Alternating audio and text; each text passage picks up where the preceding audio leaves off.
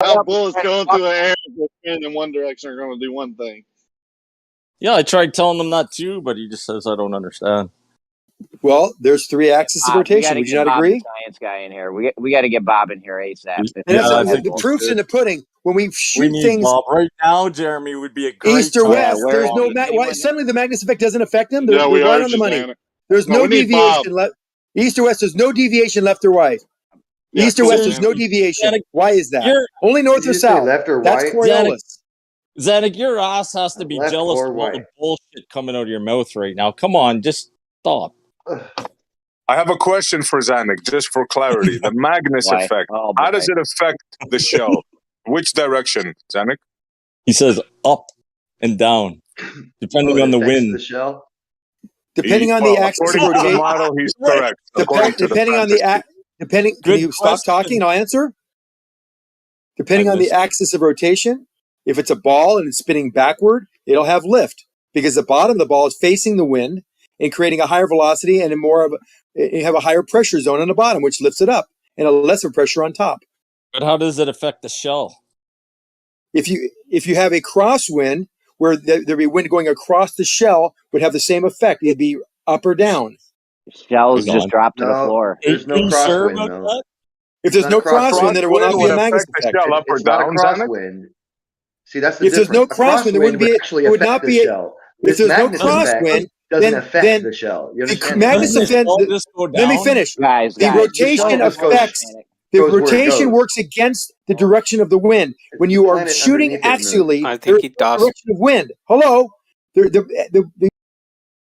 had to mute you just temporarily. Guys, we got to go one at a time. Please, man. Sure. Please. I know Zanuck's a handful and he's a man-child, but let's all try to go one at a time, please. I just want to say... You asked me a question. They wouldn't let me speak. Jeremy. Well, just wait. I just wanted to say... you started talking right in the middle of They asked me a question. I was trying to respond. Everyone's talking over me. I just want to say I want to agree with Grim, and I don't think the Magnus effect affects the shell at all. Hey, Zanuck, so I seen that picture you posted in the chat, and it does say horizontal... what does that bullshit say? Yeah, horizontal plane tangent. Oh, this is going to be fun. Look, we're talking about the Magnus effect. You're next. You're next. You're interrupting. You're next. Let me answer the question without everyone talking over me. There's 4 people talking over me. No, horizontal. There were 4 people. Now you're doing it. Stop. Just stop. Let's all go. I was asked the question by Montreal. Let me respond to SC Montreal. Okay, how hard is that? Can you be a big boy and do that for me? Thank you. So go ahead and run.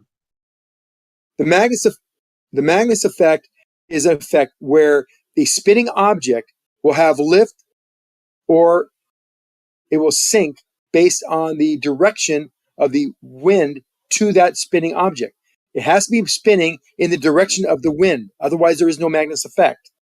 If that object was not say anything about Magnus effect. If you spin a basketball in place, there's no Magnus effect. 2 people just tried to tell you, Zanuck, that they know about the Magnus effect in September 2nd, 1942. Guys, can you hear? Hey. See, they can't do it. They can't do it. You guys, Trader, do you have non-muted? No, they don't. Do you have non-muted? I'm low. Yeah, after he's done talking, I'm asking him about the paper he posted. Did you hear though? Like you and Grim at the end tried to be like, Zanuck, we're not talking about this, and he doesn't even acknowledge. Right? You got to listen to what they're telling you, Zanuck. If they interrupt to correct you, you need to listen and stop going down the path you're on, man. Don, fuck you. SC Montreal asked me. He asked me about the Magnus effect. I'm talking to you are so out of touch with this conversation, killing me. Hey, SC Montreal asked me the question. I'm trying to answer it. I don't listen to that shitty music. Anyway, did they know about the Magnus effect in September 2nd, 1943, Zanuck? It's an easy question, and I'll mute myself. You don't have to mute me, Jeremy. See, Zanuck, I hear a different point trying to be made to you that you're trying to help quell, but they're giving you more rigid, parameters, and it seems like you're just walking right past it. Fuck you, Gio, did you mute Zanuck? He ran away, dude. It's kind of a No, simple Xanax thing, here, he's server right? muted because he was Some fluid spazzing out, dynamics. man. Hey, what It's do you not think like about that it's thing not that like he Coriolis, posted? where it's just the ground moving. It's Yeah, he just ran Magnus away. effect is Ran just away. No, but what about that Are you paper that still he here? posted, Jeremy? Did you guys read that? No, I didn't read that. I think Issa Gio, was. Gio, you want to leave him on mute or? Oh, who muted him? I didn't mute him. I didn't. Yeah, Don, you were a little out of touch because I was Oh, asked there the we go. question specifically by SC. That's why I responded. So you missed that. I So couldn't maybe even you missed the question, yet. Jeremy. Or I haven't even been able to caught up with this Don. 20, 30 minutes. I've been listening, Don, y'all. Don, See. social cues, right? Remember we talked about that Oh earlier? my God, Xanax. What the fuck? Fuck me. So Xanax. SC asked me the question, You gotta quit, Don. man. That's why I was That's some responding. crazy shit right there, dude. You're confusing that with the conversation that was earlier with social Magnus cues effect doesn't and affect the cell. It's and just scalpel. questions Guys, I don't know on if Xanax is wrong, really terribly wrong about Who this even Xanax posted Magnus this effect paper? shit. This is quite. I don't know if you can hear me or not at this point. Yeah, we can hear you. We can I hear feel you. like Rodney. I can hear you. Sometimes in this motherfucker. Xanax, I need you to calm down a little bit. Oh, respect. Maybe take 10 deep breaths. Take 10 deep breaths, I Xanax. did, while I had my time out, I took a bunch of deep breaths and I'm very calm. You got oxygen flowing back to the brain now? I got the oxygen tank going. So I got this is pure where I was oxygen flowing in my confused. masks right Magnus now. effect is actually something due to the fluid dynamics of the rotating object and the directional flow that it's going, and that's a curveball. And we can all throw a curveball at these boys in here, right? That's right. Yeah, so how could you isolate a Magnus effect from Coriolis? Grim? By shooting I'm asking it. Grim, not Xanax. I'm asking Grim. That's where we get it very interesting. I appreciate that. But East-west. You know what, Xanax? This is exactly the very reason why Druss left, because you did. He's muted. He's muted. Go ahead, Grim. Grim, he's muted. Go ahead. But that's what he did. He was just throw it. He was like, I want to be first, and he was just doing that to fucking Druss. So he was like, you know what? I'm gonna respect Gio's room and go ahead and take off right for now. But that was a perfect example. I just wanted to point that out. But he's right. Yeah, fucking this time. But the East-West issue is how you would, be able to figure it out by eliminating one or the other and exploiting the other one through that elimination process. So let me ask you, So you Grim. do both right and the left, east and the west, and then you take your your Magnus effect. You can even make it worse, like put ridges on it to try and make put a spiral barrel on there, get more spin out of it, so that you can I guess verify it for yourself by alternating the variables, maneuvering them. Well, you're on at least on like a rifle, your bullet is gonna have barreling on it that's gonna cause some drag, right? Mm-hmm. Oh, but Grim, do you think that Magnus can affect left to right, not just up and down? I mean, he did bring in the idea of a curveball. That's what I'm thinking. It would be not just up and down; it would be diagonally, right or left. Yeah, well, that's all I was up and saying. down Way and earlier. left and right at the same time. But I would imagine like that's what. I don't think so, guys. I could be wrong, but according to their model, it's up and down. Yeah, no, I know that's what it says, but bullets have drift, like they do drift, like especially like a long range rifle shot or whatever. So what's causing that drift then? The It's wind. not the There's no such thing as the Magnus or the Coriolis because the Earth ain't spinning. Yeah, Magnus accounting doesn't have for to do with the wind. Earth spinning. Magnus only has to do with the bullet spinning. Right. Not to mention different. Magnus isn't a goal winner or anything for them. It's actually troublesome for them because how do you decipher between the two? Exactly between the two. I really. Well, how can they even account for this wind? Let's say a projectile from far away. The dynamics of wind itself, the wind currents, can never be accounted for. It's ridiculous to be able to account for how variable wind is. I mean, in theory, you could control for that. Like if you had a massive warehouse or something that you did this test in, where the wind was blocked, you could potentially control for wind. And you could somewhat control for Magnus effect because the way that the barrel is milled, the metal is milled, will cause, one particular gun that has a particular barrel will cause a bullet to perhaps have more or less Magnus effect. So you could also control for that to some degree by using different barrels. That's what I was thinking. Like Okay, notching the Gio, bullet. Howard, Gio, have can I they comment? notch the done bullet. this test where they've accounted Can for I make a wind? quick test? Quick No, hold comment about on. it? I'm talking. No, you can't. Sorry. Geo just made a claim that they can account for this wind. Have they ever done this? Because even if you try and put it in some sort of not vacuum, but let's just say to block the wind, say in a self-contained container or something, a mile long or even a quarter mile, and then multiply it by 4 to get mileage. You're still going to create wind or turbulence with the bullet projectile. Well, that's the So whole you point. can't It will. always eliminate wind. You're going to get some sort of We're talking about wind. When we say wind, we mean wind. Crosswind. Blow.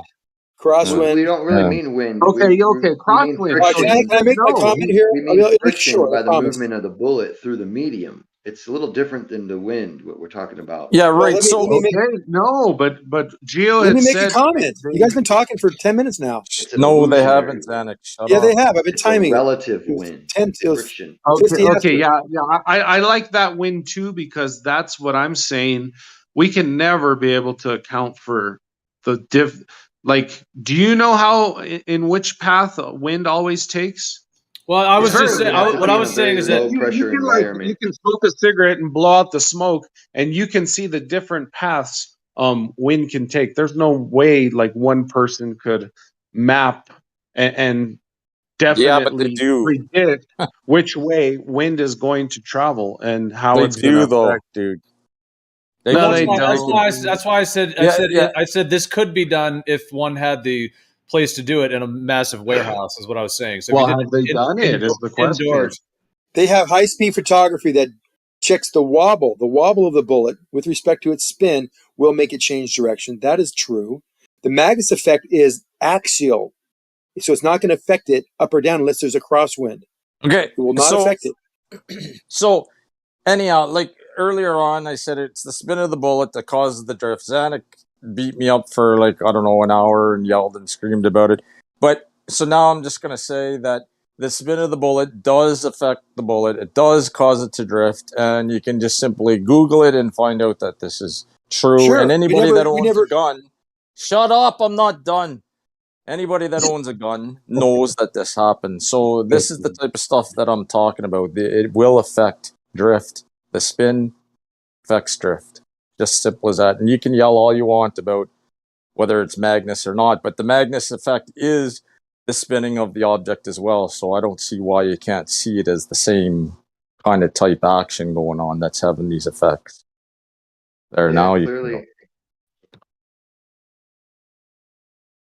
No, but that's not due to the magnets. That's due to the wobble of the bullet.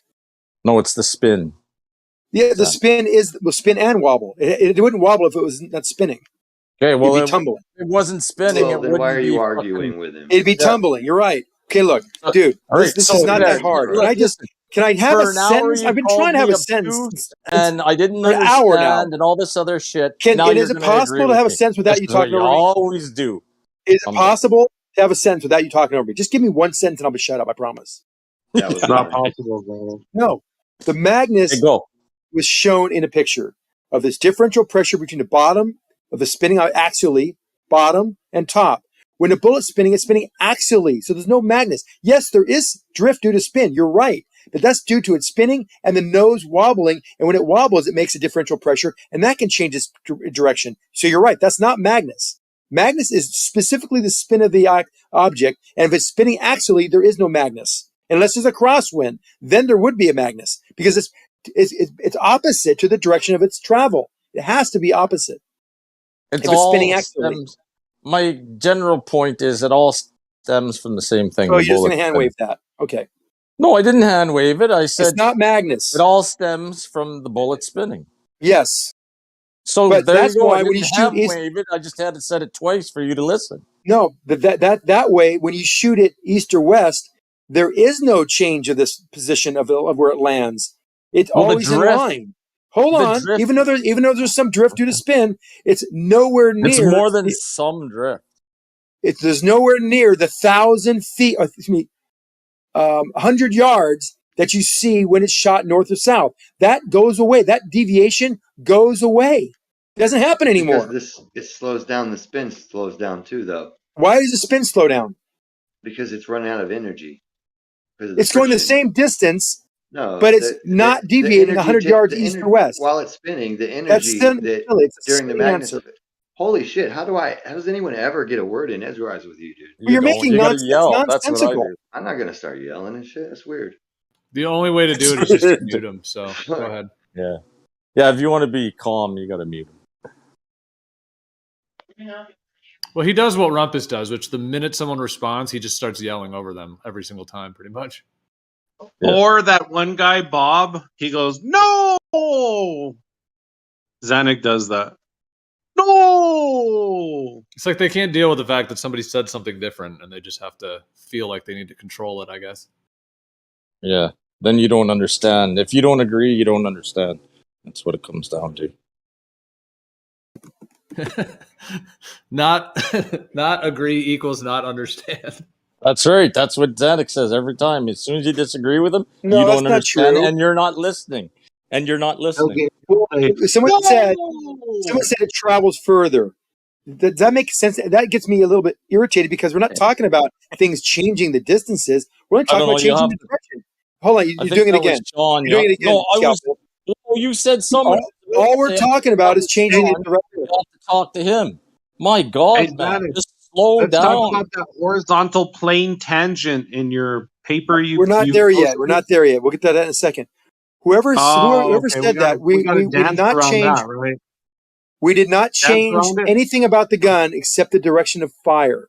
And that showed us that we had the 100-yard deviation shooting north or south and no deviation Grim, east or by west. the way. I meant to say Grim, not Sean. Sorry, Grim. About that. So did you hear what I said? Did you hear what I said? You're Yes. talking to Grim about it, not me. I never said No, it. you were interrupting. Yeah. I was talking to Grim about it. There's no there's no deviation east or west. We didn't change the spin. We didn't change any distance. Nothing changed other than the direction of fire. That's all we've changed. Okay, and so that would not change, as someone mentioned, that would not change any effect because all we're doing is changing the direction. He's saying it fire further. No, just kidding. I think it fires farther if you shoot north-south than it does east-west, the same shell. What do you think, Sam? Why do you think we don't see the 100-yard deviation? Why?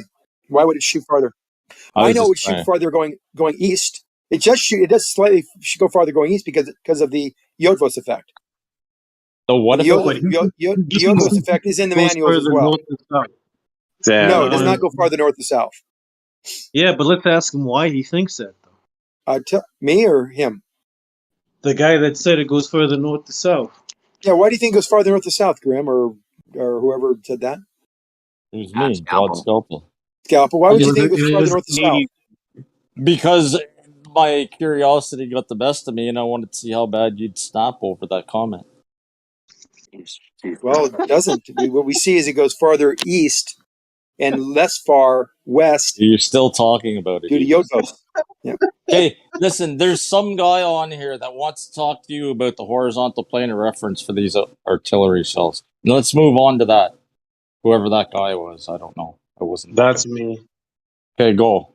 There you go, Zanuck. Talk to this guy. I just wanted you to address the somebody in the chat asked me if I knew what a tangent was, but I'm referring to the exact usage that they had, a horizontal plane tangent in your little paper there. What does that mean, Zanuck? Are you asking what a tangent is? Yeah. I didn't say tangent. I said horizontal plane tangent. Yeah, that is what a tangent in 3 dimensions. If you make a tangent to a 3-dimensional sphere, you don't just get a line like you do with a two-dimensional sphere. You get a plane because it's three Well, dimensions, which makes a two-dimensional plane. That's what you tangents could are. get a line. Hold on, you could get a line. Why can't you have a line on a sphere? Well, yeah. So you can make a tangent line, but you have a whole Okay. plane of tangents. You Well, have infinite tangent only lines. if you yeah. No. That is a possibility, but it's also a possibility just to have a You tangent can. line. That's a tangent line. And We're talking about a right. tangent plane. Right, there's a difference. So I don't think there's any need of kind of trying to belittle this guy for asking the question and No, making there's a it like it's tangent plane obvious because you that can it has to be a you plane. can change your azimuths, and if you change your azimuth, there'd be a plane. Nobody's talking about changing azimuth, equidistant, nothing. Okay. That's not equidistant. All it means is that the space of where you can put tangents is an entire plane. That is what that means. There's an entire plane where you can pick tangents from. It's like So putting a let's piece of plywood on a fucking basketball. That's what it means. Exactly. That's all it means. horizontal. Yes. Plane. A tangent is horizontal by definition because it has an unchanging slope. To the point that is tangent to, not to every other point, just to that Right, point. and that's why it says to the Earth's surface, which means the gun would be angled down. That's a dip angle. It doesn't. Part of the It dip doesn't angle, make anyway. sense. All tangents are horizontal. So slope angle. The Earth Yeah, to is the point sloped. that it- At the point of contact, yes. At the point of contact, it is horizontal Yeah. Okay, and so level. we're standing on your ball. You or know the we- Earth we- doesn't we- slope we- though, right? In your model, Guys, like you're hold on a using second. slope Earth, but it's. Oh, sorry, Jeremy, I didn't hear you, man.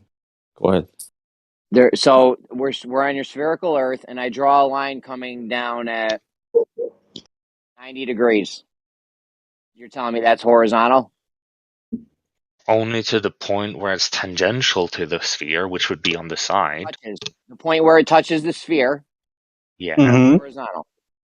If it's You can't move it. tangential, then yes. Yeah, you can't move it because it Vertical always will be a line. tangent I have at a a point. vertical line. Hold on. Let me just get this straight. I have a vertical line No, coming vertical. down 90 It's degrees. horizontal, bro. Yeah, Horizontal. so if you drop plumb, whatever's perpendicular to it. That's Is the that what you're tangent, saying? perpendicular to plumb. Yeah. You said all tangents are horizontal. That's not true, though, right? Yes. To the point So where all it's tangents tangent. are horizontal. That's the claim. Yeah, you missed the no. The At claim the point has of more contact to the information. sphere. Yeah, the Point claim of goes contact. very. At the point of contact, they're all horizontal, right?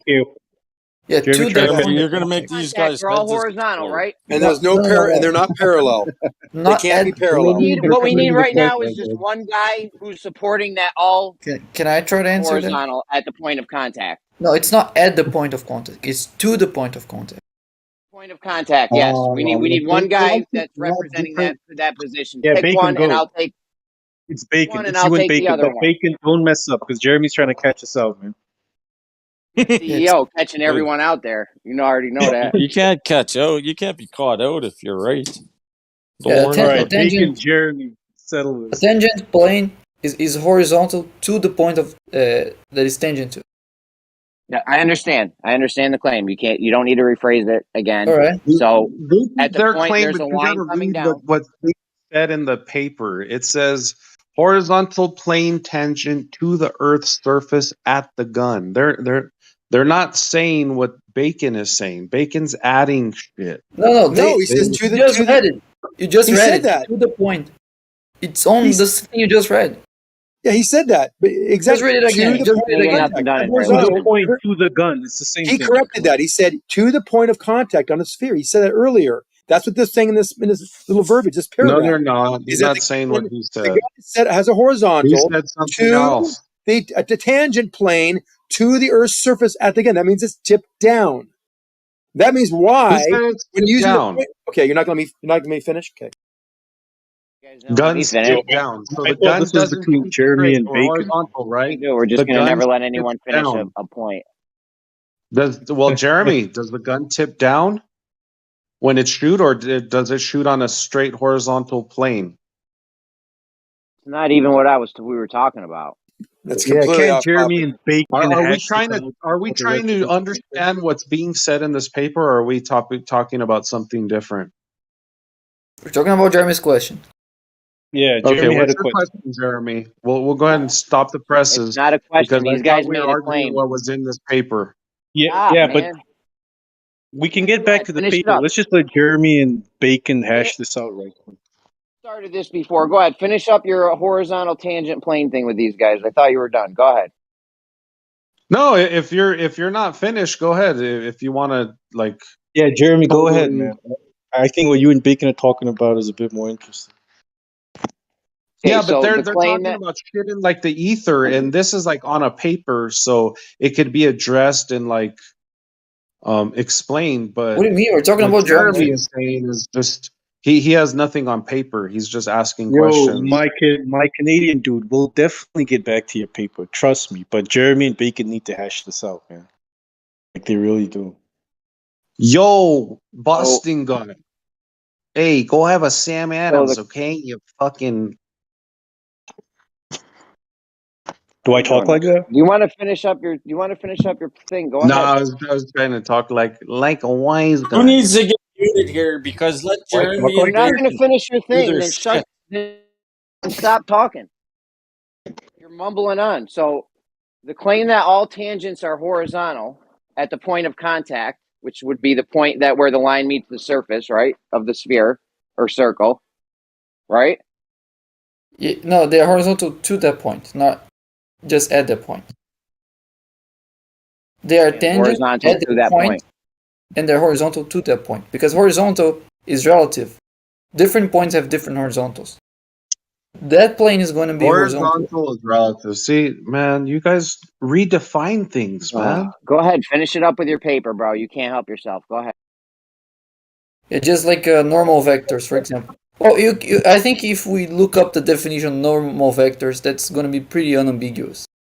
Because let me just make a Google search. Don't bother. I'm all set.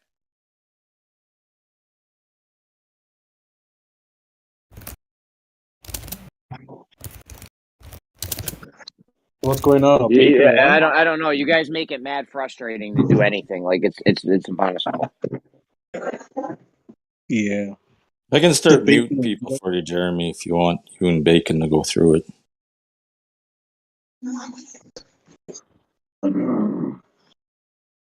Yeah, go ahead. I muted him because he was continually disrupting. Yeah, horizontal is just perpendicular to plumb, and plumb is just like a normal vector of the surface. So a normal vector is relative to each point on the surface, which means that each point on the surface can have a different plumb, which means a different horizontal plane as well. So there's a horizontal point on Earth, right? At this point of contact with the. Yes, but it's horizontal just for that point. No, horizontal points aren't horizontal. There's no such thing as a horizontal point. That doesn't even make sense. I said the horizontal plane is only horizontal to that point. A different you point can't is have going to have a horizontal different. to a point.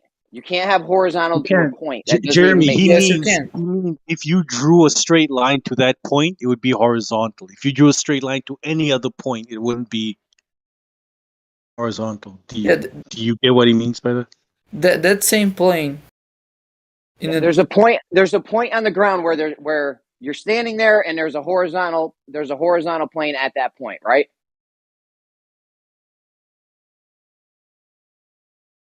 Yeah. Yeah. So saying all tangents are horizontal to that point is ridiculous because I can have tangents coming in from all different angles. Yeah. No, you can't. Actually, I can't make it coming down to all different angles to a sphere, the surface of a sphere, really. Not on the same point. On the same point, there's only one plane that can be tangent to that point. If you tilt that plane, if you tilt that plane, it's gonna go through the sphere. It's no longer gonna be tangent. There's only one angle. So all tangents aren't horizontal to that point. Then, well, I can make a million tangents to the same point on a sphere. I don't know why you said you couldn't.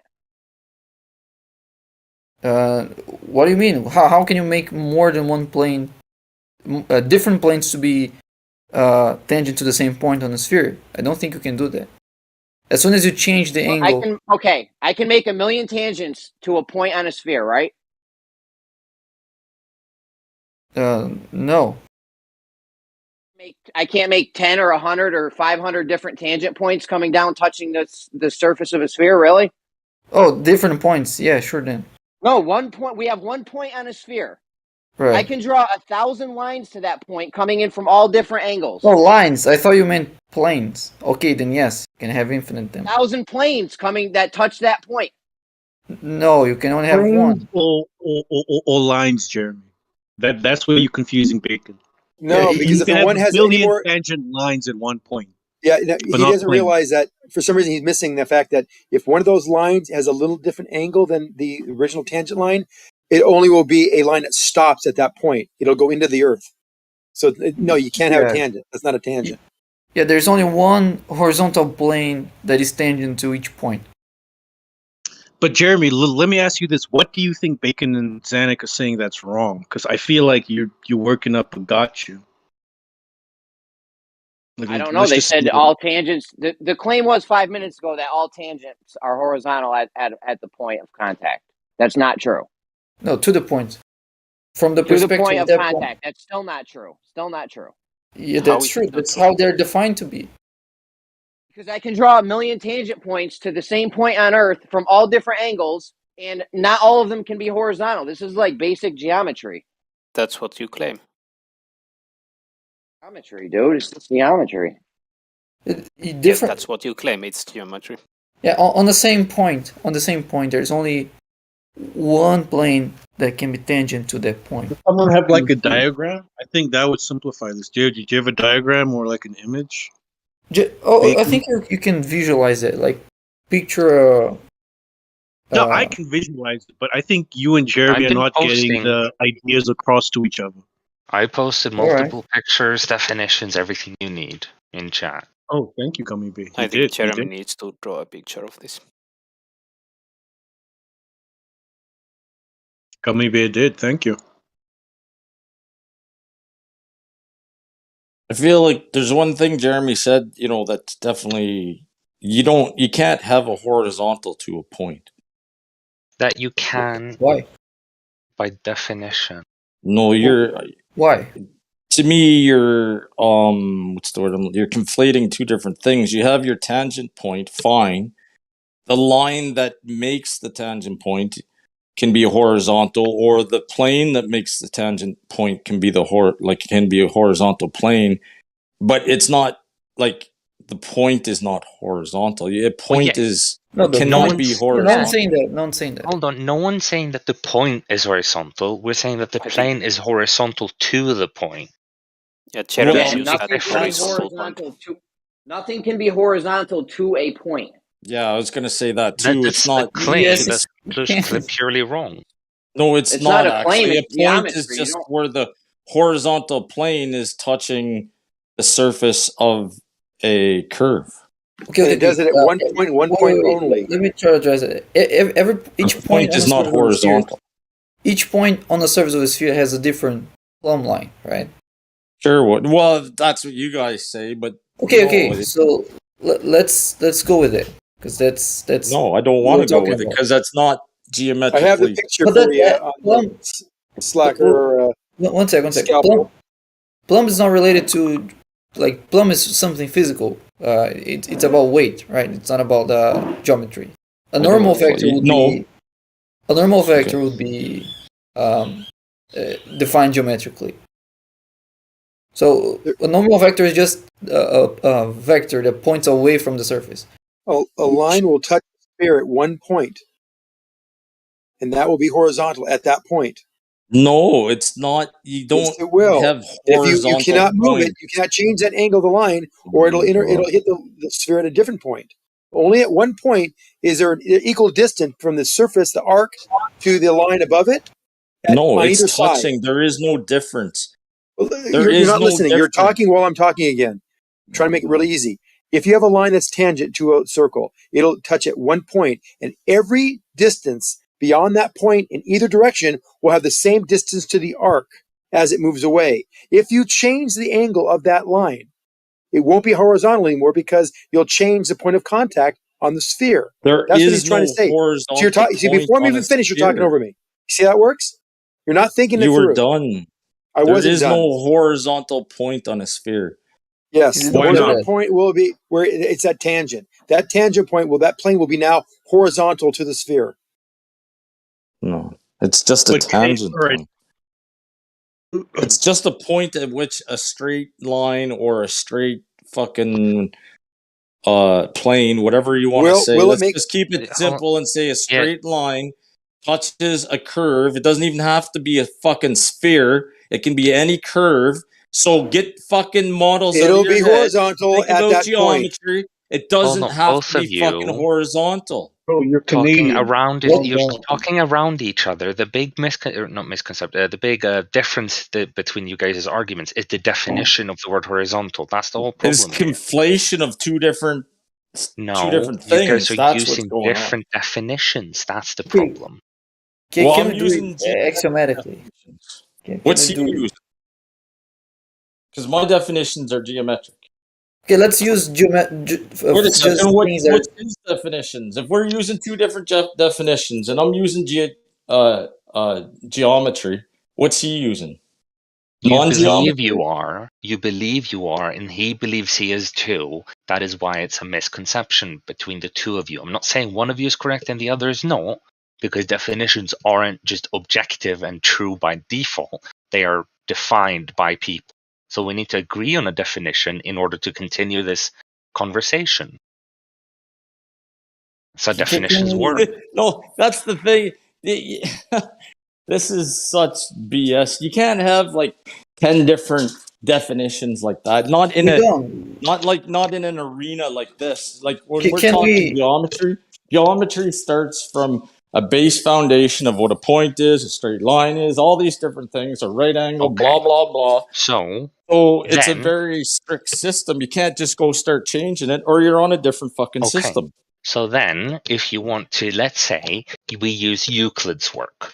The way he defines it is the way Zanuck is using it, or Bacon, or anyone else. You're not using it the way he is. If you trust Euclid's work, then you are the one incorrect. No, so you're saying Euclid says something different than a tangent is where a straight line touches a curved line? It doesn't have to be a sphere. Are you saying Are you saying Euclid says it has to be a sphere? That's not the extent of what you're saying. That's part of what you're saying, which is the true part. So that part that you just mentioned now, that is correct. Well, that's what I said earlier. And that's Zanuck. I said we can get off the sphere thing on the tangents. You guys always want to relate to a sphere. You don't have to. But it when can we're be a talking curve. about... That's what I said earlier. But And now you're saying I was wrong. Now you're saying I'm right. And I think you're confused. When we're talking about the shape of Earth, we want to talk about a sphere because that's what we believe it is. That's why we use a sphere. But that's not the definition of, back to fucking Euclid again. Like you just agreed, Euclid doesn't stipulate it has to be on a curve. Euclid talks, or on a sphere. Euclid just says it has to be on a curved line. Correct, but that means... So I'm the most correct here. But what that means that anything he says about a curved line will extend to the sphere.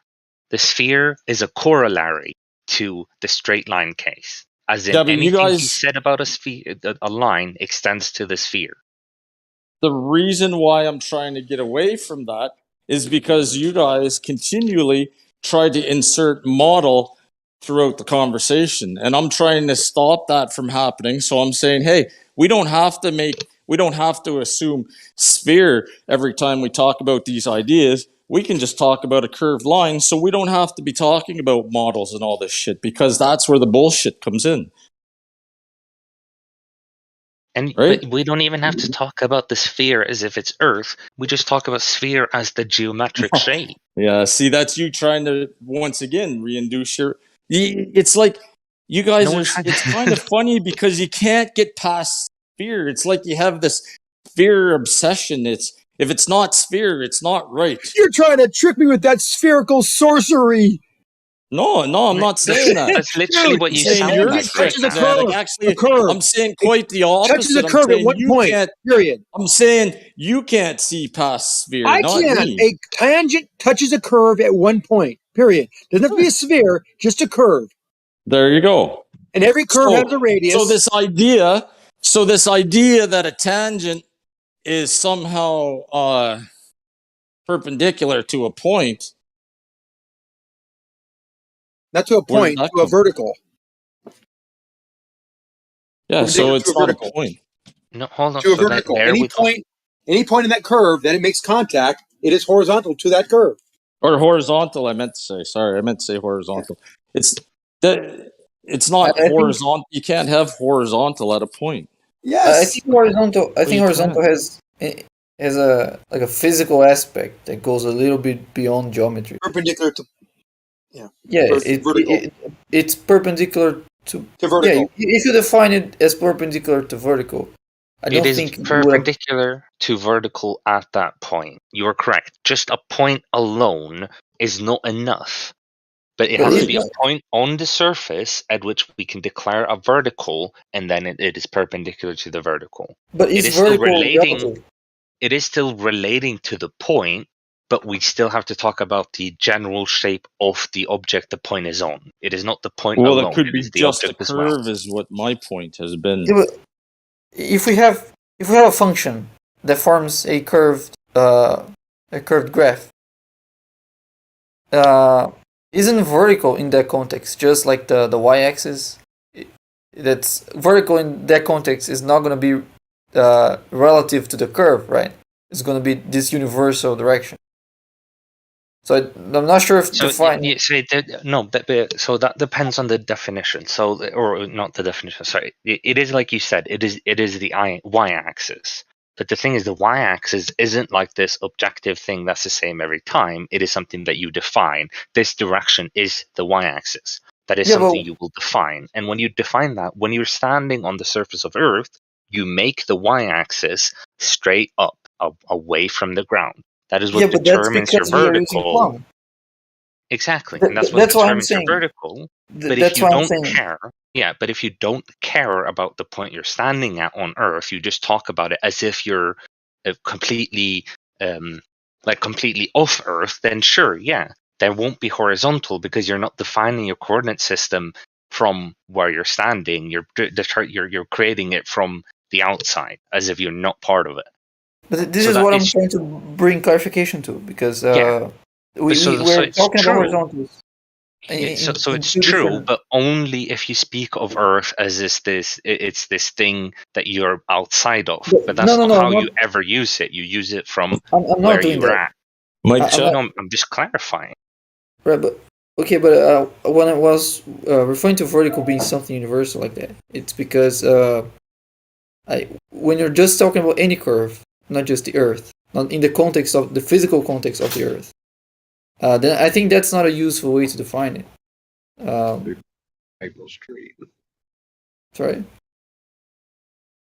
I hate to use one of Bev's terms. I actually really do, but it seems like there are people that are actually model afflicted. They can't. It seems like you can't talk about geometry without bringing in the shape of the Earth. It's kind of weird. We can definitely, but when you're using words like horizontal, right? Horizontal has nothing to do with Earth, like the shape of the Earth, though, dude. It does, because it's often defined as perpendicular to plumb, which is going to be different depending on what Earth you're living in. See, you just can't get past. Like, it's so weird, man. I just explained why. It's impossible. That was a good reason why. No, but listen, I want to tell you guys something. There's no place else on Earth besides these Discord channels where you start talking to people about geometry and they have to bring in the shape of the Earth in order to talk about that's not the geometry. context. It's really weird. Because this is the context of these servers. It's not weird. It's expected.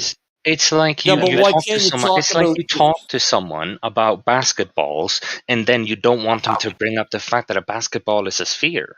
Like, of course.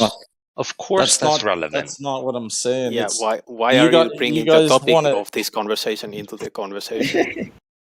Well, why can't you have a conversation about geometry without trying to change? Because you guys are going on Okay, about let's do it. Let's do it. What's a normal vector? Hold on. Straight up, one of you guys, I'm not sure who it was, if it was Bacon or the other guy, or Lawyer, whoever, but one of you guys straight up said that the definitions depend because of, like, the Earth and stuff. Like, that's not the way geometry works, though. Okay, so let's talk about geometry. How would you define a normal vector? A normal vector? Meaning what? That's the question. Well, what's a normal vector? I don't know. What's a normal vector? I don't know. It's a vector that points away from a surface, right? Or it's perpendicular to... It is perpendicular to the surface. You guys can't even agree on it now. No, Okay, he just so you're worded saying it. He just worded it different. Okay, yeah, well, that's what I'm saying, though. You clearly felt the need to correct them, though, right? No, Like, we're you can not sit correcting there and each other. play this game. Oh, we just worded it differently, but right No, away you were. that wasn't a correction. Right? Okay. If you go to the definition, you're gonna find the two things we said on the definition. It points away why from did the he surface. feel the need to interrupt you then? Because it's well, he added to the definition. It makes it more complete. Okay. Sure. Right. Okay, go on. So, what do you want to say then about geometry? Right. So, on Earth, see, that's how far you got. You got one definition. You said, okay, let's talk about geometry without Earth, right? You got through one definition, and then you said on Earth. It's crazy. Right, then you don't have to listen anymore, right? Yeah, then you're right. So- I don't have to listen. so I you're just think it's saying- funny as fuck, So actually. you're saying that we shouldn't be bringing geometry into real life? We should just be talking about it as an abstract? I'm saying you can't talk about geometry without bringing your model into it. Wait, how do you Because define? that's How what do you the define point of topic horizontal? is. How do you I just define think it's horizontal? funny. Horizontal is perpendicular to, horizontal is perpendicular to plumb. To plumb. You could say that. What is plumb? It's 90 degrees from vertical, or it's 90 degrees from Okay, your so you're fucking defining horizontal. you're defining A in terms of B and B in terms of A. hold on. That's just a circular Yeah, definition. it's a Doesn't mean circular anything. definition. Yeah, Yeah, go ahead. plumb is inherently dependent on Earth. It's related to Earth. You're saying we are running away from geometry and getting to the Earth. No, I think That's it's what funny you 'cause said when you mentioned plumb. That's what you do when you you're mention bringing plumb. Earth back into it. Yeah. You did as well when you brought plums No, up. I didn't bring in models or Earth like you are now. You brought plum. That's no longer that's the in problem, bro. geometry. You don't Yeah, know but you what knew that. Okay, So you don't know that know. when you bring in the word plumb, you know that there's only one way I can define it, right? So it's basically you're just trying. It's a gotcha. I have no choice, but if I'm gonna answer the question and not tell you to fuck off and stop with your bullshit, if I'm gonna try and play nice, which I'm trying very hard to play nice right now, and I'm just laughing at the bullshit right now, I have no choice but to say it that way. And you knew that was the fact. So it was just a setup to be able to say, see, you can't talk about geometry without bringing Earth into it. Because That's all it was. See, here we go. But that's your problem because you're saying we shouldn't That's do not that. my problem. I wasn't just finished. answered your question. I wasn't You're finished. the one that I brought up wasn't plumb. finished, Godscalpel. Okay. I wasn't finished. Hold on. Where in Euclidean definition? Hold on. I wasn't finished. Hold on. No, Hold on. I wasn't finished. I'm gonna. Yeah, just wait a minute, because I'm tired of your bullshit, actually. In Euclidean geometry, Whether where you want can it I or not. find Euclid Do we have a in mod in Euclidean here, geometry? Jeremy? I want to talk get to about the end of my plumb? sentence. Yeah, Thank you. So, good show. if the subject was horizontal, and you define it in terms of plumb, you cannot just stick with geometry because you know you're of a already different getting plumb? away from geometry when you're mentioning plumb. Do you know of a different definition for plumb? Well, you didn't give any. Do you, besides the one I gave, do you know of a different definition to plumb? You weren't defining it. I did define it. You said plumb is something that is perpendicular to something that is perpendicular to plumb. That was pretty much your definition. Which means nothing. What's your definition to plumb? Galvo. What? This conversation is perpendicular to fun, bro. Fun. What's your definition of plumb? Oh, it's a line that points downward. Downwards to what? Down. Whatever down is. Doesn't that depend on the Earth? Does Euclid define the word plumb? If horizontal is defined in terms of plumb, and if horizontal is defined in terms of plumb, and plumb is defined in terms of down, does Euclid define the word plumb? I do not believe Euclid ever mentions the word plumb in his work. Exactly. So that's how this is all just a big trick for him to want to your talk about his definition. model. That's You why I said it. think this is fucking hilarious. No, hold on, Scalpel. You were asked to define horizontal, and you used the word plumb. But it's our problem because I don't know why. Yeah, it's because of the way you guys define it. No, we're asking how you define horizontal, and you used the word plumb. We did not. Can you define horizontal without plumb?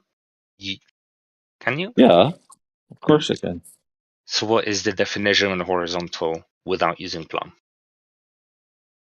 Well, you can just look it up in Euclid if you want. Dun dun dun dun. Thank you for that Is he very gonna say, informative answer.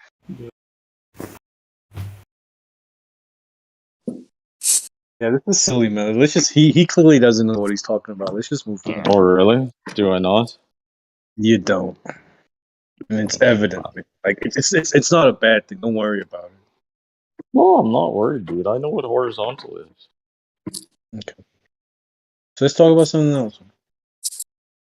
Could you say horizontal would be parallel to the plane? What would you say? No. Of reference? Could you say that? Plane of reference? You keep on adding words to it. What is horizontal? Parallel to the plane?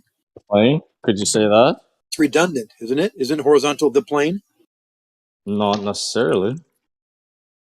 You're assuming things. You're assuming the surface. You're assuming things. No, You're I'm not. I'm saying you are. You're assuming the surface because you said parallel to the plane. What plane? Any plane. Any plane? Airplane? Okay, so all planes are horizontal because they're all parallel to some other plane. Are they? That's not. Yeah. I never said that. Yeah, so horizontal can be parallel to another plane if it is parallel to that plane. I mean, the whole thing's circular reasoning. It's circular reasoning. Do you see it? To be. It's circular reasoning. It's It doesn't have to be. I said that 4 times already. I know your script. A horizontal plane shit. Can you have what? two planes at 90 degrees? Would they be horizontal to one another? No, they would be perpendicular to each other. Right. So Okay. whatever you guys are saying is just straw manning. No, you're making circular reasoning because you said if I have a horizontal. That wasn't circular reasoning. Well, let me answer and I'll tell you. You said what if I have just a horizontal. wasn't circular. Let me tell you, and let me tell you. Shut up. You said if I have a horizontal that is perpendicular to a plane, that is parallel to a plane. That's assuming that plane is parallel to the horizontal. It's circular. Circular reasoning. It makes no sense. That's not circular. It is. That is it not a possibility? It's like the denial guy. No, it isn't. No, Wait. Can you not do that? Is there a problem there? Can that yeah, not be you true? can't have. Okay. You can't say that There you something's go. horizontal. You can't say that something's horizontal and parallel to a plane, and that plane is parallel to the horizontal. That's by definition circular reasoning. Because what if the plane is not parallel to the horizontal? Then it wouldn't be parallel to the horizontal. See, you can't do that. What are You want to test it talking to about, see if the plane is. You have to test it to see if there is parallel between the plane and the horizontal. And there might not Correct. be. I didn't. Yeah, I didn't. That means it can't be a that means it can't be a definition. Oh my God, you're just fucking. Whatever, Zanuck. I'm giving you your own nonsensical logic right back at you. No, it's not. Yeah, well, I'm used to Dude, that. I can't. If someone else, like in the outside, listened to this conversation, they go, "Who are these fucking idiots?" That's what they would think, because you're not being logically reasonable here. Okay. We know what down is. You hold a plumb line. That's down. And a horizontal on your is model, perpendicular you to want to plumb. say down. See, Let's say on you had your a flat, model. let's say you had a That's flat the way you surface. want to do it. Let's say you had a flat surface, a flat horizontal surface, which had magnetic properties to this plumb bob, and it pointed straight down. Well, yes, then your horizontal would be perpendicular to the surface, which would be parallel to horizontal. Parallel So you'd be to right. horizontal. Yeah, but that'd be Yeah. affirming the consequence if that was the case. If you assumed it. Well, you could also say that your perpendicular is 90 to plumb. Your perpendicular is 90 to plumb. What? What are you does trying to that say? even mean? Your Yeah, what are you perpendicular. trying If to it's say there? parallel, Yeah, you mean if it's, You're just Huh? throwing words out there now. What do they mean? Yeah, man. no, I'm not. Yeah, you your last sentence was just a bunch of words mishmashed together. Made no Yeah, No, sense. it your wasn't. perpendicular is parallel to plumb. Well, what did he say? Is 90 degrees to plumb? No, 90 to plumb. 90 degrees to perpendicular. 90 No, I degrees said opposed to 90. perpendicular. You can't even repeat what I actually said. No, and because then it's you're so silly, dude. If you have a It plumb was funny, line, man. What you said was funny, bro. it was pretty it funny. was true too. If you have something perpendicular to plumb, that is a horizontal. That is perpendicular to plumb. I said it's According 90 to to plumb. yourself, actually, because you defined that earlier. And it doesn't mean that the True. surface is actually that shape. You would then do tests on the Yes. surface to see. So one test would be, See? are these? Hold on, I'm almost done. One test would be, are these plums? If I move, are these plums parallel? And if these plums are not parallel, then we What? know the surface has to be curved. It's always about the surface. You haven't shown that plums aren't parallel. Yeah, we have. No, you haven't. Yes. Where? Oh my God! Every surveyor in the world has done this. Oh, is that right? Every surveyor in the world. Reciprocal angles. Every surveyor in the world would claim that parallels aren't. That plums are not parallel. Yes. Every surveyor in the world that ever could actually get work and get paid for it. Yes. Is that right? Well, I don't know how they could possibly do differential leveling then and maintain a horizontal plane of reference. Well, they did that with slack. They built a perfectly straight object, 2 miles long, kept within 20 thousandths of an inch over 2 miles, yet it has diverging plumb lines. That's not the case. It's not true. There's no proof. It is You true. just fucking spit that out there. They like can it's show true. it. They can. You can go there and see it. Danny be telling us that when you go to the end of the building, the fucking plumb line hang slightly crooked. Yeah. Do you still think that balls roll to the center of the floor, Zanuck? Yes. Is that what you still think? Yes. On one end, it goes to the center. Yes. Move it to the end. You it'll go haven't given up. You haven't given up that ridiculous thought yet. No, it does. It's slightly Alright. tilted. And what's the So claim on the floor, Zanuck? if I make a flat horizontal floor, telling me, and I set a ball on it, roll to the center of the floor. If I make it level in the center, Level in the Think center. about Yes. it. On the ends, it will move to the center. Yes. If you have a ball of gravity under it, Jimmy, like think about that, the flat table on top of the ball. On one and you got- side, think about it. Think about it. It's easy. You agree with it, Don? I don't know if it does it or not. I know Zanuck claims that it does Yeah, it. how come we don't ever see this happening? you do see it happen. You go to slack, and you measure the plumb lines, and they do move toward the center. They're pointed toward each other as they hang. So, They will be talking about closer at the balls, bottom than top. plumb lines now. They will be closer at the bottom than at the top. Yes. You just transitioned from balls rolling on the ground, which You Jeremy brought the asked balls. They had a demo. Jeremy there. also asked you though. What? He asked you about the balls, and you started talking about plumb lines. Yeah, they go to one end of the structure, and you put a ball down, and it starts rolling toward the center. And it's a perfectly flat floor. Well, they had to find the area of the floor where it's perfectly, where it's close to flat, not perfectly flat, flat enough where something can roll without friction. It will roll to the center. Where something can roll without friction. Well, no, with the least amount of friction. You heard me say that. The word you heard me say that. You heard me say the least amount of friction. There's different surface qualities as you travel the 2 mile length. Are you confusing the word flat with smooth when you say that? When you start talking about where there's a place in the floor flat enough for a ball to roll, look, do you mean I smooth? thought you had a machinist. I think you had a machinist background. You know that Do you mean the smooth? term for flatness is smoothness. Apparently, we have to figure out definitions around this place. So do you mean smooth when you say flat, or do you mean flat when you say flat? They coincide. If it's perfectly flat, it could be perfectly smooth too. They're related, by the way. So what does flat have to do with friction? Well, if it's perfectly flat, you'll have only one possible contact with that spherical object, and that'll produce the least amount of friction. Could a rough surface be flat? And then you have multiple contacts, and you have more friction. Could a piece of plywood be flat? A rough, like a cheap piece of plywood? Can it be flat? Average, but if you get a microscope, it wouldn't be flat because you have all sorts of curves in it. So you are mixing up. Are you talking about horizontal or flat? There's two different meanings. See, this is where you get tied up in. Oh no, I don't actually. Yes, you do. Flat, no, you are, because these words have 45, meanings. They have multiple meanings too, depending on the context. The context. Flat doesn't have flat to be can be an horizontal, average. dude. Flat can be an average, or it can be a surface quality.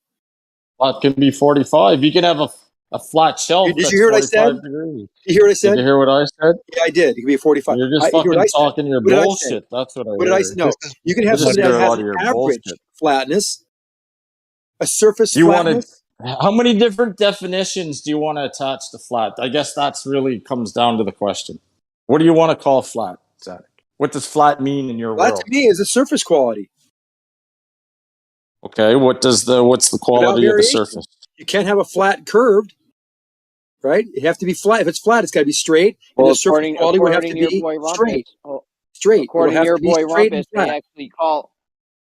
According to your boy Rumpus, they actually call something curving. They call that flat. No. You better check with Rumpus. You guys are going to be. They don't call anything curved flat. Well, you better check with your boy Rumpus because he I don't got to check with anybody. He ain't my daddy. He's your Glober daddy. Him and Bob are your Glober daddies, okay? And Bob says you're wrong on does anybody here have machinists? Does anybody here have machinists? Rumpus says you're wrong on this because do you know what term they use for flatness? When I go to a machine shop and I want something flat, what's the term? What's the value that you can get?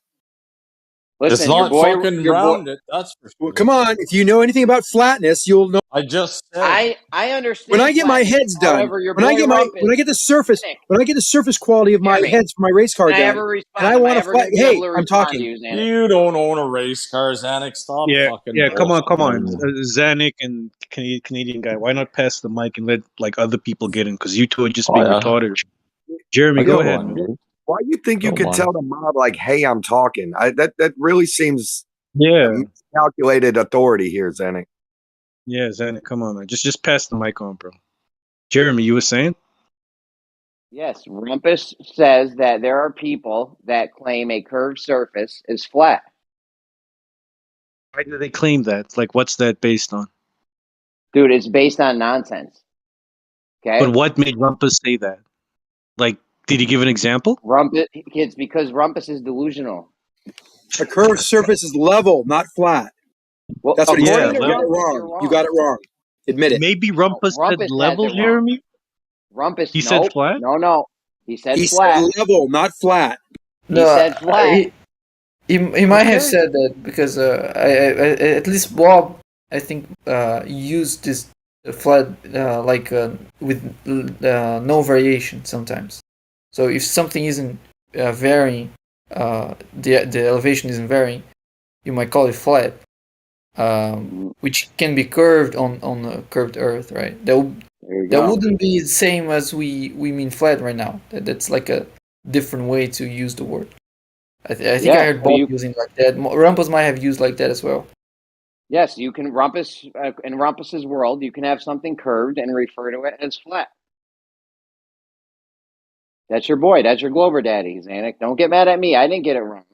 Okay, So he's saying, and Zanuck says curved is level. He just corrected you a couple of minutes ago. He says, "Yeah, curve can be level." I think most people agree with that. But Bacon, just to get clarity, so he's saying the line is curved, but there's no change. Okay, most people on the globe agree with that. Sorry, guys. So Bacon, if it's a curved line, but there's no change in the elevation from one point to the other, they then want to say that curved line is flat.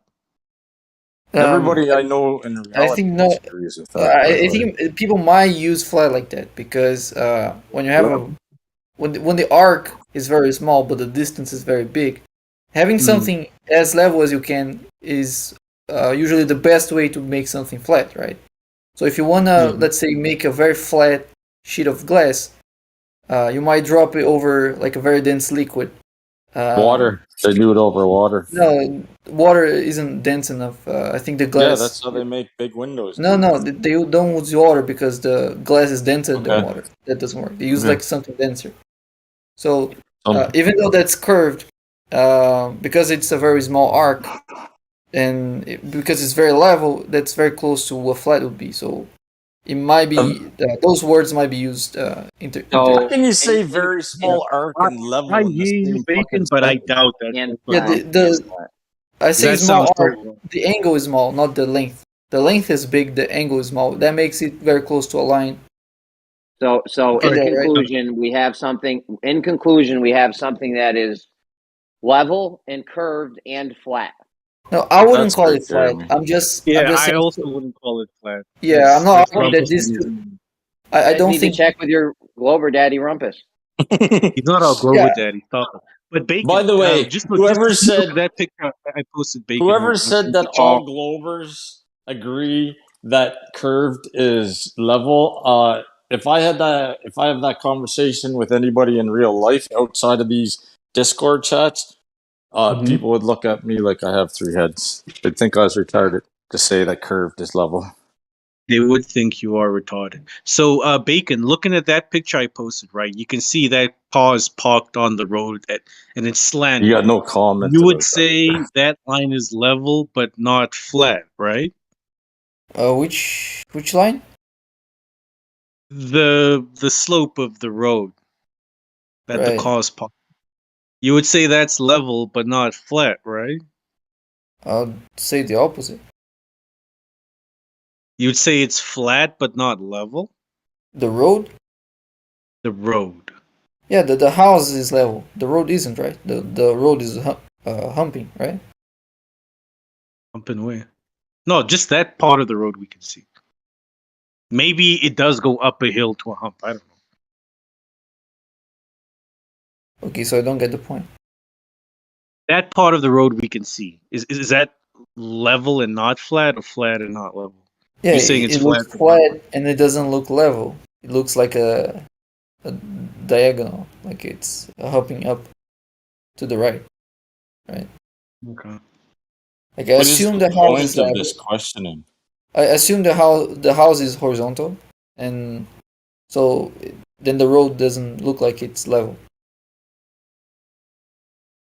Yeah, obviously, if you're going to use the house as a reference, because houses are built to be level, but never mind, because you kind of just the level, the curved type of level, or the flat.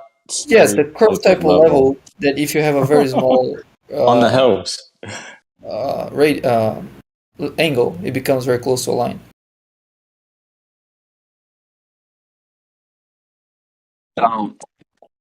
In conclusion, we have a curved surface that can be level and can be flat, according to you guys. No, I wouldn't say it can be flat. I'm just explaining how people might use it. I disagree with they using like that, but that's. I mean, you're disagreeing with geodetic surveyors. Okay. Who are you to disagree with geodetic surveyors? What do you mean, Jeremy? What do geodetic surveyors say? They say curved is fucking flat. Dude, this is what the Rumpus has been saying for years now. Curved is flat? Curved is flat. Yeah.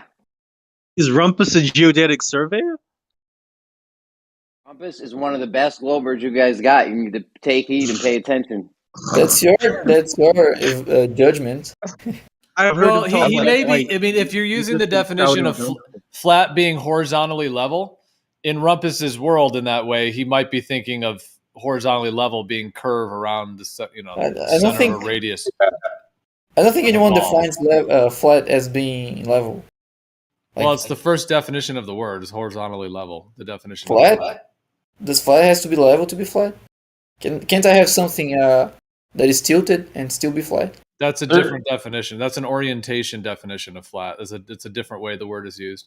No, use an example like that isn't define flat in terms of orientation. It's just, I would say, the same surface property that Zanik mentioned before. It's like independent of orientation, not that. I don't know one person outside of Discord that would define level as curved. Not one person in the real world.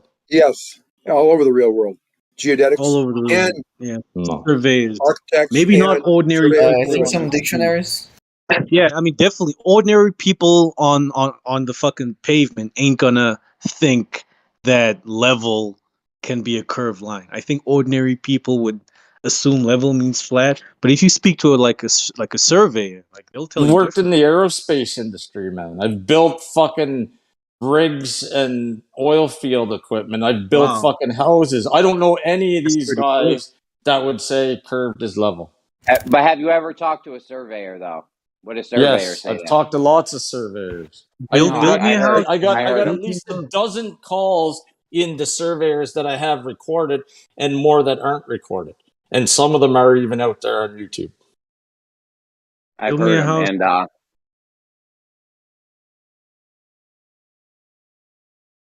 what's up? Oh, saying man should build me a house, but go ahead, Jeremy. Well, if I built it the way you talk about level, it'd be fucking curved. The foundation would have a big hump in the middle. And I'd be able to tell you, oh, it's level, don't worry about it. Yeah, God's is right, though. Even surveyors wouldn't refer to level as curved. They don't. I've heard it. Which survey said this? A lot of them. A lot of surveyors. Dude, just pick up your phone. Listen, dude, just go online, pick some surveying companies, and go talk to them. Like, don't talk to them like an idiot. Hey, I'm arguing with flat earthers. What do you think about this or that? Talk to them about surveying like you're going to do a project and see the way they talk. Or maybe I could just go to like a website for engineers and surveyors, right? Sure, whatever. That would be fine as well, right? That's basically like talking to them. And if I went to one of those websites and they told me that a curved line is level, wouldn't that be fine? Or do I really need to pick up the phone? Couldn't I just go to one of the websites? Because nobody talks that way, dude. When you go if you go talk to right from the goddamn book, right from the goddamn book to get their licenses from. A level surface, because it says, because the earth is round, a level surface is a curved surface. Although a lake appears to be flat, it follows the curvature of the earth. A level surface is a curved surface which any point is perpendicular to plumb. Right from Land Surveying Reference Manual, Part 2, called leveling. Why do you think surveyors would not know this? Let me know when you're done, because every fucking school out there that you go to that has a practical... You don't know this. You're just blabbing now. Oh, really? Okay. So when you go take mechanics school, even mechanics school, you go take it, and then you go to work in the shop. What's the first thing they tell you to do? Don't worry about the stupid shit you learned in school. This is the way shit's done in the shop. And that's the same way servers, it may very well be in the book. I'm not fucking arguing. You don't know that. All. And you're completely and then when they get into the real world, blabbing away because you're ignorant. And you know what I'm saying is 100% true. It doesn't matter. Pick any fucking thing that people do, whether it's mechanics, electrical, welding, surveying, all that shit. When you go to school, they teach you all this shit. And then when you get out into the real world, you know what? You're right. You're right, because you go to your normal wheel work or car tire place, and they say, "Oh, don't worry about the fucking torque value. Just crank out the air gun. Just blast it on there." You know what happens? Then it locks. A guy like me that works on the cars myself tries to get my bolt off. It fucking snaps the stud because some fucking monkey didn't follow the rules. Yes, you're right. Retarded. What's going on between you two right now? Well, Zanuck needs to calm down. I can talk calmly with everybody. I've been able to have a conversation with everybody here without yelling until Zanuck starts. I just meet him with the same force that he meets me. That's the way I operate in real life, too.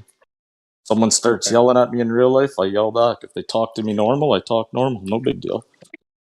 All right, that's fair. But, yeah.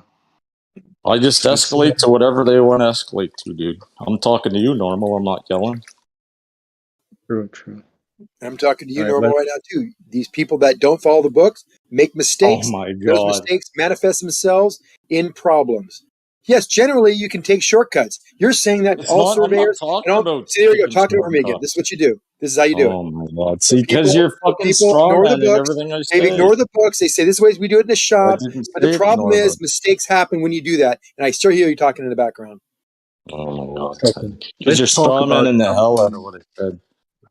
because this whole talk about level lines and whatnot, it gets people too riled up, you know. I'm not riled. I know what a level line is, dude. I know a level line is not curved.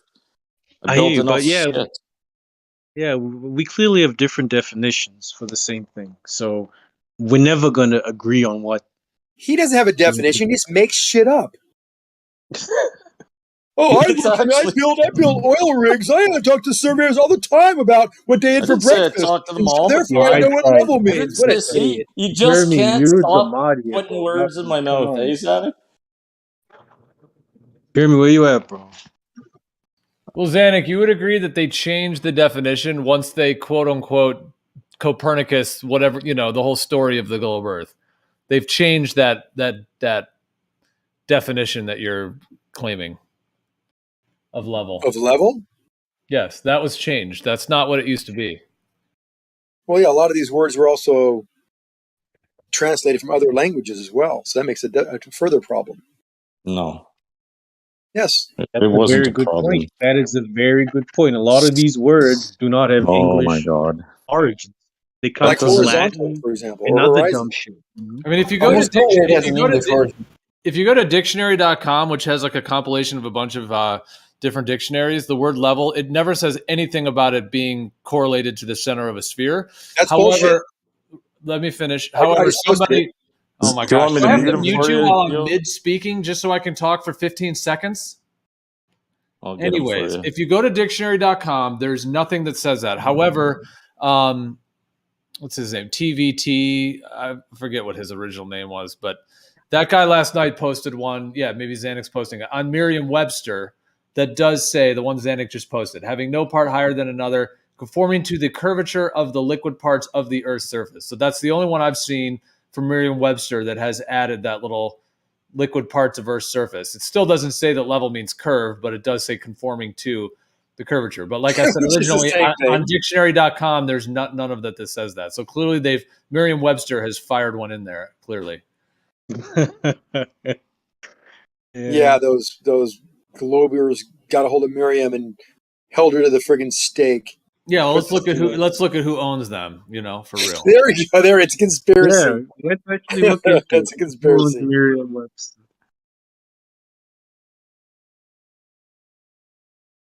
But I mean, how about a at Google the end search? of the day, Look on that one. There's nothing that says anything about conforming to a curvature of an Earth, and that's from dictionary.com, which I'm not saying one is better than the other. Well, dictionary.com comes from these many sources of dictionary definitions of words. That's fairly new. Merriam-Webster's been around forever, right? Since 1828. Even has it on my blurb. Now, how long has dictionary.com been around for? Well, but dictionary.com they compile from different dictionaries. Yes, so. they do. Most popular. And they use the most common definitions so that people can understand what the meanings of these words generally mean. When we speak in physics, words have different meanings. Like, even back to the original argument, like 4 years ago, pseudo force. Pseudo means fake. Force means something that imparts an acceleration on mass. You can't say that those two words together means that it's a fake force, because in physics it means something different. So you use a physics dictionary, and then you get the real definition. Physics does the opposite of what the words mean. Hold on. No, a pseudo force is a force without origin, and it is reference frame dependent. It's very specific for physics. Level in physics means something different than it means in a dictionary.com, because it's very specific for what it means in that context.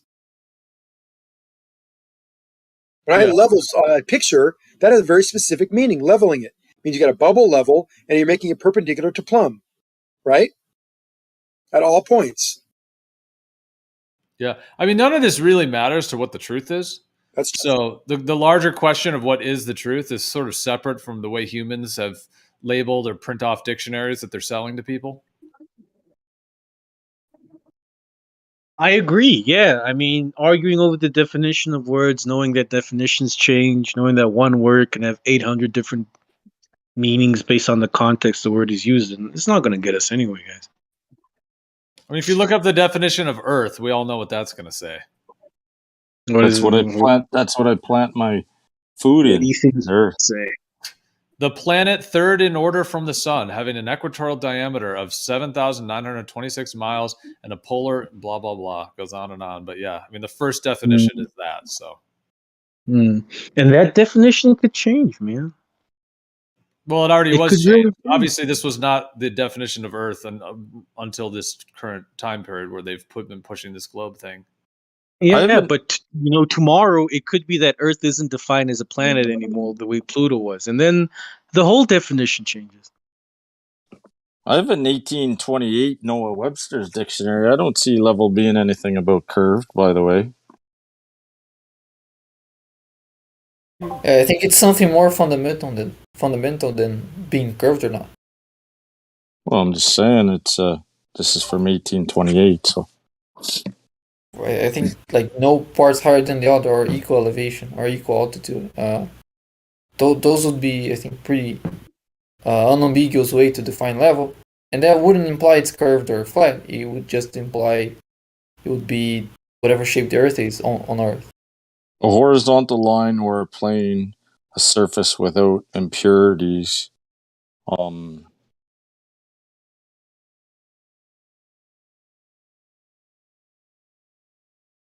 Equal elevations with something else. State of equality. So is that where you're coming up with it's curved?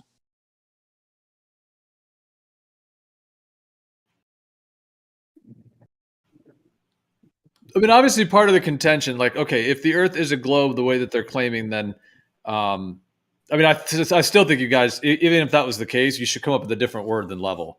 You should come up with something else to define. That's where this thing that all goes to the center of your ball or whatever. You should come up with a different word. Perpendicular to plumb. Even if that were the case. Orientation perpendicular to plumb. It works for all applications, especially in aviation, in the surveying. It works, and it's basically in those books. Perpendicular line is a straight line. It's a plane. Yes. An orientation. You didn't hear me. Orientation perpendicular to plumb. That's the citation. That's the. I heard you. Okay. I'm just saying that has nothing to do with a curved line, though.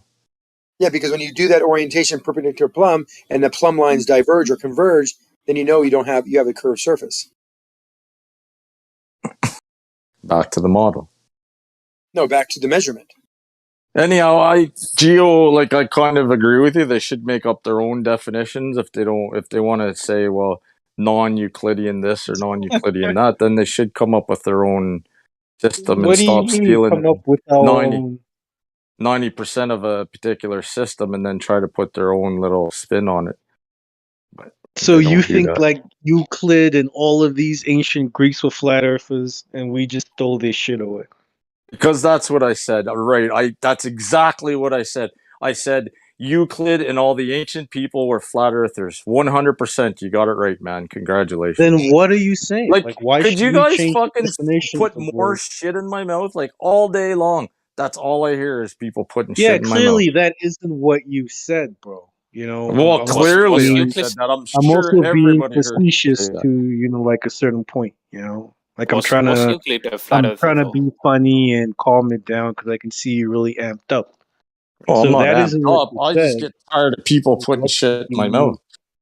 Yeah, if I want to say Euclid was a flat earther, I'll fucking say that Euclid was a flat earther. I was joking. God damn. Well, I'm not. So, what is it you're trying to say? Because it sounds like you're saying we've hijacked these definitions or something. What are you saying? What I'm saying is exactly what I said.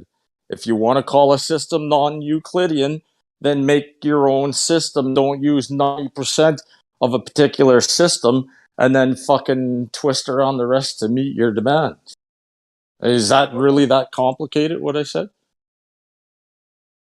No. Well, I mean, I could say the same to flat earthers. If you guys want to call yourselves geocentrists. I'm not a flat earther, dude.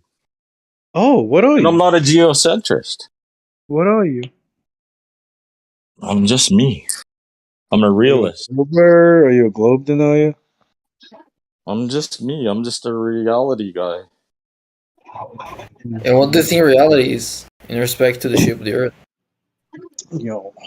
If you break it down to its fundamentals, does there have to be a shape? Meaning that if you build your reality on the actual tenets of reality, up, down, left, right, X, Y, Z, the actual matrix of life, level is level, etc., then the Earth is just the thing that extends above the level water. Yeah, like the Earth is where you plant your food. Still sounds like there should be a shape of it. No, it's just Earth. It's just the ground. Yeah, doesn't that gonna have a shape? Isn't that gonna have a shape? For all intents purposes, we operate in a three-dimensional plane of reference in reality. Everything we do, until you get into Discord and you start saying level of circles and stuff like that, everything, the way a person generally thinks in the real world, whether they're building whatever they're building or whatever they're doing, they think in reference of a three-dimensional plane of reference. It's that simple, really. Until you come into Discord, and then all of a sudden everything's different. No, we're still living in 2 dimensions here. We're no longer living in a different amount of dimensions. You operate on an X. We just operate on an XYZ plane of reference. Like that's the way we think. Right, like when you stand up, like you get out of if you get out of bed in the morning and you stand up, okay, you're a human being and you're standing. Your feet are on the ground and you can point to the ground and say, "Yep, that's down." And you feel the weight of your feet on the ground. You can point up and say, "Oh yeah, that's up," and there's a sun and there's stuff above me. And as you walk around, you're in that XYZ matrix. So the fact that water is level and that the Earth is, sticking up above the water is just foundational to reality. How that answers anything? The only thing it does, because you were saying you have to add on a whole bunch of theories and ideas and concepts to try to explain to someone that they're on some kind of a sphere, but that isn't actually what the reality, the word real, that isn't involved in that. And to this day, you guys haven't proven the sphere anyways, so the concept is backed by nothing other than government propaganda and a whole bunch of assumptions and assertions. That's a different conversation, because I was trying to understand from God's scalpel why the fact that we think in XYZ would imply anything about the shape of the Earth. And what you're saying is that I don't have evidence for the Earth being a sphere. Okay, you can have that, but that's a different conversation. That's not what I'm asking. Nobody, as far as I know, nobody really puts a lot of thought about the shape of the Earth except for on Discord. They just know what the real world does and what it is. For quite a while. Yeah, but they don't operate. They don't operate. Oh, sorry, Gio. I just want to say they don't operate in a manner that the Earth is this big ball. That's what I'm saying. How would that be different? What? What would be operating? What would be someone operating? We can operate that we're on a three-dimensional plane. That's it. It's that simple. If you would operate thinking that you're in a three-dimensional sphere, how would that? What difference that would make? Well, I don't know. You tell me. It's your fucking sphere, not mine. Yeah, it's part of the magic trick. It's part of the magic trick of the globe to say, well, yeah, you guys experience your XYZ matrix, but actually you're on this magic trick. Yeah, if you can't point out a difference in how we would operate on a sphere, on a flat surface, or on a plane, then you can't say we are only operating as if we are on a plane. If you can't point at any difference. The same could be said to you. Then you can't say you're operating. Yeah, but I'm not making that claim. I'm not saying that we operate thinking that the Earth is a sphere. You're saying that we operate thinking that the Earth is not a sphere. I did. I'm asking, what's the difference? Once again, I didn't bring up the shape of the Earth. Once again, I didn't bring up the shape of the Earth. I said we operate as if we're on a three-dimensional plane. That's all. Yeah, X, Y, and Z. And I'm asking if we would operate thinking that we are on a sphere, how would that be different? Hey, once again, I don't know, dude. Like this model affliction thing, like I said, I hate to say it. I don't want to have to agree with Bev on everything, and I don't agree with him on everything. But this model affliction thing, I think it might have started as a meme, answer my question, but I think it's a very real thing. Oh, you don't answer the question then, right? Well, you can't talk to me. None of you guys can talk to anybody in here without bringing up the shape of the Earth within the sentence. To say shape of the Earth. You said that as well. It was in your sentence. You said no one thinks the Earth is a sphere when they're operating. You mentioned that. Yeah, I said we operate. I'm trying to understand what that should look like. To it too, dude. I fall prey to it too. But yeah, we just operate on XYZ. That's the way we think. That's the way we operate in reality. How would that look like? Well, some of the differences is that if Earth was a sphere, you'd have curvature. Another thing you would have is the effects of the movement and the rotation, and that's not on myth. You also have to depend. You also should have proof for the magical force that you're claiming. You know, there's a lot of things that would be different, but I know that your belief system requires you to have to absorb and integrate the actual XYZ planar nature of the Earth and stationary nature of the Earth, but somehow twist it and modulate it into this very bizarre globe belief. Well, you're assuming I'm believing that. You're not answering the question. I'm asking if you would operate thinking that the Earth is a sphere. How would that diverge from you operating thinking of just a plane? Your answers was the things that would be different. Did he cut out for you too? Sorry, I think you might have cut out. I don't know. Maybe it was just. No, you were definitely couple. Maybe you did that accidentally. Oh, maybe. Sorry, man. Sorry to interrupt. All right, no problem. So the claim was that we operate thinking that the Earth is, or acting on just a planar coordinates, and what I'm asking is, how would that be different if you would operate thinking that the Earth is a sphere? And you pointed out what should be the differences of Earth being a sphere or being a plane, but that's not what I'm asking. I'm asking how people would operate differently, because that seems to be Scalpel's point. That people operate. You know what? That's a good question, and the way I'd answer that is, we wouldn't operate differently. That's kind of part of my point. Is we just operate within reality, and there's a group of people that try to associate a model to it, and I'm just saying we can just like all these ideas, like to say, I don't know. Well, you need to, if you're going to be a flat earther, you need to come up with a different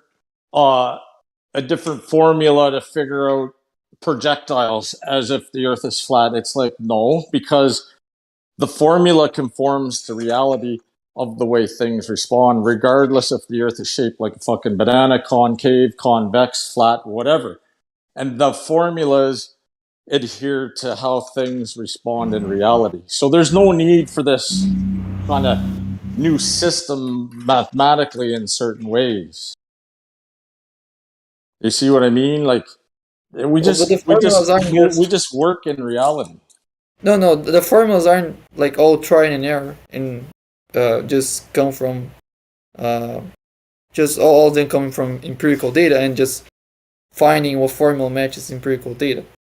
For example, when you're doing celestial navigation, for instance, and you're using your distance to the stars between your GP and the star's GP, you use a Haversine's formula, right?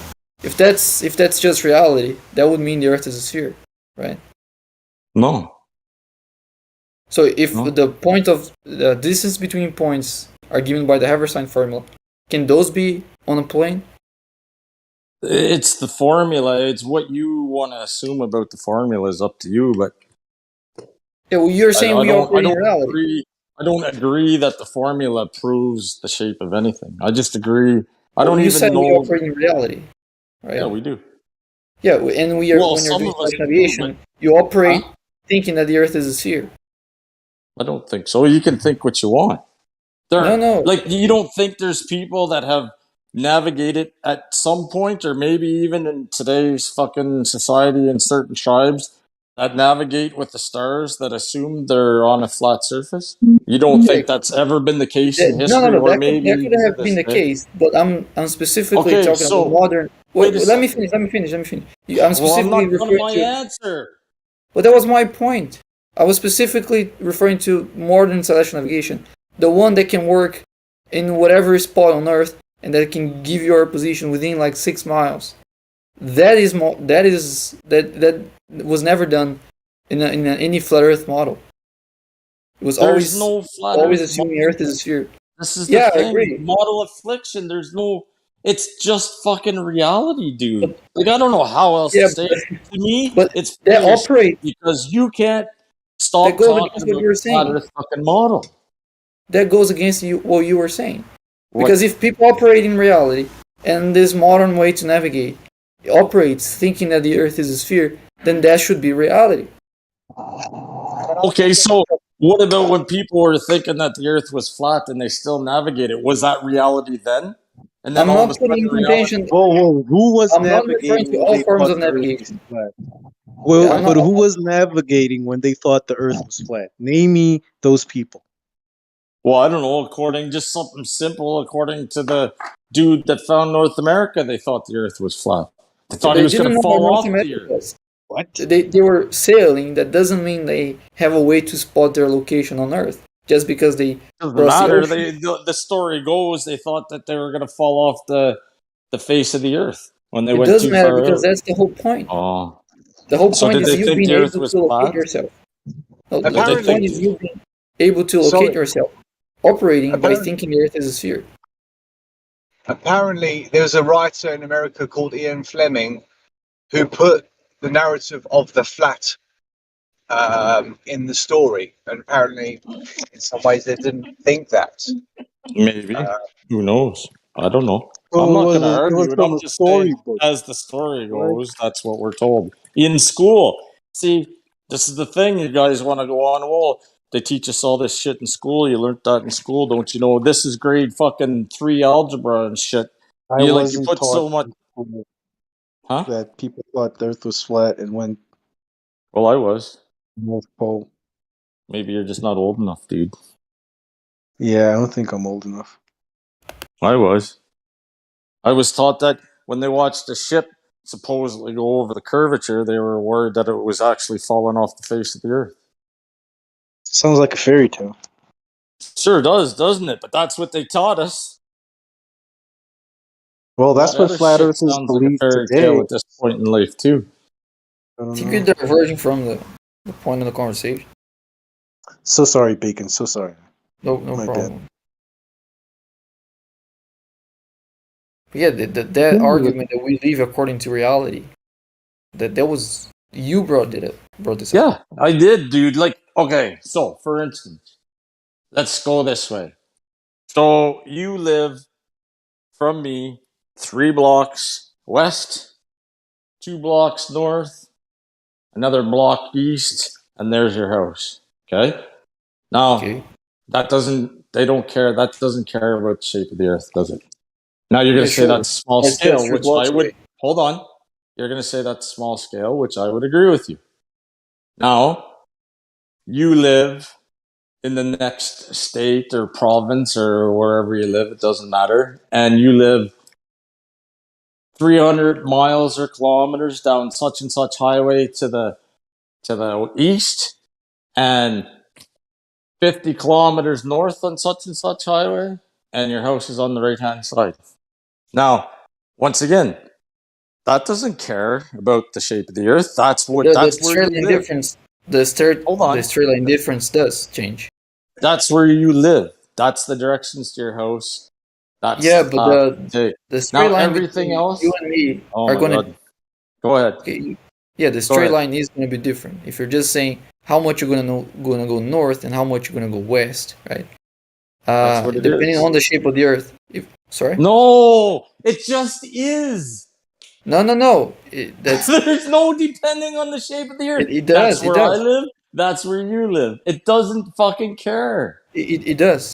If you're giving, for example, how much degrees I should go east or west and how much degrees I should go north and south, then yeah, that's gonna be it's not gonna be dependent on it. But if you tell me how much meters or kilometers I should go left and right, that will depend on the shape of the Earth. Yeah, sure. That's the way we operate.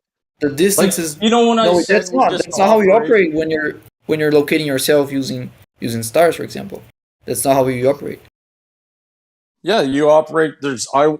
I know where I'm at, and I want to go over here, and I want to move towards that star. Once again, yeah, no, that's fine. That's the not way how it works, dude. That's not how it works. Oh, okay. So if I put you, if you're just following a star to some place in the world with nothing but stars to help you, you're gonna find your way. I don't think so. No, with nothing but stars. Exactly. I would need a bit more. Yeah, but that's not my point. I wasn't arguing that with stars only you should be able to do that. Well, you can make whatever system you want around stars. It's no big deal. That was the point earlier, is that other people throughout history had different systems that worked for them, and even in today's standard. But this operates thinking that the Earth is a sphere. This operates imagine that you live on a sphere. According to you, that would imply that we live on a sphere. You know what? You're right, man. You're 100% right. You've convinced me. It wasn't that hard, right? No, it's fuck. I'm definitely convinced. The only way you can navigate is by assuming what you're on is some kind of sphere. Actually, for selection navigation, that's the case. You can't. You can't do that on a flat surface. Sure, you can't. Yeah. I tried to. It doesn't work. No, Godscapo, please don't do it. Don't do what? Don't go to the other side, bro. Oh, God, you got me. Oh man, changed my mind. This is like the 8th person Bacon's brought back to the globe, yeah. Oh, he's crazy. He's a secret weapon. You guys got to keep this guy on board. Give him more cookies. If they relied on celestial navigation, they certainly struggled until they came up with a time and longitude system. So I'm wondering if everybody knew it was a sphere, they didn't know the dimensions, they would have just used the celestial navigation to navigate, but yet they struggled. I wonder. We didn't have a railroad intonation of time until like the 1800s. So they didn't have portable clocks. Why do you think it was difficult to find longitude? Because they were basing their time on the sun, but the sun doesn't make a path that is. Yeah. No, that has nothing to do with it. Why did they have problem finding longitude? Well, I know you're going to tell me the right answer. Correct. Because they couldn't keep time. Yes, that's correct. But surely if they just used celestial navigation and the impression that it was... You need time to do celestial navigation for longitude. That's how you find longitude. What year did they learn about time? What year did they learn about time? Well, we started getting fundamentals right with the chronometer. I think it was the John Harrison. Yeah, it's not about learning time. It's about having a portable clock. It's a portable way to measure time. You didn't have that for a while. Yeah. No, cool, man. Exactly. So we precise clocks use pendulums that don't work on board on ships. Yeah. I know that. But up until then, we were doing. Well, if you know that, why did you ask? We were doing water clocks. We were doing hour classes. Take it easy. Come in here with fucking 2 guns blazing. Oh, sorry. Huh? I was talking on you. If you're 1 minute off on your timekeeping, how far does that put your position off? You wouldn't know. You wouldn't know, would you? But it'll 1 minute. That's half a minute each way. And you got 1 minute. That's going to be 60 nautical miles or 30 nautical miles. I might. 60. No, yeah. No, definitely. But if their measure was wrong from the start, the whole thing's fucked up. Put it that way. No, if you cannot accurately keep time, you're off by 15 miles every minute that your time is off. Yes, but you don't know how long 15 miles is. Of course we do. No, but that's the thing, is like you basically have to fit the measurement that you're using to the model that you're subscribing to. And the way that you do that is you adjust the value of that measure to fit the model. And then you go from there and you go easy peasy. But funny enough, when they measured the seas back in the day 500 years ago, the water levels were lower. Therefore, the continents were wider. So they measure the seas and then they measure the continents when the water's risen, and voila, you have a smaller area, and that was it. You think that they measured the Earth by measuring the width of North America or something or other? Well, we didn't actually have a surveying technique until America released their WSG 27, and it sort of went from there. Everyone else was. When was that? They finished the survey of North America and released just before 1927. Okay, so we didn't know the size of the Earth before 1927. We didn't know London to New York in 1900, for example. Well, you asking? Yeah, I agree with you, because I'm thinking, why would you need to remeasure? Because the whole thing of measuring started becoming a universal thing, the same method, triangles on the ground. And actually, they used squares as well, but they never used angles. So interestingly enough, that people assume that this all measurement was done based on based on squares, which have 490-degree angles. But in their case, they had rhombuses, they had all sorts. And they just put it together, and then whatever voids there were. Amazing with math. You can actually measure things.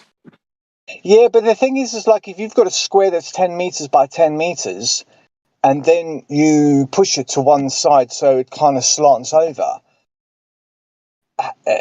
That's what they were doing, because they never used angles when it came to measure. It was basically that's the measure, and that's what they were doing. And that's what I read up. They were definitely, the words were they didn't use angles or rely on angles. We had the French using radians of 100, and all different sorts, and everyone had their different method. So. What is a radian? It's like convert 90 to 100, and then the 100, and then you call it a centigrade system, and then the hundreds would be called radians. You have gradians. People. Hold on a second. You don't even know what is this? 100 questions or what? Like, hold on. We gotta let Zanuck and Bob sort some shit out real quick. Yeah, man. All right, man. See ya. What is a radian? What does a radian refer to in geometry and trigonometry? Because before, like the protractor used to have 400 markers on it, and then a fella came out with a 361 in the 1800s. So would you like to know what a radian actually is? Yeah, why don't you tell us what a radian is? A radian is a circle divided.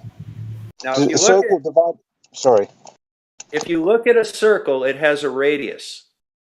If you look at the circumference of that same circle, there's a certain number of segments equal to one radius in the periphery of the circle. So instead of using degrees, you can use 2 pi radians. No. It's nothing. No, it's angle of the it's circle. Not that. It's not that. You get a circle, and divide into 400. Those are another interpretation of what radians or rads, as in radicals, RADS, and that's what the French used. The French used a circle divided by 400. Did they call that radian? Still an angle. What? They didn't call them radians, though. Radians are okay. Or they might have called it gradians with a G. Okay, so that's something else, right? That's not. In any event, if you're going to talk about that, that not a measurement of angle? Anyhow, what's the point here? Like, are you trying to have a conversation, or is this a test, or like, what's going on? The point is that he said Carry that on. they Carry never on. used. They said Carry he on. said that they never used angles, yet he talks about radians. I don't think he understands. We'll have And a then you confuse a conversation. gradient. A gradient is a division. You said 100. You're Jeremy, right. do your Or thing you to said get 400. them going. Hold on. You said 100 divided or 400. What it really means is every 90 is divided by 100. And that was for gradient, like the grade, what the grade of a slope of something. And so that's how they did it. Those were not degrees. Yeah, They could be, but it was a 90-degree angle divided by 100. It sounds like that's still an angle. I think Jeremy wanted to get something straightened out there with No, Bob we and gotta Janet. straighten this shit out real quick. Yeah, get Hold on, Jeremy guys. We straighten gotta this get shit this. out. Yeah, we gotta get this shit straight now. Somebody's got to get their mind right. Go ahead, Zanuck. No, you're leading the discussion. You were talking that big boy shit earlier about how you were gonna. No, set this I've shit told you. straight. You're leading it. I told you you're confused. You're a man-child. You're Well, confused. Zanuck, You still won't acknowledge. Zanuck should. Zanuck, you still won't specifically said acknowledge. you did specifically say the words that Bob is wrong. So I mean, If he says what you Zanuck said, should. if he said what you said, All right, I real want to hear quick, from you. real quick. I You got lead the Hold on, discussion. Zanuck. I I'll got you. participate. Hold on, Bob. There's two guys in a park standing still on the ground, not moving. They're throwing the ball back and forth in a straight line. There's a guy on a roundabout between them, in the middle of them. He's watching the ball. He's spinning. He sees the ball apparently deviate. The guys on the ground see it go straight. Does the guy on the roundabout experience the Coriolis effect? That's for Bob right there. Big boy Bob. Big homie. How many times have I answered that for you? Do you think the answer is going to be different? Zanuck doesn't believe me. He thinks I'm lying about your answer. Go ahead and tell me what my answer is. Your answer is no, that guy did not observe the Coriolis effect. The Coriolis effect, by definition, is within a rotating frame of reference. Now, there are other ways that you can discuss the Coriolis effect, but I'm discussing it by definition. It's within a rotating frame of reference. That ball is not within a rotating frame of reference. There you go, Zanuck. Yeah, so that's not. That makes sense, Jeremy. See, he said something different, totally different than what you said. So he's right. So my Bob, my explanation is that Zanuck, hold on. So Bob, does that guy experience the Coriolis effect or not? What did I just say? But I thought you were experienced the Coriolis effect. He said no, bro. Jeremy, anyway, ask him if the entire frame is rotating. If the entire frame is rotating, ask if they see it. The Coriolis effect occurs within a rotating frame of reference. Did the ball start within a rotating frame of reference or end within a rotating frame of reference? The answer is no. Oh, it didn't? Not according to the rotating frame of the reference of the merry-go-round. Jeremy, did you throw the ball over the merry-go-round or are you rolling it on the merry-go-round? Hold on, Don. Hold on. Way to go, Don. Good job. Time, Don. So Zanuck, you're wrong. It's not Coriolis. There you go. No, See, it is. It's reference frame dependent. That's what these forces are. They're reference frame dependent. So when I said you were wrong. When I said hold on. You asked me. Now you're going to talk over me and tell me what I think. You interrupted me too. I queued up, Zanuck, and you just rumpus at me. Oh no, I didn't think you were going. Go ahead, Don. Sorry, I didn't know. I mean, seriously though, seriously. Can we clear up one? Can we clear up the fucking hypothetical? And two, Zanuck, you say that everything's in all reference frames all the time.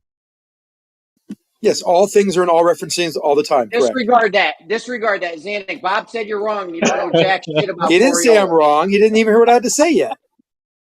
I have said you're wrong, and you don't know jack shit. He didn't say I'm wrong. He did not say I'm wrong.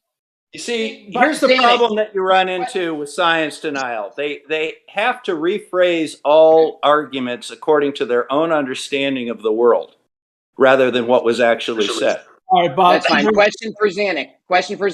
Same scenario. Guy in a roundabout, two guys on the ground. Does that guy in the roundabout experience the Coriolis effect? If the guys in the roundabout are in a rotating Zanuck, reference yes or no? frame, if every object, and don't interrupt me, if every object is in that same reference frame that is rotating, that means the guys we have a point coordinate system. and the people on the merry-go-round are in the point coordinate system, and the people on the park bench are in the point coordinate system, and the people in the sky are in the point coordinate. Everything is rotating. The entire point coordinate system is rotating. Then yes, you can plot out mathematically the path of that ball going from one thrower to the receiver that's not on the merry-go-round, but still in the rotating frame of reference, and you will see a Coriolis effect manifest itself in a deviation that can be mathematically shown. Bob said you're wrong, and that's not. He didn't say anything yet. So He didn't say anything yet. So the equation. You're saying it is the Coriolis effect. Bob's saying it's not. You're wrong, Okay, Zanuck. so Zanuck, you're saying that since you're looking at it from the rotating reference frame of the park itself, that there is Coriolis occurring. That is correct. Yes. However, Jeremy is trying to make it very specific to the merry-go-round. Right. And according to the merry-go-round, that's not Coriolis because it is not within the same frame of reference. Right. See, we've now established the reference frame, which is the point coordinate system, and Bob's was different than mine. So we're both correct because Coriolis has an equation. It's 2 omega times VR, and that's it. There's no like limits on where it is or what. That's the equation, and it has to do with the reference frame. So you're backing down now, and that's not, that guy doesn't observe the Coriolis. Yeah, it seems like you're being specifically deceptive and now backing down and changing to. I said those exact words earlier. Buddy up to Bob. I said those exact same words earlier. I didn't know I really didn't know what Bob was going to say because I didn't know what he said to Jeremy when he just said. Zanuck has no reason to buddy up to me. I'm not Zanuck's dad. Yes, he's your Glover daddy. We discuss things spiritually. Your Glover daddy, Bob. Okay, he's my Glover daddy. Whatever you say. Just repeat it again. If you have two people on a merry-go-round in the middle of a football field, okay, and they're spinning around, you have two other people on either side of that merry-go-round, which are on a stationary surface, and they're throwing a ball back and forth. The one contention: do the people on that spinning merry-go-round are they experiencing what you would call the Coriolis effect? It's a yes or no answer. Because the contrast is that if you're on the merry-go-round and you're spinning and you throw a ball, definitely that's the Coriolis effect. I don't think anyone would. First, let's say that there's some definitions. Let me just finish. But you and Bob have both said different things, which is fine. We don't have to like roast you or whatever. In my opinion, I'm not. Maybe other people. Why would you? We both said different things. There's nothing to roast. Well, I'm just saying, from my perspective, I'm not interested in roasting. I'm just interested in just actually getting yes or no answers so that you guys can at least be on the same page. Well, in physics, there needs to be explanations because things have to be taken in context. I was very descriptive. I said the point coordinate system for the entire park and the merry-go-round are all in the same reference frame. That is one reference frame, and the entire reference frame is rotating at the rate of the merry-go-round. If that is the case, if that is your rate, and you can set up any reference frame you want. There can be sub-reference frames. There can be all sorts of things. You can divide things up and look at things differently. But the reference frame I've established, I'm free to do whatever I want in my reference frame. That reference frame is rotating. And in that rotating you've been telling me, hold on, Zanuck, hold on. I've said it very clearly. I'm saying it again to you too. Let me finish, Jeremy. Don't interrupt me. God, that's Geo. That's why I get excited. I'm going next. I get run over Go about ahead. this. I'm going next. Go ahead. So that reference frame, which is just simply a point coordinate system, is rotating. Every point in that system is rotating. Now, there's a rotating subframe inside of that reference frame, and that is the merry-go-round. It's rotating. There could be a car driving by. There could be a car braking. There could be a car accelerating. All sorts of things could be going on, but they're all following in that point coordinate system. If that's the case, if that's my environment, if that's my reference frame, and I see a ball, have any motion being viewed in that reference frame, I will experience a Coriolis effect. I will observe a Coriolis effect, a deviation contrary to Newton's laws, because that's by definition what Coriolis is. Now, Bob, and I don't want to speak for Bob, but once I'm almost done, Bob is saying he's got the reference frame of the rotating object, which is the merry-go-round, and he's got the inertial reference frame of the park where people are throwing the ball. That's what he's using as his reference frames. Okay. Are you ever going to stop? Now, listen to me. Well, physics has details, and they need to be understood. Okay, you've been telling me all week that the guy in the roundabout does experience Coriolis. You could even do the math for it, and that it definitely was Coriolis, and that Bob actually agreed with you. Now he's telling you, no, it's not Coriolis, and now you're saying what? He's changed broken your it. mind? You changed your mind and it's not now, you lying fuck. Don't ever talk to me again. He broke down to say now the outside of the merry-go-round is not in the same frame. That's what he's saying. Don't ever talk to me again, Danik. I'm done with you. You're done. Well, no, Bob can reaffirm that. I'd like to clarify something. This discussion is purely semantical. Zanik and Bob don't disagree on the experience of any one of those, only on the label of the experience. So we all will agree on how fast pendulums process, how should be the deviation of a bullet if you shoot east, or if you shoot north, or if you shoot west. We all agree on the effect, so we're not disagreeing on the reality of Coriolis. We're just disagreeing on the semantics. effect. They're not paying attention. They're disagreeing. Yeah, we are disagreeing only on labels. That's irrelevant. That's ask Bob if he sees a deviation. Paying attention. Jeremy, ask Bob if he sees a deviation. If he's viewing the ball being thrown from the merry-go-round, ask him that right now. Just ask him, Zanik. You could have just asked. This takes all the fun out of it. Zanik, don't talk to me. Ask Dr. Bob if you're on the merry-go-round, do you see a deviation from that ball being thrown from another guy on What's the ground? The honest one, bro? When you throw the ball straight, if you're spinning to the right, the ball goes to the right, doesn't it? That's the coolest one, dude. That is Jeremy, ain't that the coolest one? Where like the Don, ball. Please let these guys hash it out, please, Don. Don, please let these guys hash it out for 5 minutes. But you're angry, Jeremy. You're so angry right now, and so It really is. overconfident. He thinks he's got. He fucking lied to me thinks all he's week. got us, and he doesn't. Why wouldn't I be angry? I just got lied to all week by this prick. No, I mean it sounds like Zanik's being specific, saying like he'll still stand by the thing he said prior in the specific situation. It sounds like, and he's just clarifying this extra bullshit. Yeah, we gave multiple examples. Like if you're on the Earth and you see a meteor come from outer space and fly through the sky north to south, in your view, if you could view it long enough, you will see it deviate, even though it's going in a straight path with respect to the inertial reference frame, and that is also a Coriolis effect.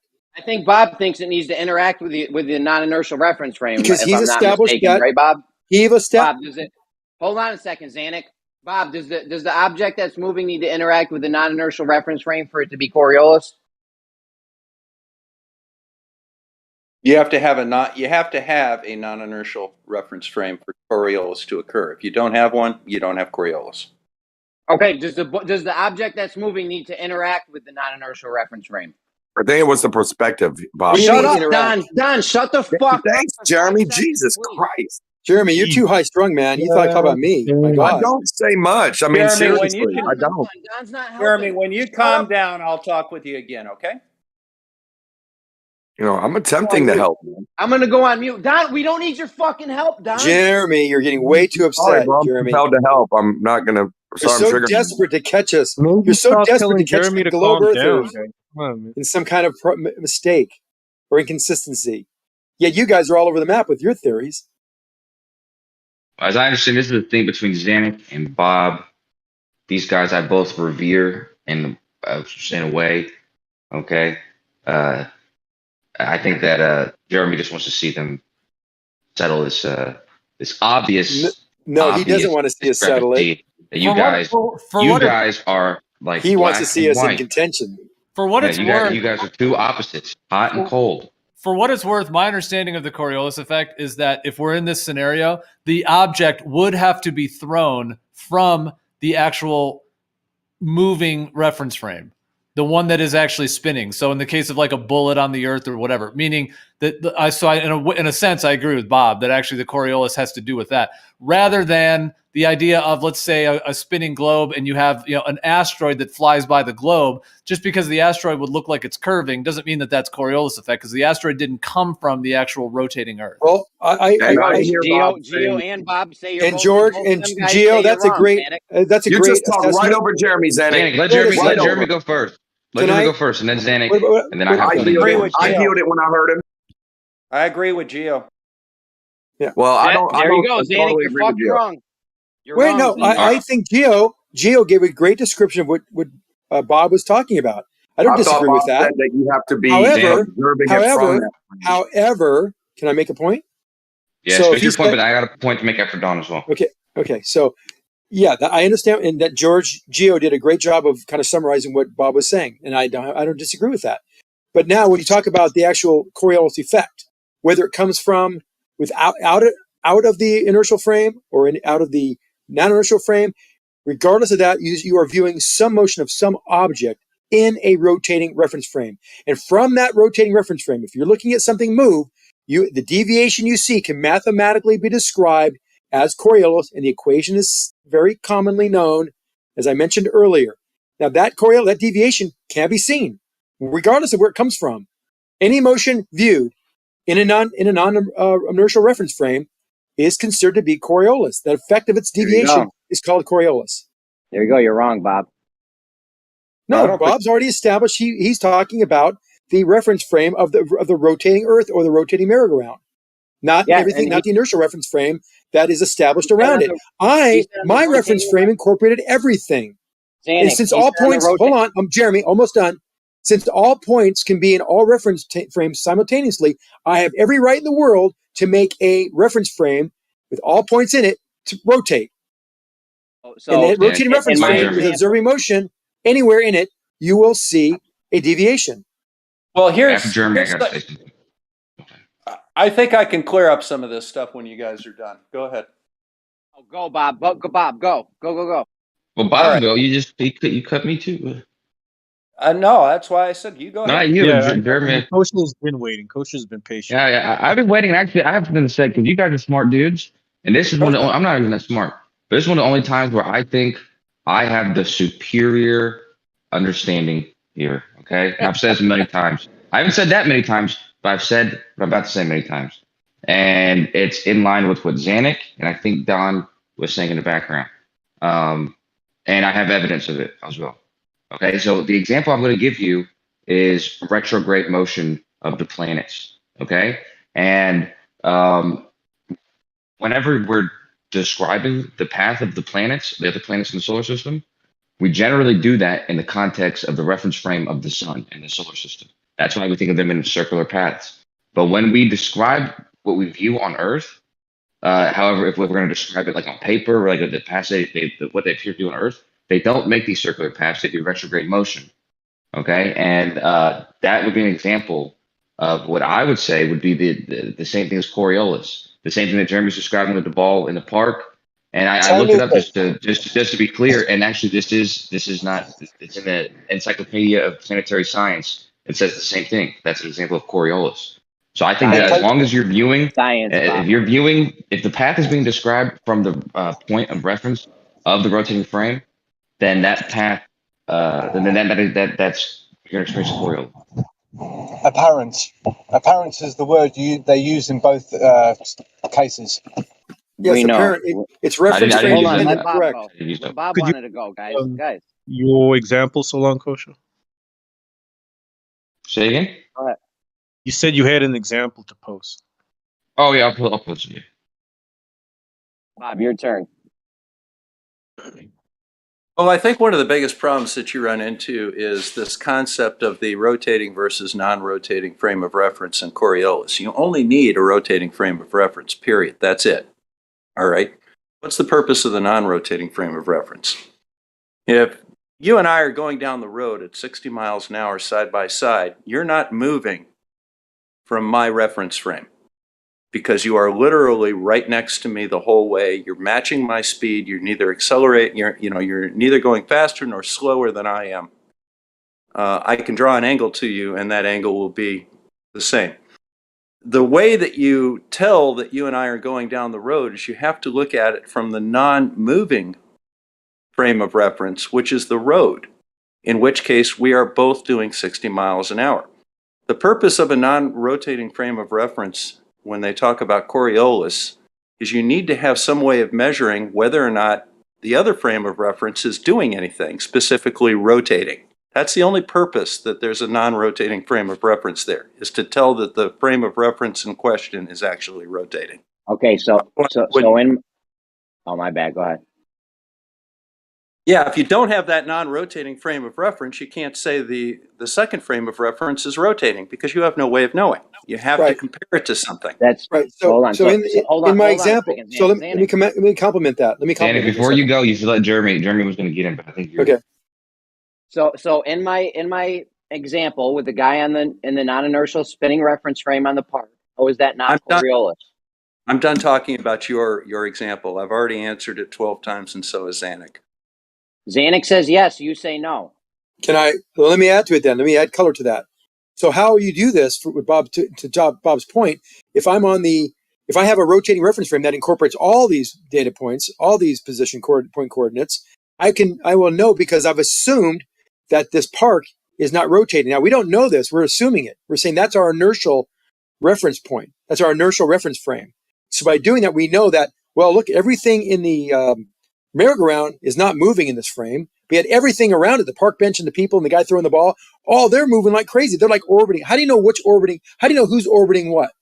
Well, you don't know that until you do a test. And one of the tests could be throw a ball. Because you know if it'll have an inertial state when it's released from the guy's hand. Right? I mean, if it didn't not accelerate, decelerate or whatever, but it'll basically go straight. But if you see it to curve, you'll say, oh, I know. The rotating reference frame is different than the inertial reference frame. And the inertial reference frame is the surrounding around the merry-go-round, and we are rotating at the exact same angular velocity as the merry-go-round. So that's how we can determine whether we are rotating or not. To Bob's example, the train, how do you know the ground's you're not on a conveyor belt? You're standing still and the ground's not moving underneath you. You don't know. You got to also do some additional tests to know that, right? So it's all relative. That's what relative motion means. You need reference points. Thank you. So in my example, the guy on the spinning reference frame and the non-inertial reference frame, he doesn't experience the Coriolis effect, Zanuck? You have to stop saying on a reference frame. It's in a reference frame. I meant in. Fine, in. Okay, but that's that word, or do you want to get to the point? It's taken me 5 years to get you to accept that, by the way. You know that. And the guy in the non-inertial reference frame, in my example, does he experience the Coriolis effect? What is yes he or at? no? What is he looking at? The guy's throwing the ball? What is he looking at? He's looking at the ball. He sees the ball apparently curved. If all points in that reference frame are rotating at the same rate as the merry-go-round, yes, he would experience Coriolis. There'd be a Coriolis force on that ball, and I can mathematically show that it would happen based on the point corner system of that frame. Yes. I think, Bob, we got the math. Bob, we got the math for it. Would he leave? No, Bob, you there? He said the exact same thing. We got the math for it, for this Coriolis effect that we're going to say. Yeah, we do. So it is the Coriolis. So now you agree it is the Coriolis effect. I agree with what I said, specifically what I said, and I also agree with the way Zanuck is phrasing it as well. I think the thing that's confusing you about Zanuck is he's also considering the ground surrounding the merry-go-round to be rotating with the Earth. You're trying to say it's completely stopped. And the only thing that's moving in that entire system is the merry-go-round. The ball's not interacting with the merry-go-round.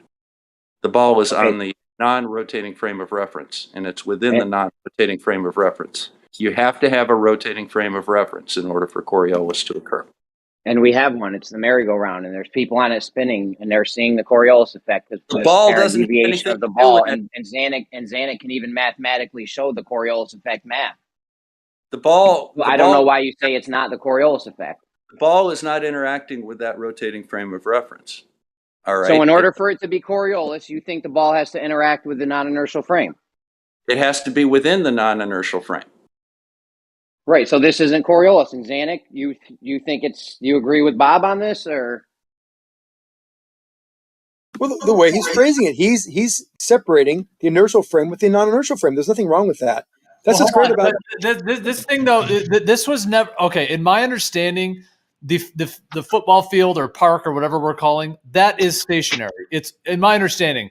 It's of what Jeremy. How do you know? Originally, hang on. I gotta go with what Gio's saying, man. You'd have to ask Jeremy. Jeremy, okay? Because the other thing is that if Zanuck is saying, well, the whole, it's on the Earth and that whole thing's moving, that changes the whole thing. Now you have spinning Earth and a spinning merry-go-round. Okay. We're talking about, in my understanding of what Jeremy originally brought this up, it is a stationary football field. Okay. Right. Okay. I just posted something that might clear everything up. Remember I talked about local frames of references and absolute frames of references? There can be a subframe, a local frame within a absolute frame of reference. And that's what Bob is talking about. He's talking about the absolute frame of reference. And I'm talking about a local frame. Or even vice versa. Right, and there's transforms between the two. I've incorporated every data point, every point coordinates in that entire frame is all in one frame. and it's all rotating at the same angular velocity as the merry-go-round. Because I'm doing that, Bob would agree that I will see Coriolis of that ball because it's all I'm looking at this motion from and within a rotating reference frame. He's breaking it down to a local frame.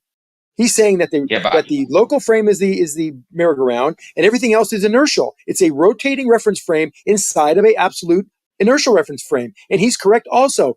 Jeremy, why can't you get this? I mean, it's not totally simple, but we've been explaining it for so long. I don't think that you guys are saying the same thing, and I don't want to disagree with Zanuck or Bob, but I ultimately agree with what you're saying, Zanuck, but I don't think that you and Bob are saying the same thing.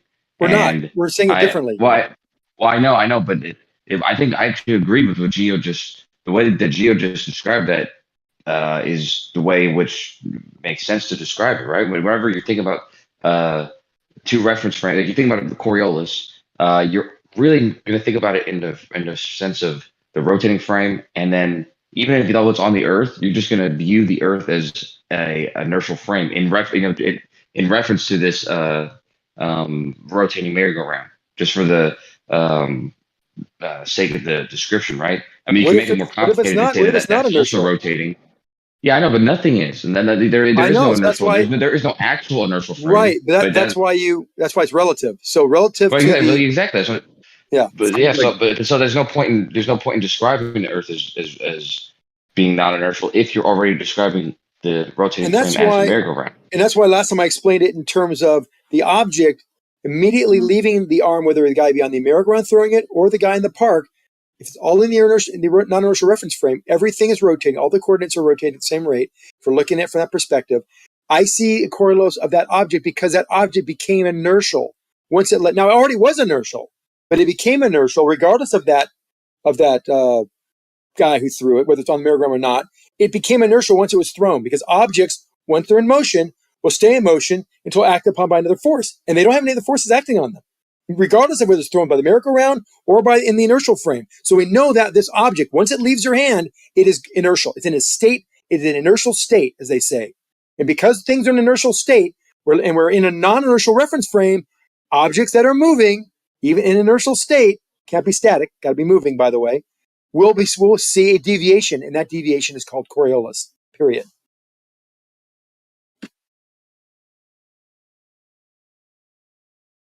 I'm changing your name back to cheap suit because you folded on me again.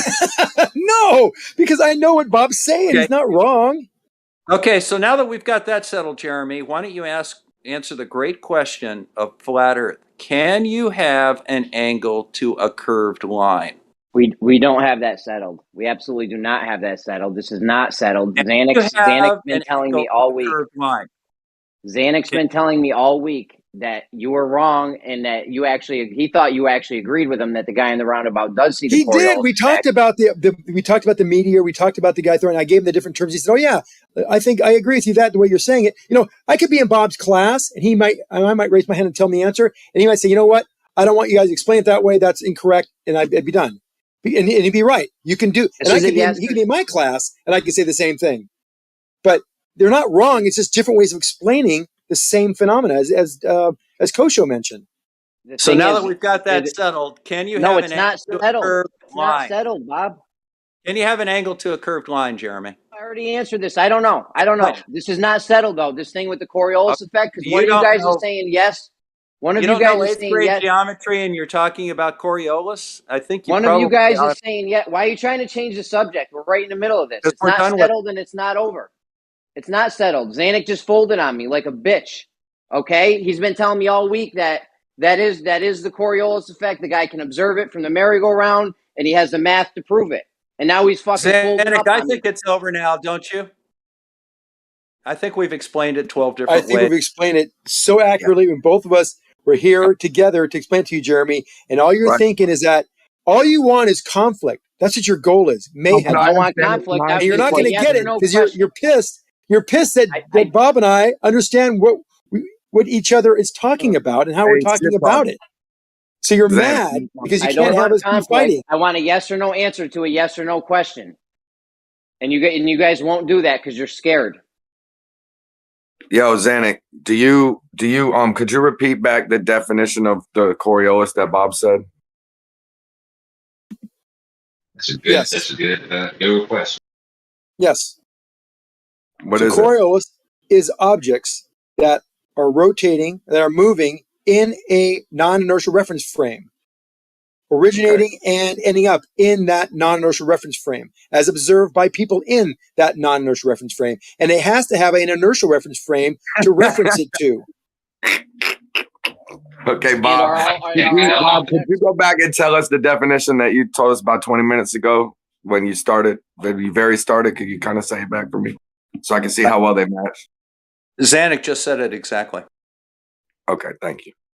This is the part that I don't agree with Jeremy's motivations here. He's very sick motivations, but at the same time, I am honest by nature. You're the best, man. He's a sick guy. Man. He gets off on stuff, but I myself, I have in his court. I do think, and Don's as well. I mean, I think maybe you guys don't want to have contention. I don't want there to be contention, but I have to say that I don't think that what you guys are saying is the same thing. I think there is subtleties that I think Zanuck, I think you agree with kind of the way I see it, that there's Coriolis is the general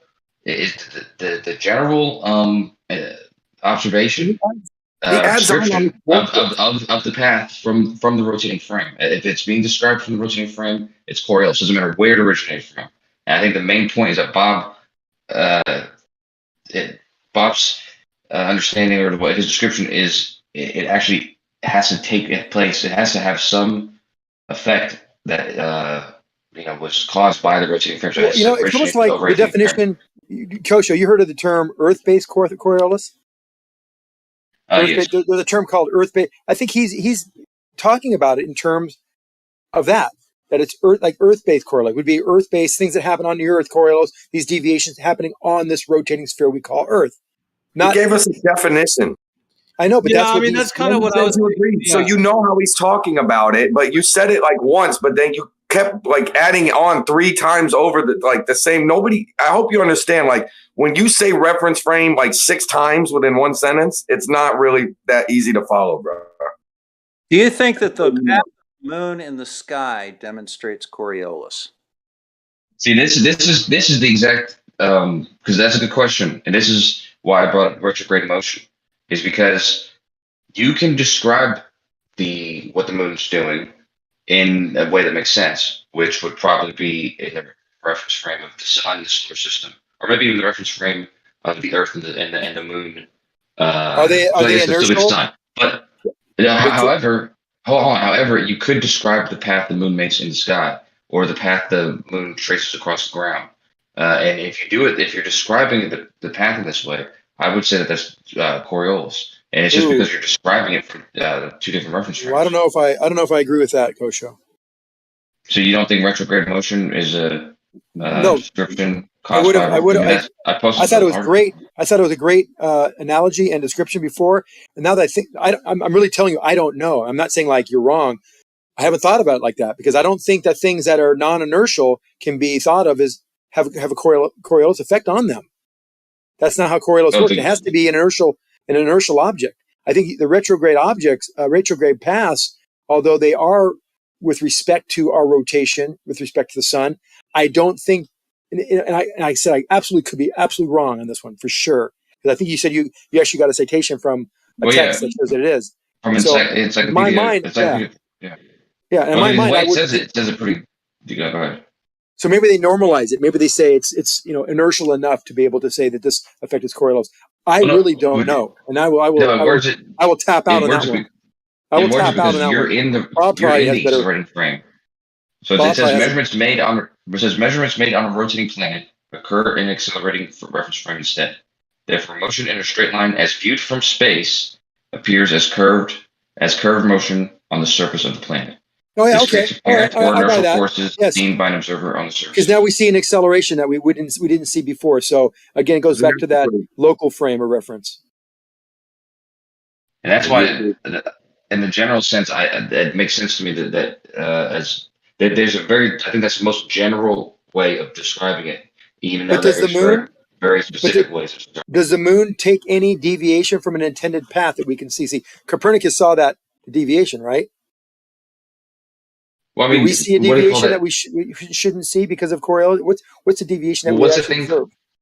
What's that called? When the moon shifts in the sky? I forget what that's called. The anomaly of the Lunar aberration. No, it is Vibrations? No, not vibrations. It's a different word. I can't remember the phrase, but it has to do with the way that the moon's path shifts in your night sky. The wheel. No, it's called. Analema? the annihilation, or what is it called? No, I just can't remember. Is it predications or something? Something motion. It's something motion. So you mentioned retrograde motion. or Prenumptions. No, I can't remember right now. So. I think it's prenumptions. There might be another term for it. For example, on satellites around the Earth, they're in an orbit. However, at every point on that orbit, they're affected by interactions from the Earth, the Moon, the Sun, passing asteroids, passing another satellite. It varies very, very slightly. And we can predict what that variation is going to be in an orbit, and that's one of the things that you do. That's one of the reasons that orbital elements, two-line elements of orbits, have to be updated on almost a daily basis. If you want to track a satellite with your telescope or something, you have to get today's exact orbit in order to see it. So no, that's not exactly what I meant then. Maybe you described it. I found it those field rotations. Field rotation. There's like the apparent, movement of the moon. It's not exactly the path that you would. It's not a path that's actually taken us to do because we're rotating and it's orbiting and there's like apparent. No, field rotations have to do is if you have an object that's going in a straight line over your head, as it passes over your head, the view that you get of the object changes as it goes by because you're looking at it from a different angle. That causes the object to rotate in your eyepiece. Okay, so that would happen even if you weren't rotating. No, if something's going by you, it would change its appearance. It would appear to rotate. And, that just has to do with the ISS of the satellite. Astronomy Live's got some really nice high-powered views of the ISS as it goes overhead, and I hope to have some myself this summer. But as it goes by, you see it rotates because you're seeing it from a different angle as it goes through its orbit. So when we see the ISS, there's no Coriolis involved with ISS since it's not interacting with the non-inertial reference frame, Bob? I would say no. There you go, Kosho. Fuck your ISS bullshit. I mean, the thing is, you guys, this is what I'll say. Okay, the name Coriolis comes from a dude. Okay, the original guy who he was like he actually won a Nobel Prize, but he was actually like he did a lot of like mechanic engineering things. So he was building little systems and physical things. So it came from his work in working with mechanics. Later, it was applied to the Earth. So I don't know that there is like a dead set, absolute 1000% definition because it's like named after a guy who, worked with mechanical, things. And so that's one thing to consider. But I do think that like what Zanuck said before about this concept of like Earth-based Coriolis or the Coriolis effect, the way that it's been kind of, defined and labeled as it correlates with this idea of the spinning Earth is, connected to that, and therefore if you shoot a bullet or throw a ball or whatever on the globe Earth, you are throwing it from the actual non-inertial frame, meaning the spinning Earth, etc. So I'd like to think that there is just an absolute dead set answer on this, but I think because of the fact that because of what I said, there comes from this guy who originally worked with mechanical things that we could all find definitions written on the internet somewhere, but it's like, where is the absolute 100% definition? Therefore, perhaps the name Coriolis and this general effect of objects in motion within inertial and non-inertial reference frames could be applied to either of these scenarios. The thing is, Geo, they can do the Coriolis math for the guy in the roundabout, Kosho's ISS. They can show the Coriolis math for it. Right, Kosho? Can you show the It's Coriolis? simple as this. When a conservation reveals itself, when a hidden conservation of momentum reveals itself, you understand there's something going on. It's that easy, bro. Zanuck worded it the best way earlier, which is so like the way Newton describes acceleration is caused by a force. So force has to it is what gives you the acceleration. If there's no actual force doing that, and there's just an apparent it's an acceleration that's due to your reference frame. These are inertial forces, and that's it. Coriolis is basically the description of these deviations from the rotating frame. So it encompasses any. It comes down to when you're describing the path. If you're describing the path from the perspective of that reference frame, there's the force that doesn't exist for any other reason. You're going to be describing acceleration. It shouldn't be there for any other reason, and then you give that into the Coriolis. Well, So I think satellite's not in a non-inertial reference frame. It's in a rotating reference frame. First Right. of all. You're Second of right. all, I've never heard of a satellite being described in terms of Coriolis. You're right about it's not in the. Well, I mean, it's not. Well, I mean, I wouldn't say it's not in reference frames because it exists in all reference frames. But I'm saying the distinction comes from when you're describing its motion. If you're describing it from the reference of the Earth, the surface of the Earth, then you're going to have to describe it. It's going in a great circle path, and it's not going to end up where it started in 92 minutes. It's going to end up some distance away because of the Earth's rotation and this deviation. I mean, I think it's. But just because you can explain the mathematics similarly, because you have a similar trajectory from the non-inertial reference frame viewing it, doesn't necessarily mean that it actually fits the definition of the quote-unquote Coriolis effect as it relates to the globe Earth idea. Yeah, but if you look at a satellite's not in a non-inertial reference frame. No, but you're observed it. You're making the description of the path from that reference frame. You're observing a non-inertial object from a non-inertial reference frame. That's not Coriolis. Yeah, but if you were describing this path in XYZ coordinates that were, sun is the origin, then yeah, it would not be in some rotating frame. It would be in, I guess it would be rotating around the sun, orbiting the sun, and orbiting around the Earth. But you would be describing it in the circular paths. Whereas if you describe it in this from the reference frame of the Earth, the surface of the Earth, as I said, you would have a hard time describing how it ends up not coming over the same location. So it's like you said, okay, it's making a great circle path. That's why it's moving this way, and it shifts as it's moving due to the Earth rotating. Like that's how you would describe its path. So, I mean, it's an interesting question. I think a better example would be a north to south satellite. That's the same shit he did last time. Oh, that's interesting. I have to Hold think on, no, about it. north to how about a north to south satellite? Because then you could actually look at its path and see its deviation over the surface where it should be, where it actually goes. It takes a curved path. Ones that are going around the equator, you're not going to be able to see that. That's a great point on the polar orbit, and that would curve to the right in the northern hemisphere. Would it curve to the left in the southern hemisphere? Mm-hmm. Hey, so does it matter? Because I'm reading Neil deGrasse Tyson's tweet. Does it matter if you're in Australia or North America, and you're viewing, or you're at these football stadiums, and they're deflecting? Yes, absolutely. So it matters if you're in Australia. So, like, if you're shooting north in Australia and shooting north in North America, there'll be an opposite direction of that deviation of a millimeter or two. The Coriolis deviation of a millimeter left in the southern hemisphere of the globe Earth, and it would be to the right in the northern hemisphere of the globe Earth. Yep. And it really doesn't matter what direction you're shooting; it matters what hemisphere you're in.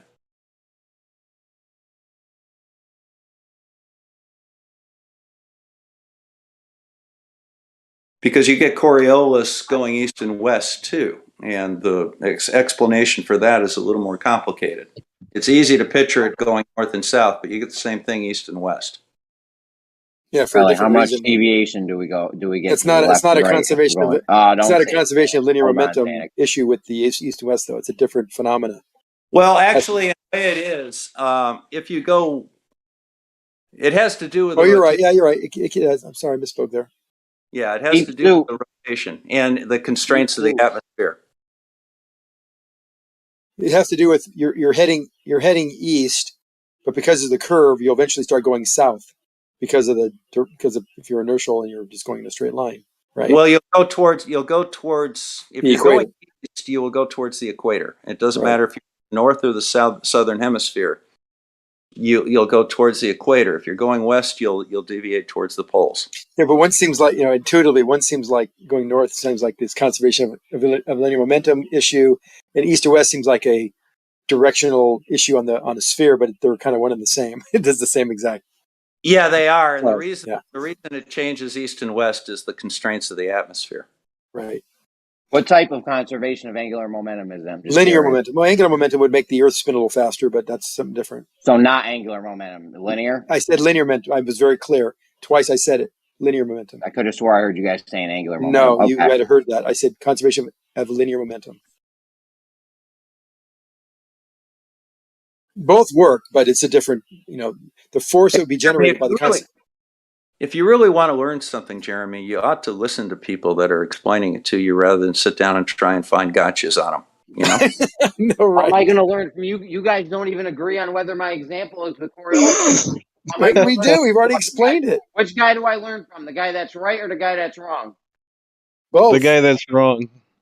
We're both right. Both explained it so you can understand it better. Actually, the two explanations are a good way to learn about it.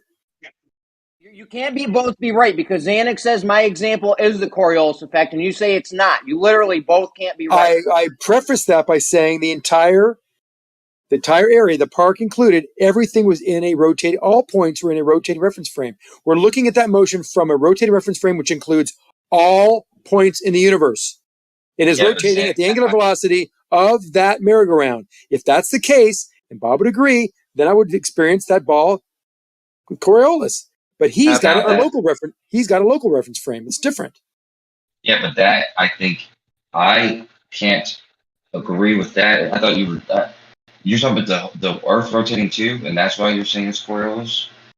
Jeremy, if you don't understand the concept of angles to a curved line, I don't think you're going to understand Coriolis. Trying to change the subject. No, just pointing out the obvious. People who don't understand basic motion shouldn't be talking about Einsteinian relativity. Oh, damn. Shots. I do have to at least hand out or offer out an olive branch because, like I said, even though it sounds like me and Jeremy were agreeing, I do agree with his. I do agree with him here. I don't agree with his sentiments, though. I don't think there's any reason to put guys at each other. Well, I think one answer is to just define them slightly different. Like have one of them be called Earth-based Coriolis effect or Earth-based Coriolis whatever, if that's what you want to use, which means that you're on the Earth and you're throwing a ball and blah, blah, blah, or you're shooting a bullet or whatever. And then the other one where you're talking about things that are like Kosha was talking about, like retrograde motion and stuff like that. Just call that Coriolis dynamics or Coriolis mathematics or whatever you want to call that. I like your subcategorization, Joe. If I could say something real quick about how y'all talked about pseudo force and the words having different meanings, or like what's the problem? Like if you say bug juice, is like we all understand that it's not from bugs. So what's the problem with pseudo force? I don't get it. Pseudo force means fake force. So and it is a force that doesn't have an origin. Pseudo force just means it's an inertial force. It doesn't mean it's a fake. Yeah, Don agrees with all that. He's actually speaking to the flat earth right now. He's asking them. It's literally a why. He's asking them why they have a problem with is just an inertial force. Right? Why is bug juice understood to be Kool-Aid and not actually juice from bugs, Jeremy? Or camel spider. Dude, I don't know about Kool-Aid and bug juice, whatever you said. I know that it's a fake force, just like Zanuck said, because in my example, in my example, where the guys throw the ball straight line and there's a guy in a roundabout in the middle spinning and watching it deviate, there's no actual force there. It's just a fake force. It looks like a force. You can do the math for if there was a force, but there's no force. So in the scientific realm, is it because it's in the scientific realm that No, because we know that things for something to have a curved path, it has to have a force acting on it. You're And missing from the that, point, Danny, from, first of because all. it's reference. Remember, the two requirements of a fake force or a pseudo force is it's reference frame dependent and it has no origin. So that curved path from your reference frame, it's actually curving. It truly is. If you look at the point coordinates, it actually is taking a curved path. And to do that, it needs a force to be acting on it. If you want to prove it, you could get a railroad track that ball would fit on and make it go straight from your perspective. And you will see it'll act on the railroad track and put a force on it. And that's how the angular conservation of angular momentum comes into play, Jeremy. If we had a railroad track with a train going north, it would slow the Earth down. Excuse me, it would spin. What type of angular Hold on, momentum? it would spin the Earth. It would spin the Earth faster going north. What type of angular momentum? What do you mean? What type? There's only one type of angular momentum. Mass times the angular velocity. Listen, if you have a train that's going north on a train track and it went real fast north, it would hold on. Let me finish my sentence. If you had a train on a train track and it went north, it would increase the spin of the Earth. It would actually make the Earth spin faster. That force is called Coriolis force. Types of conservation of angular momentum. The conservation of angular momentum says that angular momentum has to be conserved. Which type? He did this to us once before, where he said there's two types of angular momentum conserved. I'm waiting for that, Jeremy. Read something somewhere or saw a YouTube video that talked about it. He has no idea what it is, but he likes to repeat it. He thinks it's a gotcha.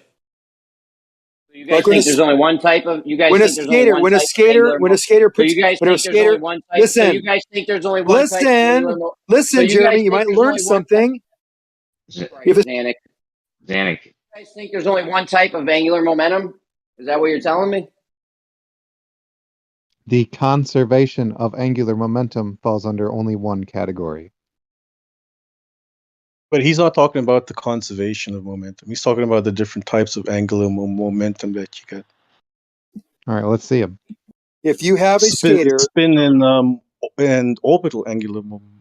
If you have a skater, which is just oh my god, isn't the orbital angular momentum just the angular momentum of all the masses combined? It's a mass times the angular velocity. Listen, if you have angular momentum, it has to be conserved. So that's why when skaters pull their arms in, something has to give. To conserve that angular momentum, you have to increase the velocity, the rotational velocity. Otherwise, momentum would not be conserved. For that same reason, when a train leaves the equator and goes north, it will spin the Earth up. That's the conservation of angular momentum. Yes. Thank you. But is that what Jeremy's talking about? I think Jeremy doesn't know what he's talking about. No, he really doesn't. Jeremy was talking about spin and orbital angular momentum. How those are the two different types. Are they not the same? Jeremy? No, spin is when momentum around Are they not the same? A center of mass, and then angular is around like a center of rotation. The center of mass. Did you just really ask? Well, if you have an orbit, did you really just ask if they're the same? What the fuck? If you have an orbit, if you have an orbit and you want to go to a lower orbit and maintain that orbit, what happens to the orbit? What happens to the speed of the spacecraft? Does it go faster or slower? You want to go to a lower orbit, like a smaller orbit? I would say it goes slow. No, am I understanding you right, Bob? When you say it goes to a lower, same amount of energy making a smaller circle, what you think it's going to do? No, he's not asking about the amount of energy. He's asking about the speed just to keep the lower orbit. Yeah, well, I think you have to go faster to keep the lower orbit. I'm pretty sure energy's involved, but thanks. Yeah, I'm not saying energy is not involved, but that wasn't the question. That's what I'm saying. But the answer is the same. You have to speed up because if you're closer, you need a conservation of momentum, conservation, i.e., the energy. But you had to correct me though. But that question doesn't assume conservation of momentum. It's just asking if it doesn't. So for What is the example, question? At the ISS, the force of gravity and the force of centrifugal force are balanced, so you're weightless. In order to get that orbits every 92 minutes. In order to do that on the surface of the Earth, it would have to rotate every 84 minutes, right? Yeah. Okay, so we would have to speed up.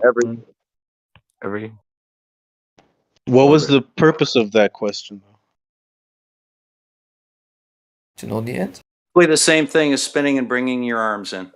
It's the same thing.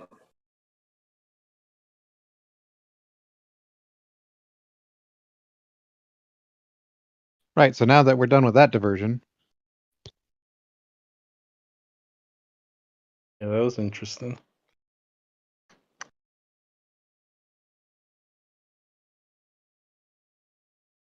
Let me try to be. Yeah, Kosher, you still here? I wanted to ask you. Kosher, sorry, I just want to ask you something before you go ahead. I have a girlfriend, bro. I told you this many times. All right, that's cool. Was it you or Geo that said that retrograde of planets is a type of Coriolis? Was that Geo that said that? What I said was retrograde motion is an example of Coriolis, because when you're describing Mars or Mercury and the path it took, if someone asks you, hey, what path does Mercury take? You could describe it in the reference frame of the sun, in which case it would make sense with these ellipse paths. However, if you were in the position of describing it as it's viewed from Earth, strictly in that description, as people have done in the past, that is the path that it's taking is actually caused by the Coriolis force. Because in that description, it's being described from the rotating frame. Wouldn't that imply every motion of the sky? Yeah, wouldn't that imply every motion in the sky is Coriolis? That would describe if you're describing the path of an object in the sky, like the planets or stars or something, or like star trails or something. I mean, I said this because this example made sense, and I looked it up, and it's actually true. Well, I would look at it as an interaction. Not a very good example. References. The only reason Mars, for example, goes retrograde is we pass it in our orbit, because we're orbiting once a year as opposed to once every 2 years for Mars. Yeah, we're just like passing. It's like an illusion almost. We pass it, we overtake it, and then it takes us over again. Yeah. Would you really call that Coriolis? I mean, that's what it's. I mean, I was like, hey, this is Coriolis, and then it says in this thing that whatever I posted before, it said, yeah, it's Coriolis. Yeah, I would really consider that Coriolis, but I'd really like the reference that you got for that. That's pretty interesting. Where's your reference? Where's your reference? He posted it. Where's it from? Encyclopedia of spatial science or something. And this comes from astronomers, right? Shit like that. So this is science. Yeah, so but these guys are science deniers right now, Kosho. Is that what you're telling me? They're denying science. No, we're not saying anything. That's your stop trying to divide and conquer. You've been trying to do that for the last 30 minutes, bro. It didn't work with Bob and Zanuck. It's not going to work with the rest of us. That's because Zanuck folded like a cheap fucking suit. All right, Zanuck's dead. Yeah, but stop trying to divide and conquer people, man. Like, damn. You ever fold a cheap suit?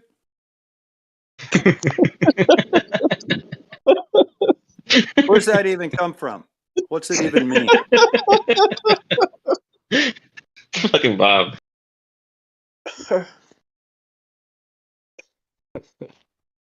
These are great questions, Jeremy.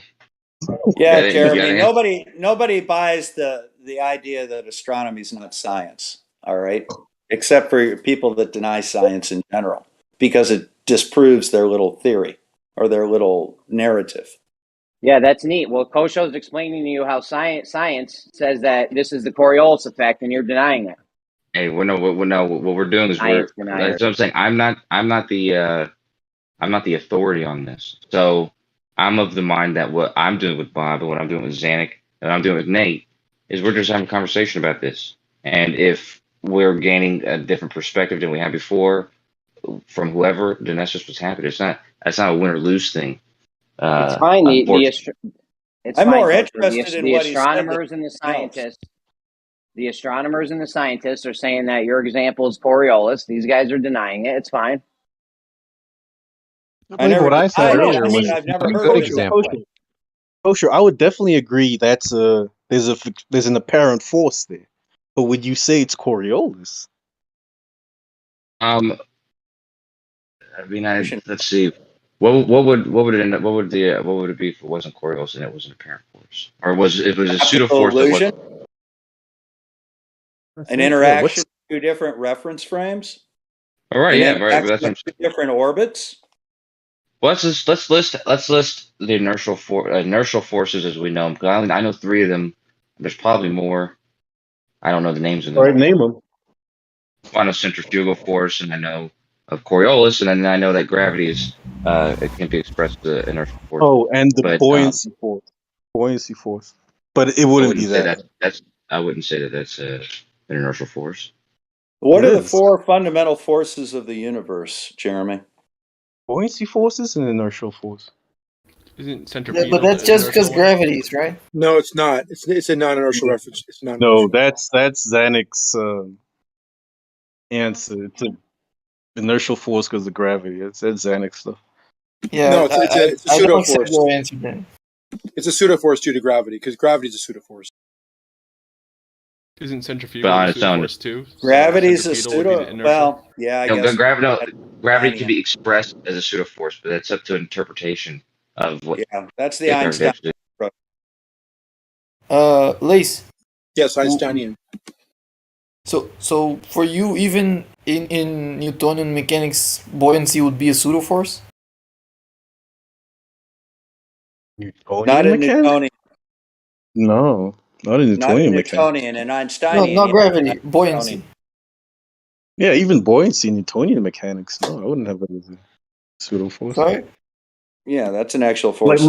Yeah, that's what I'm asking. Yeah, I think but they like said I told that. you, that's Zanek's answer, not mine. It's Zanek that says that, not me. Yeah, that's why I'm asking you. If for you, even in Newtonian mechanics, if buoyancy would still be a pseudo force for you.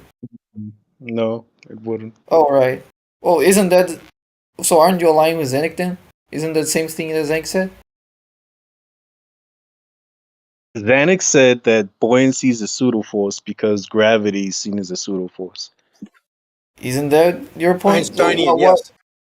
Einsteinian, yes, because gravity in Einsteinian physics is a pseudo force. And not in Newtonian, right? Not No. Newtonian. Correct. Right. One of so, the 4 so primary you, forces of nature in so Newtonian. how are you disagreeing with Zanek, Lace? Because I'm saying it's due to it happening in a non-inertial frame of reference. But it happens even in inertial frame of reference. Yeah. Yeah. Well, we say it's happening in an inertial frame of reference because in Newtonian mechanics, what does a force have to do? You could have I gravity. gotta think about If you want to it. break it down to a without the Newtonian, it's not spin. hard to do. You could give a ferrofluidic, have a magnet, create a simulated gravity, or even a centrifuge. Well, that'd be pseudo as well. No, just have it in a magnetic You don't need arena the spin for gravity. and use proper forces to get the buoyancy force. You could do that. Yeah, and even with gravity, what creates the buoyancy is the pressure around the object, which is created by the weight of the fluid and the weight of the object being different. Created by the acceleration. It's either Newtonian or Einsteinian, So- whatever you so- want. If it's Einsteinian, it's pseudo. If it's Newtonian, then it's proper. Maybe the rotation affects it, but you don't need it. Oh, anyway, I think we're all in agreement here. That Yes, I think we're just getting semantical. What are the four forces of nature, Jeremy? Earth, air, fire. and first water. one is love, right? I forgot to Why are you asking me this question? Me, I'm a force of nature. Yeah, why are you asking me that? Hey, Because Bob asked you that. Hey, one of them's a pseudo force, Zanek. Don't ask trick questions. Well, this is the part that I want to bring up a long time ago. Is the thing about pseudo forces is just because they're called pseudo forces or fictitious forces doesn't actually mean that they're not forces, because those are just they are actually forces. those are subclasses forces. It's just that's the type of force it is. It's a pseudo force. So that doesn't mean it's not a force. It just means that it's a pseudo force, and the pseudo force is described as being a force. Because you could be in a car and being a smash. force only from certain reference frames. It's Yeah, limited you to could be in a car, take a left turn, smash through a window. There was a force involved. You can see the result. Your head's bloody. Doesn't mean it was fake. It just means it was reference frame dependent and it was without origin. That's all it means. What does pseudo mean? Lambert, what he just explained it. Pseudo means without origin and reference frame dependent. Should I say it again for the 8th time? No, but he's asking what the specific word means. But that's that the is same thing. specific. No. He's saying just the word. He's saying just the word pseudo because he's trying to pseudo. Yeah, in English dictionary means fake. It's context dependent. Right. Well, here's the thing. I can put on a Halloween costume of a Dalmatian, and I'd be a pseudo dog. That's about as real. I'm about as real of a dog as a pseudo force is actually a force. No, but could you eat a pound of dog? Could you eat a pound of dog food and chase a cat up a tree? No. So you're just not the same. Could actually. Pseudo forces actually have results. Stop it. Those are bad examples. Pseudo forces actually have the result of real normal forces. The results are the same. The difference is no question. It's without origin and reference frame dependent. Why can't you get that through your heads? Okay, so if pseudo forces are subjective to the non-inertial reference frame, do they objectively exist? No, yes, they objectively exist. Of course they do. Not at all. They objectively exist, but only subjectively to one reference frame. Now you're talking gibberish. How can Now you're just anything be talking objective, gibberish. Zanuck? Without a Yeah, God this is a reference classic. frame, how can anything be objective? There's no preferred reference frame. You can view an inertial reference. You can observe non-inertial. You can observe. Stop. You can observe non-inertial effects from an inertial reference frame. It's not a problem. When you're in your car driving and you take a turn and your buddy flies out the window, what happened? The effect is he flew out the window. It's not a fake event. It happened. Why No, it it happens didn't. makes. Not Hold from every on. reference Hold on. Why The it window happens flew is out of that. him. Hold on. The reason it happened is because he was traveling in a straight path. You turned the car. He flew out the window. The force threw him out the window is pseudo force. He could have smashed into the window and damaged his head. That would have been a pseudo force also. It's the classic That would use have a been an actual different force. That would have been centripetal. It would have been an actual force. No, the centrifugal force I is said what throws him out. centripetal. The centripetal force is what hit him in the head if he hits the Exactly. window. So if he hit the window on the head, it would have been an actual force. So one's an actual force and one's a pseudo force. They both have an effect. You can't have one force without the other. The force that was counteracting the centripetal force is a pseudo force, but it still has the effects of a real force. All the same values apply. The effects are the same. That's what you guys don't get. It's using different definitions of the same word out of context to try and make a gotcha point. Yeah, That's all. exactly. So what would be the logic behind calling it a pseudo force? Why wouldn't they just call it a force if it has the same That's actually what started. Hold on. I started this point with asking that question that I don't know if Jeremy, if you ever answered. What's the logic behind it? The same as you call bug juice. The logic is to have a substitution word, to have words that you understand with connections to other words. I mean, what's the problem? You don't sleep on the synonym. Fictitious force. See? Why not though? Fictitious means fake too. The purpose for pseudo forces is to just Fiction not is not have to real. go into all the Fictitious details is of not describing the real, but force yet the it best is way. real in science, in physics. It's a real force, has real effect. Fiction is real. Fiction is real. Yo, I They don't both No, are real fiction. types of books. Fiction. No, not non-fiction is real. Fiction is not real. Get it? We got it backwards. There are fiction books. There is. You got it real. Fiction is not real. Why are there fiction books in the library? Oh, that's a good analogy to our conversation. Yes, fiction books are real, but these stories are not real. Dude, you guys are out of control. You know that, don't you? Completely, utterly out of control. It's real. So pseudo forces are real. You said it. What did you say, Fund? Yes, pseudo forces are real. Yes. Right. Want to know what Fund was saying that. Is real? Is that what? Just trying to continue your analogy there.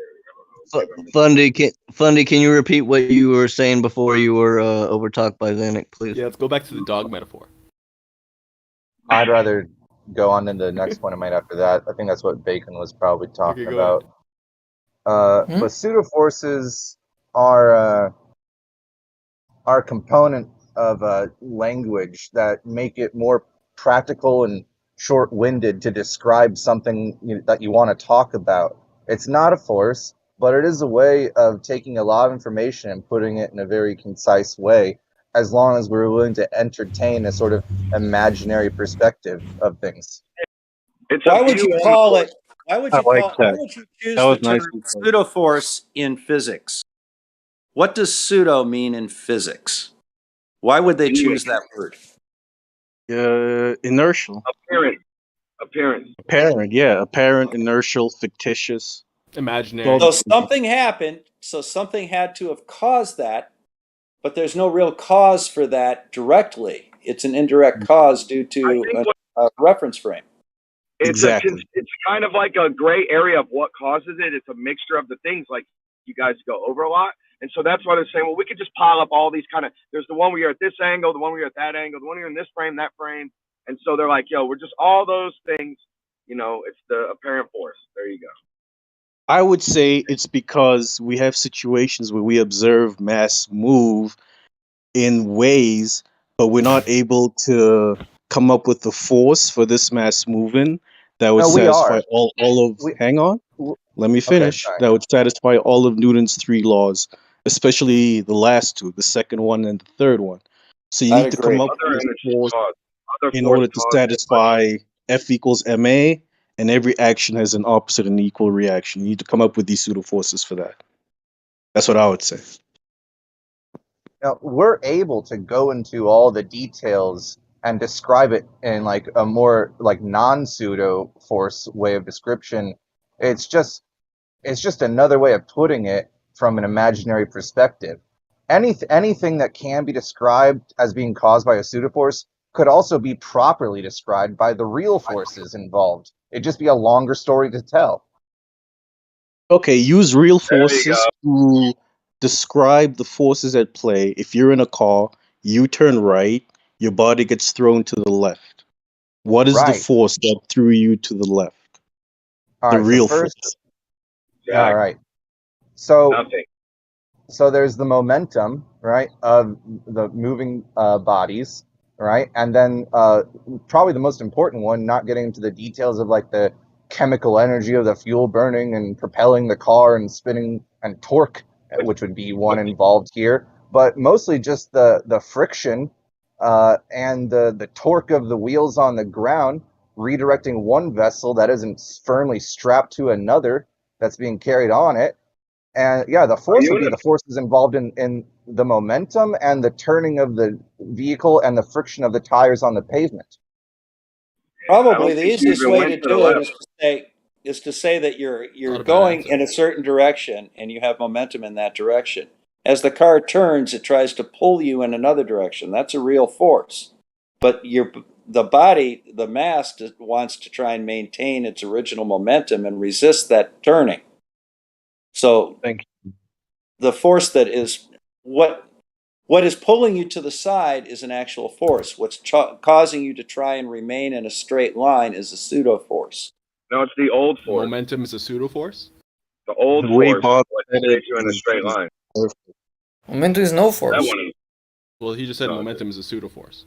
He definitely did not, Bob. That one, come on, that last Bob, one there. no, Bob explained it perfectly. I just think you guys didn't understand what he said. What I said was the tendency to maintain the momentum in the straight line is the force that is opposing the car trying to pull you off to the side. But that's real. The angular trajectory, instead of straight, like perpendicular, straight or right, that angle, that's the pseudo force from the conservation. Not the wanting to go forward. Wouldn't you agree? Well, your centripetal force is the pulling of the car as you make the turn. What tries to keep you going in the straight line is your momentum, and that opposes the centripetal force. I see. So the centrifugal force. And the centripetal force I don't know. Does that make sense? Yes, sir. Yes, sir. I was kind of yes, sir. I see where you're talking about, like the force, the qualification. I was just thinking we're saying, hey, going left or right, but when you put the tag on it there, I'm like, yeah, of course. Let's just It say made sense until the end when you said that the momentum is the force. Yeah, your momentum, your inertia trying to keep you straight is the real force, and he's saying the centripetal force trying to pull you is the fake force. Centripetal No, is real. I didn't say that at all. I said the exact opposite. I said, what? Well, The maybe a better momentum? way of saying it is the momentum is what is resisting The pull, centripetal, yeah. and that resistance can be viewed as a pseudo force trying to pull you back to straight. So momentum is a force now. Which is So if always you're driving- You really did that, did you? You could call it inertia. You don't have to call it momentum, but yeah, that's the force.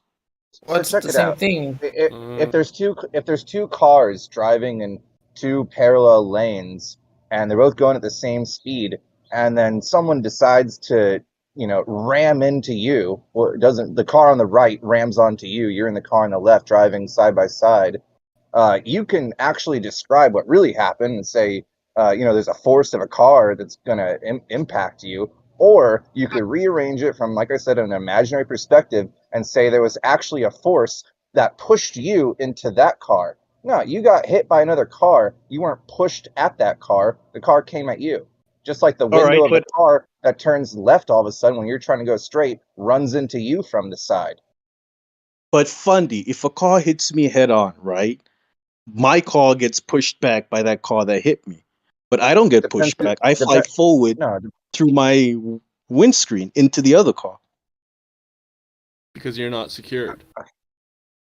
And you have I'm momentum. sorry. But that goes I against didn't what understand the Fundy way you put said. that. I didn't understand the way you put that. Yeah, if you and I are driving head on and we hit each other, your car is going to push my car backwards, but I don't get pushed backwards. I get pushed forwards.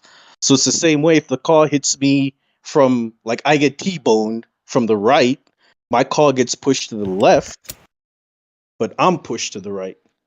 Yeah, you don't have to get thrown out the window when someone takes a sharp left and you're in the back seat. You can simply just get carried to the left as you get pressed up against the wall.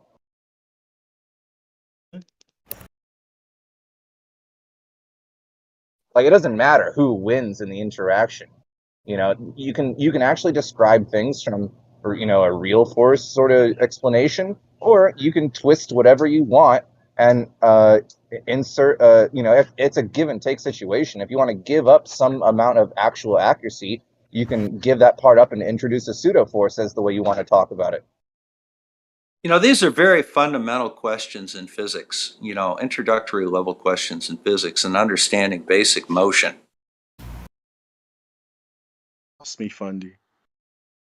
I think you're trying to complicate something that's very simple, man.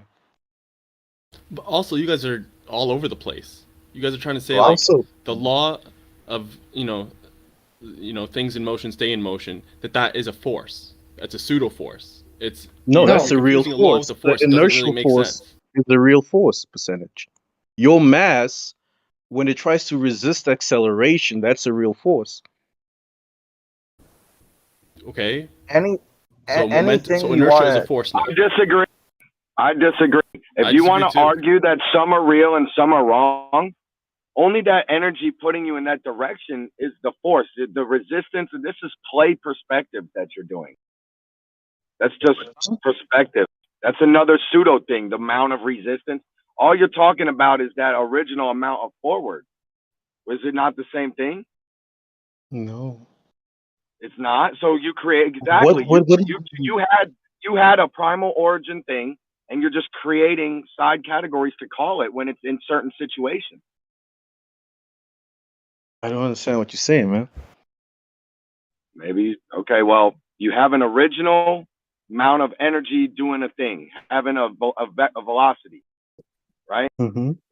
Then you're saying, okay, under certain circumstances, we're going to put measurements on, how much it's going to do the inertia or whatever the other term you just used, right? The resistance, right? And really, though, those things aren't a new thing, right?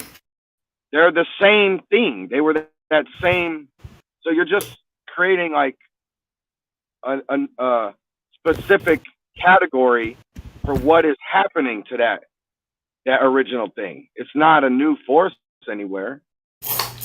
Yeah, Now like I said, about right. It's a shortcut for talking about things. Just makes things, you know, more short-winded. I don't think it should be an argument. I mean, because everybody understands what the definition is, so therefore it shouldn't be an argument, really. It's the first time I've heard people say that inertia is a pseudo force. I did not say inertia is a pseudo force. I did not say that. I know I'm out on a limb on that. I know I sound crazy on that. You guys said momentum is a pseudo force. Who said that? Momentum is basically inertia. Who said that percentage? Bob said that, and you were agreeing with him. No, I was explaining that the momentum is what resists the turn of the car, which makes you feel a pseudo force. Not the momentum turn of the itself car would be is the a centripetal force, meaning that in that like context, the momentum is the centrifugal pseudo force. Yeah, it produces. You have a centrifugal force because of the of momentum. Not the momentum itself is a pseudo force. I'm going to post a picture. Percentage. You got a little wrong. I think I got you here, man. Like I said, in order to talk about pseudo forces, something has to be given up so that something can be added in its place. What's being sacrificed is the concept of involving momentum at all in this situation, so that can be thrown out, and a pseudo force that sends you flying can be introduced. Exactly. That's why I'm saying they're all over the place. Percentage. Do you see the diagram I posted? The path of the inertia, the green line, that's the inertial force. That's a real force. The centripetal force, the red line, is a real force as well. The centrifugal path of inertia force is a real force. Yes, inertial force. Then you have your I don't know about that, man. Your centripetal force and your centrifugal force. The centrifugal force is the pseudo force. Hold up. The other two are real force. Okay, so let's get some first kind of basic principles in order. As far as I know, a force is an interaction between two bodies, right? Do we agree with this? Okay. Inertia, as I understand it, is the resistance of one body, one object changing motion. Right. So how you're could always going to have that something that's limited right to one object be a force which requires two objects or two bodies? So I'm trying to tell you, you're always going to introduce that second before you create the inertia situation. You're going to bring in another punch, say you whatever. Okay, you hit the ball, it went forward, right? You had the two things. You had that initial energy, right? Now, when you're going to talk about the inertia in this ball going forward, you're always going to bring in another hit to that ball, right? Yeah. Or else you wouldn't be talking right. So it's basically a fantasy land until that other hit comes in, right? In which case, now you have the two real energies, and this inertia measurement is just middle ground, talking point, pseudo force category, the same as you put in the rest. Pseudo force comes in when it's one level. No, it doesn't mean that. That's not what it's not inertial force. And you break it down. Yeah, it's all perspective, bro. It's perspective. It doesn't mean an inertial force. It means path of the inertial. It's not a force yet. Well, now you're disagreeing. Centrifugal and the centripetal force to be, they have to be both. You need every force needs an equal and opposite force to be balanced. And for that ball to go around the center, about the center, it's got to have equal centrifugal to centripetal force. If there's no centrifugal force, then there's no centripetal force. No, you're just trying to describe trajectories and. No, I'm not. I'm not telling you. If you swing a ball around your head, you have a string. The string is centripetal. The ball wanting to go outward is centrifugal. They need each other. There's that balance, that percentage mentioned. That's true. I don't care what you call it, but no, I'm trying to be a whistleblower and let you know that your definitions are kind of crossing categories from a logistic point of view. Well, if you want to study it further, okay, never mind. Zanuck, he's right. The definitions aren't jiving because what you said directly contradicts what Lisa was just saying. No. Yes. Not at all. The centrifugal force is... The path of the inertia is a force. And you just said how is it? I agree. Why is the path of inertia? Where does it say that there's a path of inertia as a force? We're even in a diagram. Where does it say it's a force? He's talking colloquially about inertial. The inertial force. Inertial force means one that is not accelerating or rotating. So the inertial force is He wasn't straight. talking. We were clear about. I mean, go ahead. No, please. that's what it means. So there. I know. Show me Inertial what's an force example of inertial force. Go ahead. What's an example of inertial force? A synonym. What's for, an example of an inertial force? Bro, I'm telling you, it's just a synonym for a pseudo force or fictitious. No, it's the same it's thing not. basically. Something that's It's not observed in the non-inertial frame. It's not a synonym frame, for but not a proper within force. the inertial frame. Listen, we have the first A category. centrifugal of force is an inertial force. Hey, percent. Really? Yes, really. Percentage. Can I share something with you? What's up? So, and you know, imagine you were just sitting in a car, and pretty much it's just in an abyss. There's still like up and down, whatever, like weight. So you're not floating, whatever. You know, you're sitting in a car, but there's no other details involved in it, right? Then all of a sudden, you know, you thought you were stationary in this car. The car is stationary. You're stationary. You're just sitting in the back seat, and all of a sudden you go flying through one of the windows of the car. The only way to talk about you getting flung out of that stationary car is by saying there's a force that propelled you, right? Pseudo force, when you use the category of your first definition of force, right, you'll realize that you're now actually talking about a pseudo force with your thrown forwardness. Yeah, caused by rotation, caused by motion and rotation.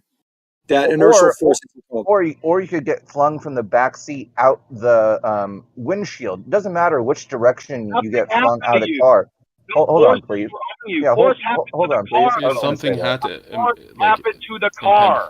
Anyways, you know, so when we start speaking in terms of physics, and the only ingredients involved in what we're talking about are I'm sitting in a car, for all intents and purposes, I'm stationary in a stationary car, and all of a sudden I was flung through the front windshield.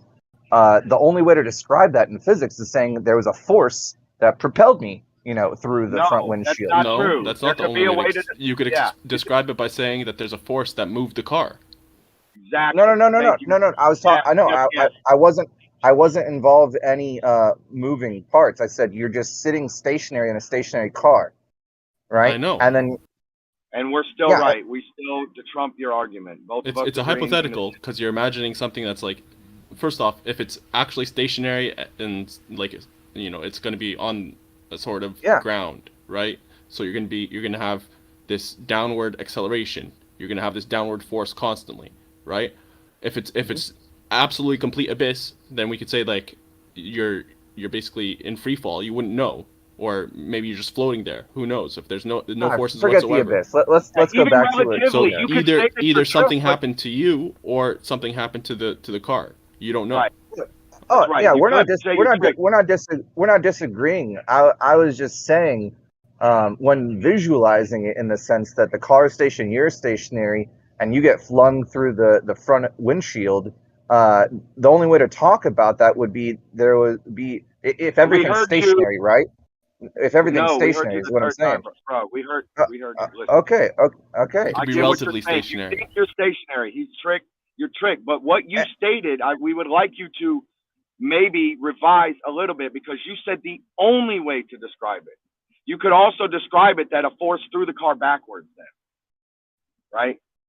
No, I was saying you're the only thing moving. You guys are getting a little bit ahead of me. No, I think the point is this is rooted in like something fantastical, right? That there's nothing else doing anything, you guys are right. And suddenly it just happens. It's like a hypothetical. All right. And I guess that's why they call it a fictitious force, because it's fiction. Like it's not realistic whatsoever, so it's not really worth kind of delving into it. In my opinion. No. Hold on. After we got that agreed upon, like you said, there's two options. To bring it in reality, either the car was like the Hulk was in front of the car and pushed it backwards, and then the car flung backwards, and you actually stayed still for the most part, and flew through the windshield by staying still, or the car was moving and it suddenly stopped. And Or this is the Hulk okay. threw you forward. Or the Hulk threw you forward. Sure, or pushed you from behind, right? Just you somehow. Oh, yeah. I mean, just the car somehow in your other example. Well, the car's outside. It's hard for the Hulk to get between you and the car seat you're sitting in. But yeah, Dude, but it's hard for you to separate from the car instantly. I get what you're saying, but he could have yeah, just you're right too, Hulk though. could have been in between you, the seat, and you, and whatever. All right, you're right. Yeah, Okay. yeah, you're good. Well, Now, like, there's dude, always it's going to like, be a real force involved in any particular situation, any of the three options we laid out. But there's always a real force. However, you can not describe it as it really happened and say a pseudo force acted on something else. Like if the Hulk pushed the car, you could say a pseudo push actually pushed you. I thought there had to be an element of like contact or friction or some type of particle connection for the original foundational definition of force. Right. And once you have to have that, the two, like percentage open.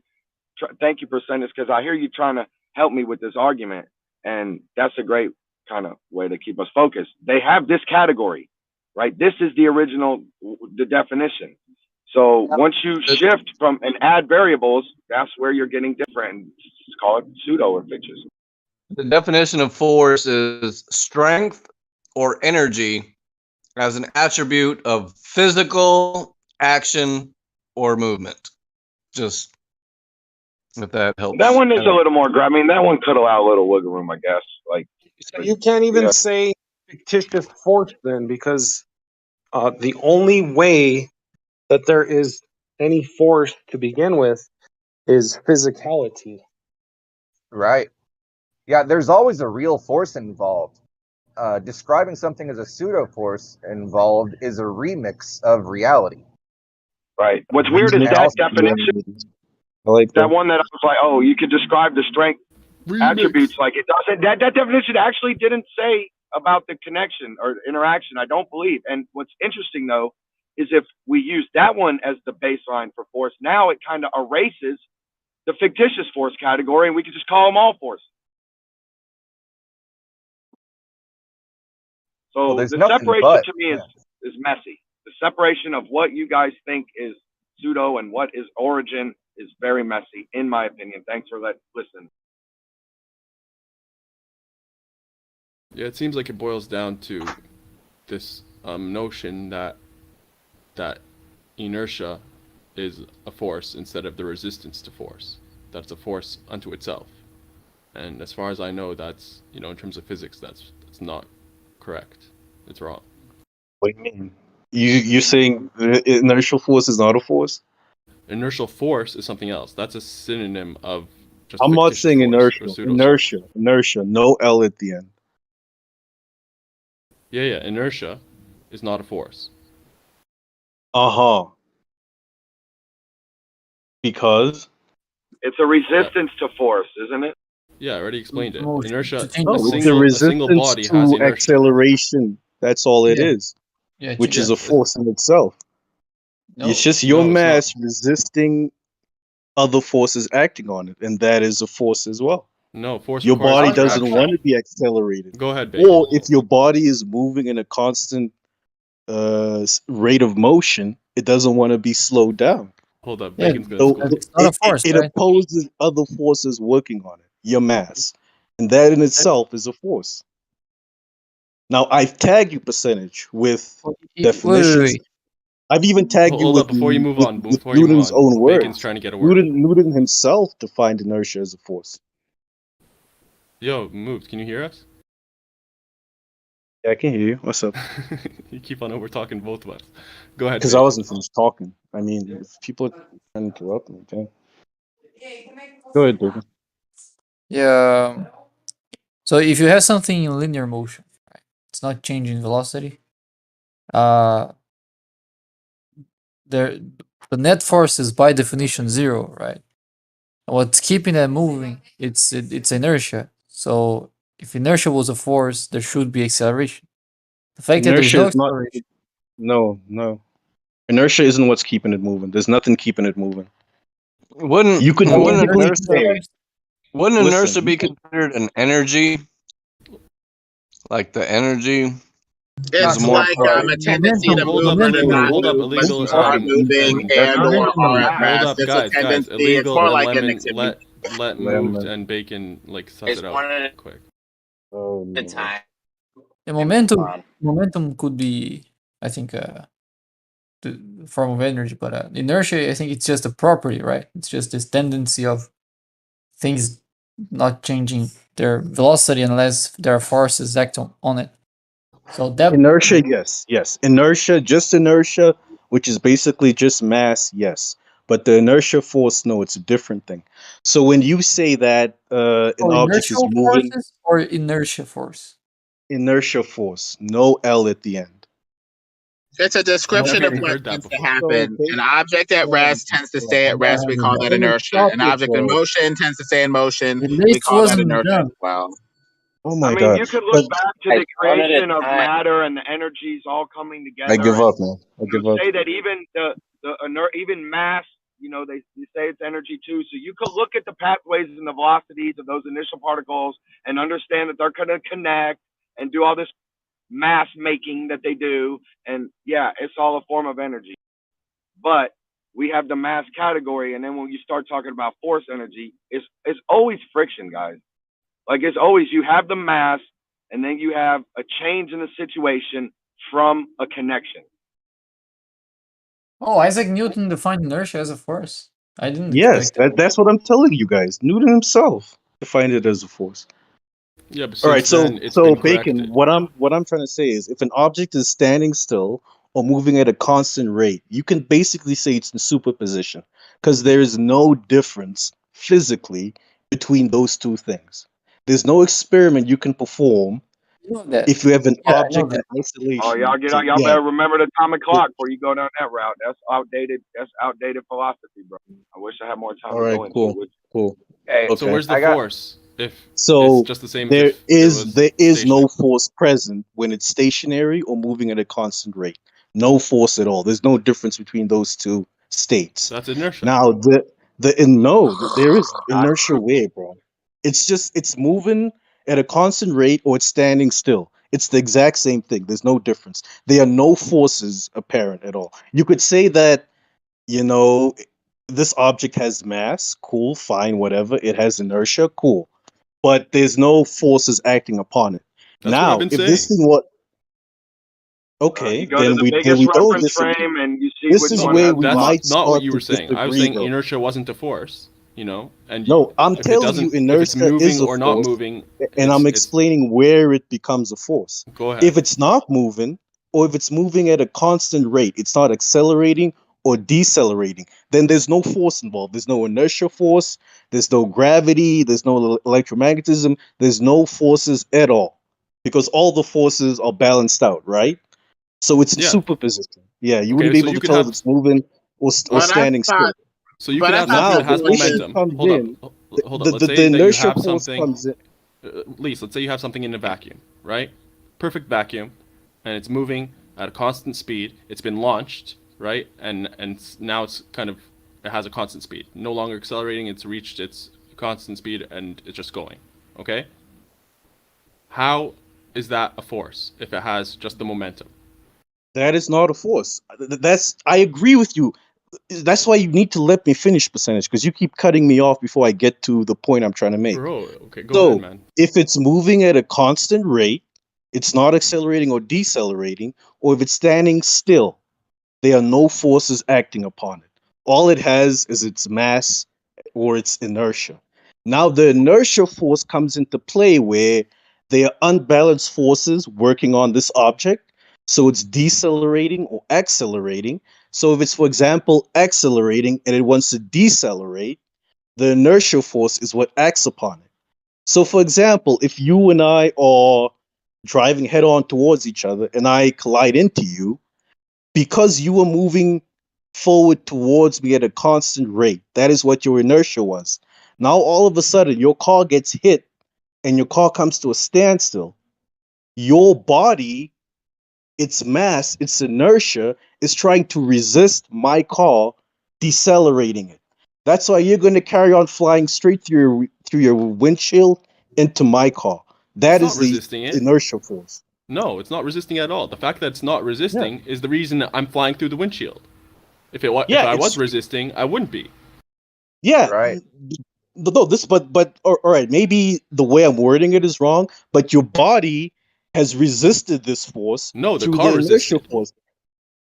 My body's Yes, still but going in the same trajectory. But your body, that's what I'm saying, your body has resisted the force of my car smashing into your car. And your body carries on moving forward. Hey, I wouldn't say it resisted it, because resisting it, like that's what happens when you're changing the position of something, changing the state of something, right? That's what inertia is. My inertia is it's staying intact. There's no resistance going on. That force isn't affecting me. It's not interacting with my body. It's interacting with the car. Yes, it is, because your body is in that car. You're part of that system. But you if I'm not stabilized into it, I'm going to be impact of flying. my car hitting you. The fact you feel the impact of my car hitting you means there are forces working upon you. I feel it when I hit the windshield. And sure, when I hit the windshield, there's some resistance. He's right. The car is resisting, and the body is continuing to go forward. The car is resisting, not the body. Inertia force. What do you mean the car is resisting and not the body? Because the car's inertia is being affected. Its momentum is being affected. It's being resisted. Yes, and so is yours, but bro. I'm not. No, because I'm going you flying, were remember? moving at a constant rate with that car. You and that car were both moving at 50 miles an hour. I don't know. But all of a sudden, when my car hits yours, you feel the impact. Only but if I'm like, wearing my seatbelt or something. Carry on moving at that constant rate. That's why your body gets You're the person does carry on moving at the same rate. Yeah, when two cars collide, the car that's colliding with the other cannot move forward, therefore it's resisted, but the body that's in the car continues to go forward because it hasn't hit anything. Once it hits the windshield or the steering wheel, you could call that resistance, but initially, no pun intended, there's no resistance with the body. It's the resistance with the car because a car hit another solid object and stopped its momentum and resisted its momentum, and the body did not. Once the body hits the windshield, you could call that resistance. All right, what do you mean when you just said the car resists the other body and its momentum also like you said resist twice in a row for two different things? You're saying the car has inertia. It's remaining in motion. When I say resistance, I mean your body is resisting the opposing forces from my car having hit your car. Your car can't resist my car, right? My car hit it, stopped it in its track. I think your body. Lise, when we say resistance, we're talking about inertia. The resistance to a force. So, since we're not affected by the force, we're going flying. We don't have resistance. Yeah, you're going flying forward. Yeah, the car has resistance because its momentum, its inertia is being affected by the force of the other car. But and you are being resisted. Listen, when you are in your car, you are not in a vacuum. There's air particles in your car, right? Okay, now you and your car hairs. are in a connected system. So when your car gets stopped, everything in your car tries to stop as well. But you resist that stopping through your inertia. You carry on forward. I agree with you. There's going to be a negligible amount of resistance from the air particles that we're going through. And then from the steering wheel or the windshield or whatever. From everything, yes. But aside from that negligible amount, or those like momentary amounts from hitting actual matter or whatever, from physical like forces, the centripetal forces, there's no resistance acting on our body. Unless we're wearing seatbelts or something like that, and then it's a broken metaphor. Let me propose a different scenario, okay?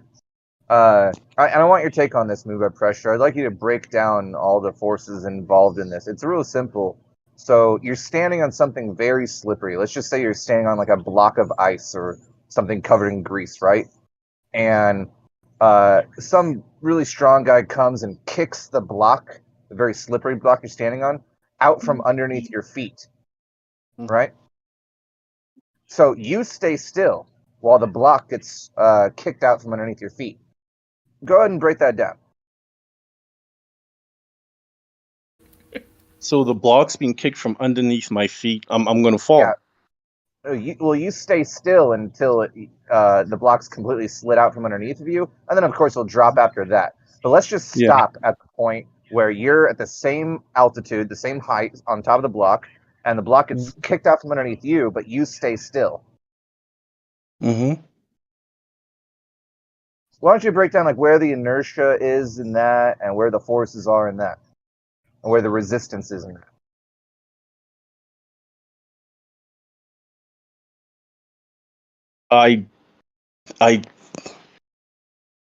Where the resistance to what now? Because all that's happened is the ice I'm standing on that was supporting my weight has been removed. No, it's still there. It's a really long sheet of ice. You have like a huge giant dude that kicked it out. Oh, that's possible too. Yeah, you could have an infinitely long piece of ice and you stay still and it gets kicked and it keeps moving underneath you, but you stay in the same. Yeah, and then as long as it's infinitely slippery, you stay in the same spot while the ice got kicked, moves underneath you. So there's I'm no saying it could be friction infinitely happening long whatsoever. sheet of ice because then Yeah. no one could come to the side and kick it. Yeah. All right, so if someone kicks this ice, there's no friction whatsoever. I'm gonna just stand there. Yeah, like it's I don't absolutely understand. Yeah. Don't worry about Yeah. what Percentage was saying about how All impossible right, it if is. it's absolutely frictionless, I would just stand there because I mean I can't think of any forces working on me aside from Yeah, friction. because you have inertia, right? That's why you stayed in the same spot. I would say, yeah, because of my inertia. Yeah, I stay in the same spot. Yeah, I would totally agree with you there. There's no inertial forces present.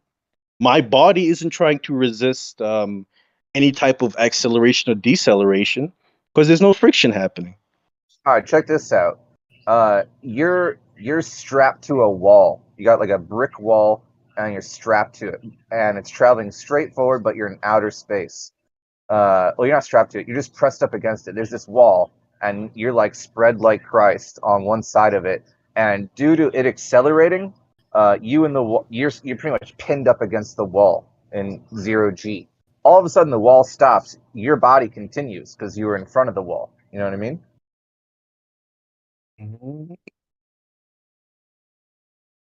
Does that make sense to you? Could you repeat that? So sorry, man. So in a 0G environment, you can imagine this going up, down, left, right, doesn't matter because 0G. And let's say laying down, okay? You're laying down on a floor in outer space. And you're constantly accelerating upward, getting faster and faster. So you're kind of pinned down to the floor that's rising beneath you, right? Okay. All of a sudden, and we're accelerating as we move up. And then all of a sudden, the floor that's accelerating beneath you stops, and you get launched from it, right? Yeah. Would you say that you retain your inertia after the wall stops? So when the wall stops, no. So when the wall stops, my momentum keeps on pushing me forward. At the same speed, though, right?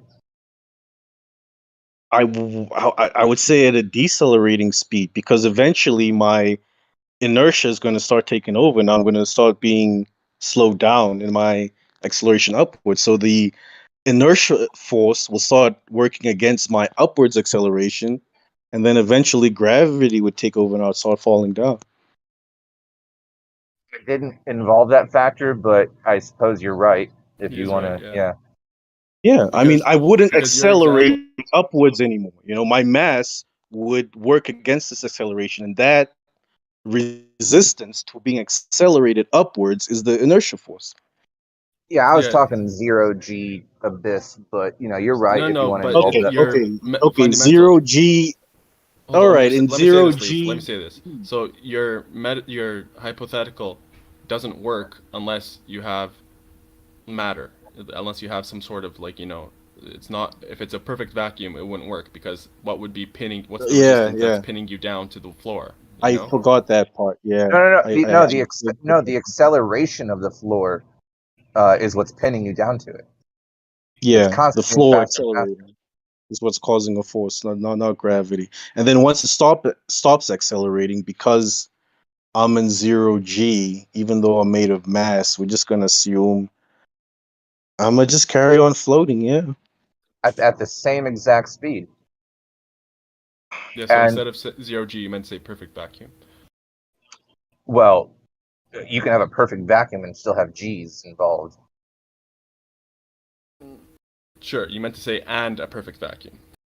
Yeah, I would say I would accelerate at the same exact speed because there's no opposing forces working on me. There's nothing accelerating me or decelerating me. I would just now move at a constant speed. While I was on this floor, this platform, moving upwards, I was accelerating, but once I get off of it, I'm going to come to a constant speed.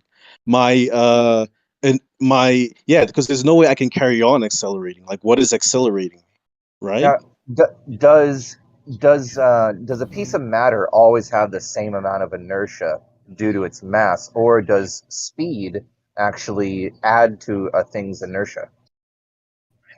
I would say the faster something goes, the more energy is being applied to it. So the more inertia it starts gaining. The faster you move, the idea is the heavier you become. The more mass and energy you take in. Well, yeah, that's the Einstein stuff. That's pretty crazy. Like the faster you go, I mean, I understand the lower fractal level of that, where like if you jump up high and you come down with some speed for a moment, you'll weigh more if you land on a scale than if you're just standing on it. But that's not what that's different than what you're saying. You're talking about things actually becoming heavier the faster they travel, which is a whole another story. Which I don't even understand that really. That's a trip. Yeah, but just to conclude on this hypothetical you gave, I would say on the platform, as it's pushing me up, I'm accelerating. Once it stops, I get thrown off. I carry on accelerating to a certain point because there's nothing energizing me anymore. My mass is going to work against this acceleration till I come to like a constant flow of movement. So I'm just moving at a constant rate. So now my inertia force or my mass has balanced out with this upwards force that was pushing me up caused by the platform. So I would start moving at a steady rate. I think you only got one. I think over you got one time, thing wrong there, and that if something is propelling you, like this wall that's accelerating, that like is carrying you along, once it's done accelerating and you leave it, you never gain more speed. You'll never go faster than how fast the wall that was propelling you is going. I didn't say you would go faster. I said your inertia would start working against you to decelerate I'm pretty sure you said you'd continue to accelerate for a certain amount of time afterwards. Yeah, you did say that. If I said that, then I misspoke. I apologize. Okay, but what I meant to say is, Fundy, let's steel man your hypothetical. Let's say this floor that's launching you up or whatever. Let's say it's going at a constant speed. Hold on. Hold on 1 second, percent. Just so we're clear, you actually would be accelerating. Not after the wall stops propelling you. Yeah. If so, you're slowing down. Are you slowing down? No, you keep the top speed in a perfect vacuum of 0G abyss. The top speed that is reached is the speed that will continue from that point on. You're not decelerating, you're not slowing down or speeding up. You're going the same rate. Okay, never mind. Yeah, there'd be nothing to make a change on your speed after that point. I think though wouldn't you slow down? Not at all. In a perfect vacuum, what would slow you down? You just continue at the same rate. Now you got this interesting idea about inertia that I've been picking up from you.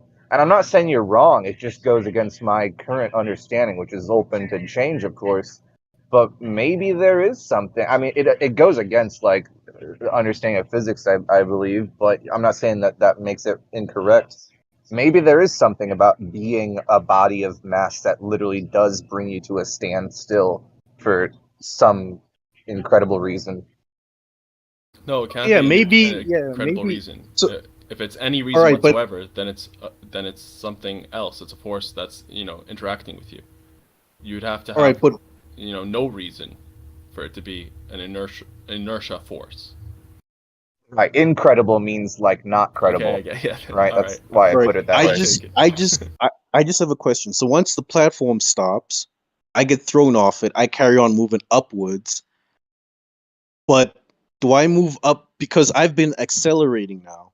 Does my acceleration stop and I start moving at a constant rate, or do I decelerate to a constant rate? I decelerate, right? Till I reach a constant rate. No, you stop accelerating, but decelerating would mean you go slower, and you never once lower your speed at all or your velocity. So you But then how accelerate. do I stop accelerating? You never do. You never do. No, he does stop. I'm sorry. Acceleration I'm sorry. stops as soon as you're launched off, and then you're just going at the speed. But what is at that stopping point. my acceleration? There's no gravity. What's stopping me go upwards faster? The fact that the accelerating There's body no behind you is propulsion. gone. It just Yeah, the there's source of the acceleration there's no propulsion stopped. anymore. All right, but if that propulsion is gone, should my inertia not have me carry on accelerating? Not if there are no accelerating. forces Why would you working speed up? Just against me. traveling. Just traveling, not accelerating. Yeah, you're going. But then you're going what at is the exact the speed. force that's stopping me accelerating? There must be an opposing force now that's stopping me accelerating. This thing is stop pushing me up, fine. Why would you accelerate? Why would you accelerate? You wouldn't What's going to cause you accelerate. to accelerate? You wouldn't. We all agree you would stop accelerating. The question is, what is making you stop accelerating? The ceasing of metabolism. So the way I define metabolism is consuming some sort of fuel in order to propagate. Once you run out of fuel, that's what causes the ceasing of propagation or propulsion. Sure, I would just say, don't conflate deceleration with stopping the acceleration of whatever was causing you to go faster. Decelerating is decreasing your velocity. It's decreasing your, the rate that you're going. Whereas if the floor just acceleration stops, you're going to have the velocity and it's going to be maintained. You're not decreasing it. Deceleration is acceleration. Yeah, oh boy. That's true. All right. So yeah, think that sounds crazy. Please, you think that's not Nate? Huh? Nate, you think that sounded crazy? No, I mean, I'm not saying you're wrong. It was just funny. But so the platform is stopped. It was accelerating me upwards. It stopped. My body carries on. But you guys are saying, well, we all agree my body's not going to keep on accelerating because there's nothing to accelerate it. But what is the force that causes me to slow down and carry on at a steady rate? You're not slowing down. You're going at the exact speed. At that moment of launch, you're maintaining that exact speed, that exact velocity. You're not slowing down. At the moment of launch. The velocity is not decreasing. Yeah. But at the moment of launch, I was accelerated upwards.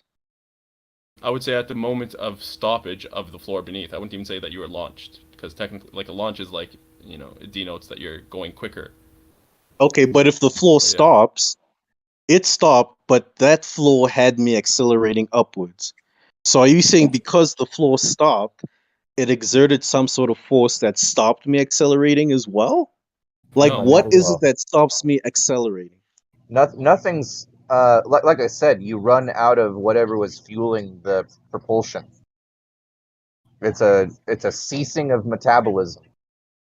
Ceasing of metabolism. You were accelerating as a function of the floor accelerating. You were just indirectly being affected by it, being carried by it. As soon as the floor stopped accelerating, that dependent relationship was gone, and the force that you had, the velocity that you have, is maintained. In any realistic situation, there has to be something being metabolized in order to cause the wall to accelerate. As soon as it runs out of fuel, or something stops it, then there's no more propulsion involved, but there's nothing that's ever going to slow you down. Yeah. Gentlemen, I would say this is what we call a Mexican standoff. We all agree you wouldn't accelerate anymore, but we can't agree on why. One person everyone agrees but you, man. All the guns are pointing to you, man. Percentage, do you agree with the whole loss of metabolism thing? No, that he's just like making it Some more of real, propulsion. but Yeah. kind of disregarding how fake it is because he's also maintaining. You're also maintaining a perfect vacuum. So if you're gonna make it real, make it real. But well, the questions begged that sort of answer because it's the only way to actually address it. But I get that we're exiting from but let's get back to like what we were talking about in terms of whether force is a force, okay, or like whether momentum is a force. So let's say instead of this accelerating floor, the floor is going a constant speed. All right, same perfect vacuum, and floor stops. You start. You keep on going in your constant speed, right, with your momentum. Is there a force there?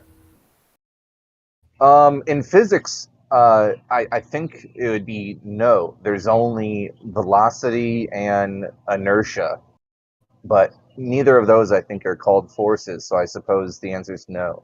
But it is very hard to define inertia because you get that bullshit explanation.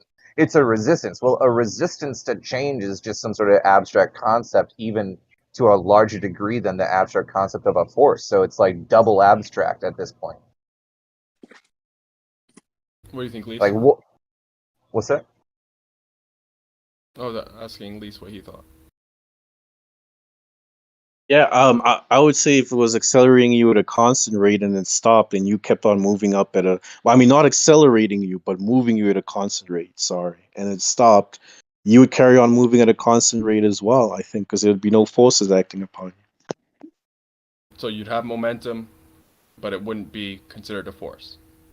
I would not consider that a force until other forces started acting upon you. Not until you run into something, right? And then you would release your momentum as a force. You would impart your force, and I guess you could say the source of force is inertia, but it's like inertia isn't a force itself, but it's the sources of all forces, or at least like mechanically. But I mean, you could define inertia force. That. So if I'm moving at a constant rate and then I bump into another force and I try to resist that force, that resistance, which Newton himself called the inertia force, it meets the conditions for all of his three laws of motion. So I mean, you could see it as a force. No, but if you're bumping into something, that's an actual force is happening, right? Yeah, but you also trying to resist that force. You're also working against that force. Sure, yeah, and that's what, like, the centripetal, that's a real force, right? Yeah, centripetal force is a real force. Yeah, I'm saying, like, the fact that something of matter is acting against you, is working against the inertia that you have, that you're resisting it, then it's a real force where there's no, issue there. But what was being said before was that the path of inertia, that momentum, is a pseudo force, and I disagree with that still.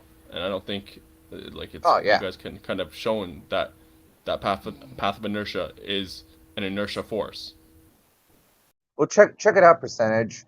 I have a definition of force. I'm sure tons of people are gonna stand up in the middle of their bath and yell at me or something for saying this, but the way I think about forces are modalities or avenues of energy exchange. And so in order for there to be a force, there has to be some sort of exchange of energy happening. And there's different modalities in which energy is exchanged. However, in inertia, there's no exchange happening, right? But it's what delivers the energy that will be transferred in a forceful way, right? Like your inertia contains all this, let's just call it like power, or I want to use the word force, but I know I shouldn't, right? Like your inertia can be like more at a certain point than it is another point. Like depending on how fast you are going, you have more inertia. But there's no exchange happening yet.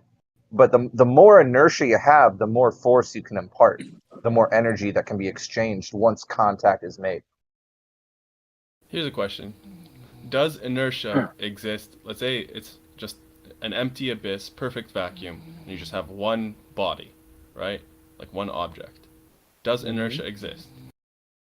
Yeah, you are that inertia. You are that mass. There's no inertia unmoving force. body. Like this, Unmoving body, yes. Yeah. There's no inertia force. But does inertia There are exist? no forces. And you. It's kind of consubstantially defined, right? Because if you're the only object in existence, then there's an argument to be made that you could be considered having zero inertia or infinite inertia, and both could be described due to relativity as in how fast is the thing that because obviously in order to start using this term and actually put it to use, there's going to need to be something else in the universe. So until it's like a Schrodinger's cat sort of situation. I agree. Until some object comes running into you, depending on what speed, it could be very slow or it could be very fast. And if it's just defined by you two objects in existence, you could give all of your inertia to the other object, or the object could give all of its inertia to you, depending on how you want to look at it. And if it was coming like at light speed, you could say either one of you have infinite inertia, and the other one has zero. It's a funny. Like I was thinking of it like, let's say you have a ball in this infinite nothingness, right? You could either claim it has inertia, but then I would ask you to prove it. How can you prove it without introducing another object and impending a force? Or you could say that the inertia is like instantaneously present when a force is introduced, when there's the interaction, right? Yeah, there's something really unfortunate though. It's that every physical object is going to have three-dimensionality to it. And that means that you can imagine the leftmost side of an object as something different than the rightmost side of an object, and actually describe it as more than one object, even though it's one body. And that's why you could have this one thing in existence, right? This one body in existence. But if you spin it fast enough, it's going to split in half. You know what I mean? Mm-hmm. Because that's getting into like intramolecular forces and stuff like that. Well, you can make it as big as you want. You got a ball of Play-Doh the size of your head. It's one object. Like you said, I'm the only thing existing in this abyss. Well, as soon as this object is comprised of more than, I don't know, whatever the quantum unit of matter is, then it can be torn apart, because you can consider the left side and the right side of it as two separate objects that have a rope tying them together, and if you spin them fast enough, the rope will tear in half. Like two people, like spinning, like I don't know, spinning, and like they have to let go of their grip of each other because their hand strength isn't strong enough to keep them bonded when they're spinning, of course, around each other. Yeah, but you're introducing a force when you say spinning or something like that. Let's say you just have a ball in this nothingness, without Hold on, is force, somebody what kind of sleeping force would you have? Yeah, I hear someone snoring. Hold on a second, percent. Somebody's fucking sleeping. Who is it? But like we're the only people unmuted. Everyone else is muted. Don't worry about it. I can't hear it anyways. I'd say you're all sleeping, dude, on the ETH. All right, guys, I gotta go. But before I leave, inertia and momentum are not the same thing. Inertia just tells you how much mass something has. The more mass you have, the more inertia or resistance to other forces, to acceleration or deceleration you have. And inertia is a force. Nate's running away. Bye, Nate. I gotta go. Yeah, it was Yeah, good he's talking. running Good away. into the last one. You fucked up on the last one. Laters, guys. Later, Nate. He ran away.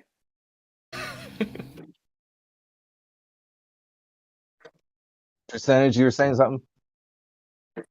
Yeah, I was saying like, without introducing spinning or anything, then you have like basically this ball and nothingness, and what kind of how can I say this? So you have like the intermolecular forces, I guess, of the matter of the ball itself, and would inertia be limited to the molecules, or would it be on the whole body? And where does it what's the threshold for it? Percent. Is someone snoring at your house? Yeah. Don't worry All about right. it. I was just wondering where that was coming from. All right. Good.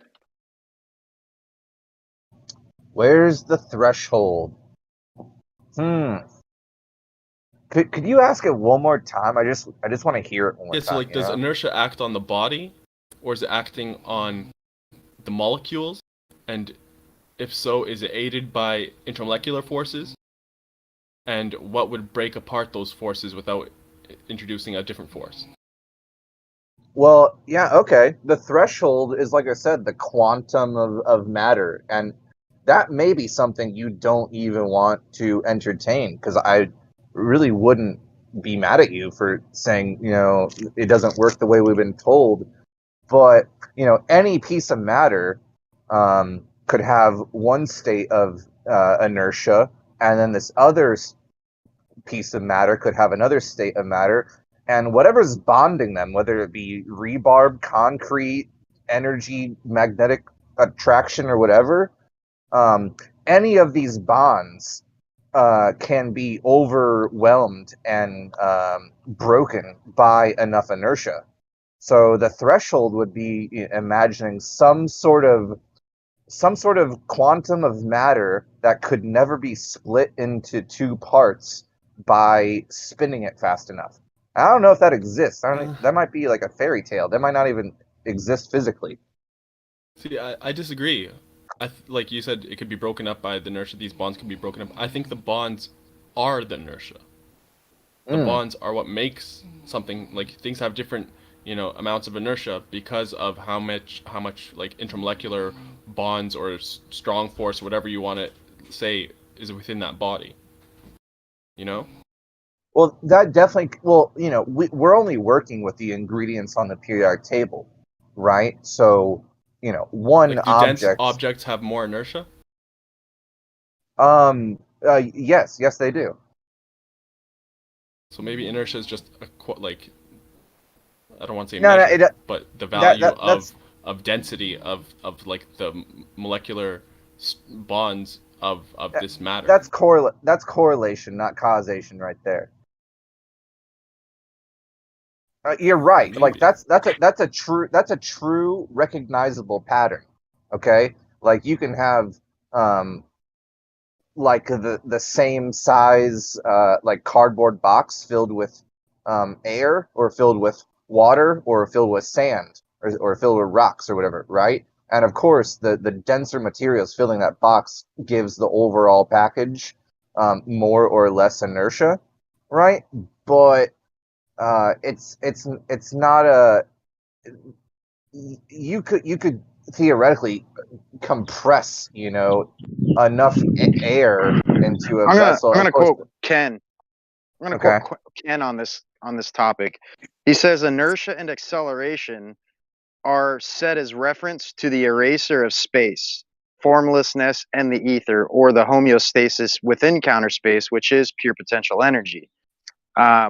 He says centripetal convergence to or as non-Cartesian unmanifest homeostasis of potential, being the motion towards charge, the ether and potential, or as Russell put it, motion is the expression of power, and no expression of anything is that which expresses it. The motion towards charge or recharge is increasing inertia and acceleration.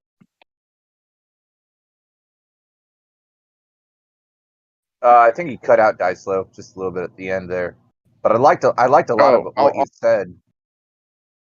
Yeah, I'll requote Walter Russell real quick. He says, "Motion." And hold on. One thing I ask of you, please, is to really emphasize when a crucial part comes up, that you might be able to detect that we might not be able to detect if you read it monotone. Really emphasize the crucial moments, of what you're saying. Okay, I'll do my best. The last part was a quote by Walter Russell. He says, "Motion is the expression of power, and no expression of anything is that which expresses it. The motion towards charge or recharge is increasing inertia and acceleration." So essentially what he's telling you is everything that we perceivably witness within our reality is literally based on light interactions, and light is essentially energy. And so everything is revolving around resistance, charge, capacitance, and that's kind of the intertwined weave of supposed charge or energy. Hey, I'm sorry, I got a bad brain. Could you tell me? Could you read the last sentence one more time? It was like 3 sentences, just the last one again. I missed the first word of it. I mean, it's a pretty short quote here, so I'll just start from the top. Okay, I'll pay close attention, bro. Sorry. Okay. Inertia and acceleration are said as reference to the eraser of space, formlessness, and the ether, or the homeostasis in counter space, which is pure potential energy. So central-pedal convergence to or as non-Cartesian unmanifest homeostasis of potential, being the motion towards charge, the ether, and potential. Or as Russell put it, motion is the expression of power, and no expression of anything is that which expresses it. There was another sentence there. Yeah, do you believe yourself when you read that? You didn't say the last sentence that you said before. That's what I was asking for. Oh, yeah, the very last sentence says, "The motion towards charge or recharge is increasing inertia and acceleration." The motion towards, I feel like that's the crucial point here. The motion towards charge or recharge is motion and acceleration. Wow, that's tough, bro. That's deep, bro. That's deep. How do you wrap your head around that, man? The motion towards charge or recharge is motion and acceleration. How do you? Yeah, everything that has motion upon it, which the mainstream would call a force acting upon it, but they'll never address where the force came from, what the force is of, and where the force is going. They only talk about the object in said motion. So you have to remember that everything moving about, right, has charge, resistance, and capacitance interacting with it. So anything with movement is essentially moving to discharge itself. And anytime you have something being charged or recharging, that is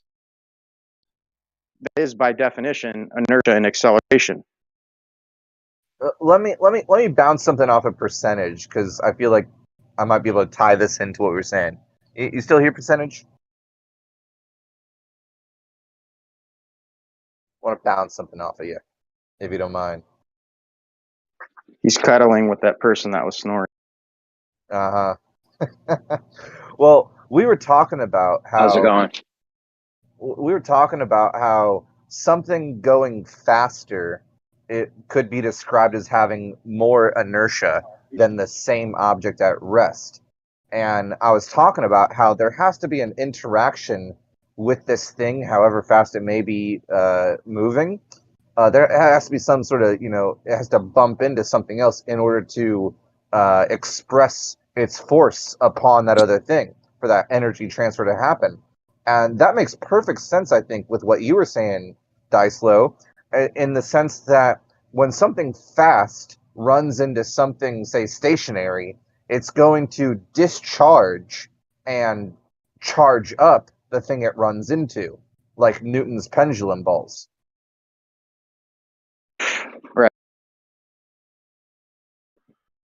Right. Or even gases. Like you can look at like the dynamic of gases having charge, seeking to discharge themselves, seeking homeostasis or equilibrium. Maybe that's one of those universal principles that applies in more ways than we currently entertain, that motion is an electrical phenomena, perhaps. And that fits into the ether, I think. Yeah. Everything is premised off of electricity, dude. And magnetism. Like you can't get away from those two things ever. Second, something has mass, it automatically has a magnetic and an electrical nature to it. Yeah, of course. Yeah, no way around it. But that's not a perspective most people take. That something that's moving at great speeds has a greater charge, right? And that when it bumps into something, it can discharge itself onto the other thing and recharge that thing up. That's a really interesting way. I think Globebusters actually were the first people to kind of bring this perspective to me. That like inertia. I don't know if I like that analogy too much, because this is where you start getting into the differentiation between kinetic and potential, which is like not even worth debating. I don't see an issue there. I mean, what's the issue there? Is there even a debate to be had? Oh yeah, there's been a long-standing debate upon those two things. Kinetic versus potential. Yeah. Well, they're very related, aren't they? In a mechanical sense. Yeah. To a degree, yeah.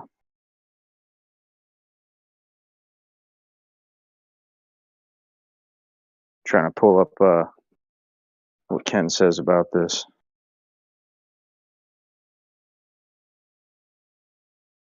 Okay, here we are. Yeah, he says, why anything rather than nothing at all? Debating kinetic over potential is futile, since nobody on Earth can accurately define the term energy to any person's satisfaction. And, I got a question for you. Oh, sorry. Yeah, go ahead. Yeah, I got a question for you, Dicelo. Certain materials, when brought together and like just make physical contact, they'll have like extremely volatile reactions, like magnesium and water. Right? If you touch them together, they explode. And then some things you bring together and touch them physically, and there isn't there. In fact, we would say there's no reaction between them, besides maybe just like bumping into each other, maybe a little bit of friction or something. Not a chemical reaction. Like, what do you think's going on there that makes certain things react when they come together so strongly versus other things that come together and don't have such a explosive reaction on contact? Well, I mean, the mainstream take on it deals with I think like covalent bonding between the atoms. I think you're right. But the left side versus the close to near right side of the PR table have like extremely like volatile reactions, while things near the center coming together don't have so much of a reaction. It's like the further left and right they are on the PR table, the more explosive a reaction they'll have. I forget the terms, but there's definitely words for that. I mean, I think volatile was pretty good.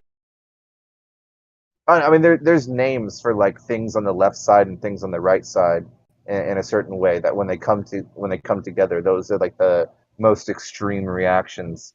It's in that one song by those gay, those like really flamboyant gay chemistry YouTubers. They made a periodic table song, and in their extremely gay song, they mentioned like, oh, don't bring these two things together, they're gonna explode.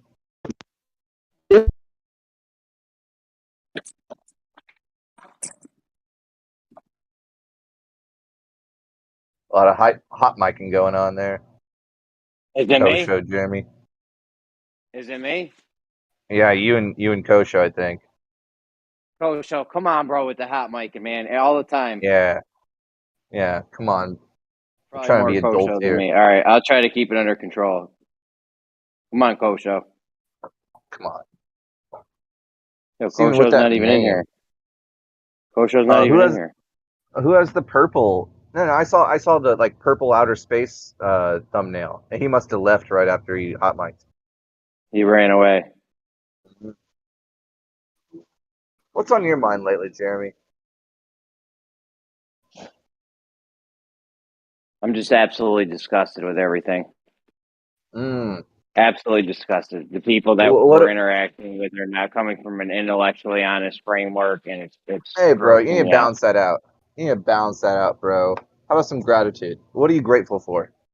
Tell me 3 things you enjoyed about today since you woke up. A lot of stuff, bro. A lot of stuff. For very personal things. A lot of stuff. All right, some personal stuff. Did you have a delicious meal? I had a delicious meal today. How about you, man? Yeah, I ate some good stuff. You listened to a beautiful song? No, I didn't listen to any music today. Did you hear a wonderful story? Oh, I heard some fucking stories. All right, it wasn't wonderful. Did you see a beautiful animal? A pretty girl? Yes, all that. Hell yeah, man. Gotta enjoy the little things. Yeah. Hey, it's spring. You've been seeing some of the trees blossom their flower petals. I have a lot of pink flowering trees around me blossoming lately. I love seeing them. Oh, that's cute.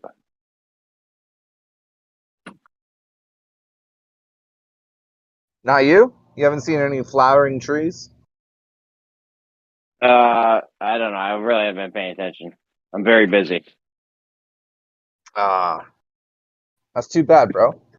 You know, it's a little embarrassing to admit, but up until I was like 20 years old, I never knew that flowers grew from tree branches.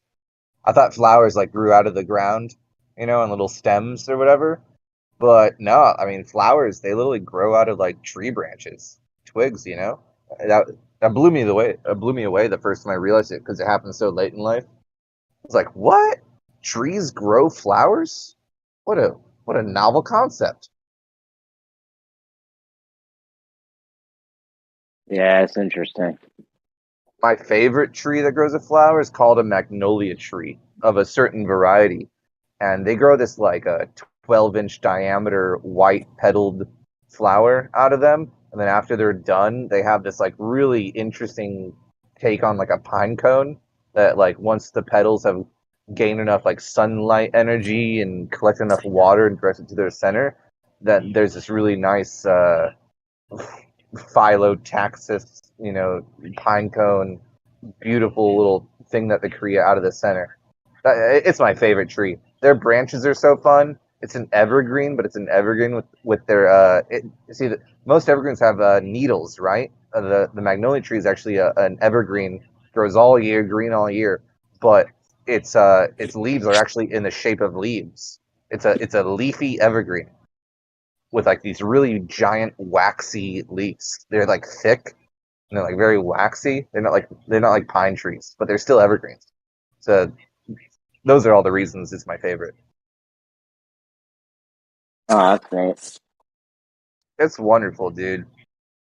I hope you got some magnolia trees growing around you. They're I don't really know. I don't think so. Maybe. Well, they're pretty tough. Like I said, they're evergreens, so they definitely could be around you. They don't have a hard time living in many conditions unless it's like some sort of horrible area, desert, tundra sort of thing going on.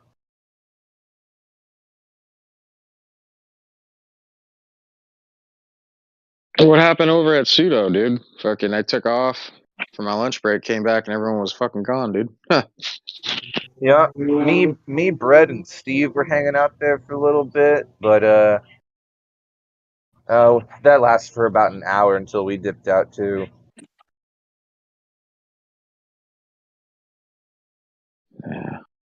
It was really interesting running into Righteous Force again. Can't say I can't. What's that expression? Distance makes the heart grow fonder. Can't say that really applied to me, having such a long time away from Righteous. There came Was back. that your first? Was that your first interaction with him since then? Yeah, for like 5 months or something. Yeah, it's been a while. Just The disgusted, yeah. The saying goes, absence makes the heart grow fonder. There you go. Thank you. Yep. In my case, it didn't change anything at all.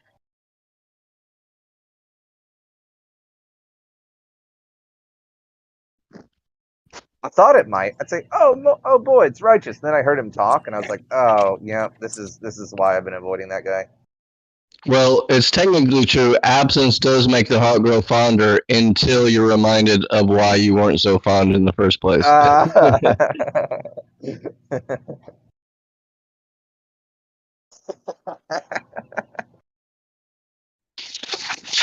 Because you can kind of have a nostalgic, optimistic, like right review of somebody, like thinking of somebody in the best of, in the best ways, and not focusing, optimistically, and then then you're reminded, oh yeah, that's right, that's why I feel this way.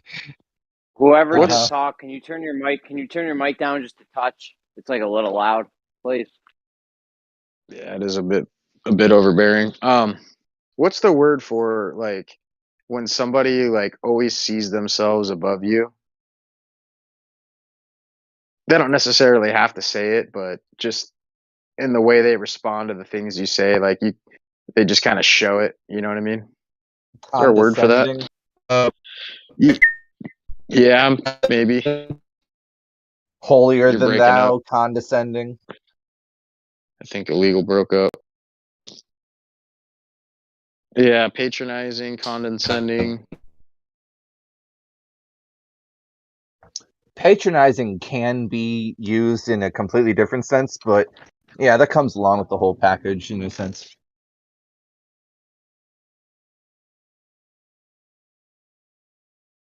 Yeah. Looking down upon you. I think in content now would be robot and dude. Yeah, you're robot, bro. Oh shit! Connect to your Wi-Fi, Sorry, bro. Yeah, I know. I went on a beer run and then I didn't reconnect to my Wi-Fi, so I'm reconnected. No, I said in context, holier than thou would probably be the most fitting. Hey, Dr. Bob is like There you that. go. He's really patronizing and condescending. But like a bacon guy is like, he'll try to explain it like really like diligently or politely, but even though he's still trying to be well, I don't think he's trying to be devious or like deceptive. Well, I think that he just actually Sorry. believes these things just without any verification. Like, here's a little tip. Here's a little quick Believes it tip. though. They are little quick tip. Some of these guys are being deceiving, very deceiving. well, no, And it's obvious. Stick around. It's obvious. Zanuck, obviously, he's a deceiver only because he wants to like protect his belief system and identity, and for sure, Dr. Bob. That's exactly because it, dude. he's yeah, Dr. Bob is already what's the word where you like he's invested. He's confirmed. Yeah, he's confirmed already in his invested too beliefs. much time. Yeah, so he's like he's all in, but he's all in, right? Like, Right. Invested is the right word. Hey, Trader. Since you brought up bacon in a positive light, I'd just like to add on to that. I asked Bacon for a favor that probably took about like an hour or 2 hours to complete, and Bacon came through for me, bro. You know, he's a total bro, and like really put his time into figuring out something for me just as a favor. So I got mad respect for Bacon. Wow, dude. See, there you go, man. I mean, yeah, me and Bacon are playing chess. I mean, sure, I crushed him like beyond oblivion, but beyond I want a match. recognition. I want a match. Basically, foobarred him, but yeah. Just kidding. I asked you to play nicely. No, I did. I mean, I think I think my chess etiquette was on par. Wait, you guys actually played actual chess, or is that just an expression? No, we did. No, we literally played chess. How'd that go? The way he just said, I got crushed. You got him with a purple nurple. It was like 5-1, I think. Wow. No, I think I you guys didn't played know you were chess. good at chess, bro.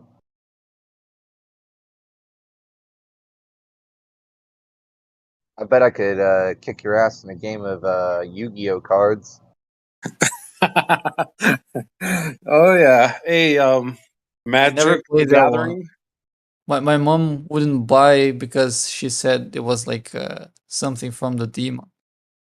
Now, the cool thing about Yu-Gi, I don't know so much about Magic, even though Yu-Gi-Oh is based on the original trading card game Magic the Gathering. But one of the cool things about Yu-Gi-Oh, not that I play anymore, but as a kid, it actually introduced me to a lot of esoteric subjects that I am extremely grateful for them to involve such cool concepts into their game design. Hey, real quick, Bundy. Did you have the watch? The Yu-Gi-Oh watch? Hey, real No, I quick. didn't. Hey, Fundy's mom, or I'm sorry, Fundy's mom. Bacon's mom said something that Yu-Gi-Oh cards were from the devil. And I'm just wondering, where do you think she got that? Do you think it was like one of her priests that told her, or? No, I think it was because of the pictures, and I mean there are monsters and things like that. Yeah, it's not a hard conclusion to come to. There's definitely a lot of demons and there's demons, there's angels, there's Egyptian gods, there's Mesoamerican gods, there's African gods. They go across the world, involving all religions and practices and traditions and mythologies. There's a card for every deity out there. Wow, so I can understand. But Yeah, it's a really cool game. In my mom's defense, that was like 18 years ago. She's not that superstitious anymore. Oh, good for her. But it's really not a bad idea she had, that like it might introduce you to like having fun playing with demons as your soldiers or whatever in the game. But you would choose whatever you want. There's a whole like archangel archetype of cards that you can play with, or you can play with demons from the pits of hell. It's really up to you, but you're definitely gonna get exposed to both. So she's kind of right if she didn't want you to be exposed to that sort of stuff. Hey, here's the thing though. Taught me a lot, though. Unbeknownst to her, while Bacon was in school, he was being exposed to even more demonic influences, right? Yeah, totally. Hey, Trader, what were we talking about the other day that we were having such a good time discussing? Dude, man, I totally forgot, but we're going on for a minute. Bro. Yeah, we hit it off good. Guys, you guys are making this kind of gay. Let's get back on track. Let's make it more gay. Honestly, that's what I'm into. Yeah, what's wrong with being gay, bro? Gay every day. What you packing, bro? Yeah, Branch. How you hanging, Branch? You hot and heavy, Branch?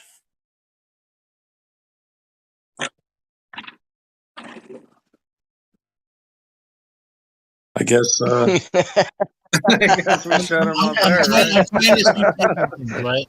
I'm trying this new take on things where, like, I'll say one comment every hour and just see how it fucks up the conversation. But just one. Oh, that's 2 comments now. You got to refill. I know, but I got to wait for the you guys buffering. know what to expect in the future. That's why I made the second comment. Well, hold on. You got a whole another 60-minute timer going on. You made your comment. You need to wait an hour. Come on, Branch. By 60 minutes, I'm giving an average. So some days it may be 15 minutes, some days it may be 4 hours. Well, hold on. I thought you were trying to disrupt I conversation with your disagree, comment. man. I think we need more of some more of that branch in our lives, man. No pun intended. No. Let's get it. Yeah. I realized it's a lot more fun. It's a lot more fun. Yeah, just saying a random topic. Just saying a random thing that will fuck up the conversation. Just see where it goes. You gave your secret away. And now I can get back on. You're here to ruin the conversation, you're telling me? Uh-oh. His quotas are based on how many pints he's had. So Jeremy, spicing it up, man. Jeremy, it's a pint to quota ratio. To answer Jeremy's question, it's not necessarily to ruin the conversation. It's just when the conversation starts going extremely one directional, I'll make a comment to liven up a little bit, and then just leave it. Well, a true magician never reveals his secrets. That makes you a pretty shitty magician. Or the best. Yeah, except for no, not at all. Listen, Illegal. Listen. Imagine. How's your day, Illegal? Imagine a fucking. Imagine one of them, who does all his tricks, and tells you how he does them, but still leaves you amazed. That. If only you amazed us. By the way, Illegal, how you doing? You have a good day? Yeah, I had a great day, and since you invoked me, I'm going to insert a little bit of I can't think of the word, so fuck it. But I just want to make it's commentary is the word I was thinking of. I would like to make some commentary about you that I've noticed. Something that's not commentary. That's not commentary. That's Branch. What are you doing, Branch? What are you doing? Yeah, he's breaking up the conversation again. No, I just wanted to say that I noticed something about you, Fundy, when we're in Discord and there's a group of people and it's kind of like a shit show or like everybody's talking over each other. Like for some reason you have the ability that when you talk and can get a word in, like I don't know if it's like your pace or your tone or your voice, like it calms the whole room down and people like actually listen. I don't know if it's like your pace or how you articulate yourself, but you have the way to bring like a shit show of an argument on Discord and kind of like bring it down. And then everybody has like a more civil conversation after you. Yeah. You know what? Fundy's just generally, absolutely, unequivocally super nice. Like he's the flat earth literally. No, he'll find a way to like reach you on some sort of emotional, like positive level. And look what he even tried to do with Jeremy is like he's asking him, "Hey, man, you need some gratitude in your life." I mean, look, just that right there is demonstrating what type of motivation he has, like for this room. It's genuinely positive. I'm not blowing smoke up his ass or giving him a reach around until he like. All right. Yeah, that's gay. But yeah, he has a way of neutralizing things like muting, like muted or neutralizing or like taking the energies and like neutralizing them and then bring everybody like back to a civil discourse when he participates. And so I just want to give him his flowers on his ability to do that. Like I said, with politeness. Good job, Fundy, man. And articulation and and round of applause to Fundy. No, man. I mean, serious. Fucking A, man. What would we do without Fundy? I mean, it's a total 180 from Branch, right? So Branch is like... Don't invoke Branch. What are you doing? Yeah. No, man. Well, I couldn't be more appreciative of what you guys just said about me. That's great, guys. Thank you. Right on, Fundy. Shit. Thanks for being here, man. I do appreciate your presence. It's my favorite place to be, bro. Yeah, man. Yeah, I do too. Like anytime I'm on Discord and like there's like a shit show going on, I like immediately my instinctual reaction is to be like, "Where's Fundy at? I need to send him an invite or text him or get him in here." He's like almost like a Spidey sense. You got a shit show sense. More like a gag reaction. Hey, hold on. Hey, so we were talking. So this whole day has pretty much been on the topic of Coriolis and really like the study of motion. I don't think we should veer far from that, since it's a heated topic. Zanuck was here, Dr. Bob was here. Man, I think we should talk about it amongst ourselves a little more. I know Jeremy kind of wants to get it probably off his system, but maybe we can talk about something that Jeremy hasn't considered, and maybe it could help him walk through some more ideas. Or have you guys looked at Jeremy's theory about drawing a really big triangle? I can't say I have. Do you want to tell us about it, or maybe Jeremy does? It's fucking genius. Geo came up with it. You draw a really big. You get some level surface. You get a level surface. I mean, the triangle's got to be ridiculously long. I think you need the length of it to be like 8 miles or something for the minimum amount. You'd really want it longer. But if you I get 8. Your question, I don't mean to trigger you, but can you define level? Yeah, just water matching the water surface. Matching the water. I know, but is the water surface? No, but listen, what he means along the X by nature? Along the XY plane. It's the true one half. It's the one half of the true dichotomy between level and not level, which would be curved or any other variation. It has no curve. Water has no curve. Like like a profile to reference against, like a 0 point, and then you have something higher or below that. That would be your elevation profile that's flat or level. Who's that, Elijah? What's up, Elijah? Yo, what up, Jeremy? What's up, bro? Good to see you, man. What up, Gio? Notice how fast like all the globe trolls are going to come in here now that we're talking about this. Somehow, like, who has a bat signal that they're going to like send them in now? It's amazing. Watch. Just mark my words. Go ahead. So Elijah, what you were saying? Say that again. I want to like fully understand what you meant. You're saying like between level and not level, and kind of that connection point.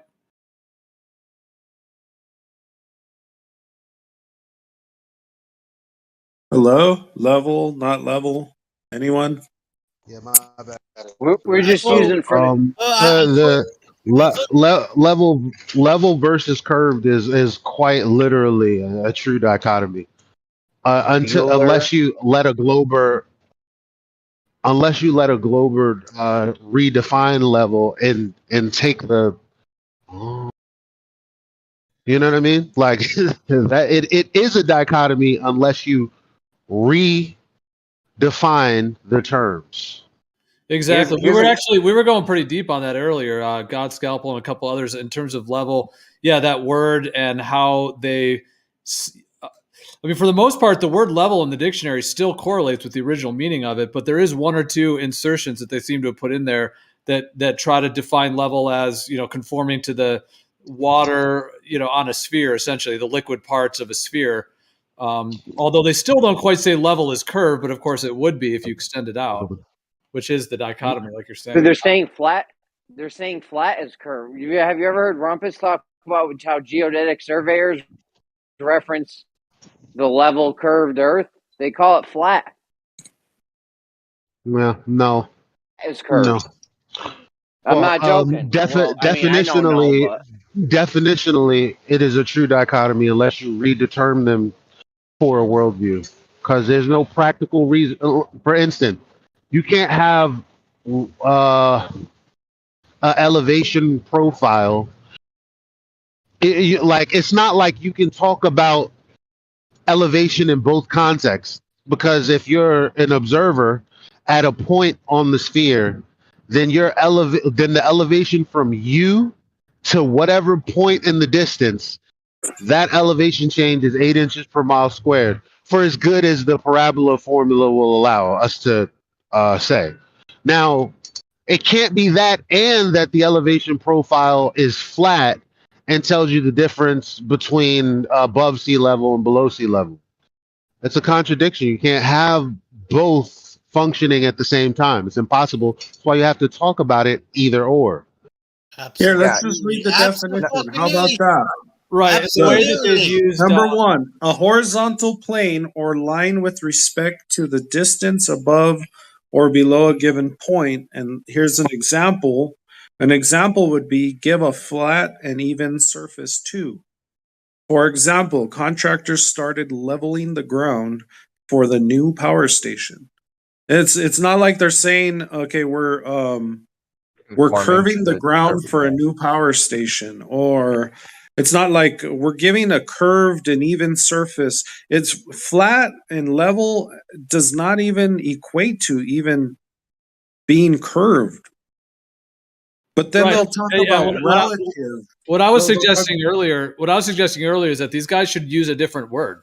They should come up with a different word for, I mean, spherically level or whatever they're trying to say, because it's not level. So they curval. Yeah, there should be a different word for it entirely, because it's really not, like, I agree with what Elijah's saying. They're completely dichotomies. And so to try to like insert this curved concept into level is just completely antithetical to the word level.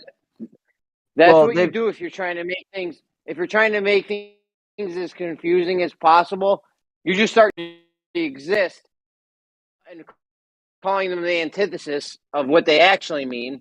That way, everything will be so confusing, and you get so bogged down in nonsense that you can never get anywhere. No, I don't think they're It's a doing good that. idea, man. I think they're just trying to explain their position, and whatever they have to change and form fit to fit their explanation or what they're trying to explain, they'll do that. And you know what?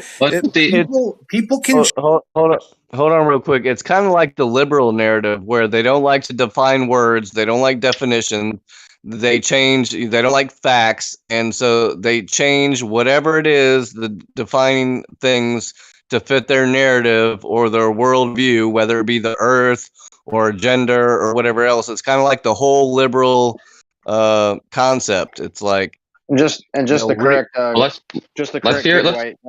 They don't explain. They never explain. That's the problem. They only describe things, and they do it. Why don't we hear from one of them? Maybe hear from the horse's mouth. Hey, Coach, are you back? Yeah. Because I mean, I hear all this stuff about what Globers say, what Globers do say, but you can use the definition. What's one thing that you can explain? You can use the definition. You can use the definition. I'm not going to talk about liberals, and I'm not going to change it to something else. I'm just going to stick onto this for a second. I'm just going to focus in on this current conversation, and maybe you guys will ride along with me. Okay? I'm going to go along with that definition. Share, if you don't mind. That definition that this person shared a second ago. It's a definition I use it. The first one that comes up in Google, it says a horizontal plane or line with respect to the distance above or below a given point. And you guys say that's you have to reform that in order to make a curve for some reason. How do you get from that? Hold on, let me jump in. How do you get from that to a curved surface, to a curved form of level? How do you get your mind into that? Yeah. That's what I'm trying to tell. That's what I'm trying to tell to you right now. Actually, I was going to say to you, if you're referencing a line or a surface and you want to be level to that will indeed be flat. That's true. But if you want to be, like it says, the respect to the distance above or below a given point, if you're going to stick within the same distance to a given point, and you're going to do that, and so you're only talking about a point, and you're going to do that in all directions, that's going to end up being a sphere, which is curved. So it just depends on what's being referenced, if it's a point being referenced or if it's a line being referenced. But either one of those two things can create. This is how you guys separate different surfaces. It's based on local versus geographic, and your geographic is a conceptual abstract. Nothing declares that, based on observations. It's all just reified essence of pseudo Romanian forces. You interested in responding to what I said, or maybe Gio wants to respond to what I said? Just take out one thing at a time. Because just responded to it, man. Oh, I thought that was maybe to somebody else because it had nothing to do with what I said. Nah. But yeah, you're talking about level. Because I described geometry. I described geometry and what it means to be equidistant from a point in all directions. That doesn't create a flat surface. That's how so? Try doing it. Get a piece of paper, draw a dot on there, a point, and then draw lines that are all equidistant from that point and see what shape you come up with.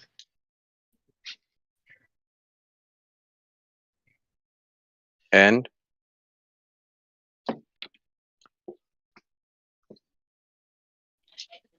bam, Earth's a sphere. No, and then it's not a dichotomy. It's not a dichotomy at all. And circular reasoning. Insert here. Yeah, I mean, Kosho, if you have level, which is plane to the parallel of the horizon, there's no place in which that begins to curve.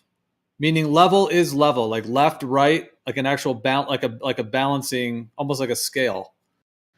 So there's no point in which there's any form of curvature involved in that. What you're doing is adding on a concept of being equidistant from a center of a sphere. That's not what level is. That's something entirely different. That is something. You can be equidistant from the center of a sphere, depending on the length of the radius. Absolutely. So if you want to try to say, Earth is a sphere, whatever it may be, in the water that's all clung to it, whatever this kind of theoretical.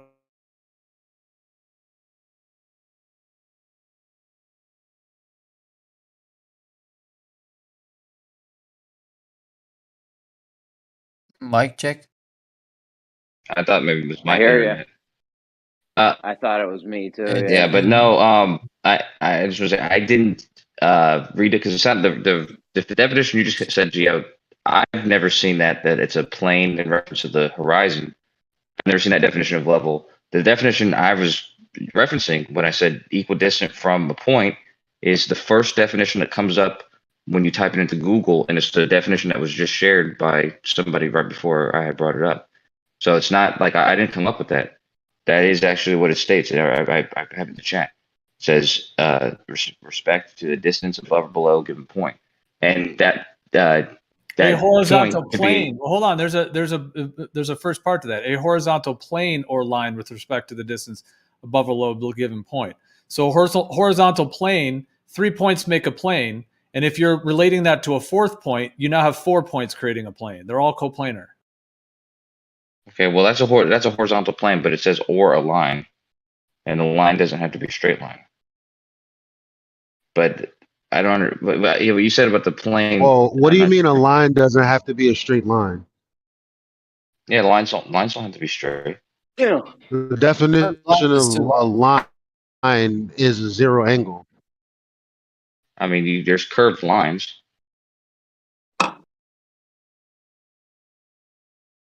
I mean, lines are definitely curve a line. Yeah, that has a different word. That's called an arc or a radian. Is the definition that applies to the globe? Is it strictly for the globe? No, the definition is just for what level is. Level, if you it depends. Level is always dependent on what's being referenced. If you're level to something that's flat, like if you have something that's flat, and you want to put a shelf above it that is completely level with the floor beneath it, right? Then that's referencing the floor. But if you're making something level, or there's like some sort of magnet or something like that, and there's I don't know, some scrapings of iron filings or something, and you're creating something that you need them all to be at the same level, to where the magnetism is the same strength in all directions, then that's not going to be a straight line. It's going to be referencing that point where that source is coming from. So we could say that the definition works for level, right? And it works for curve. We could say that, right? We could give that to you. But in this situation, the thing being questioned is the curvature of the Earth. So are you saying that you're using the definition to say that there's curvature because it says it in the definition? No. You're right. Well, I agree with the first thing you said. Is that it pertains to it totally depends on what's being referenced. And you're right that just because the definition means that doesn't mean that means the Earth is round. We're only talking about the definition of level, and if it can pertain to something that's curved and to something that's flat, and it can pertain to either. It just depends on what's being referenced. But in this sense, we're talking about the Earth, right? In this, we know exactly what is being referenced to. We're talking about the Earth, and the only reason that there is have two definitions is because of the level and the curvature. So we know what we're talking about. We're talking about the 3-dimensional shape of the thing we're standing on. Yeah, but we're not specifically talking about that for just a second, though. Well, Coach, that definition, I really do think this is reaching this definition. Like you're really reaching. The other way, if you interpret that as a horizontal plane or line, that could be like a horizontal line, a horizontal plane or line.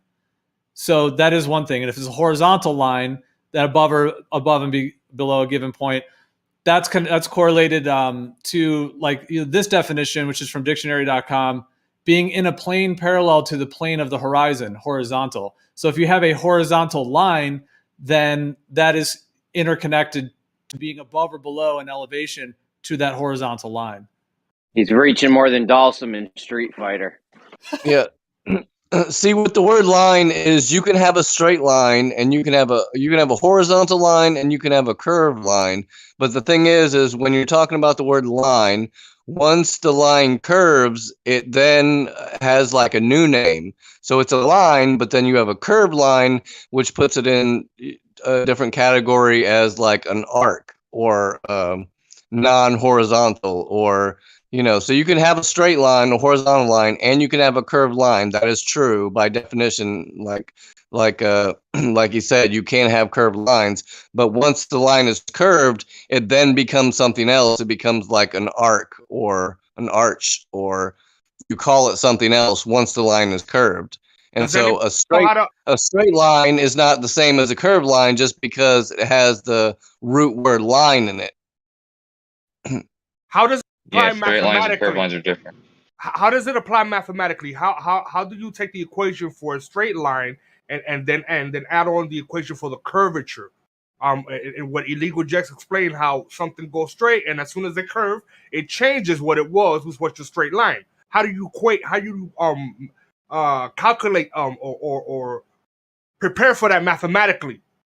Yeah, I could tell you, but first off, I want to talk to you about. Oh, my camera's on. Sorry about that. First off, I think it's best. I think it's best to separate curved lines from straight lines as just using the word line as meaning straight, and the word arc or arc segment if we're talking about a curved line. Because we're not talking about a sine wave like S-shaped line.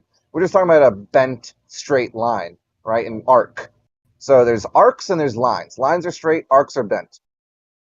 Yeah, I think that's definitely a good point. So can an arced line be correlated with level, or is level a horizontal line? Well, even an arc segment is going to have non-singular vectors to it, meaning it's going to be curved. So like there's a big difference for sure. A bent straight line is an oxymoron. You can't have a bent straight line. Either it's bent or it's straight. It can't be both at the same time. Yeah, of course. The other thing I was thinking of on a globe Earth, the way they describe it, like the WGS-84, that's the oblate spheroid, level is not even equidistant to the center of the radius of the Earth. It actually changes because it's oblate. So now their definition of level is not even one thing. It's not even a consistent thing. It's different no matter where you are on this oblate spheroid concept. Yeah, that's a really good point. Well, that's why I pointed out local level versus geographical level. Like this is where they're going to try to throw you through a tailspin and try to, mind fuck you because they're going to invoke geographical level as different than local level. And that's their little game they play. You ever been mind fucked? I'm mind fucking you right now. You guys never seen Get Him to the Greek? Okay, never mind. Well, I just wanna say that any arc can be considered a segment of a perfect circle of the consistent arcing ratio, degree or ratio or form factor or whatever. Any arc will eventually round about into its beginning point as it continues, right? Unless it's a ununiform arc that goes up and down, and that's only involved S waves or S lines, if we want to. I don't know. What's the word for that? I'm struggling here, guys. Wouldn't that no longer be an arc as soon as it has like the S form of it? Would it be something? Yeah, that's what I'm saying. It would be called curve linear. Yeah. No, that I don't think that quite does it. Well, curved linear does following. Yeah, because it's like if it was a perfect sphere, that like in terms of a level concept in that way, but I'm telling you guys, listen to Rumpus describe how they talk about Earth. They will tell you that a curved line, a curve on Earth, is considered flat. Like these guys can they're making shit up as they go. Like you ever play a game with someone and you don't know the rules and you feel like they're just making it up as they go. Well, yeah, because those guys, a lot of these guys are repeating stuff that where the original people are doing that. Like they're just making it up as they go. So then these are people that are like reading about and like just believing the people that already are making it up as they go. So yeah. They're just like secondhand doing the same thing. Does anybody remember the Earth being an oblate spheroid before Neil deGrasse Tyson said that bullshit he said? I never heard that phrase ever in my life. Oblate spheroid. Of course not. Yeah. As soon as he said it, all of a sudden, everybody was agreeing with it. All of a sudden, it was in the textbooks. They was teaching it in school. But I've never heard of the Earth being an oblate spheroid ever. Oblate spheroid. Someone's like doing construction. Yeah. Might be dice flow. Yeah, sorry about that. I think they were calling it elongated prior to. It was always a sphere. Always a sphere. And NASA gives us perfect spheres to the pixel from the 1970s. I mean, the WGS-84, which was established in 1984, shows the Earth as an oblate spheroid. So that was their model even before Neil deGrasse, but Neil deGrasse kind of started like popularizing it and calling it pear-shaped. And then it kind of started catching on more. But I mean, I don't think they've changed the WGS-84, which is the basic like ellipsoid datum, which is a spheroid like that.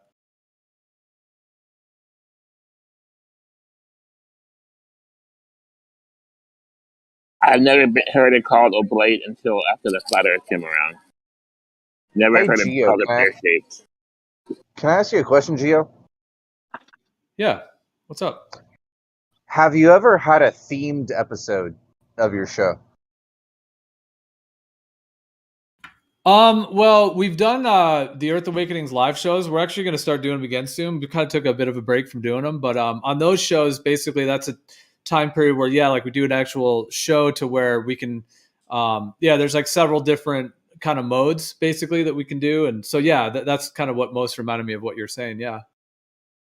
Have you ever like sent out a message to everyone on the server that said, hear ye, on Saturday night at 7 p.m. we're going to discuss this specific topic? That would be cool.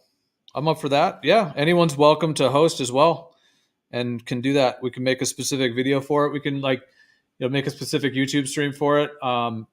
We've got, live stream 2 as well. So yeah, that's open to anyone and could do it. I remember the poetry night. I remember the poetry night that Farming Ganja tried to host. Do you remember that? There might have been a couple of them. Yeah, he did. I enjoyed those. Yeah, he did kind of like a variety show style. I like that too. Yeah. I haven't talked to him in a while. Yeah, I don't know if anyone's heard from him. I've DM'd him a couple times, but yeah, he hasn't been around as far as I can tell. I miss that guy, honestly. That was a cool dude. Haven't seen him around for like half a year or something now. Seems like. Anybody remember Mr. Jamie Brown? Yeah. Not me. Supposedly he went back to the globe. Oh boy. Oh, interesting. I used to watch the streams back in the early days on YouTube. That was like 2 years ago. They went back to the globe. Let me ask you another question, Gio. Let me ask you two questions. You've been doing like a YouTube. I'm subscribed to your YouTube channels, and so every morning I wake up and at the top of my feed, I got the Earth Awakenings YouTube, stream going on there, the live stream. You've been doing that. So my question is to you.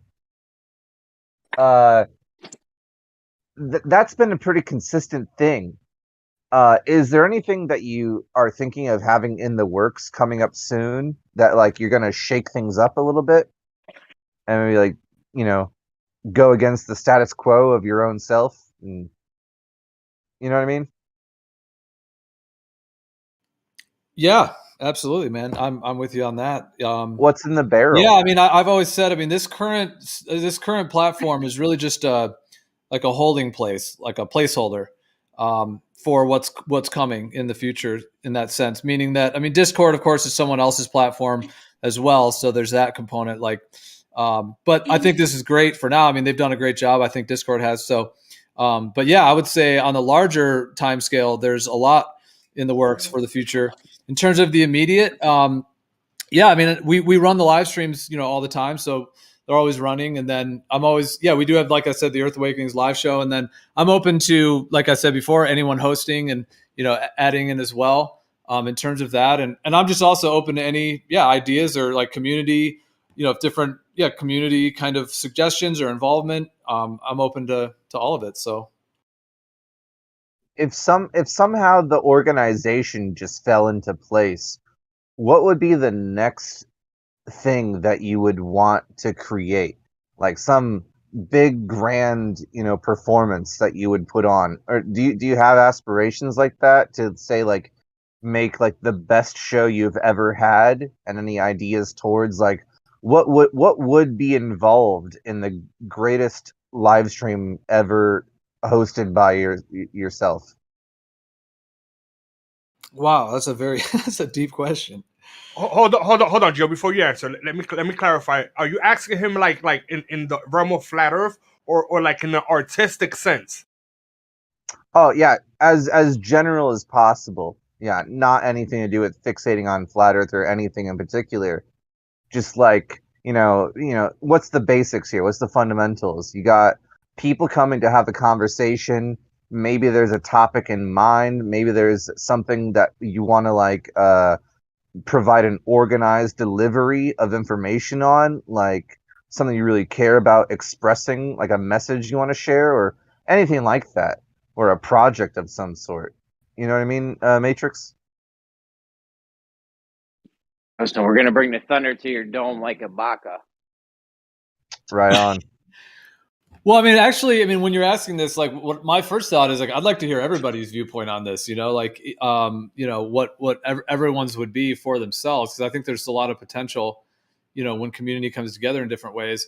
Hell yeah. Yeah, so like, I'd like to hear everybody's viewpoint on it. I mean, there's already some thoughts coming to my mind, but unless you disagree with our viewpoints, if that's the case, we don't want to hear you. Just kidding. That was a joke. Okay, bro. That was a joke. Well, here's my idea, right? Here's my idea, and it's not. I don't have any specifics for it, but like, finding the right people who have taken the right amount of time to research the same subject, and then do as long as it takes of a podcast or episode that sort of exhausts a topic. Like, here's the topic. Let's provide as much as we can, exhaustively, all the greatest information on this topic, to where you could send this live stream recording to anyone that, like, a family member or a friend you don't talk to very often, and say, hey, if you've ever wanted to know everything about this particular subject, I got the video for you. Here you go. Here's like the best video ever made on this particular subject, from all sorts of different perspectives, delivered to you in a handbasket. I actually have something for that. Well, Well, absolutely, dude. No, I'm totally with you on that. So yeah, I think I'll jump in and say this, like with this particular platform, it's taken quite a while to kind of get it all like harmonizing and together, in terms of a lot of factors. So it's taken a while to kind of get everything, together. And of course, like we're all doing this on our free time and so on, so there's in that sense. Right. No pressure. But there's kind of two main components of this server in particular that completely lend to that. One is the Earth Awakenings podcast, which we haven't fully launched it yet. But in terms of a podcast style, the idea with that is to have maybe 12 members that are like the core members of it. So every time there's a podcast recording, it's like those 12 members. But then we can also have a bunch of guests too, 10 people, 5 people, whatever it may be, that would have like a guest role access basically for the recording of it. And you're talking about reliability and consistency, right? Yeah, and more kind of what you're saying, where it's like everybody involved is like on point. There's not like a lot of distractions or all kinds of chaos happening. Like, yeah, it's like an actual podcast style where there's like a set panel and everybody is like in the zone, So, and also like in that sense, like certain like globe earthers can't really come in and just create fights and stuff. Like it would actually be a show in that sense. So that's the actual Earth Awakenings podcast. And then, like I said, there's the Earth Awakenings live show, which we've done about 7 or 8 episodes of it. But we just haven't done one in a while, but we're likely going to be starting them again soon here once the kind of timing allows and everything for it. And I don't want to talk too long in this thing here, because I've talked for a minute here, but yeah, like in the Earth Awakenings live show, there's a bunch of different structures that I can read off because I actually pulled up the little spreadsheet I have. And I usually say this at the beginning of the live show, kind of describing this. And that also completely fits into what you're saying, like where we can actually have like a specific topic, a specific structure, and actually have, set that time for it. First thing we're going to do is organize a debate between Jin and Zanuck. First one to stop talking loses. That's the main priority. You can get that any day of the week as long as they're both here. There was actually a guy debating. I think George the Glober that sounded a lot like Jin. So funny. I'll just kind of run through these real quick. So like there's basically like 6 different modes like that we can do for the show. The first one is like just totally open topic, open discussion. So that would be pretty much similar to the way live streams are. Pretty much open topic, open discussion.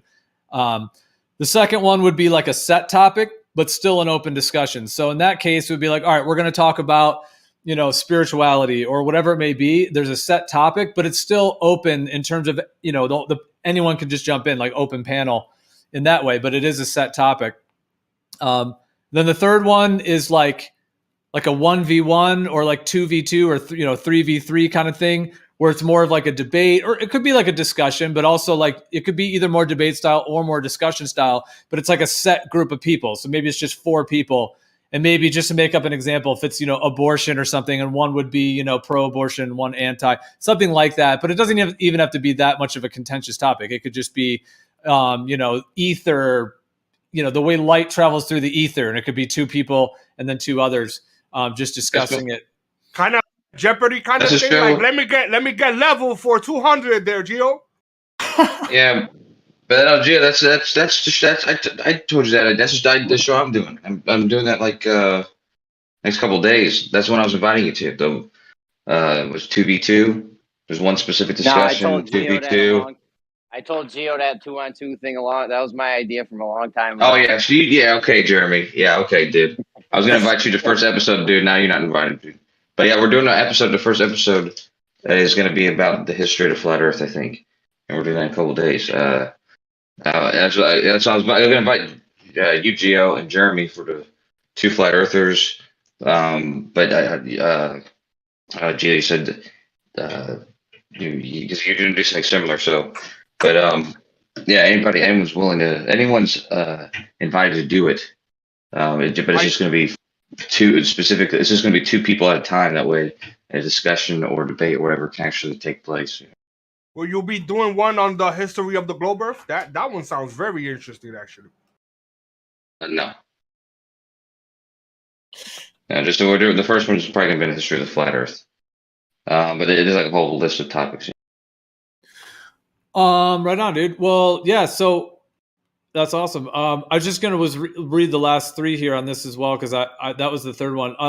The fourth one is a structured debate. So that would be like, set participants and a set topic, like an actual, like someone was saying, what, Zanuck and Rumpus or whatever that one was, or Jin and Zanuck or something. So that would be like a structured debate. In that case, like everyone else would be muted, and then that would just be that debate. The fifth one would be like presentations. So for this one, like if people want to do a presentation, like, let's say they want to present something for like 30 minutes that they've been working on. So like the first 30 minutes they would present that, and then the next 30 minutes there could be like question and answer or discussion, or it could be they could do an hour presentation and then an hour of questions, whatever, or even a short one, maybe just 10 minutes, just present something short, and then there could be a discussion or on that afterwards. And then the sixth one, which is the final one, is essentially like an interview. So that style is obviously that kind of classic, where somebody's coming on and you're actually like asking them questions, interviewing them, on a particular topic, or whatever it may be. And of course there could be like, interviewing 2 people or 3 people, or it could just be one. So yeah, those were kind of like the core, structures for it. I can't do any interviews. I'm also not giving out autographs either. So I like that, bro. I think there's more options that you haven't thought about yet, or maybe you have thought about it yet. But that's a really solid list, and I really respect how much you've laid it out into its fundamental, options there. That's cool, man. I'm excited for any of those to happen. I'd tune into any one of those types of videos. that's why Geo's top 10. He's trying to knock me out of the box of the top 10 flat earthers. I'm not letting him do it. Well, I don't think that would apply to me because I don't refer to myself as a flat earther. Hello. You're in it. Gotcha. You're in it. Level earther, what do you say? I'm a stationary planer. I wouldn't say I like label myself with any cosmology, but one that I do love is the idea of a planisphere cosmology, which essentially is a plane surrounded by a sphere. All right. Well, I mean, that's close enough. The toroidal field, the torus field. Yeah, with a toroidal like the cosmic egg. Yeah, there's like a cosmic egg around the stationary plane. Yeah, like you would have the dielectric inertial plane, which would be the Earth plane, and then you'd have the. When I say surrounded by a sphere, it doesn't even necessarily have to be physical, but I think it's actually like a plasma spiritual field. It's ultimately plasma, and then it dissipates into non-physicality, which would be considered perhaps like another dimension. But yeah, so you'd have like the kind of spherical top, as it were, and then you'd have the underside as well. And it also could be, in a way, considered infinite, because even if you got to the edge of that membrane, it could just transport you into more land. And so in that way, it could be like finite and infinite. Same. I wanted to tell you about. I really got a lot out of those 6 different options of streams you're talking about, and I want to share with you the blueprint to the stream that I hopefully will be hosting pretty soon. And it's about getting a right amount of like what do you call it? RSVPing, participants, right? Like I'm going to rely on a certain amount of people. It doesn't have to be too many to actually say, I'll bring something to the table, to the potluck, to the hobo stew. And what I want to do is have like a 2-hour live stream where the first half hour is notified to everyone what the theme of it will be. So we all come and we all are prepared to discuss a single topic as a collective for, say, the first half hour. And then after that, I would have already requested for all of the participants, assuming at least like 5, to bring something that they simply have an interest in sharing with the group. It sort of goes from like a discussion or debate or however it ends up for the first half hour, with people who have like promised to be prepared to discuss this topic and having like a week notice in advance. And then after that, filling up the rest of the time, however long it goes, with people who have something that they're interested and want to bring to the table. and then we can go as long as we want on that. Sort of like a hybrid between like two of the options you were talking about.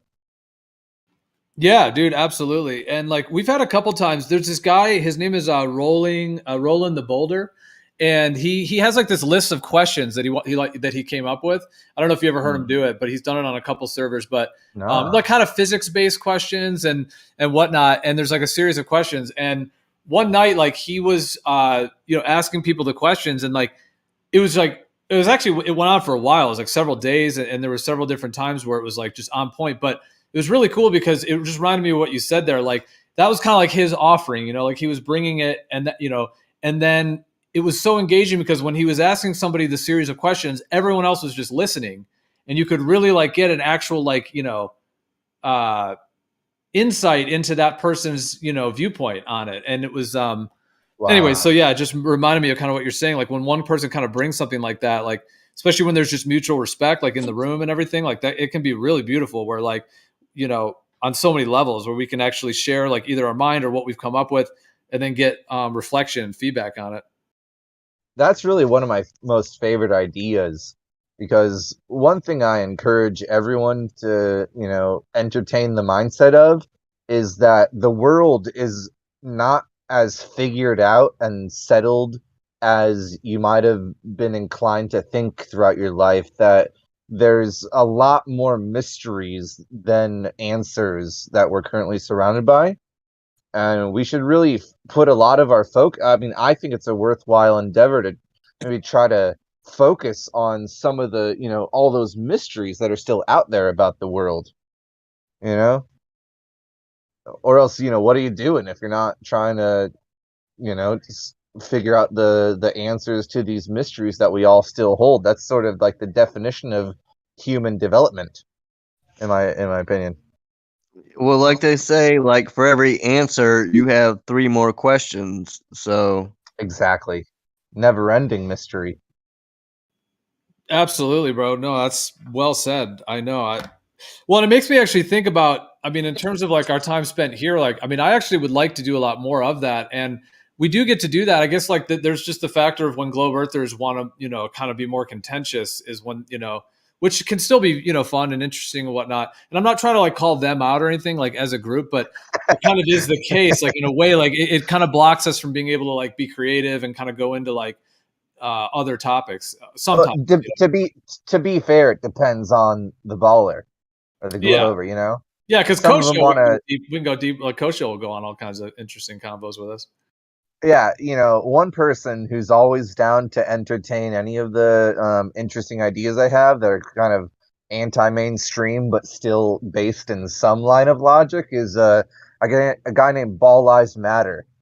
He's always down to call me out when it seems reasonable to call me out, but also entertain me when, as wacky as it is or unconventional as it is, if it's making sense, he's always down to go through and see how far we can take it. And that can be a flat earther or a glober, but that's a real nice position to come from when people like us are trying to push the limits in a sense. You need the right people around when you're trying to push the limits to assist you in that and not be like closed-minded or anything. Yeah, exactly. Because it kind of reminds me more of like a ceremony at that point. Like there's actually intention, and it's like you're opening a portal within consciousness for information to come through, through anyone who's in, any of the people involved, whether it's 5 people or 10 people. Yeah. That's beautiful. That's a beautiful way of putting it, dude. Yeah, like you don't want an echo chamber. You want people to challenge you, but the people challenging you want to be a certain type of like open-minded person. Like you said, Ball Lives Matter. Like if it makes sense, he'll go with it and go down the rabbit hole with you. But he'll also call you out, if something doesn't make sense. And so you want to like, you want somebody to call you out and challenge you on stuff, but the right kind of person, like an open-minded person that calls you out. Like even you call me out and I call you out on some things, but we think alike, but we will. Yeah, go ahead.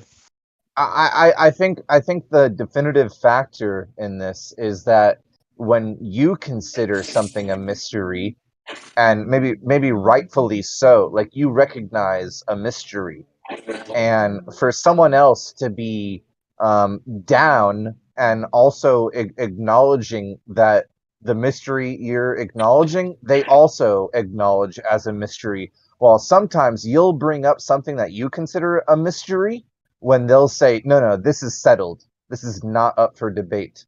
And that's, maybe they're right, but if they're not, I want to avoid any wrong, expressions of someone saying like, no, oh, you think this is something we need to work out still? No, this is settled science. And if they're right, that's cool. If it's not, then that's horrible, in a sense.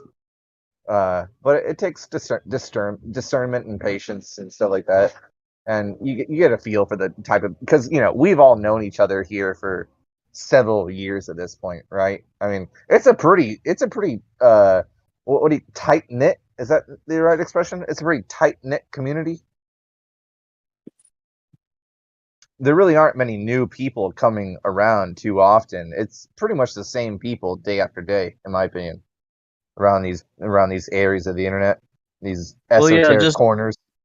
Just like a bar or restaurant, you have your regulars and then you have your newbies that wander in or that are traveling through the area that stop in. And so we're the regulars, we're the norms. We're the norm, like Cheers reference. But yeah. It's really funny though, don't you think? How funny it is how the majority of the people I see here on Geo are the same group of people I see other places. We just kind of bounce around from bar to bar, and you just run into the same people all the time. Yeah, that's a good analogy. Bouncing around, bar hopping, and seeing the usual suspects at all the same bars. Well, there definitely does seem to be like a in terms of people, what I think about it, in terms of like discussing the shape of the earth with people, like that component of cosmology. It's interesting because when I think about, okay, there's definitely people around the world talking about this, just in their own homes or with their friends or, out at the coffee shop or whatever. But of course, those are probably just more one-on-one or maybe three or four people. So there's a lot of that always happening with the shape of the earth to some degree. And then you have but that's kind of just in its local areas. And then you have like the YouTube people, the content creators, they're making videos. Sometimes they have panels, like Bro Sanchez, he'll do his whole panel, stuff like that. Hey. Globebusters. Shout out to Bro Sanchez, bro. Yeah, I love Bro Sanchez. Yeah, shout out, bro. I love Bro Sanchez too. Yeah, for sure. But yeah. So so there's the kind of the YouTubers that do that, and then other shows that have just like 4 or 5 panel members or whatever. So there's that going on, and then I mean there's like Facebook. I'm sure people just talking in text form, probably some on Telegram and whatnot. But as far as I know, like on Discord. This is really like pretty much one of the only places I'm aware of anywhere on Earth where people from all around the world are actually coming in and talking on on voice, like in these kind of channels, with people directly, like the people as it were, like actually talking person to person. Real people, real conversations, absolutely. Can I ask you a personal question, Gio? Oh man, I'm drinking some water. Yeah, I mean, I'm, I mean, whatever's on your mind. Yeah, well, I appreciate that, bro. And feel free not to answer if it's pushing the limit too far or anything. Of course, that goes without saying, I suppose. Well, you definitely put a lot of effort into this production, if you will, and my intentions for also going along the same line of like artistic expression and artistic creation, making a podcast, making a server, stuff like that. I've been working on that. I don't know if you know about it. You're definitely welcome over at my server. No one's invited you, but I'll do that right after this conversation here. My question, though, the personal one I was referencing earlier, is it's going to be kind of personal, is that do you find the success of what you're endeavoring upon right now, like this process, this creative process that you're endeavoring upon right now, making the server, doing the podcast. Do you see this as your way out of a situation you're currently in? Like this is the one escape route towards from where you're at to the land of milk and honey, where you can live the life that you want to live, and a podcast and like social media sort of creative artistic productions is like that's what you're banking on in a sense. Like that's what you're putting, like that's your I think I can stop trying to explain myself. I think you know the meaning I'm trying to get across. What do you say, man? Okay, so are you suggesting like in terms of like a financial thing? Is that what is it, in terms of like is that what you mean, or? That's half of it. The other half of it is you living the life that you want to live. Okay, I think I hear what you're saying. Well, to answer the first part, I don't have any intention of ever monetizing this platform at all, or even any platforms, wow. or even any platforms I do in the future. Yeah. So you're saying you're set in a sense, right?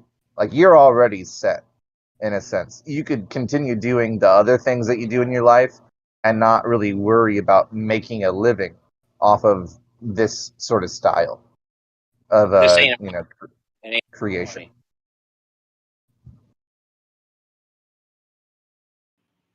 Which, yeah, like this for me is not intended to ever be. Well, to me, I view this a lot more as like more of my spiritual karma, dharma, in terms of really more the dharma component of it, where okay, and wanting to have basically be able to support the capacity to actually be able to communicate, with each other and be able to share truth and be able to, have the actual platform to do so. Especially like I think in the future, there's going to be even more censorship, even to the point to where we may not even be able to be on Discord. YouTube, I'm sure, is limited as well in terms of the censorship there. So I think we're kind of in this little window right now where Discord works and YouTube is, okay, even though they're still probably reducing the views or whatever, and they're definitely not promoting it in any way. It's all deprioritized. Let me put it this way. But let me put it this way. I think I can break it down to the fundamentals here. What you're saying is that your online presence to you, personally, in your own methodology of how you live your life and the hobbies you put effort into, that this, the server we're in, your online endeavors, has nothing to do, in your mind as of now, with your say your livelihood, right? You're not taking your online hobbies as something crucial to your future livelihood, right? It's sort of like a side project. Well, yeah, those are all interesting kind of ways to view it all. Because I guess I wouldn't quite resonate with some of those terms. Like I wouldn't really call it a hobby or a side project, but I hear what you're kind of saying with it. I mean, what I would say is that, yeah, my life is structured in a way to where I can put a lot of effort and time into this. I'm also like multitasking. Like every time I'm on here, I'm multitasking, doing a bunch of other stuff at once, and I'm kind of in and out as well. So I mean, I'm also doing a lot of other things. But the fact that the live streaming, like, it works for me in terms of being able to speak and also listen. Like in terms of the audio component, I can't really do that much text chatting because I'm doing a lot of other stuff. But yeah, so it kind of fits perfectly in that way. And it was a lot to build this, to get everything built. But at this point, it's not too much just to maintain it. It's just keeping it going. I think. Yeah, doing the Earth Awakenings live shows, like I mentioned earlier, we've all just been very busy, and I have been as well, because the only thing with that is I have to be able to set aside 2-3 hours, like boom, where I can be fully focused, on it. But I do think my schedule is going to allow for that coming soon, and as well, so where we can do that again. But yeah, so I would say overall, I kind of got lost on how I was answering that. Oh, what this is for me. Yeah, but I mean, I feel like spiritually, like I'm willing to do it just, essentially as a service or a gift, offering. Yeah. In that sense. Yeah. And as much as I'm able to give towards it. Yeah. Cause I just think truth is incredibly important and, for so many reasons and being able to have community where we can, be able to advance our minds, advance others. Contrast you. Yeah. Let me contrast you. Okay. Because, I'm trying to begin something. And right now, like I'm telling you, right now, I'm beginning the process of starting something. You're already in the midst of it all, and there's a big difference between us, even though there's so much in common. And I think the key word, like I said earlier, is livelihood. So, in no sense are you considering, your participation and the development of what you're involved in related to your livelihood or your future livelihood or your potential livelihood. Whereas where I'm coming from, just so I can, I'm just, now it's just coming straight from me, straight from my soul about myself.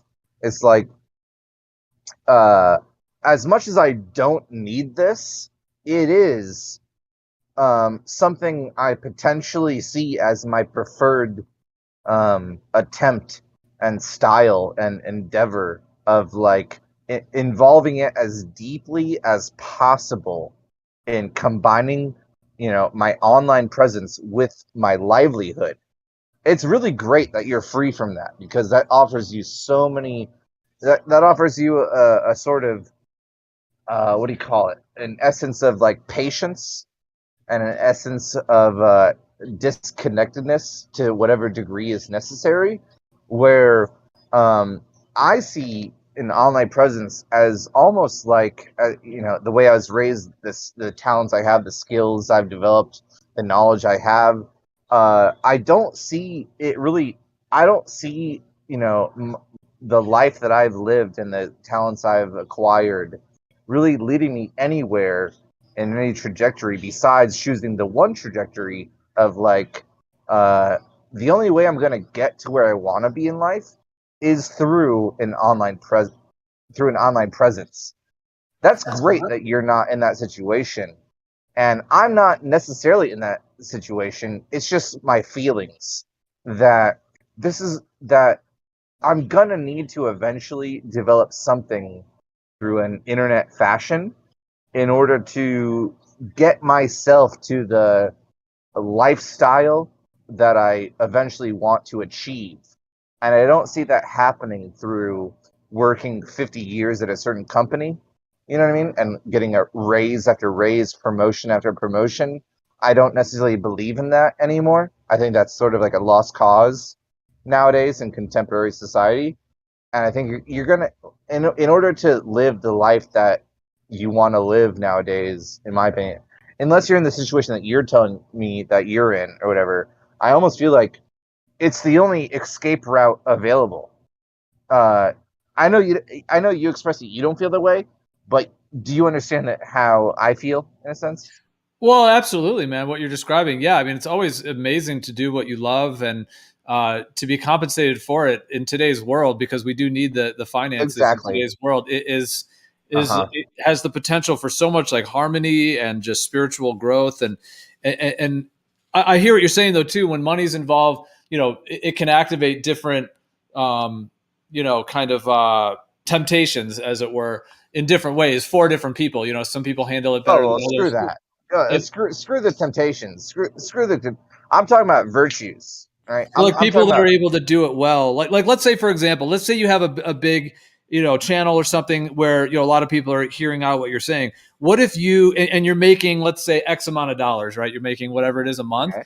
What if you know that, like, let's say you learn something new, like you go through a deep process, you have some new knowledge that comes to you, and you come to a new conclusion about something, whether it's a new idea or even a revision on something from before. But what if you know?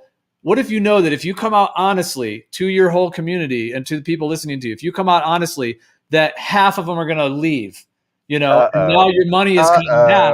Your money's cut in half. Like, do you do what's right, for less money, or do you? No, fuck that. No, it's just one example.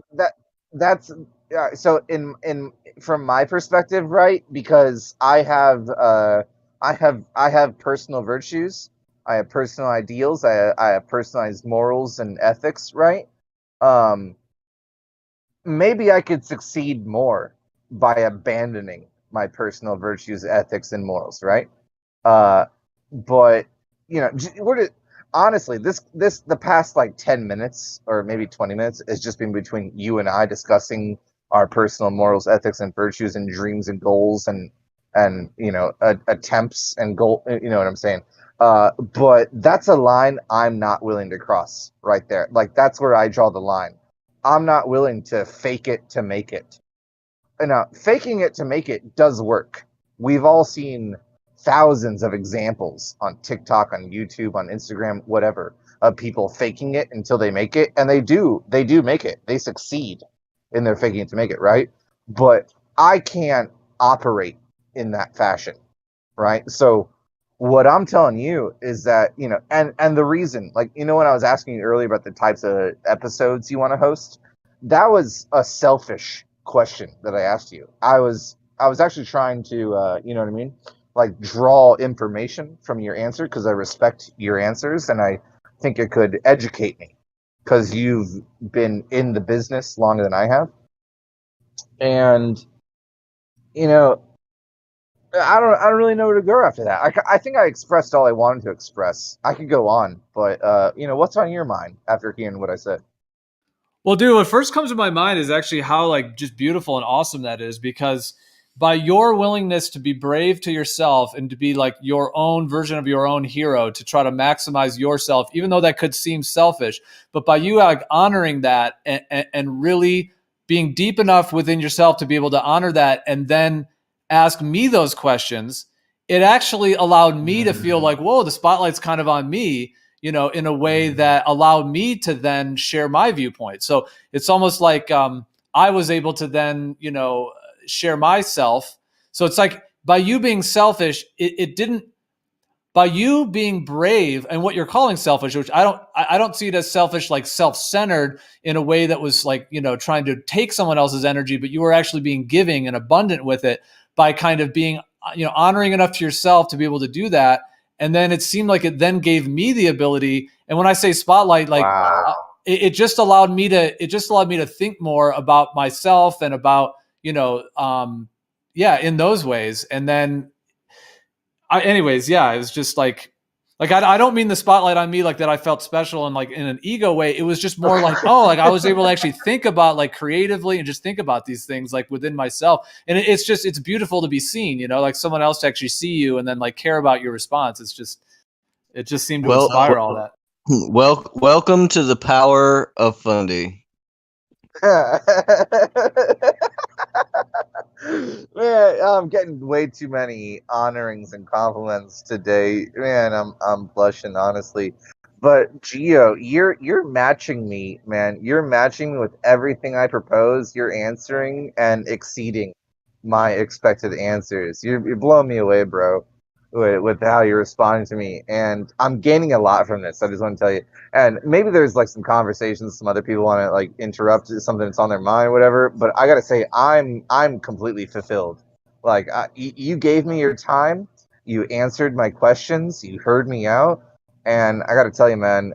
Even if we want to transfer to some other subject, you know, right now, I can say I'm extremely satisfied with how real our conversation just was for the past 20 minutes or whatever, because it did a lot. It did a lot for me, man, and I appreciate you. You're a wealth of wisdom.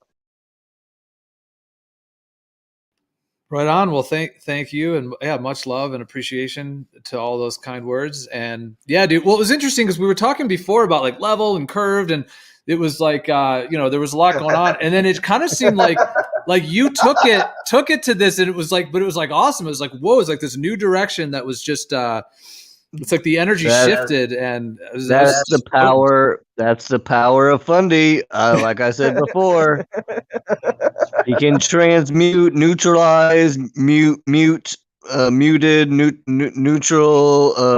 All those things that I said before. applies to exactly what I'm saying now. That's the power of Fundy. I don't know what it is or how it is, but that's what he does, and that's what happens when his voice is heard. Oh, Jesus. God, thanks, Illegal. But credits to Geo, huh? I mean, Geo, what a real guy, huh? Okay. I'll take it off, Fundy. I'll quit. I'll quit with the Fundy compliments because he's blushing. He's gonna turn red. But yeah, Geo, you're like all your responses to what he was saying were like beyond our expectations of good responses that we could have anticipated. Man, we're partners. All right, Geo, whether you accept it or not, we're partners from this day forward. We're gonna world domination. That's what we're gonna do. All right. Well, yeah, man. I mean, when it comes to like truth in today's world and what's going on, I mean, not only I think is the discussion really important, but also, you know, those that are carrying wisdom and that have experience and knowledge, you know, for their voice to be heard, especially amongst the censorship thing. I mean, I will say, I think eventually we're going to have to actually transition to, you know, something outside of all these corporations, you know, these YouTubes and Discords and stuff. Sure. So that'll be even more exciting at that point too. But it's sort of like being able to have that channel and the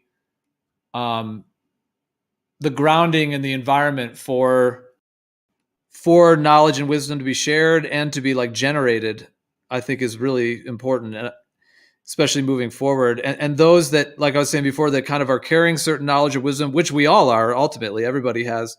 Right. So. Yeah, everyone's got something of value to share, but the only issue is like not to make it sound like forceful or whatever, but you kind of have to interrogate the value out of people. You kind of have to come with the right questions to ask the certain people if you want to produce like golden content. And you can identify those people from building a relationship with them. You say, wow, this person, so much to share. Do they share the best information they have within them every night, you know, as we attend these servers? Well, no, you know, and then not to put anyone down, right? Everybody, please don't take it that way. But like, there's so many people who I'm like, wow, that would make for a great podcast interviewee that I could ask questions to.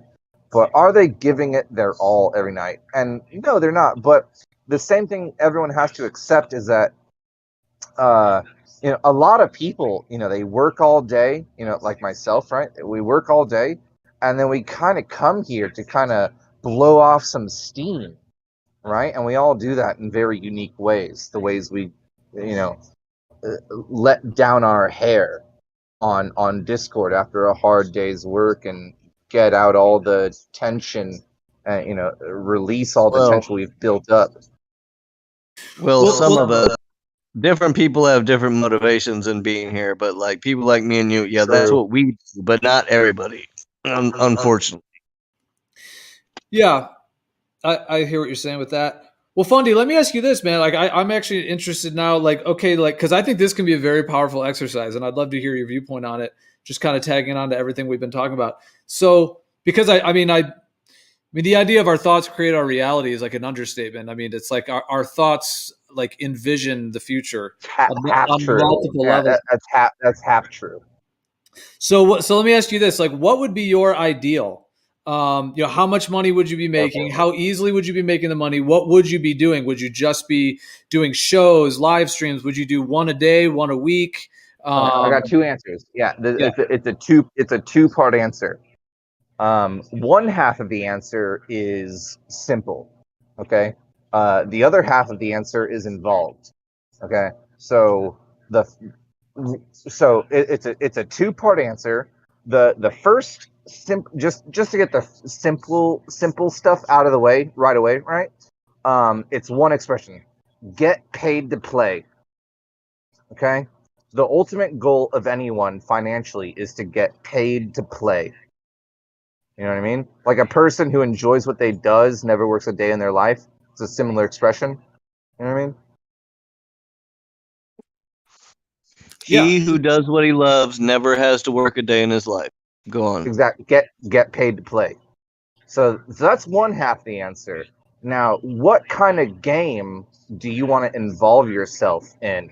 That is the game you're getting paid to play the game you want to play.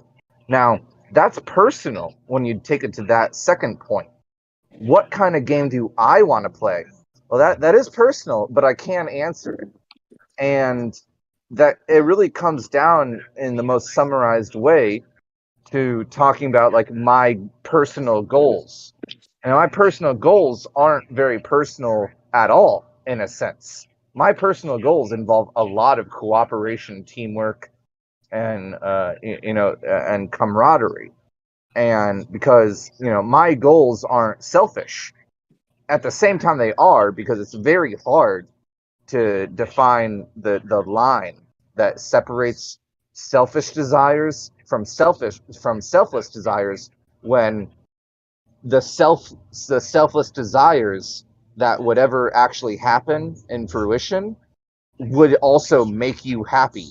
Like when you're when you're a person who smiles when they see their friends succeed. You know what I mean? So that's as I've said before, there's no such thing as a selfless act.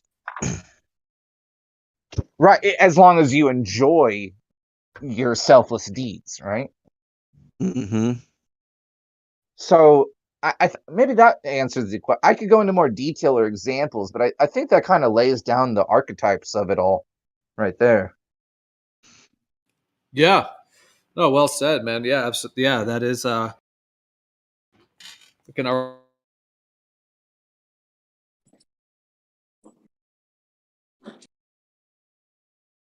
Little bit of audio disconnect there. Did you say something, Gio?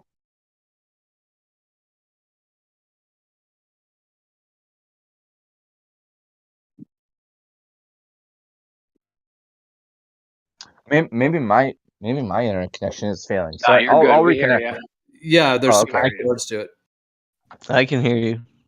What was the question I was answering again? I might have a better answer if I heard it repeated. The one I asked? Yeah. I think I kind of like went like a little bit like on a tangent there, maybe. No, I think it was perfect the way you responded. I think it was just because I think I actually said like 5 or 6 things, and you basically just beautifully covered one of them. I think maybe another one was like, what would it look like practically? Like, is it a show? Is it 2 shows? Is it once a week, twice a week? Like that was another part of it.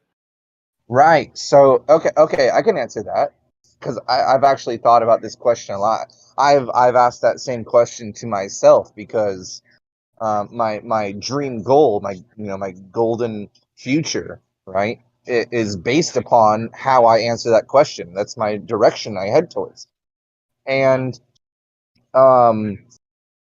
like Ken Wheeler has said, wisdom, I might be paraphrasing, wisdom comes first as the foremost virtue.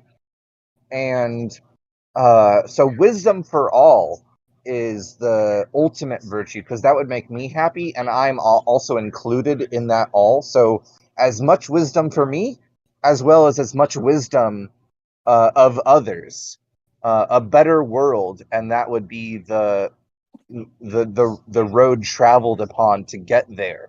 The best world possible is a world filled with as much wisdom as possible. That would result in the least amount of mistakes, the best amount of good decisions happening, and probably comfort and happiness would come along with that, and also a whole bunch of unpredictable, amazing experiences for everyone. And my namesake of fundamental is based upon how I think the most important information is basic information, the foundational information, or the fundamentals, as we say. And a lot of the work I've put into certain personal projects is to try to come up with a delivery system and a body of work that gets the most amount of wisdom expressed in the most efficient, expedient way as possible to anyone who could ever be blessed enough to be introduced to this YouTube playlist, this podcast playlist, this book, this whatever form it may take as a form of media, that would be how I would answer your question of like, how would it actually practically play out? Some sort of delivery, whether it be audio, visual, a hybrid audio visual presentation like a movie or something like that. That would be my goal of what I would feel like I accomplished my magnum opus by creating.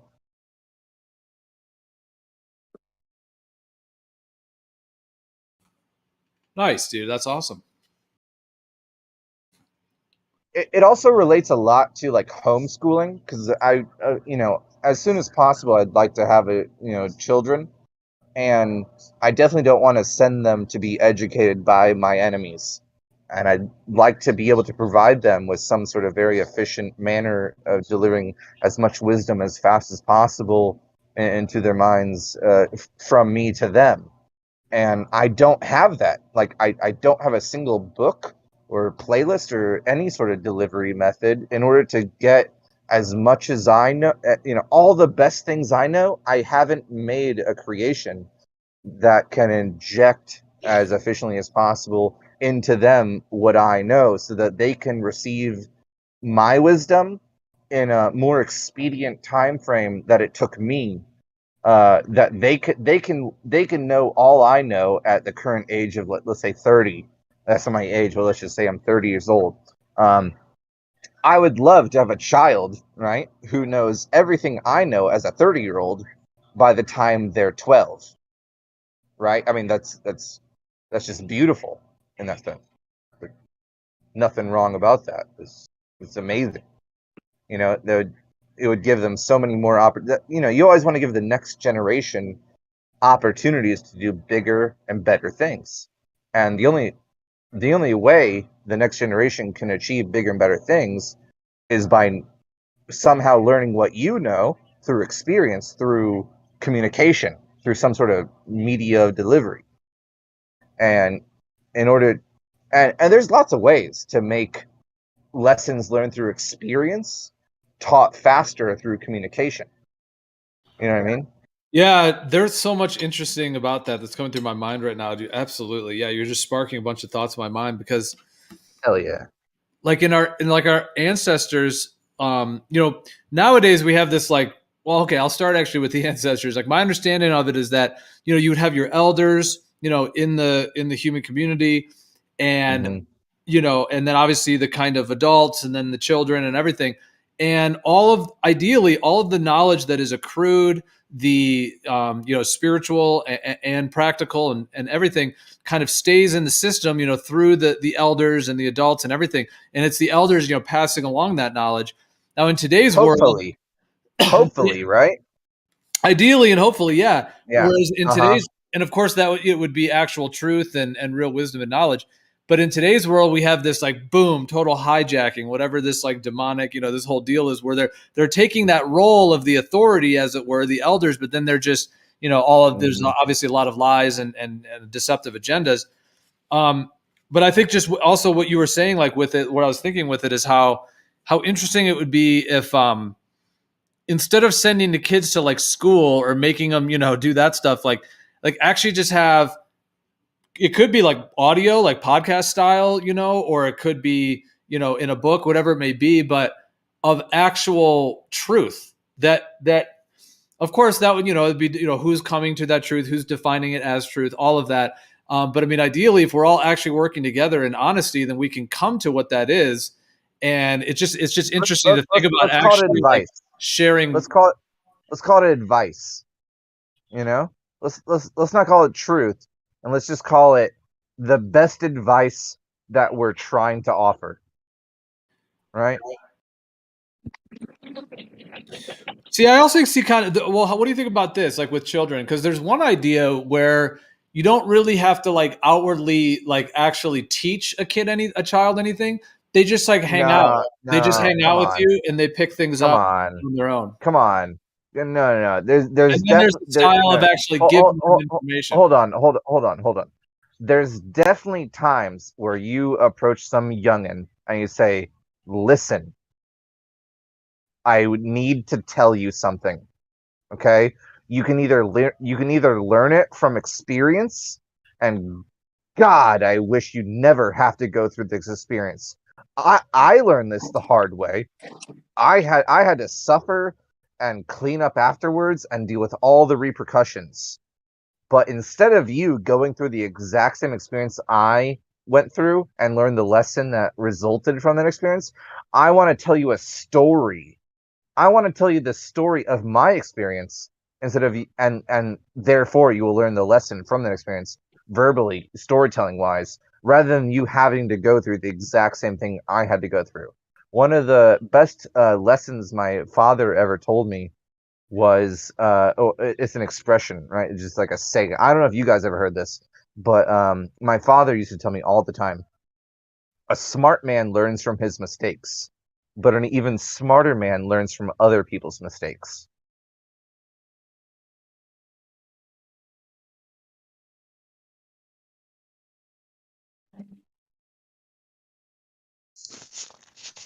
I see what you mean. I see what you mean. Yeah, I do think that can occur that way. Yeah. Now there's certain things, right? There's certain lessons though. Like this is the real caveat to that. There's certain lessons that can only be learned through experience. No amount of storytelling or lessons verbally, presented. There's just certain things that can only be learned through experience, like what it feels like to have sex or something like that. You know what I mean? Yeah, or on the other side of that, like being heartbroken. Exactly. Yeah, that's a perfect mirror image of what I just said. Yeah. And so the best educational system theoretically possible would be all the lessons that could be respectably learned through advice are learned through advice, while the lessons that can only be learned through experience are learned through experience, but in a controlled manner or a voluntary manner. Because I think a lot of the challenges that people enjoy going through could also be like curated, where the challenges we hope for everyone to go through and learn from, because that's the only way they could learn that lesson, could be more of a controlled fashion, where like you say, oh, you're this old, it's time to put you through this ordeal, because like I don't know, go ahead. That's what I would say. Yeah, no, it's definitely interesting. There's different ways to kind of view it all. I think that there is something very important about wisdom being transferred and can be transferred to accelerate others in a lot of ways that can be very useful. Now, you never want to throw someone into the deep end before they're prepared or before they're ready to take that on, right?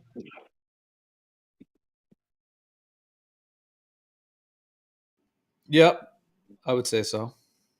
So it's going to have to be handled on a very individual basis, because all humans are very different in what they're ready, acclimated or whatever to be presented with. And that's why the public school system is kind of strange, right? Because it's sort of a one size fits all approach, where it really shouldn't be handled that way, in my opinion.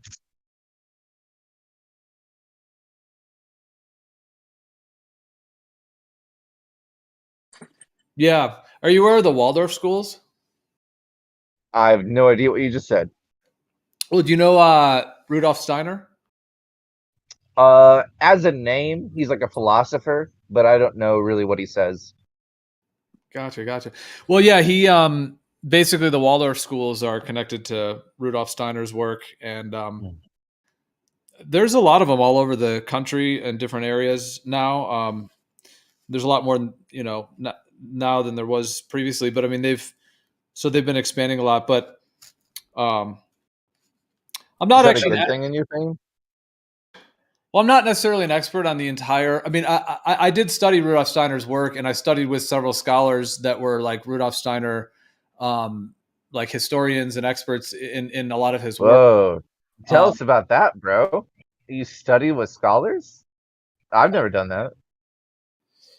Well, I went to graduate school in San Francisco, did a master's degree. What? Whoa. You got a master's degree, Gio? Yeah. Oh boy, what age did you graduate from that from? Like 28, 25? That would have been like 8, I believe, 2008. Yeah. No. What age? 28, 25 years old? Oh, my age at that time? Yeah, when you graduated from masters. And by the way, that's really incredible, dude. Bravo, of course. Yeah, so I would have been like 27, 28 at that time. Wow. What was your master's in? Well, it's at a really unique graduate school. There's really only one of it. It's really one of a kind. There's only one like this really in the whole world. It's called California Institute of Integral Studies. So it's CIIS, California Institute of Integral Studies. And it's very unique. It is actually a fully accredited graduate school. So meaning it's actually, it's accredited by the same, the major, the mainstream, as it were, the same one that it's endorsed, right? It's endorsed officially. Yeah. It is like, yeah, exactly. It's like, it is, like the University of Berkeley, let's say, these major colleges, like there's a sort of a certification. Is that the right word for it? Is it? Of course. Yeah, certification, man. That was perfect. Accreditation. That's the word. Accredited. Yes, same thing. Accreditation. Yeah. So they're accredited by. But anyways, but what's unique about it is that basically it's like a graduate school. That's very like specific to the various fields that it is associated. Like Harvard is a law school, right? Exactly. Yeah. Exactly. It's specialized in certain ways. Yeah. That's amazing, dude. Like, oh man, like honestly, like major props. That's really quite the accomplishment. I'm sure that came along with a lot of hard work for sure, right? Actually, dude, it was just enjoyable and fun because I mean, I basically fuck you.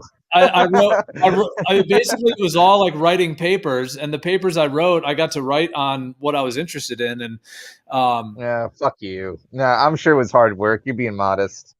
Well, well, maybe this will give you a sense of it. One of the main reasons I went there is to study with two like world-renowned figures in these particular fields of archetypal astrology and psychedelic or entheogenic therapies and treatment. Yeah. Honestly, dude, you think that you were gonna like honestly, I was just giving you compliments, like I was blown away. And you said, no, it's not that special, honestly, fundamental. I was only studying with accredited psycho-astrologist No, I didn't say it wasn't special. What I just said is I said this will give you a sense of how much fun I had. Meaning like how like enjoyable it was. Like I was meaning that's more what I was saying is that like that sounds fun as fuck, dude. And by the way, you said astro in there, so you studied with accredited master degree professional astrologist, astronomist. What was it? Come on. Well, who are you? Those particular two people, one of them is like he does essentially archetypal astrology. Which is it's like my main interest, dude. It's like literally what I'm about for the most part. I can't. What the fuck? Why don't you brag about this more? Like, why don't you just like enter the room saying, "All right, the man who spent 2 years studying with the accredited astrophysicist, biologist, archetypalist, has arrived. Here I am, guys. Go ahead and pick my brain. You're all gonna learn a lot from me." Oh my god, dude! Astro archetypalist? What the? Oh my god. So, okay, that's a lot to handle. You know that, right? That's a lot for someone to handle, and that invokes all sorts of questions I have for you. But tell me, man, what did you focus on with that person? What did you guys actually look into together? Well, basically, he does archetypal astrology, but he also has a field that he works in as well, which is referred to as archetypal cosmology, as well. And so he essentially, he's been he's worked within the Jungian schools, transpersonal. He has I think he went to Harvard, and then he also has a PhD as well. But he does the archetypal astrological component and the cosmology and also the shamanic medicines. He talks a lot about. He's a historian. He wrote a book called Passion of the Western Mind. That's his first book, which actually is used in a lot of mainstream colleges as in their philosophy courses. It basically is a whole story of the whole history, at least that he believes, the whole history we're told. And he basically is a Copernican, to the core. He knows Copernicus's work, incredibly deeply and all the rest of it. But anyway, so his name is Richard Tarnas. And then do you know who Stanislav Grof? You cut out, but no, I don't know who Stanis Legras is.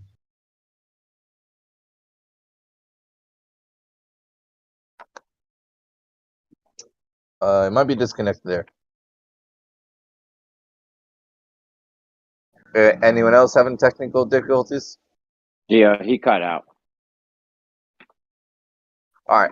Well, whenever he comes back, I gotta pick Gio's mind about Jungian archetypes. Oh, dude, I think my internet just went out. Am I back? Yeah, you're back now. Yeah, my internet's been going. It goes out for 15 seconds. It keeps doing it. So I'm not sure why it does that. But yeah, it dropped out, I think. Can I ask you to give the briefest summary you can possible of Jungian archetypes? What's that all about? Well, yeah. Well, I think when it was cutting out though, do you know who Stanislav Grof is? Have you ever heard of Stan Grof? Not at all. Okay. Okay. Because he was the other one I went to study with. He essentially is this Czechoslovakian psychotherapist. He actually is a medical doctor as well, but he's from Czechoslovakia. And back in the 1950s, his office was sent a whole box of vials of LSD. And it had a note in there that said, this is a new substance that's recently been discovered. We think it may have possible benefits for, humanity. And he did a session with it. And then from then on, had such a powerful experience that he basically spent his entire life. He worked within the actual kind of psychedelic therapies that were being done in the 50s and 60s. So he was doing a lot of that, not for the dark side of the MK Ultra part of the government, but he was actually doing the legit side. He was doing the legit side for psychotherapy and for healing. Okay. And he's very shamanically, he's very shamanic. And so, he Albert Hoffman, the guy who invented LSD, he calls Stan Grof, the guy, people call Albert Hoffman the father of LSD. And then Albert Hoffman calls Stan Grof the godfather of LSD, I think. But anyways, okay. So but Stan Grof is just a profound figure and individual, and he's been working with these not only LSD but also mushrooms and ayahuasca and peyote and iboga. But then he also developed an entire form of using breath work to actually enter the same state that these psychedelics activate. Because basically, once the psychedelics were made illegal in the 1960s, he basically began a whole training program, for what he calls holotropic breath work. Which he developed, as well. So he's very, very deeply versed in these experiential therapies and the benefits that come from them. And so I was basically studying with him. I don't buy it on it. I don't buy it, honestly. I think that what substances can provide is far beyond what breathwork can emulate. That's just my opinion. I'm throwing just the Wikipedia. That's for Stan Groff. Dude, I hear what you're saying though, man. I mean, yeah, no, there's nothing like plant medicine. I mean, breath work could never be like ayahuasca, for example. I mean, ayahuasca contains so many unique compounds. I mean, DMT and other alkaloids that are very unique. Although breath work can activate endogenous DMT, so you actually can get DMT doing breath work, but it's still not the same as ayahuasca. That's actually interesting. That's actually interesting for Fundy to say. What the hell's going on? You're You're good, man. good. We hear you. Yeah, we good. You're good. What the hell? You were just cutting in and out a little bit. You were cutting in and out a little bit, but Oh, sorry. I somehow like played a video like while I was talking. No, I was just saying that I find that interesting that Fundy says that based on the information that I have, that I know he's never had that experience, and the fact that he would have that opinion, and that I have had that experience, and so of course I agree with him. I just find it interesting that he would agree with that, knowing that he hasn't had that experience yet, and I do wish that someday he can have that experience, because I think every human being should have a DMT or LSD or mushroom experience at least once in their life. Well, like Terrence McKenna says, the hero's dose is 5 dried grams of psychedelic mushrooms, and I can't say I've done that, but I'm definitely not like ignorant to dabbling in that area. But yeah, I do wish someday to like trip balls so hard that I got that like ego death thing going on, which I gotta admit, like I've never reached that point. I've just sort of had fun with it. You know what I mean? Just kind of I've been in control always. Yeah, you didn't do enough. yeah, exactly. you didn't do a deep dive. You dip your toes in or whatever, but you didn't go swimming. Exactly. But Gio, man, do you remember my question earlier about asking you, are you able to tell me anything? Because I don't know much at all about it. I was really wondering, since you were talking about being like research in this area about union archetypes, and I want to know as much as I can about union archetypes from Carl Jung. Yeah, well, it's like these two guys that like I said, I mean, I studied with other professors at the school as well, because there's another one that's actually the Rudolf Steiner historian and expert. He's actually written several of the books that are like the some of the most well-known compilations on Rudolf Steiner's work. He actually was the head of the program when I was there. But that's so that's another one of the professors there as well. But yeah, one of the main reasons is I went to study with Rick Tarnas and Stan Groff, with these two guys. And basically both of them are, I would say, complete world experts when it comes to Carl Jung's work in terms of the archetypal, and especially Rick Tarnas is very, very well versed in Carl Jung's work. And of course, Carl Jung used astrology as well in his work. And so, which is a component of his work as well. But I wouldn't say that I'm like a complete expert in all of Carl Jung's work. I mean, I definitely know a lot of the of it, and I've read a lot of his work, but I don't know all of it, every detail of it all. But yeah, I mean, essentially the Jungian like the archetypes is that he essentially, I mean, they're referred to as Jungian archetypes, but essentially he was one of the first to, at least at that time, it seems, to start making the connection between, the archetypal essence of consciousness in various ways, and how our individual psyches reflect those archetypal symbols in ways that are unique, completely unique, but also have similar themes and similar messages and wisdom within them. Well, let me ask you this, man. I suppose I'm opening a whole new Pandora's box with this question I'm about to ask, but what's your best argument for the validity of astrology and like dividing people on the time of year they're born? Is there anything to that, you think, or is it just kind of sort of hogwash what do you call it, superstition, or could perhaps there be something to that? Well, I guess maybe the way I'll answer that is just to give a super brief history of my experience with astrology. I'll make it super quick, but basically, like, I first started looking into it, probably in my later teenage years, just like astrology books. I got a couple books, read a couple books. And at that time, I was only kind of surface interested in it, like, like reading about the horoscopes and stuff. I thought it was definitely, I resonated with it, but I also just only did a bit of a cursory kind of journey with it. And then later went a lot deeper and started learning a lot more. And then when I went out to San Francisco the first time, when I moved out here to study with, Rick Tarnas and Stan Groff, like I said, Stan Groff has been doing like the psychedelic therapies for literally over 6 decades at this point, 7 decades. He's like in his 80s now. And then Rick Tarnas as well. And Rick Tarnas does the astrological side. And so essentially, in a nutshell, if I were just to sum it up in the quickest nutshell, each of the wandering stars, or as the current model calls them, planets, Mercury, Venus, Mars, Jupiter, etc., they are associated with a particular archetype, a particular archetypal structure, which has... In what system, though? In what system?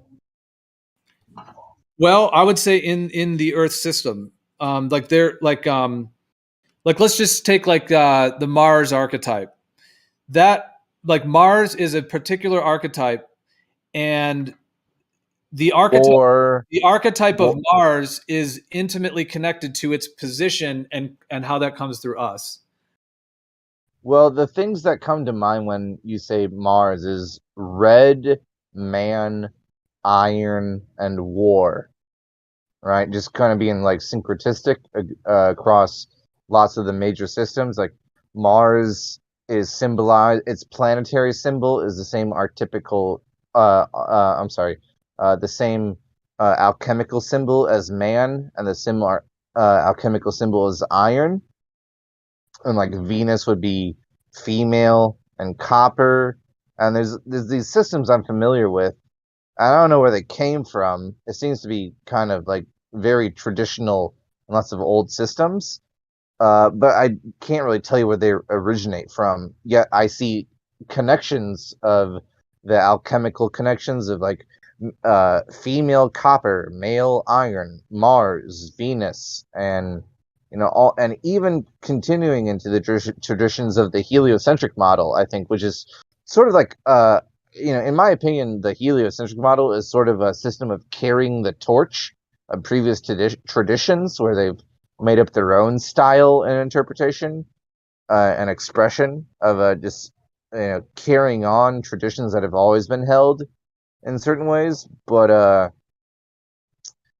know that aside from whichever one might be wrong, maybe all, maybe one is wrong, there's still a tradition to be noted and recognized, where there whatever history may be that, as I've been taught, incorrect or correct to any certain degree, what's most notable is traditions throughout history and throughout cultures, I think.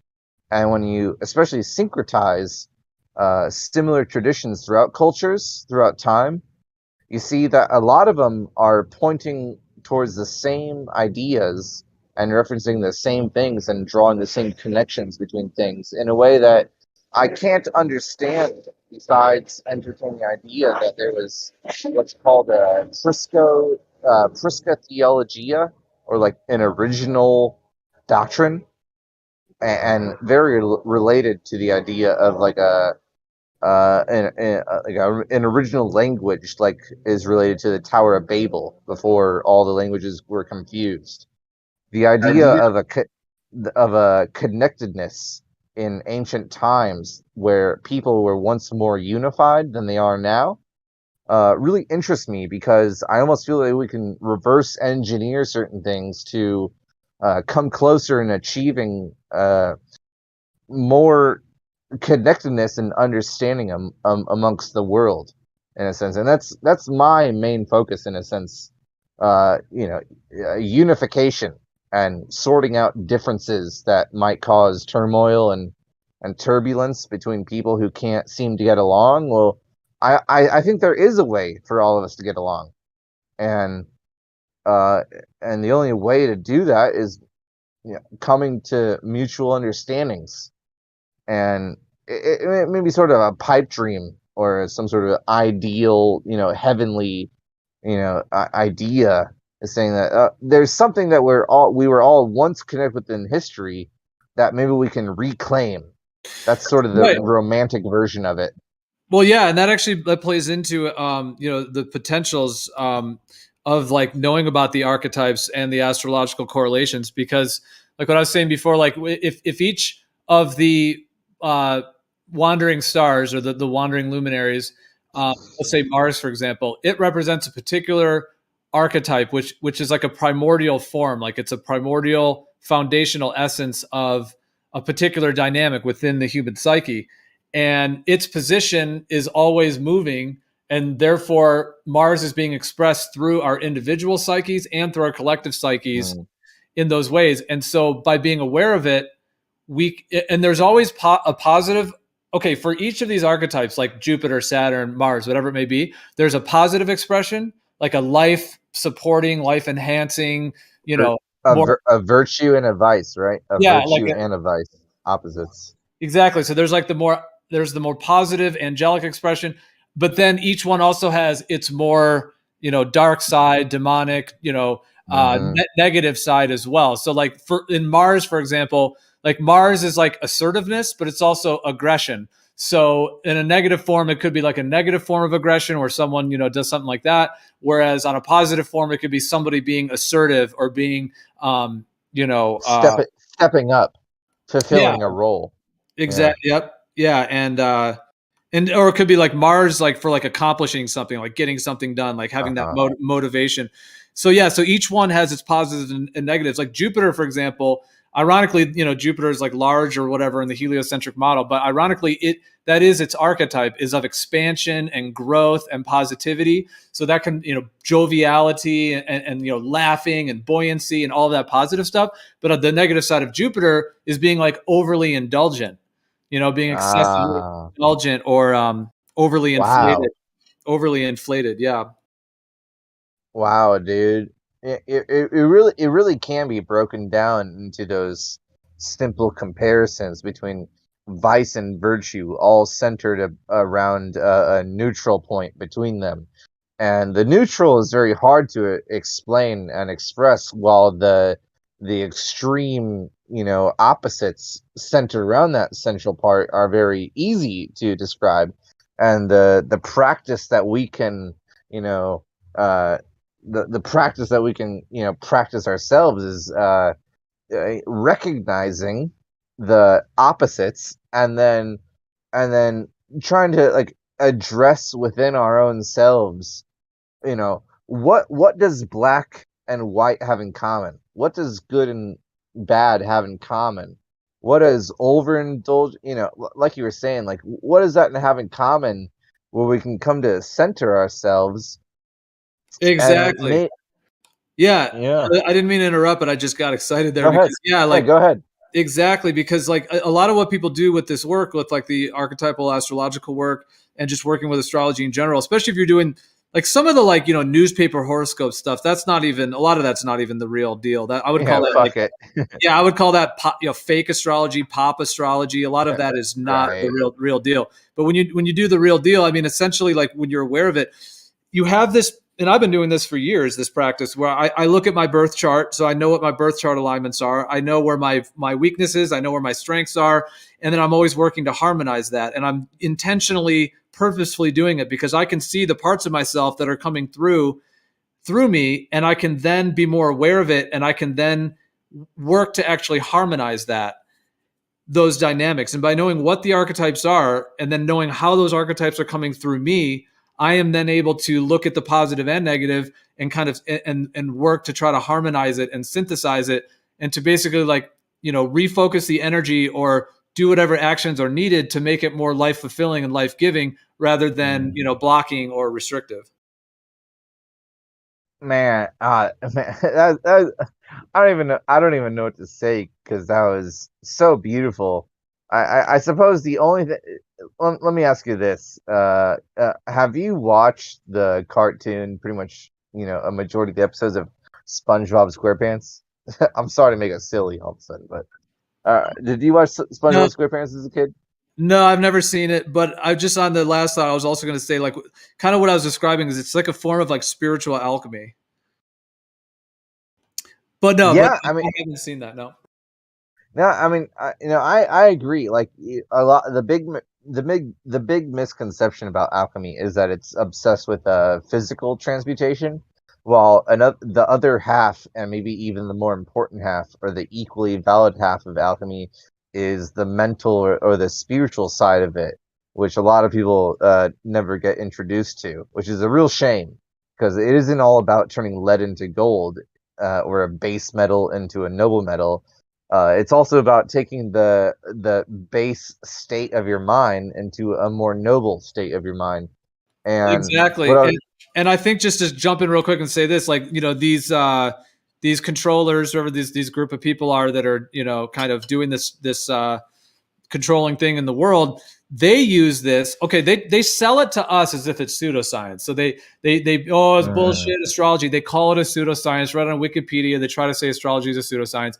And of course, there is some stuff out there that's not necessarily the real deal to kind of, as well. But that's its own thing too. But they actually know these archetypes, and they don't know. Yeah, they do, man. They don't know because they discuss. Right, they don't know because they're like deeply spiritual, insightful. They just got it because they stole it from people. Here's the thing, man. Here's the thing. But just to finish what I was saying, like when there's a real quick, when there's a big alignment of, let's say, Saturn and Pluto, for example, when there's going to be like a 2-year period of Saturn and Pluto, like they use it for like that's during the time of 9/11, like that's a Saturn Pluto, and there was actually a fucking an eclipse grand cross with the Saturn Pluto right before 9/11. Anyways, they planned the shit out of that.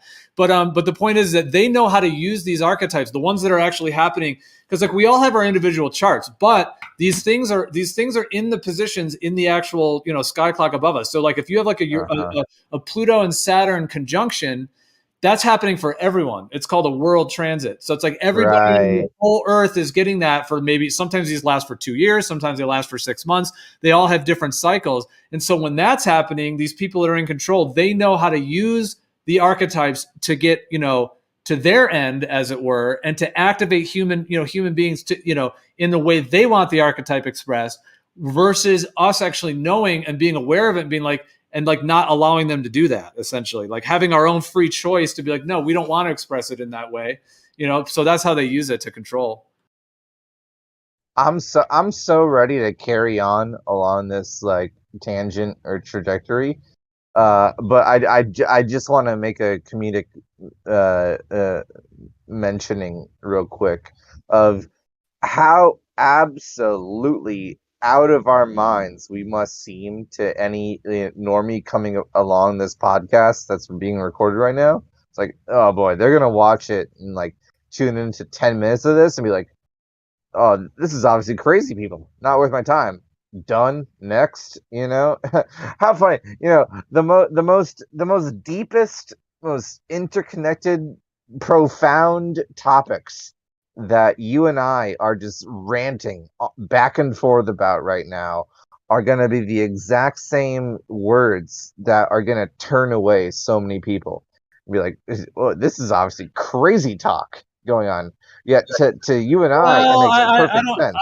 Oh, okay. Maybe there could be some people that could think that. It's possible. Yeah. Like if they just heard a small part of it. But I mean, I know people, I mean, the community that I have, like in terms of the graduate school, it's really more of a tribe, because the everything that's studied at this school is like, the spiritual ancient traditions and everything. So it's like, it's more of just like, it's really more of a tribe. And I mean, there's a lot of people that are, more and more aware of a lot of these things, especially when it comes to like the entheogen medicines and in a lot of ways. So I don't necessarily think that, I mean, I guess it depends on who would be listening. There could be some people that could write it off, but I think that could be said for a lot of topics. Like if we're going deep on like Coriolis effect or something, someone might be like, what is this, Yeah, you're totally right. You're totally right. It is very inclusive in that, and how wide the margins are. of what kind of topics can be being discussed that would just seem very unappealing to, you know, so many people out there, which only makes me more appreciative realizing that of what a community and how good of taste I must have that have led me to participating in, you know, communities like this, where I mean, honestly, I want to toot my own horn here and say, man, I must have very good taste in conversation to end up being in a position as I am currently right now, talking to you about what are we talking about? We're talking about the deepest shit anyone's ever fucking talking about ever. Like, this is the cutting edge in a sense of, like, as far as my taste goes, this is what I'm interested in, bro. This is what I live for in a sense. And right on, dude. Well, I've actually enjoyed like having this conversation because like I have talked about this, you know, on various servers over the years, you know, in some ways, but not like as deep, perhaps as, I mean, because like with a lot of like my just like friends and colleagues, like we go really deep on a lot of this, but like in terms of like discussing the shape of the earth and certain topics, like it doesn't seem like, well, I don't know. I don't know how many people. Well, some people. Well, okay, the globe earthers definitely question astrology. So I mean, you know, they'll if you know they'll quickly call it a pseudoscience or you know do whatever insults about that. And then it seems like amongst people that are flat Earth oriented, planar Earth, etc. Like it seems like almost everyone that I've known with you know that sees the Earth that way senses that like. At least I can't say everybody, but it seems like at least a pretty high percentage of people when they hear once they come to the Earth being like a stationary plane, they then will say, well, yeah, astrology, you know, seems to like it could very likely make sense. There could be something to it, but they just haven't looked into it. And perhaps there's some of those that would be interested in it. And I've actually thought about doing a show on this as well. Like probably, you know, I've planned to do that as well. Like do a whole presentation of all of this, basically, kind of from, you know, the validity of astrology just as a thought process, just something to entertain.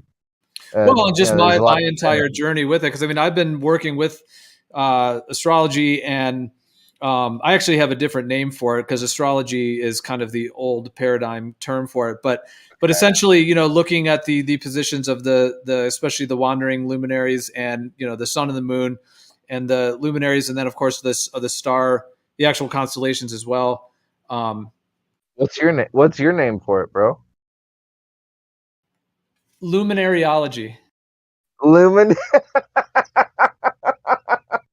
Why not? Yeah, let's just get down to the nitty gritty there, huh? You know, it's not surprising that most people would look at it as a pseudoscience or whatever. You know, they claim it's a pseudoscience. They put that cookie cutter bullshit in the newspapers with today you're gonna eat cookies and hug your mom or whatever bullshit they put in there, and then they take something like astronomy and call it a real science when they don't even know what they're doing. They're just looking at shit that you know they can't prove or whatever. Whereas this shit, there may definitely be something to it. I've never looked into it, and I thought it was bullshit, honestly. But of course, you know, after coming to flat Earth, there's nothing that I wouldn't take a second look at now. Yeah, well, I think they specifically have suppressed this knowledge and this information in just the way you just said. Yeah, putting the bullshit in the newspapers, calling it a pseudoscience. And basically, they split astronomy and astrology. They used to be one. So we would actually look to the sky. We would look to the sky and study the positions of all these different things up there, because there's a lot of different. There's even more than just the quote unquote planets. There's a bunch of other things that move, that wander as well. We would study that and then specifically work to understand what the sky clock is representing by that luminary and how that actually correlates with our lives directly, and actually use like it is actually scientific, and it can be very rigorous in the actual, you know, and it's like a form of a spiritual science, but it also has practicality. Like you can actually statistically look at the correlations of the positions of these luminaries and actually look at it directly and actually empirically validate it. Yeah, and derive practical use from it, especially the fundamentals of it all. Like someone mentioned earlier, how there was nothing more important. There's absolutely no other endeavor more crucial and important to human life than the relationship of trying to be agricultural in relationship to the understanding of the sky. The sky and agriculture and having a sedentary farming, civilization lifestyle, they're so intertwined that you're never going to be agricultural without also being very skilled in astronomy at the same exact time. You know what I mean? The Farmer's Almanac. Exactly. Yeah. They're intertwined as intimately as possibly that any two subjects could be intertwined. And the same thing goes with navigation. Navigation and agriculture couldn't be more intertwined with the sky than any other subject. It's just, and these are the most crucial aspects to, let's just say, civilization, right? Well, just look at it like this. How often do we rely on time and scheduling and month, year, date, and how we rely on that? And then the sky clock, how could that not be as equally as important as we treat the, the clock on the wall? How could that not be? Or the blossoming or the fruiting of the trees or the flowers. I mean, it's all the same. There's really no separating it, and food. Food is really the only crucial component of life. Eat. If you eat, you live, and it's almost as simple as that, right? If you eat today, you live to tomorrow. If you eat tomorrow, you live till the next day, and that's food. I mean, food really is like the most divine word possible, right? Like there's no more divine word than the word food. Food is more sacred than anything else. I just had a weird thought. I don't even know what to make of it. This just randomly popped into my mind. When we put salt and pepper on our foods and stuff, we call it seasoning our food. I see where you're heading there, man. And I have no idea what to make of that. Like, I don't have any profound synchronistic connection. Right. It was just you were talking about seasons and growing food, and that we season. Well, it's called seasoning. Yeah, dude, no, that's fucking awesome, dude. The way you just said that, because at first when you said it, I was like, okay, there's something to that, and then it exploded in my mind because I'm imagining if you have you have your plate where your food is, right? And then you sprinkle the seasoning on it. Meanwhile, the stars are sprinkling above us. They're, above us, and then as the whole vortex above us, the whole sky is moving, it's literally taking us through the seasons as we're being seasoned by these rhythms and cycles. Awesome.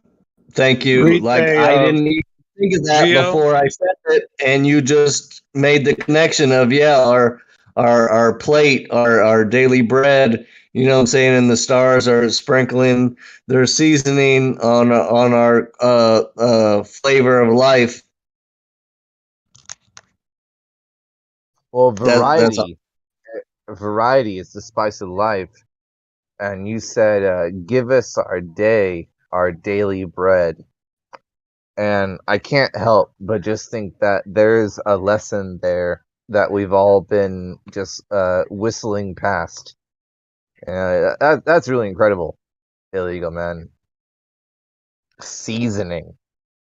Well, and it reminds me of synchronicity, because my understanding of the entire sky clock, as I've studied it as I have for the last 25 years, in terms of the positions of the sun, especially the sun and the moon, Mercury, Venus, Mars, Jupiter, Saturn, Neptune, Pluto, and the fixed stars. So those core wandering stars seem to be the core archetypes, or at least many of the core archetypal dynamics of this whole realm male, female, all these factors.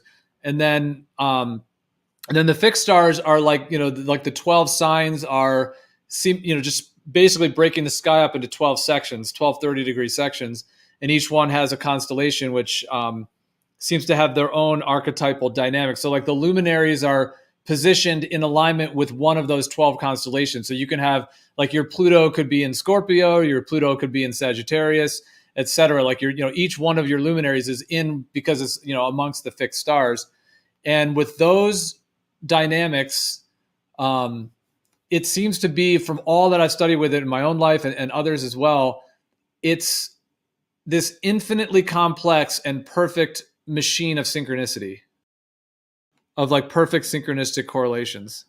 That's great and all, and I totally don't mind you as an individual including Uranus and Neptune and Pluto in your system, but all I can say is that I don't think there was much of a chance that our ancestors and all these different traditions we've inherited ever included those three luminaries into their systems.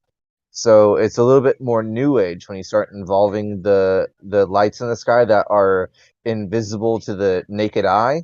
The only thing that, have you seen the Sumerian cave paintings that do have Uranus and Pluto and Neptune, and they also even have something called Eris, which is, they've claimed that they've discovered it beyond Pluto. The only reason they do the beyond is because these move in different cycles, and so that part they made up. But Eris is another wandering star, and even that's on the ancient Sumerian. So I don't necessarily agree that they didn't know that they existed in the past. That's I guess what I'm basically saying to that.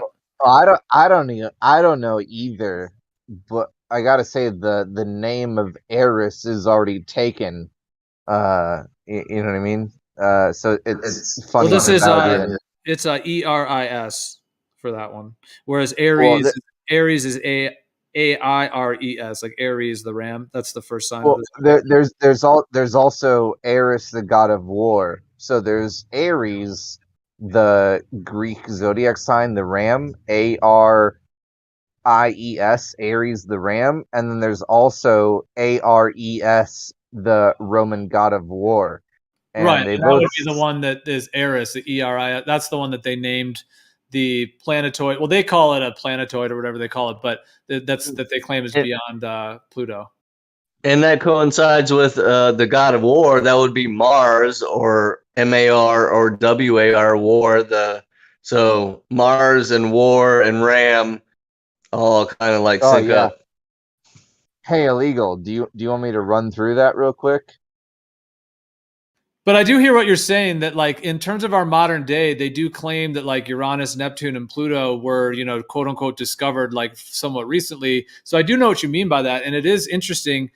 But I mean, I'll share this real quick too, which is like, for example, the entire 1960s, like from 1960 to 1972, we had a Uranus and Pluto conjunction. It was the only time that there was a conjunction in the whole 20th century. And the archetype of Uranus is like rebellion, transformation, like upheaval, and so on. Like, yeah, rebellion, revolution, all of those are the Uranus archetype. It's connected to Prometheus. Why?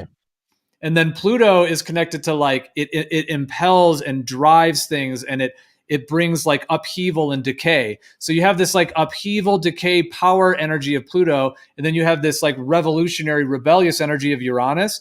Essentially describes the entire decade of the 1960s, which just happens to align with when Uranus and Pluto were in a conjunction, which means they're right next to each other in the sky. Essentially, it's like when the new moon, the sun and the moon are in the same place in the sky.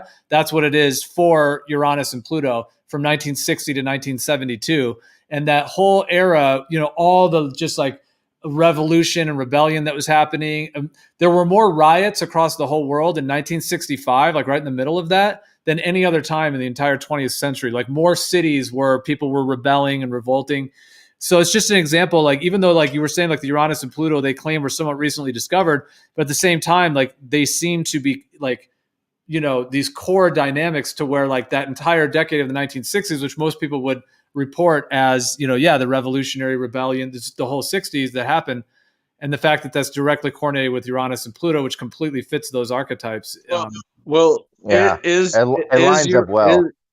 Hold on. Is Uranus like a new thing? That's like not something that was acknowledged. Yes If I had and to no. go off memory, Yes if I had to go off memory, I think the official history story, I want to say 1781 it was discovered. Let's see if I'm right.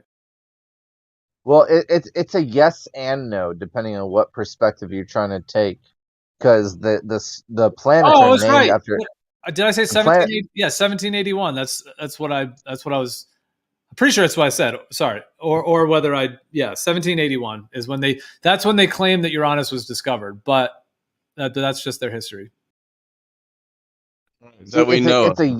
It's a yes and no situation because no, we didn't know very recently that there was some other planetary body, a planet of the solar system, as they say, out there, which we can just accept if you want to, take it or leave it, that there's this actual planet we can see acting like a planet, a wandering star out there. But at the same time, we had already established the naming scheme of our planets.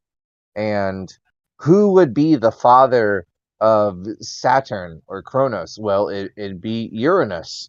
And so the naming scheme of the planets in our solar system plays a lot into this already established Greek mythology system that we've had for a long time. That I hear what you're saying with that for sure. And I mean, a lot of the history we've been told may be false as well. So I do hear what you're saying with that.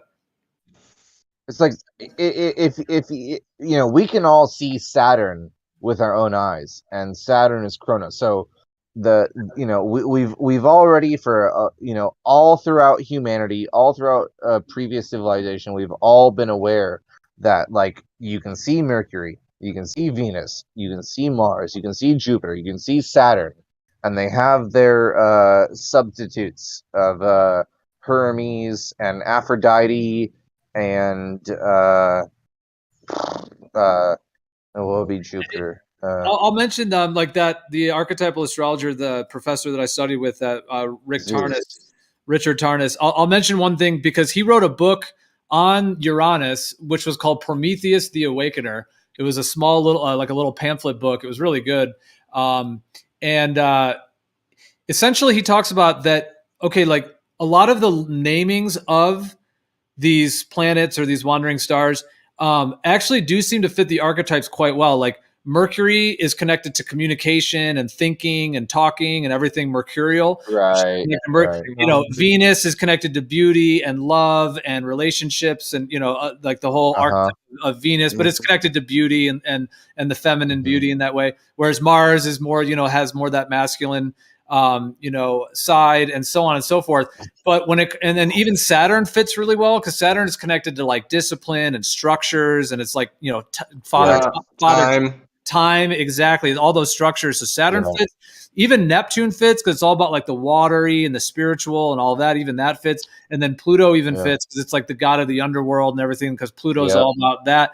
Whereas Uranus, government. What Rick Tarnas basically suggests in his book, where he says that Uranus he thinks is actually the one that's kind of like mislabeled in a way because I mean like it comes from Uranos, and Uranos is like the god of the sky, and in some ways that connects with the Uranus archetype. Is connected to like technology and like kind of higher kind of technological advancement, so kind of the sky in that way.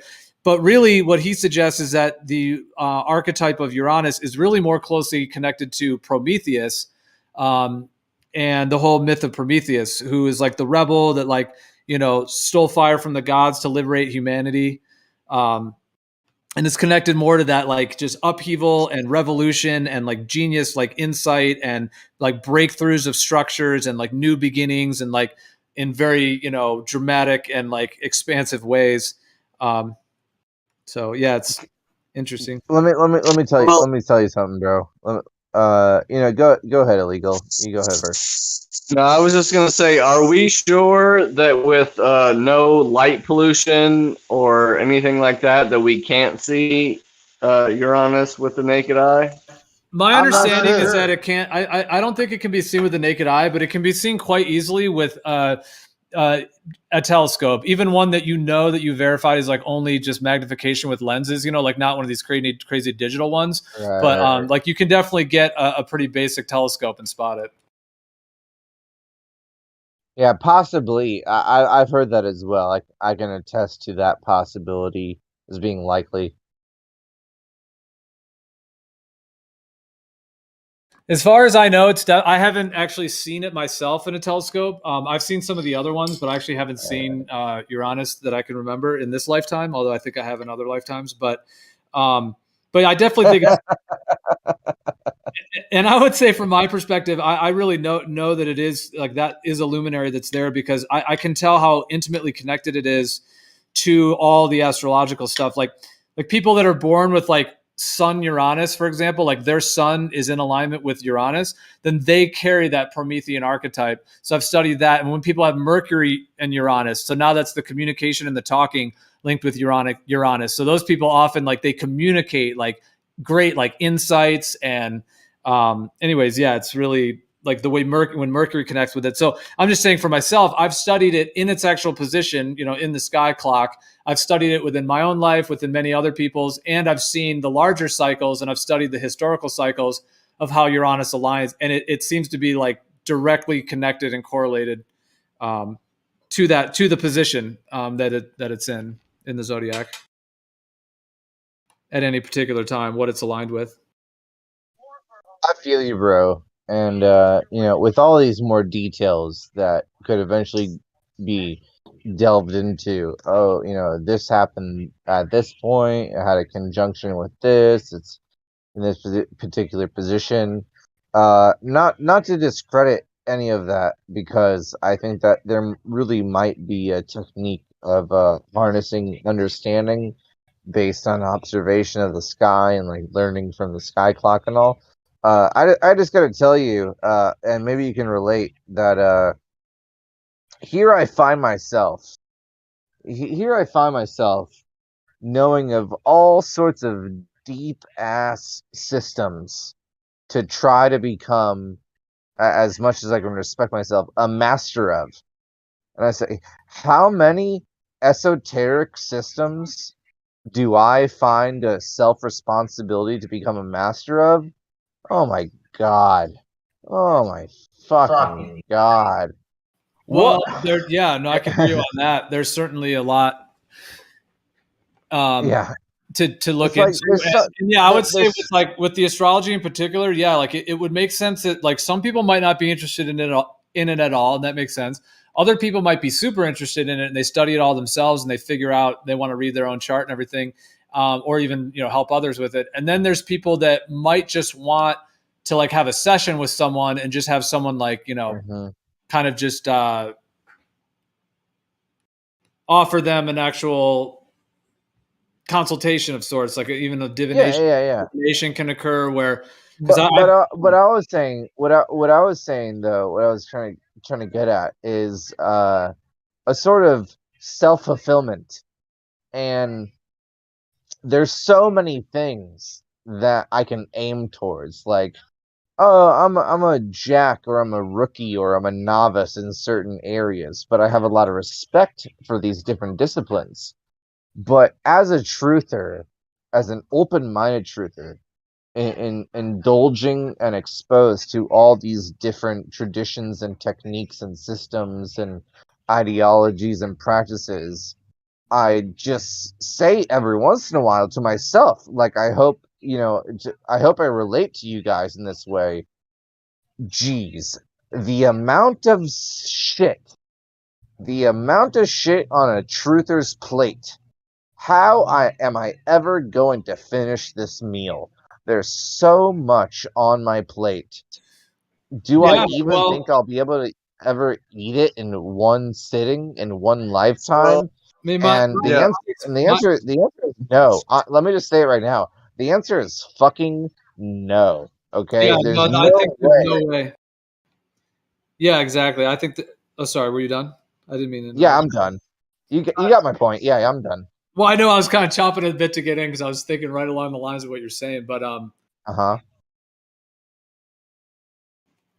Well, while you're thinking, I was just gonna say I totally relate because they say like ignorance is bliss, which I totally understand, and it's like the more you know, like it's kind of like a burden. It's like stressful to know, like a lot of things. Like it's stressful, like yeah, it's to almost like know it takes a larger container of sorts, like in order to carry that. But when you were saying before about in one lifetime, yeah, I would say it would be virtually impossible to take on, any more than one lifetime could. But I mean, my experience and my direct knowledge of my own soul's journey is that reincarnation is, for me, absolutely been happening many, many times. So I don't want to like claim what anything is for anyone else, but my general awareness of it is that everybody lives more than one lifetime, and in terms of evolving I think so. through the earth realm. I think so too.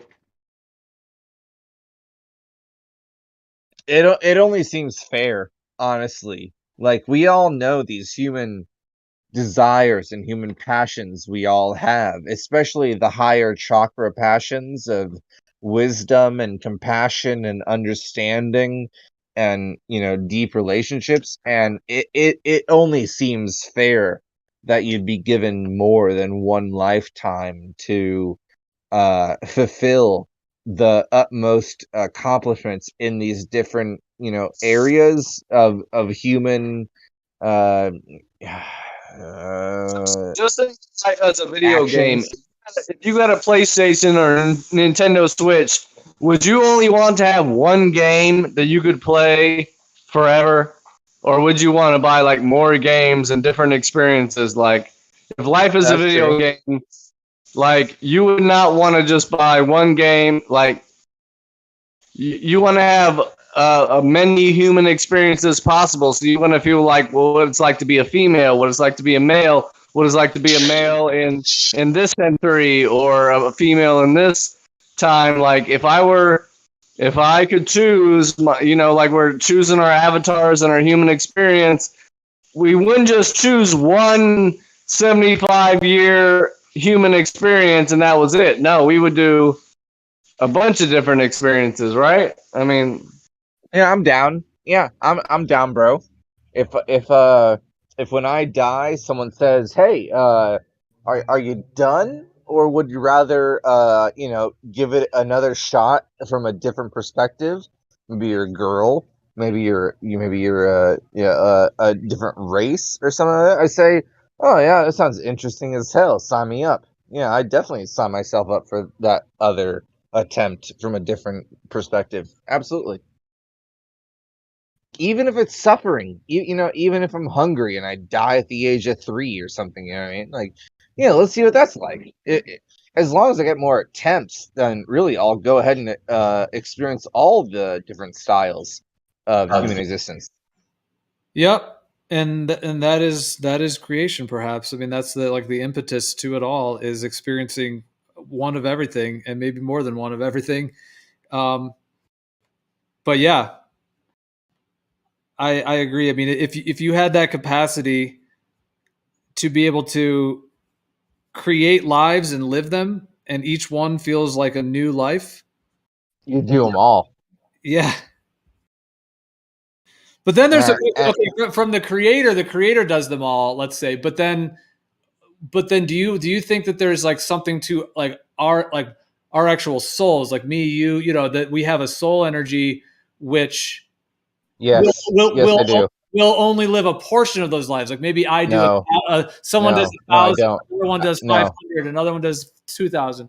No, that's a weird system. That's the weirdest of all systems. So we're all talking about like absolutes and you're limiting it. And when we're talking about absolutes, we're talking about eternity, right? So we're talking about humans and life forms, they exist within eternity. And eternity has as many rooms as guests want to check into. So just give it like have you ever heard the expression from not to mention it's a nihilistic atheistic sort of viewpoint, but there's still a lesson to be learned from it, that if you stuck an infinite amount of monkeys into a room and given them an infinite amount of time, eventually one of them would accidentally type out Shakespeare's play poems or whatever. Yeah. Right. Yeah, I heard of that. Yep. And the thing is about eternity, I don't think eternity or existence has a certain amount of time it started before right now. Like, oh, existence is 8 billion years old. And we only have 6 billion more years before the universe ceases to exist. I think that's stupid. That's the thing, is that time is a concept that man has created within this human experience, and it doesn't exist outside of this. But in the video game, or the game that we're living, it's a human construct on which we have linear time.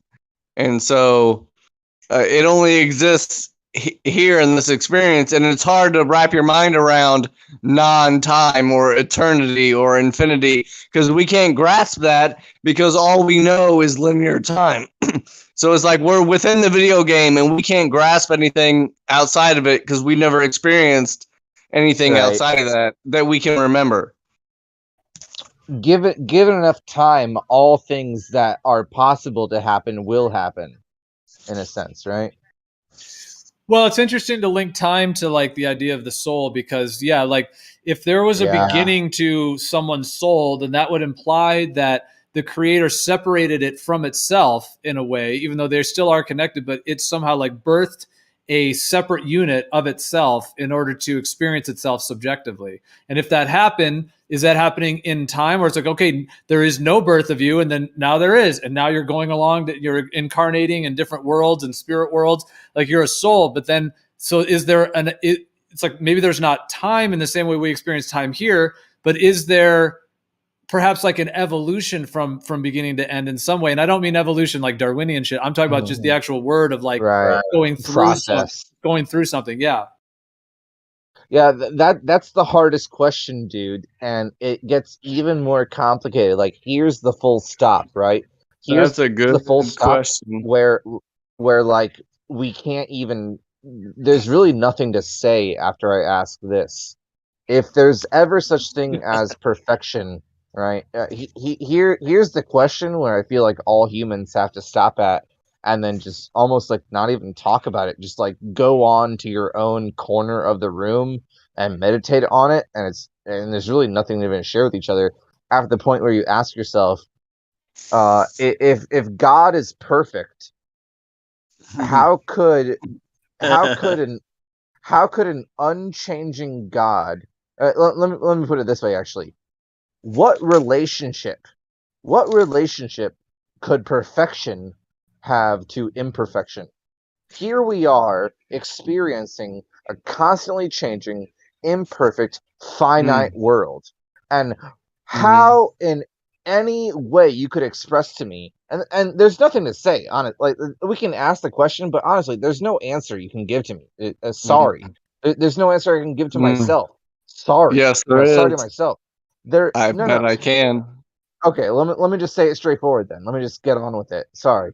How in the world are you ever going to draw any logical connection between some sort of perfect, infinite, unchanging source to how it relates to the imperfect, finite existence that we are experiencing here? How do they have anything to do with each other? One's perfect, one's imperfect. How the fuck do they even relate to each other? I'll tell you right now.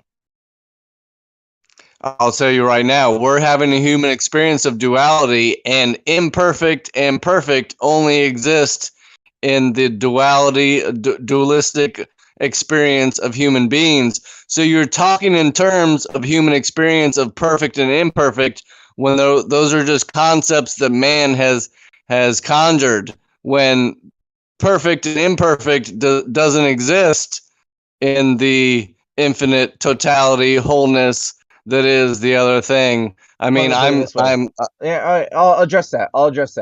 How Okay. does imperfect? How in the world does how in any stretch of the imagination does the imperfect experience we're having relate to a perfect source?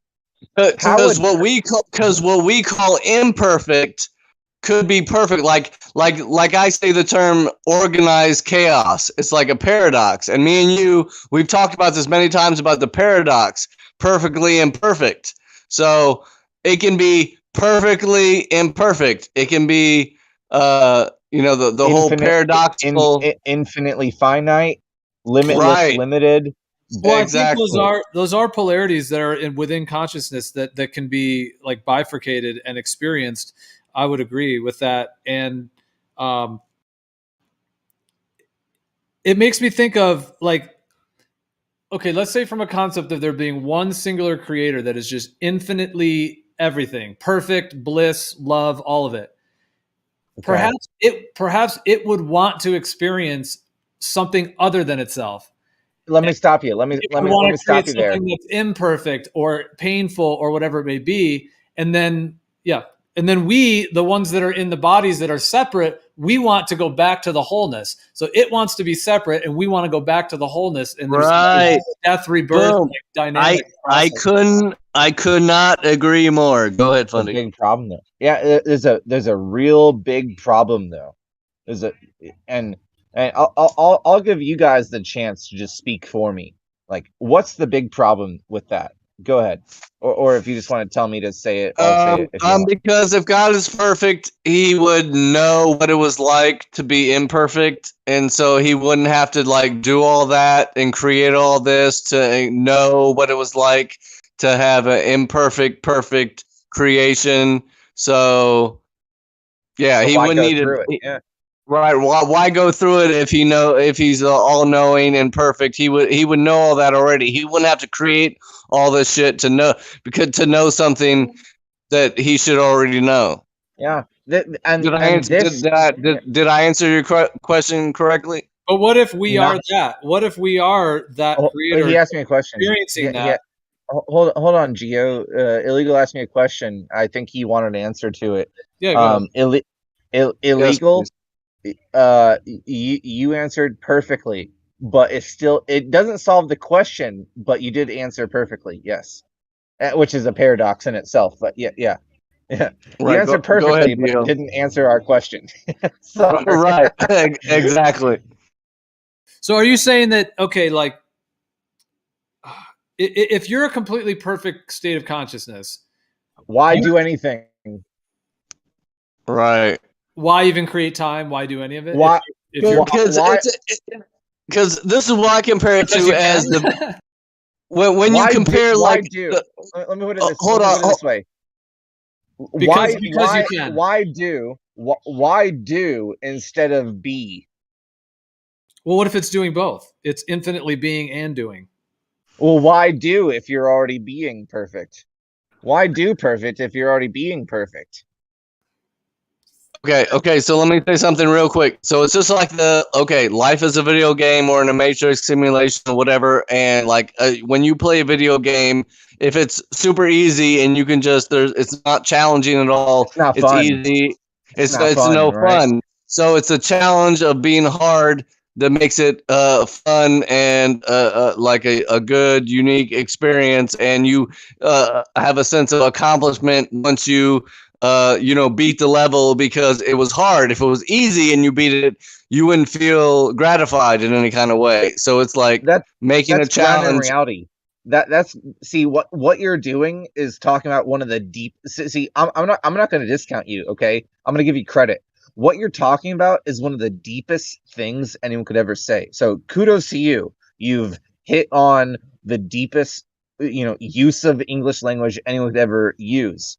But unfortunately, we're talking about something above English. We're talking about something above human existence, and what we're, and unfortunately, unfortunately, I'll also as fortunately as possible. I'm blessed. I'm blessed by your words. Thank you, illegal. You're a god amongst men, of course. But unfortunately, none of this addresses the key question of you got this perfect thing. He's perfect. It couldn't be better. Why would someone being perfect ever degrade himself to the point where he's going to subject himself to torture and say there's a hole? So there's a perfect being and there's a hole in front of him, and he willingly jumps into the hole just for the fun of it to climb out of that hole. Yeah, why doesn't he already know what that's like? Exactly. Well, you make a great point there. That's very poignant, and yeah, it's deep. Getting into like the creation, like why would it create these different things? You know, different, babies being bombed with napalm, or just some of these horrible things. Right. Yeah. But yeah, it's deep. There's this one guru in India, and his response to that, it was a similar question. Basically, like, why is there evil in the world? Essentially, was the question that he was asked, and his response was to thicken the plot. Now I know. Now on first hand, it's like sounds almost like, oh my God, thicken the plot with wars and pain and murder, all these painful things. But then on another level, when you think about it from the principle of creation, it would want to create these polarities in order for some kind of a synthesis or a process to occur. And so evil being in the world literally thickens the plot. It strengthens the hero, like on the hero's journey. And it's an entire dynamic that clearly seems to be part of this creation. Let me break it down. Let me break it down to a children's game. But so before that, Joe, okay. you brought the whole. Oh boy. The whole, if you want, almost Hindu part of this, where he was talking about certain types of religious people that would have to go through that, right? Why would you have done that and then just killed that whole conversation down to something that's not even about that type of people? So there's a children's game that elucidates the same principle of fun for fun's sake. It involves degradation. It involves putting someone up on a pedestal higher. It involves fluctuation, and it's the simplest game we've all played, and it's called tag. Oh, well, really, no one's it, right? No one's it. But arbitrarily we say, you're it, and then I run away from you. And you touch me, and now I'm it. And then I chase after you, and I touch you, and now you're it, and I'm not it. And I run away from you. And it's just a fluctuation back and forth as we chase each other and take different routes. And that's one of the simplest ways to describe the meaning of reality, even though it never results in any sort of conclusion. It's just, as far as we know, reality, as far as we can best describe, is just one big game of you're it. Oh, now you're it. Now you're it. And then we die, and we have children. We pass on the burden of being it to our children. What if it's all for entertainment? What if it like how that's what I'm saying.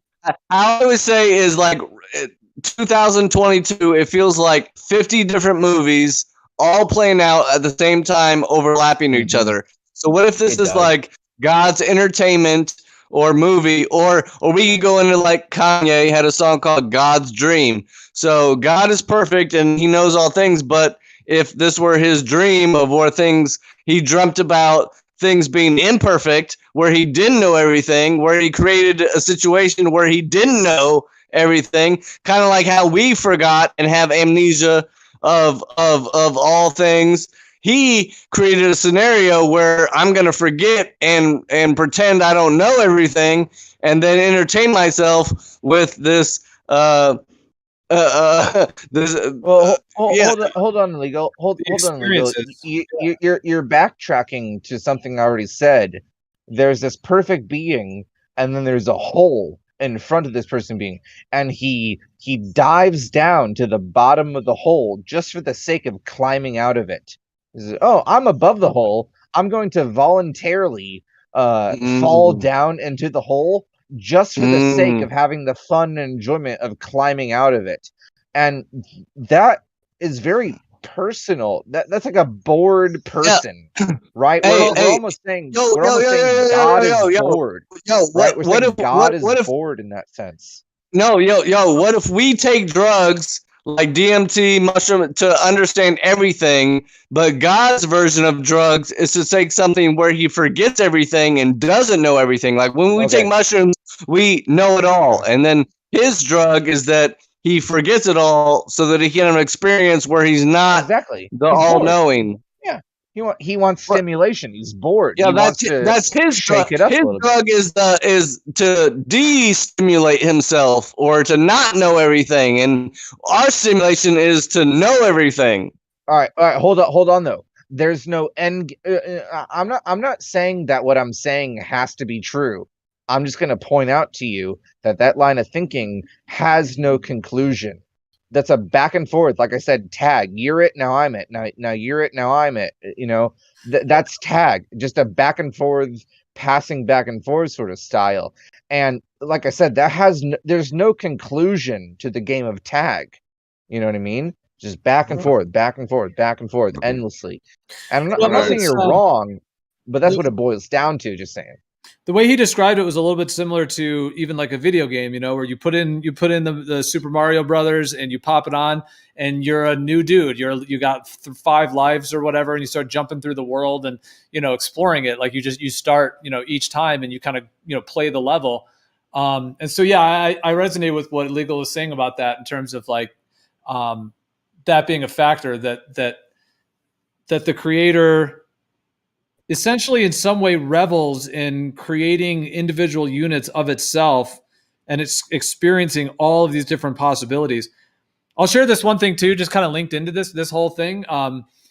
I've had a couple in particular experiences with the cactus, which is peyote, and with peyote in particular, I've had experiences with that just link right into everything that we're talking about, where it's unique with peyote for me. I've had this where I've had this complete like understanding and remembrance of how I've been experiencing like the infinite bliss of being like in the mind state of the creator, where just there's like so much positivity looked upon everything that's just infinite, like just the wonder of the creation of it.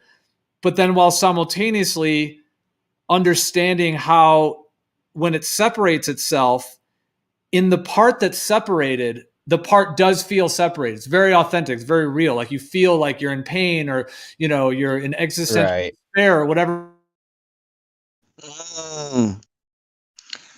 Man, I love you guys so much. I know I'm being gay right now, but I love this conversation that I can share with 3 people how I feel and trying to understand things, and we're all trying to figure it out. And it's so awesome. I just love it so much. So sorry. Go ahead. Let me add on to that, man, because I want to point out the most beautiful aspect that I can address right now about what we got going on. And that's that all of us potentially are making no logical sense. Like, let's just entertain that as an idea. We're all crazy. We're all talking batshit, nonsense, right? However, we are all understanding each other somehow, and that only has 2 possibilities. Either we're making sense and we all understand the sense each other are making, which is true, or we're all having the same delusion, because I can tell we are all understanding each other. So either we're all understanding each other's logic, or we are all sharing the same hallucination. We're all equally crazy, or we're all equally genius. Exactly. And I favor that we're actually on to something pretty fucking awesome right now. And that could only lead me to feeling the way I feel right now, that this isn't something that I can get from most people. This is something that I've searched for and found. This is a drug you can't buy. You can't buy this drug in the street. Exactly. You gotta, well put, man. You can't buy this drug in the street. I would sniff the shit out of this shit. I've never sniffed anything ever before in my life, but I would sniff the hell out of this shit. Hell yeah. And just to double down on what you said, I have a lot of appreciation for you guys. Well, yeah, I mean, it's to get into these deep metaphysical concepts around like the ontology of creation and the roots of it, and how this could how consciousness would be doing this is infinitely fascinating. And well, it kind of tapped onto what I think my connection cut out for a minute before, but what I was just like wanting to propose out there, if you were, let's say, in a mind of what could be imagined as a creator, just omnipotent, omnipresent, just infinite bliss and love, no pain, but you are alone and you're perhaps a bit bored in a way. And so if you're always in that infinite bliss, would you see a way in which it would be interesting to simultaneously be experiencing something else entirely? Like, even think of like a car crash. Like, what a horrible thing. You know what I mean? Two people are driving, the car crash, all of that. But like, from the mind of the creator, if you're in that infinite bliss and infinite love infinitely, you're in that forever. Would you want to see what it would be like to have a whole physical world with cars and humans and, and have them get, I would. The accident, Hey, Fundy, we talk about words and phonetics and shit like that, okay? And we've talked about role-playing games and rolling the dice and die and dying and life and the game of life and life is a gamble.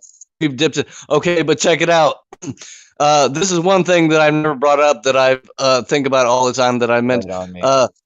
Board games like Monopoly, rolling the dice, Dungeons and Dragons. We went into dice and die and dying and two and duality and dabble and all those things. But think about the term board games. Okay, you play board games when you're bored.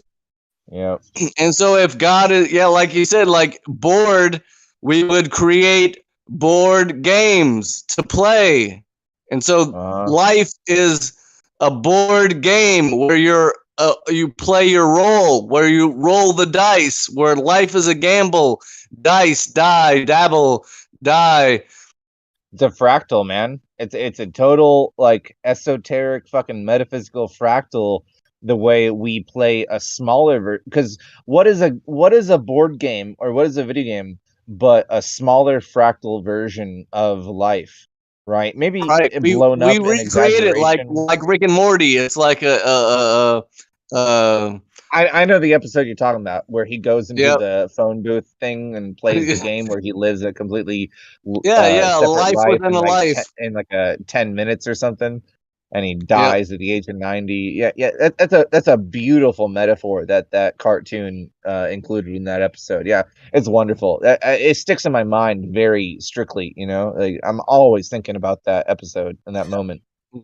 Fundy, I was going to ask this from before too, like just in line with everything we're talking about. Like, I mean, if the creator created it, wouldn't it have, by nature of that, like the antecedent to that is that it would have wanted to create it?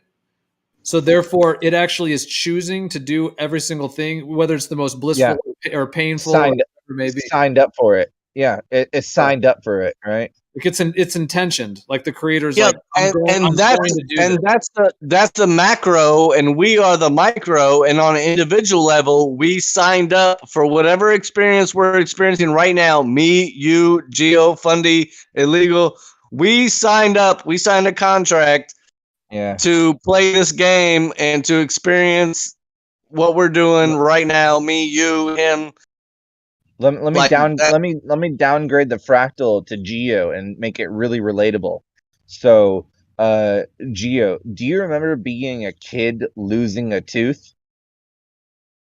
Yeah. Yep, I do. I remember that. So, do you remember when you lose a tooth, your gums are sore and it doesn't hurt unless you poke it with your tongue.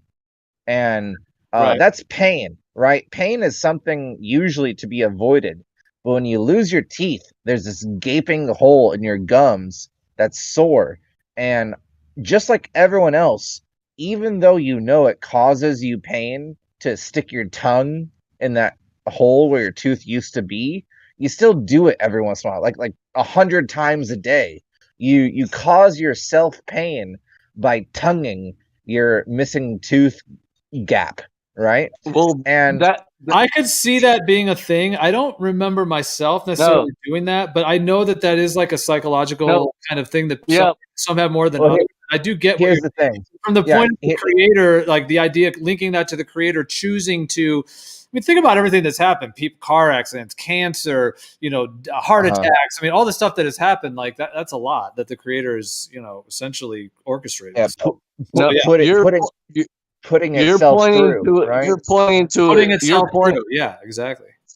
Fundy, you're pointing to a deep psychological thing, whereas some people in this human reality, some people resort to pain just to feel something. Like they don't care what it is. Right. They don't care that it's pain. Honestly. Yeah, that's a deep psychological thing you're pointing out.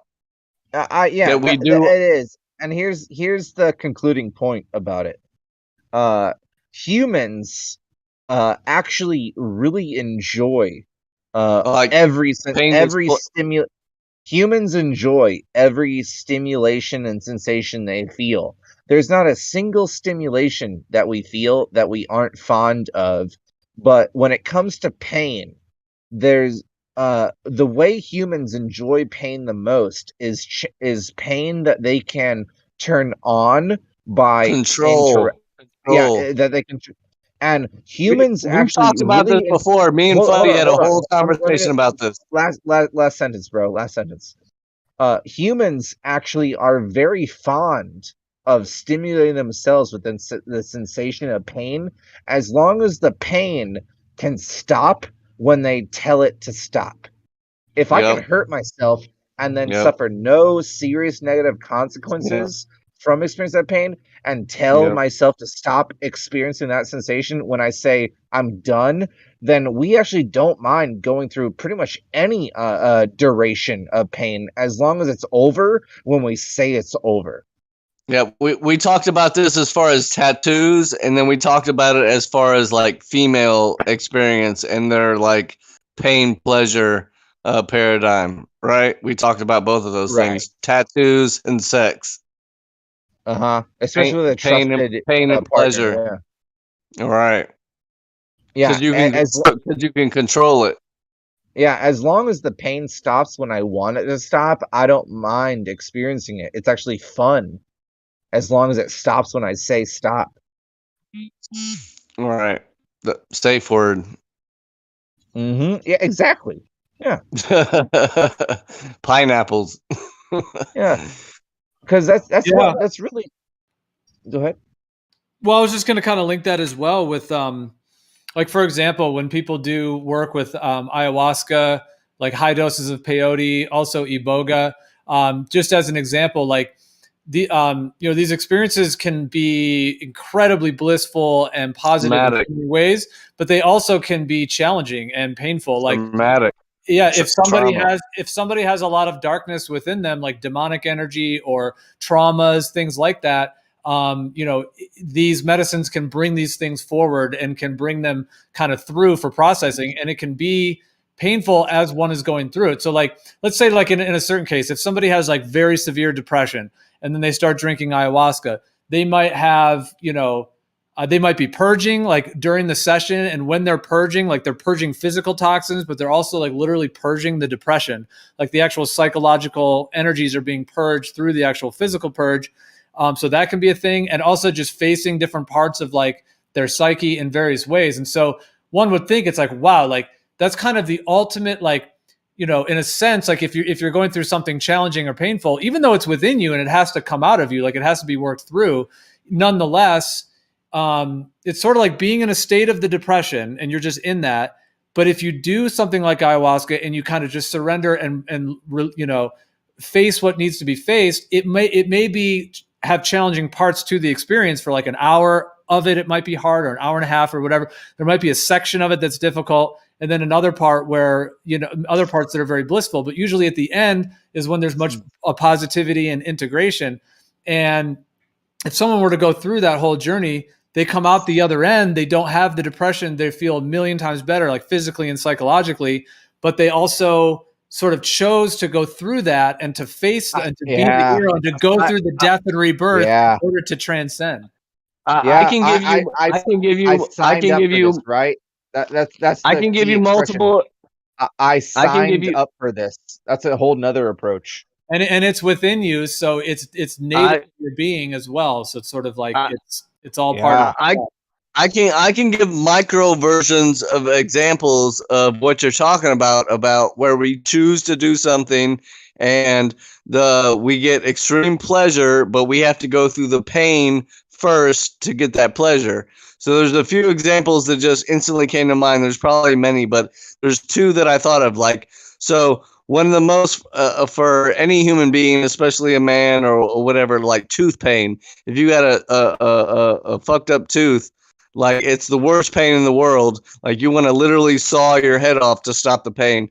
And so you have to go through pain. You have to go to the dentist and get the shit pulled, but it ends up in pleasure and gratification. And then there's also probably the number one painful payoff that you could go through, which I've never experienced, which is the female that has to go through childbirth in order to birth a new human being. Signed up for this. Yeah. And they signed up for that by letting them, letting them shoot the club up, and then they signed up for it one way or another. They chose that shit, but they got to go through mad pain. But the mad pain brings in this beautiful new life creation of half her and half the donator, the shooter. So yeah, those are two examples that come to mind. Is like childbirth, of where playing brings the greatest pleasure you could like possibly come up with. I know, Fundy, you don't have no kids, but I'm telling you, it's gonna be worth it when it comes down to that. And then getting your teeth pulled, you got to go through some pain, but it's worth it to get rid of that pain, so that you're comfortable. Pleasure through pain. They call it growing pains, right? No, I understand exactly about going through these things that strengthens. See, it would also make sense to me, like the creator, like the idea of like of us having, our souls, as it were. If the creator separates units of itself from itself, and then also makes those kind of like their energy in a way more simplistic of some sort, and then as that soul goes through all these different experiences and journeys we go through, even the pain, the pleasure, all of it, especially the pain, of course, because that is very like it's like strengthens our light in a sense, or like makes us stronger, like makes us more whole and like more solidified. Yep. Steel sharpens steel. Yeah. Smooth. What do they call it? Pressure makes diamonds. Right. Well, it's not even just that, but like basically what Gio said, it's like honestly, like part of it is that when you get into those deeper types of mind thoughts, people start actually becoming more of a united type of society, and people bind together. And it's just that methodology of people binding together over these, if you want, thoughts or places in life we're at, that makes us want an influx of people, which is what creates communities. Well, it builds compassion as well. Yeah. It's definitely compassion building within communities, and those are reminders, right? And I don't mean to make that sound negative at all, because it's actually a very crucial part of life that we provide to each other, in my opinion. That people serve a very crucial role to each other in the form of reminding each other of certain things that each of us might forget every once in a while, because it's very hard for one person to retain all of the lessons they've learned in a cognitive, dynamic, and active state. One of the biggest issues that I don't mind calling myself at all out upon, that I can literally call everyone else out upon, like, fuck you guys, and fuck myself. No, you can't. I'm fucking perfect. I know. I can. No. Hold on. I can literally say this about everyone because it takes one to know one, and I am one. I don't take my own good advice all the time, and I know you guys don't take your own advice all the time, and that's why we have each other. That's why we have each other to serve as reminders, because there's. I know all the right shit to do, but I still don't do it.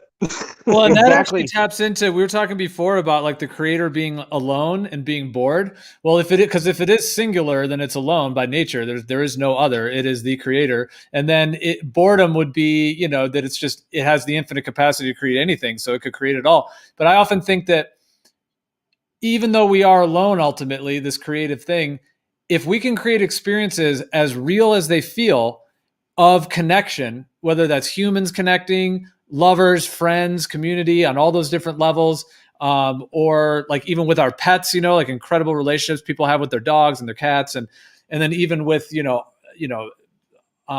different, all kinds of different things, like so. But that like togetherness and partnership and community, and the way that like Funny just said, how we like, it's like we reflect off each other, all of that, like that is the creator's like quintessential way of exchanging love and actually being able to have that experience of the other.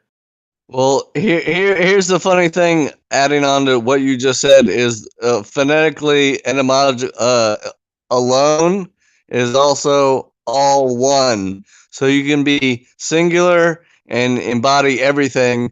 Just like the difference between good and God is 0 or O. There's an extra O. There's good. And then there's God. What's the difference between good and God? Nothing. 0, an extra O. And that alone is all one if you add an extra L, which L in Hebrew is Elohim, or what we call God. So all one and alone. So I would say one thing. I would say one thing, man. Paradox. On Geo's side, when we talk about love at that level, right? No, Geoside. Okay, you know what? Don't worry about it. I totally fucking lost track of what I was gonna say. My bad. Go ahead, continue, guys talking. It's all good. Yeah, alone and all one. Yeah, that is awesome. That's very. You're never alone because you're all one. There's an illusion of separatism, of separateness. There's only the whole, the sinkhole that we all fall down. And that's what we're doing right now. And that's why I love Geo and I love Fundy. And this conversation is. I hope that, like, me. No, I love you too, bro. So what I was trying to say, though, a little bit was the only thing that really matters is how you perceive anything in your life, right? Like your perception on life as it is at the next given moment is what you need to believe in. Like there's so much. Well, it depends on what you believe in. Yeah, our perception is important, but conversations like this can help narrow our perceptions or change. Yeah, well, just in terms of the love thing you were mentioning, is I had an experience. It was on a high dose of mushrooms, psilocybin mushrooms, and I remember I took them and I basically walked like out on the deck and was like looking out over the landscape, and I just looked up to the sky and I had like this incredibly visionary experience of how consciousness, all of it, like the entire thing is like made of love and like interwoven with love. And somehow it's that love impulse that is behind the entire impetus for humans to all connect and have, our families, our relationships, like all of these components. And and it just tags back into that all one, alone. That's why they say God is love. And it's like that love is like, it's like infinitely expansive, or like there's like infinite energy there. Well, it's like a spring, that's just that just like it's and then it's Gio, positivity compiles on itself. Gio, the way I look at it, Gio, is like it is what it is, right? Like when you say there's this infinite amount of bliss and place of it to come from, that is. Well, there are four types of love, and that's another like big game changer that like changed my life, is understanding that there are 4 different kinds of loves. So when like we use the English language and we say love, like which love are you talking about? There are 4 different kinds, and the highest level of love is the unconditional love, like God love, like loving somebody unconditionally is the highest form of love you can give somebody. Right. So we talked about, going fucking someplace you can reach someone physically, and now you talk about someone you can reach someone emotionally. Yeah. So that's what two places that we can see shit as being deep at. Branch, have you heard of this concept of Sat Chit Ananda? That's not even close. That's not even close to where I think the third place that we need to be.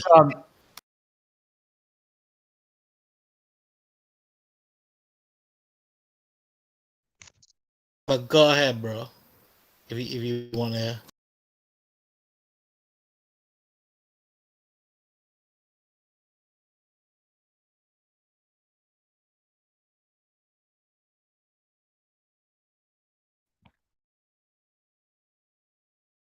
Our existence, like, and all that is sort of true, and just, beingness. And then the cheat part, CIT, is essentially like consciousness or spirit. And then the Ananda is the infinite joy, pure, bliss, and happiness. So it's sort of this combination of the being and existence, the actual like consciousness, and the infinite bliss.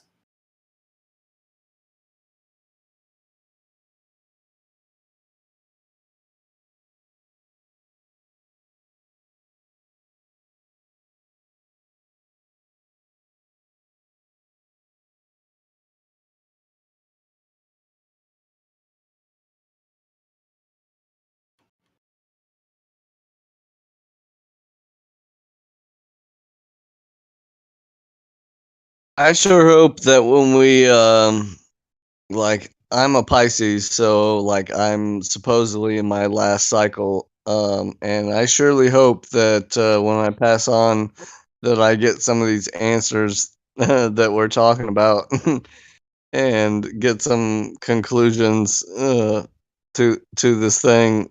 I really hope so, but maybe not. I don't know. Like all the concepts we came, like maybe God's not perfect. Maybe he doesn't know it all. Maybe he is using us to figure it out.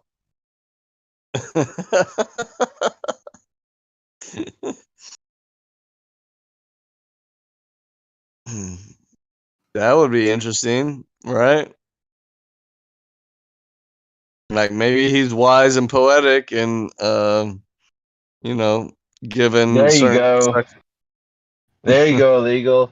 All right, finally someone said it. I'm happy I'm not the only one expressing this thought. Okay, look, all right. Let's all take a reality check. All right, everybody. In fact, I'm open to what do you call it? I'm open to criticism, but what Illegal said right there was extremely valid. A lot of people might dismay that what he just said, but let's be rational here.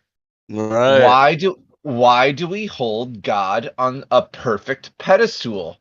Why is God perfect? Could the oversoul in charge of everything be in the process, just like we're all in the process of bettering ourselves and bettering ourselves? That's a deep thought there. That's a deep like quandary. Yeah. I mean, my initial impulse is to, okay, well, that's deep. I mean, I feel like it's both. Both. And then was like, oh, that's deep. Yeah. Sorry, Gio. I'm hammering nutting on myself over here. Yeah, no, it's awesome. No, that was that's probably you know what? Probably one of the top 10 questions at least asked in this room at any point. That's what's up. I think that Yo, I am the ultimate of open-minded people. Obviously, since I'm open to this what we're living on concept, so I gotta be open to literally everything and being wrong about everything. So question everything. Literally. So what if we're totally wrong about God being perfect and knowing everything? That's all man-made conceptual shit that we thought of. And so what if he doesn't know? What if he doesn't have it all figured out? What if he's not perfect? No one said God was perfect. No one puts him on a pedestal. My sense of it is I'll say this, like, okay, if time is a creation of some sort, like out of timelessness and infinity, we make time, then that would mean that whatever we're experiencing right now is like a part of its own sort of movie, if you will. It's like, you make a movie, it's on a DVD. It's like there's time on that, but you can hold the whole movie in your hand, like the whole thing has already happened. So from that perspective, the creator it does have all the omnipotence and omnipresence and omnipotent, all of that. Yeah, like complete and total throughout the whole thing. But we're just experiencing one part of it, which feels like, this limited, whatever we are, a human, soul going through this, but that it's all existing infinitely. Right. Right. The amnesia part, the whole memory. Go ahead, Brian. It's almost like recognizing an entire memory of something you may have had, which could have been tens of years, and when you get that memory in your mind, you experience those whole 10 years in a matter of a second, and the memory is almost like just injected into your mind, as opposed to this has to do with the movie Dark City director's cut. The whole concept of Dark City. It's one of my favorite movies. 13th Floor, Dark City, Matrix. Do with that, with the whole memory. Hold on. Hold on. I have two questions. The first question I want everyone to answer, and then the second question anyone can answer. I don't care who it is. The first question is: have any of you guys seen that meme? I think it was Crowder who put up a sign originally that says blah blah blah blah blah, change my mind, and he sits at a desk, right? Yep. So does everyone else know what I'm talking about? Yep. I do, of course. I'm happy you do. Yeah, of course. We're the same person. Yeah. So, Ego, check your DMs. Hold on. Just straight up answers. Does everyone know who I'm talking about? Yeah, we all know that. Blah, blah. Okay, cool. No, I don't know. Okay, so this guy says he says some sort of controversial point where he says like the far left the left is actually some sort of crazy indoctrinated cult. Change my mind. And then he sets up a desk with a sign that says that in front of his desk and sits in a public area and allows people to come up to him and openly discuss that, and oppose him on that. So I want to do that right now with all of you guys. So I'm going to set up my desk, okay? I'm going to set up my desk right now, up with a sign in bold letters in front of all of you that says, God is currently experiencing an internal struggle where he is trying to work his shit out because he has not figured it all out yet, and he is in the process of figuring his shit out. The problem is this, yeah? Like, you can set up your stand, and but because you already told everybody what the question was, I don't think anybody's gonna want to fucking even come back and ask you about it, because they've already contemplated what the question would have been proposed as, answered as, and how the conversation ended. That's not an issue. You should never have projected. That's not an issue. No, I'm trying to conversate with people here. You know, I value your opinion, and I'm just saying I'm setting up a stand right here now that says God is currently experiencing an internal dilemma, an internal struggle where he's working his shit out inside of himself. Change my mind. Right, but what I'm trying to say is this: like, as far as any type of conversation that now can instigate, even after this secondary, if you want, burst of utterance, acknowledgement that you gave towards the cause, I don't think that anybody would really want to do nothing but potentially make love to you. Oh no, I think that plenty of people here have points against it. I just want to see how well they can explain their perspective. Well, I'm the same person as you, so you're not gonna get any. I'm not gonna sit down at your table because. Well, here's the thing. You know, you got. Do you think that reality will ever repeat itself? Like, well, and especially absolutely. your question is hard because it's not like what's his name Steven Crowder. It's not like the same shit he proposes because he has like stats and statistics and facts and like shit to argue and can like prove his point. But we're talking about stuff that we can't really prove. But I know you're using that as an analogy, but it's good. Hold on. But I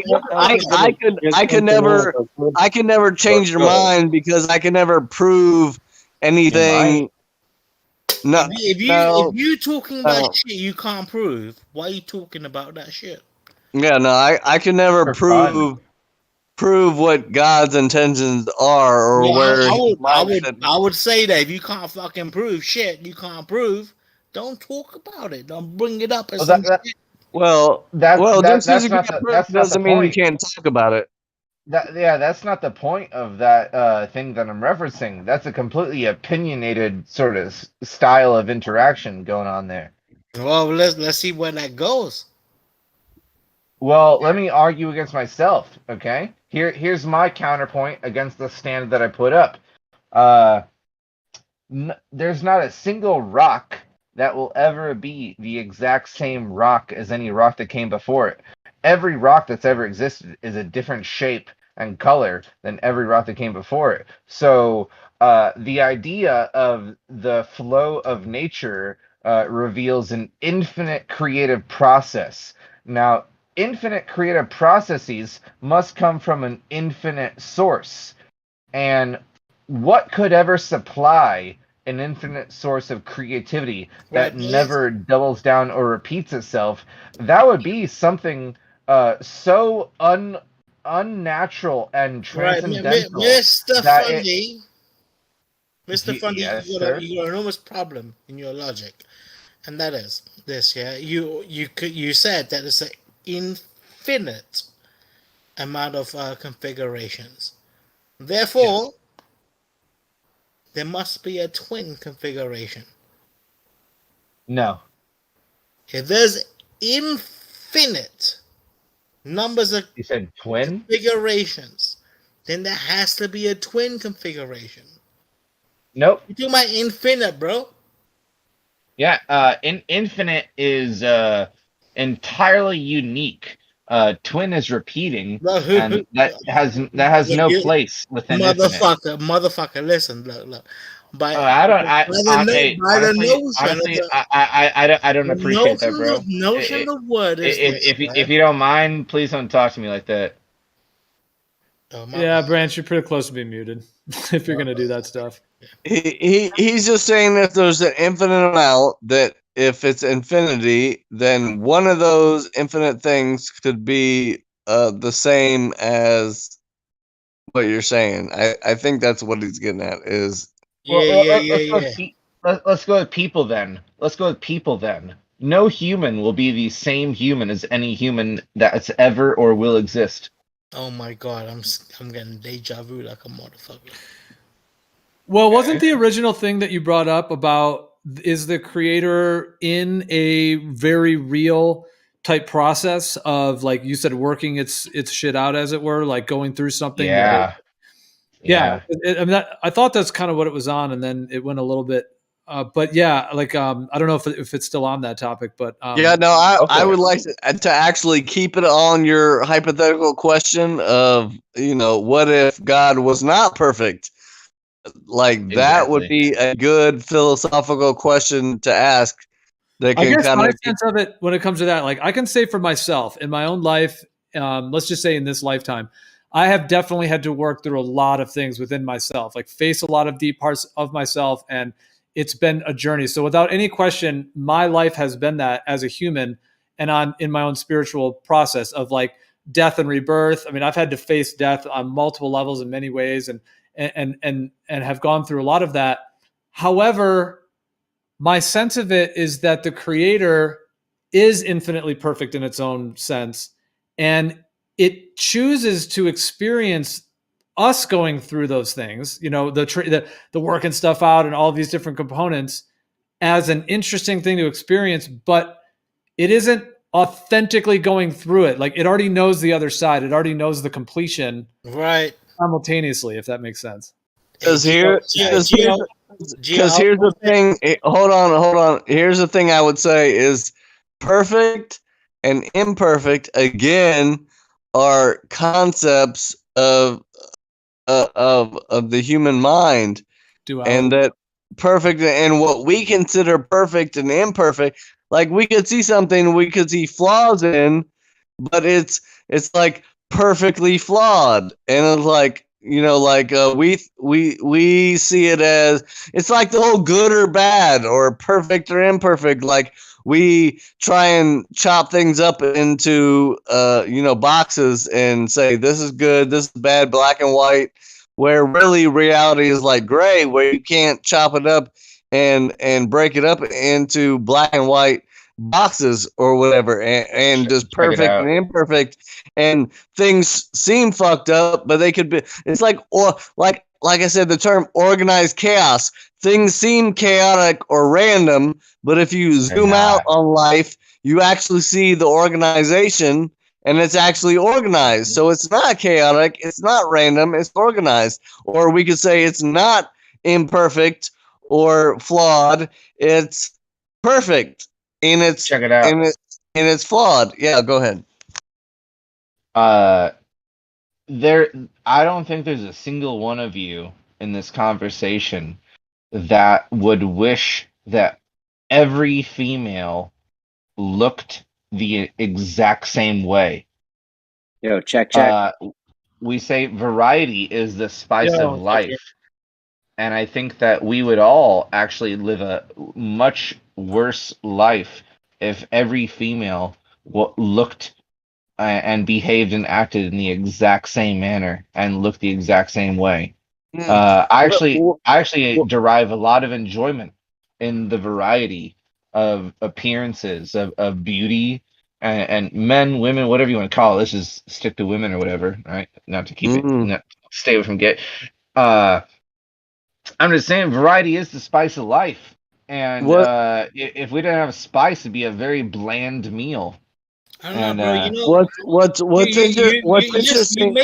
You made me think about something, right? And that was this, yeah. Like at the most highest level of knowing someone, let's say if when we talk about these type of relationships we have with people, they last in one lifetime, they could probably, if you want, grow to another lifetime or not, but like let's assume that we reach an end of a lifetime of when we as people can make each other feel better about stuff, then why would there have to be a limit on that? What? That's what you that is what you guys are talking about right now, is putting a limit on how we can progress as people. What's interesting is that men, generally speaking, men desire variety and women desire consistency. And I don't think so. I'm not sure why you're trying to make this. All right, how many people here are drunk right now? Raise your hand. Jeremy, I think that you need to chill out too, bro. I'm good. I'm with you, How you Jeremy. doing? You with me? I'm with you, bro. What else is this place for? I mean, we don't actually. I mean, hold on, guys. Hold on. Reality check, okay, everybody. We don't think we're actually getting to the bottom of universal principles and truths right now, do we? Is anyone getting ahead of themselves and thinking that we're like the most amazing people having the best conversations that have ever happened? Or That's maybe exactly something what's like- going on. We are the most that's amazing people having the best conversation. that's exactly what's happening. Is we are the Oh, spear. jeez. We're the spear of genius right now. We're the best on Discord. We're figuring We're the this shit best. out. We're figuring this shit out. I'm just trying to tell you, and you can tell me by how I'm wrong. And like I said, okay, men naturally desire like randomness or variety.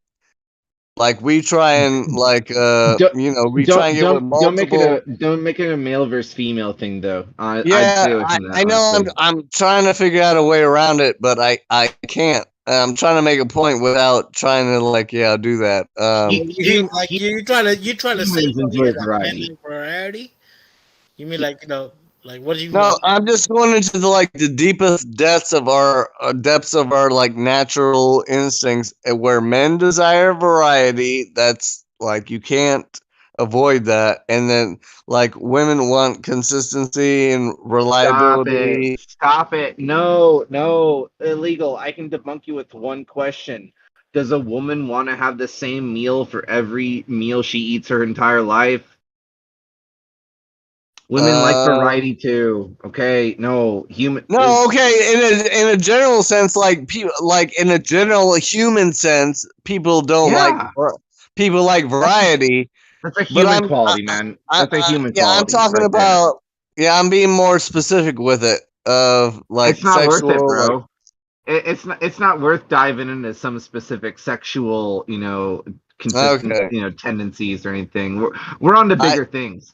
I just know thought you're it- heading, and you're kind of yeah, right. because I thought it might add on to the conversation of variety versus. It's a bit too specific, I think. Yeah, A little yeah, bit of a distraction.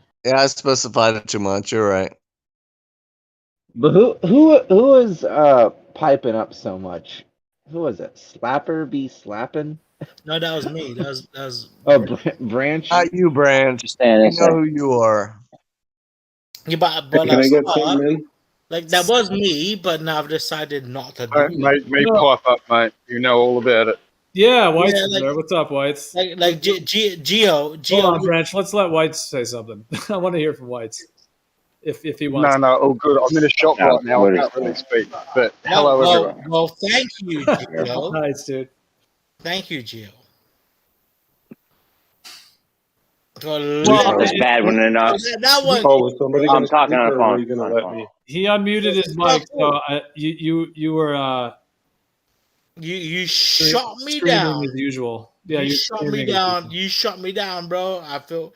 You know what, man? I feel hurt inside now, bro. It just gets weird when you're tipsy, man. I'm no, it's not even that. No, for real, dog. It just goes But into the way you just did that shit. Me and you were talking and shit. It's like, you know what? Nah, fuck that. Let me put Branch down back to his fucking place. Said a whole bunch of shit, and it wasn't fucking nice, my man. No, you do a thing, Branch, where like you start kind of just yelling and expecting the whole room to just yield to your yelling, and then you just do it until everyone yields. It's kind of like a control move thing you do. So that's what you were doing. Right? That didn't happen today, and yet you did still portrayed, your ability to do so as, the Pancho P of this room. You're a funny guy, Branch. You're a real funny character. I'm glad I made acquaintance with you, bro. It's been a pleasure. Dude, that was the perfect time to break him off with that Joe Pesci Goodfella shit. I mean, come on. Nah, man, I'm not a good person to know. Like personally, I've enjoyed myself in my making of acquaintance with you. So that's for me to decide. Fuck you know? Branch. Fuck Branch is. listen, Yeah, look, I've had fun. honestly, if I was to let you guys know the way I really think life should fucking work, I don't give a fuck. I don't give a fuck. I don't give a fuck. I don't give a fuck. I care about whether God is perfect or not. Let's talk about that. Well, wait to recenter us there, legal. Let's talk about God. I know, man. Let's just. I was trying to make this fun again. Can we, Geo? Can we continue making this fun, or should I stop? Branch, just be funny, bro. I'm gonna make it funny for you. Let's talk about fucking God. Is he perfect or not? I think we could get How about that? Yeah, we could probably get on a new topic of some sort, or stick with something. But Yeah, because like if we want to talk about God and shit, well, we went pretty deep. I've got many different fucking. I got something for you. How can any of you defend the concept of photosynthesis? Is there anything that you know that like supports that idea? Photosynthesis. You know, what's going on there? Is it even how I was told at all? Like, is it even similar to that? How's that fucking work? I don't know. Can plants live without light? I don't think so. Okay, well, what about the opposite of photosynthesis? Which is There you go. What's the opposite? respiration. I don't see in any way how that's opposite of photosynthesis. Okay, what is? It is the opposite. What is the chemical? Don't ask me. I was the one asking questions in the first place about it. Look at photosynthesis. Look at the chemical. Did you forget how this started? I said, "What's photosynthesis, guys?" And now you flipped it on me. You're asking me, "Hey, everybody, what's photosynthesis?" Come on, man. The opposite of photosynthesis is respiration, motherfucker. Look at the fucking tube. The opposite of photosynthesis is respiration. Google it. Yes. Google That's correct. Bitch. Oh boy, I don't appreciate that language, young man.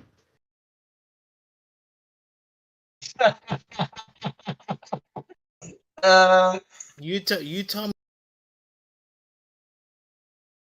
You might have cut out. What'd you say? I don't know. Hey, we'll switch service right now, you motherfuckers. We'll switch it up on you real quick. Well, I think it's obvious that none of us really claim to be all that knowledgeable on what plants are doing with the sunlight. Yeah, I know exactly what plants are doing. You know about the Hill reaction? Hell? Like biblical hell? No. Never Hell mind. if I know. Oh, Hill? Like Hill? Hell if I know. I don't know, suffice to say. What's the hell or hill or thing you're talking about? Sacrifice. You guys are too wasted for this. You're too drunk for this. Oh, come on. All you gotta do is tell me what the hill or hell reaction of plants is. We can carry on. That's what you asked Listen, me. why are you doubting? Did he cut out? I think he cut out. Why are you doubting? Why are you doubting photosynthesis? Hold on, I'll be right back. There's no doubt involved. You're doubting photosynthesis. I'll be right back. Doubting photosynthesis. I wouldn't say that at all. Just explain it. We're talking about opposites. Yeah. Well, yeah, someone brought that up. That was that was something right there. But all I was saying is that I have been taught a very simplified version of like the relationship of plants and sunlight called photosynthesis. And I wasn't talking about doubting anything because I'm saying I don't even really know the official story. All I know is what I've been told about it through my teachings. And we question everything. Let's double check. Let's look into it. Let's go over it. Yeah, let's go over it. Let's cross-reference. Let's bounce it off each other. Only asking what, he thought about the relationship about sunlight and plants. What does he really think is going on there? Because I'm not really sure at this point. Can't. Maybe someone in this room knows who could tell me about it because I'm literally just saying I'm interested. If D-Mock was here, he would say plants don't need light or anything. He would say they need electricity and electrical continuity is what D-Mock would say. Right. That's what he would say if he was here. And you know what? There's literally something to that, perhaps. Exactly. There's always something to what D-Mock says. He just communicates it in the worst way. I don't know. I don't know about that. Sometimes D-Mock can be on a just wrong direction. Turn around, U-turn, please. Just I'm not calling the guy. I think everything he says is on point. He just communicates it the wrong way, and there's something to it. He just doesn't know how to connect the dots, and we don't have all the dots, and he doesn't have all the dots, and he can't even communicate what he's saying properly because he doesn't even have all the dots yet. But there's something to it. I guarantee you, that's what the genius of D-Mock is. There's something to what he's saying, but we don't know what it is yet. But we're gonna fucking figure it out. Hey, check it out. You know the band Aerosmith? Mm-hmm. You know that song it's like their most famous on Dream On? Yeah. There's my favorite line from any song in the entire history of my musical know-how is from their song. There's a few others maybe tie with it, but at the top of the list is this part where they say, I learned from fools and from sages. It's like, what did you just say? You learn from fools? What's a fool gonna teach you, right? Obviously the sage. I learned from fools and from sages. Mm-hmm. And of course you learn from sages. But a sage can never demonstrate in front of you the actions of a fool as authentic as a fool could. If you want the direct wham bam and the slam right in front of you, the only way to get it direct knowledge, direct experience, is by they're dealing with air. They're dealing with air and Smith, the smithing of air, Smith. Can I get in real quick for what what Fundy said? Mm-hmm. About fools and sages. I don't want to try and correlate air and Smith and what he just said because it was pretty. That's fine. Deviate your ass off. No, go ahead. Okay, let's go on with Aerosmith then. No. Smith. I want to hear your different perspective of deviation. Go ahead. Or else ass and titties. Ass and titties. I'll go ahead and share something related to Aerosmith. Synchronicity, in fact. Yesterday, my girlfriend walked into the room while I was watching a recommended YouTube video. Just kind of played on autoplay feature. Didn't ask for it. Just kind of forced itself in front of me, viewing wise, because I didn't stop the video and pause it before it, played itself on its own. And it was about a guy, an American who went to a foreign country, and he was giving them candy bars from America. He's like, "Hey, African tribes, eat these candy bars. Tell me what you think about them. I'm gonna film you reacting to eating these candies." Fundy, I need you to get the fuck out of my life. I need you to stop being me. I need you to get the fuck out of my life. Did you watch that too? I watched. Did you watch? I watched the same fucking video with my girlfriend over the weekend that you're talking about. I need you to stop doing that. Yeah. What's up, bro? What's up, bro? Hey, what? Yeah. Listen. Listen. Some sort. What? Yeah, what's Listen, up? if you are wasted right now, Oh, just come go on. on mute, please. Oh, what? I'm not joking. We can't be. You're joking. We can't. I don't know what's going on in here. This is like it's like That madness. was madness. That was an amazing communication of recognizing an incredible synchronicity that happened to two people just randomly chatting here. We both watched with our girlfriends the same recommended YouTube video. That's just that's noteworthy. What do you mean go on mute, leave? Video with our girlfriends. You ain't gotta leave, but just like let's pick a top like something good. You guys got anything good? We're already talking That was, about like, the something best. good. Bro, you need to get the fuck out of here. Just because you ain't got You're shit to joking. relate to the conversation doesn't mean you need to poo-poo our fucking shit because we got something going on, okay? Me and Funny illegal. got... Hold on. I don't give a fuck. I don't give a fuck.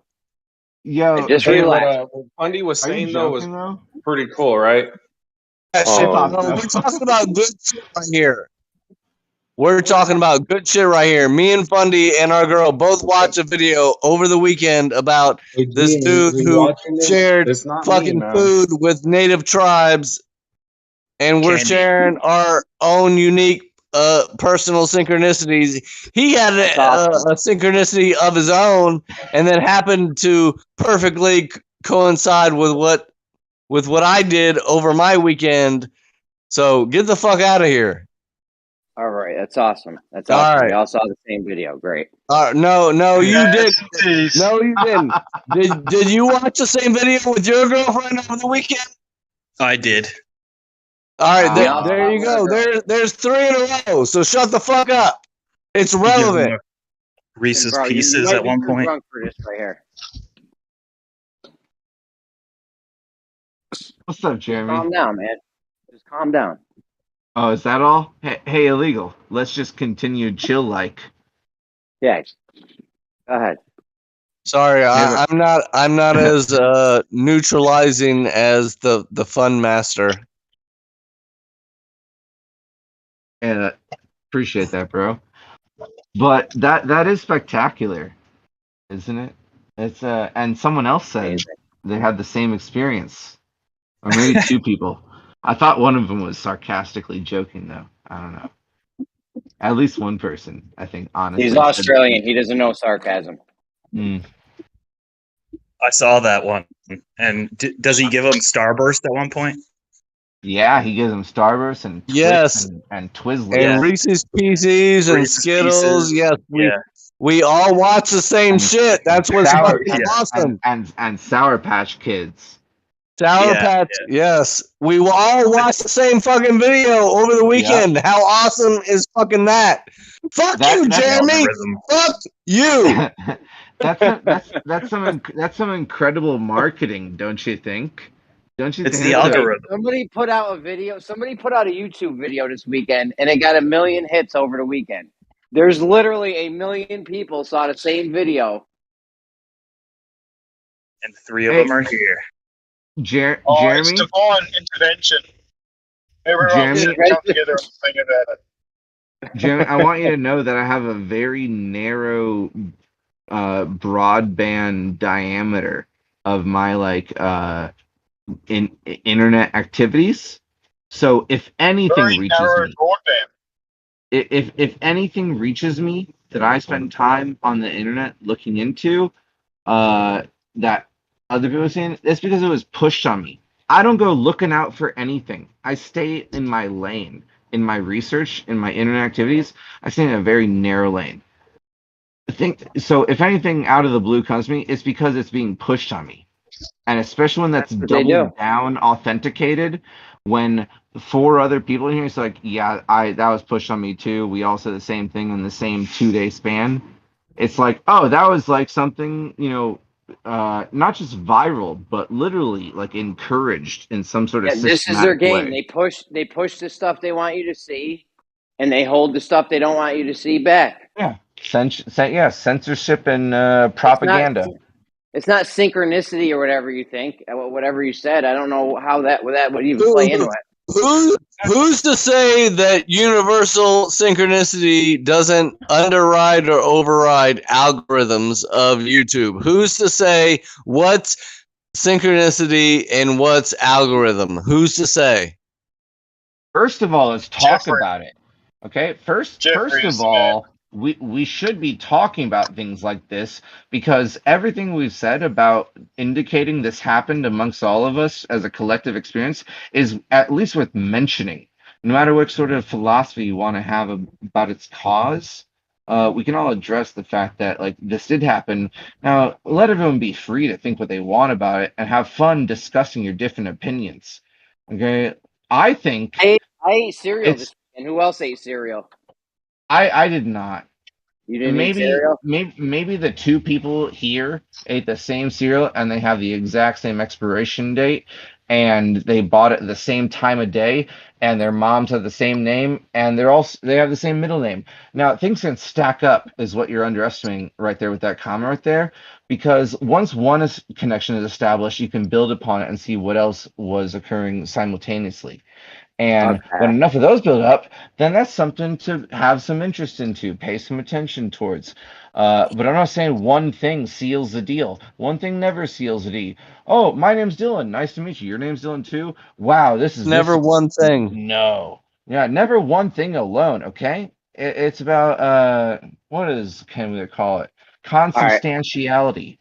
I got you. It's about the union, the magical union, the alchemical marriage.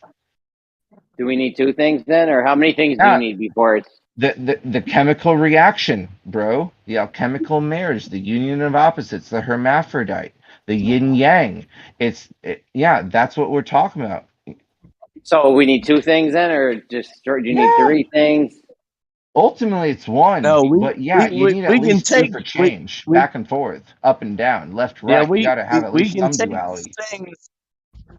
We can take two things and then we can build upon it one after another. And the thing you don't realize is that me and Fundy have so many synchronicities that you're not even aware of to bring us to this conclusion of that, it starts with two things aligning and then it builds off of there. And you're just hearing two, but it's a two on top of the two on top of the two on top of the two on top of the two that we've already talked about that you know nothing about. So shut the fuck up because you don't know shit we're talking about.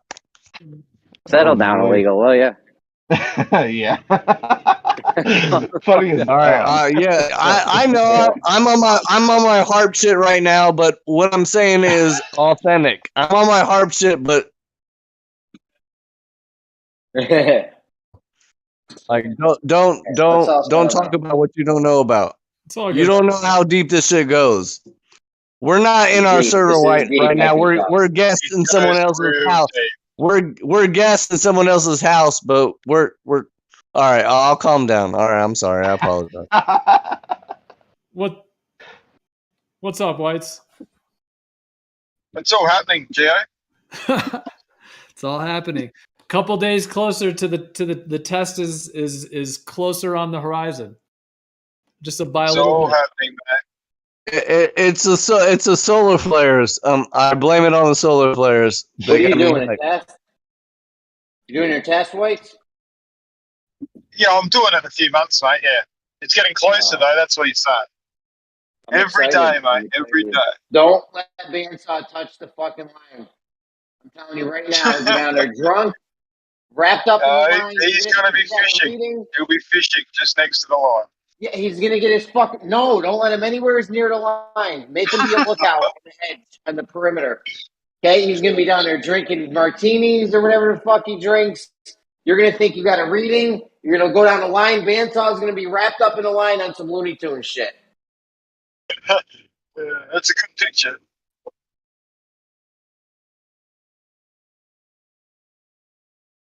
Now listen, did we get a solar flare? Because I just lost cell service for like an hour just now. It's happened to me recently too, a couple of times actually, sort of sporadically. Literally just now it happened. Yeah, my internet services on YouTube has been dropping off randomly. I've had some really peculiar symptoms with my phone recently that have come in very drastic manners and then immediately dissipated for a long period of time and then come back a month later and cause some, weird internet connection issues. Yeah, I don't know. I have no explanation of why it would be so sporadic and all over the place.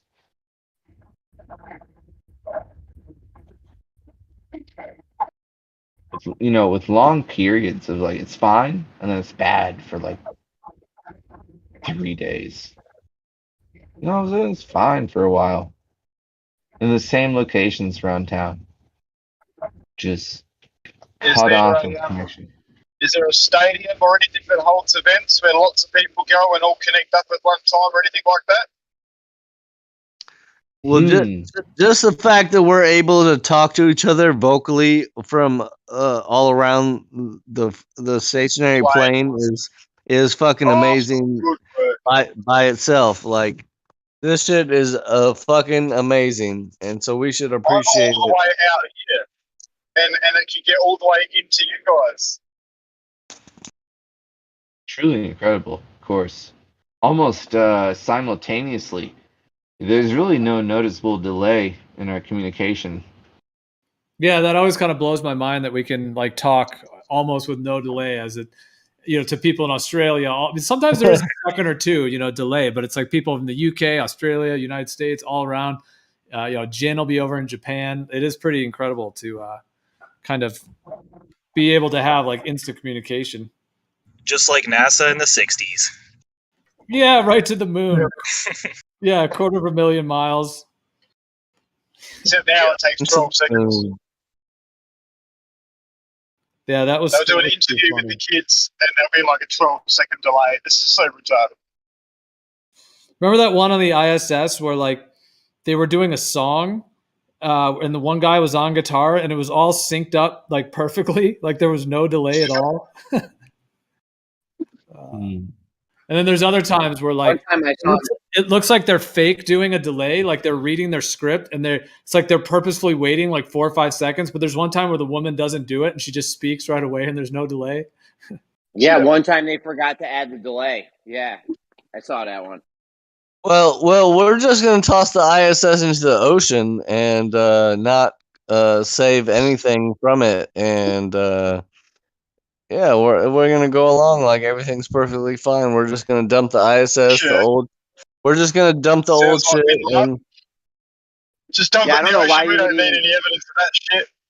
I don't know why you would even invest money in that shit. Imagine a car manufacturer. He's like, I'm going to make a car. It's not going to actually go anywhere. We're just going to circle the block nonstop. No sense. No sense for the ISS to even exist. Well, at least the car could test tires and shit. What's the ISS doing? Growing fucking lettuce. Yay. Yeah, just dump it in the ocean. We don't need any kind of like shit till we can put in museums or like to reinforce our shit. We're just gonna toss it in the ocean like we did Osama bin Laden and pretend like he died and the ISS died, and we're gonna just dump the shit and put it in the ocean, and it's all good, man. What the fuck are you talking about?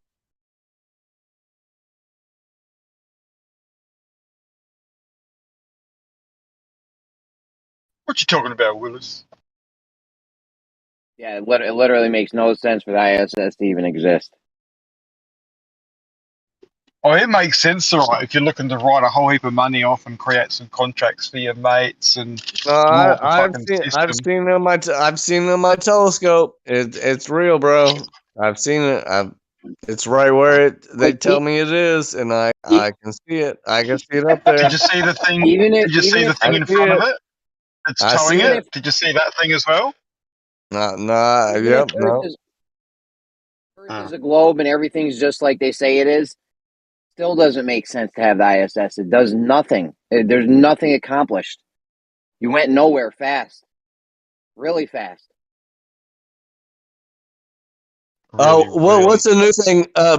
Because we've been talking shit. The ISS saw a satellite fly past his window recently. They Was proved cool. like, I was lucky. I swear we're having an impact on the mainstream narrative, like the shit we talk about and like the problems. I swear they put out shit based on what we say. I swear. Cause like we could be talking about something and then the next thing you know, it pops up in the news of some new shit they done did.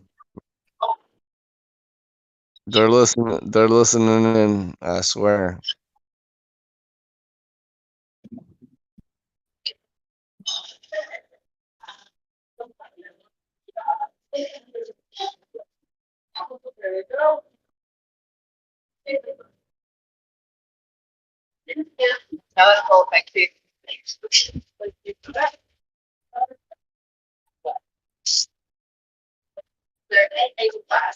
Whites, I think you got a hot mic a bit there. Sorry, man. Thank you. Drop and rejoin because I couldn't hear Fundy. Wow, that was interesting. We went so deep there, like for a while. That was like 2 or 3 hours of like some of the deepest, like metaphysical explorations on so multiple levels. I just wanted to say thanks, Fundy and Illegal, dude. That was spot on there. Like that was just. We went deep there for a while, and then it seems like we kind of pulled out of it and went into kind of a just like a off-gassing mode, kind of just like, yeah, because that we were like high in the metaphysical Used to it. ether. We were up in the ether. When we're not at home, we're used to it. But anybody who we have a home, and so we're venturing out and spreading our seeds. But if you want to come home, we got a place for you where this can be nonstop, like no interruption. You know, like the way we talk for 2 hours, we can keep that going for 4 hours, 6 hours. But we got a special place for that. You know.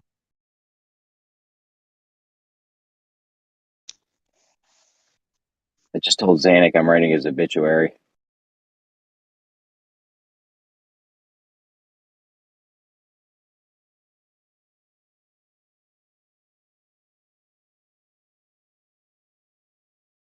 Yeah, where are you guys from? Science or pseudoscience?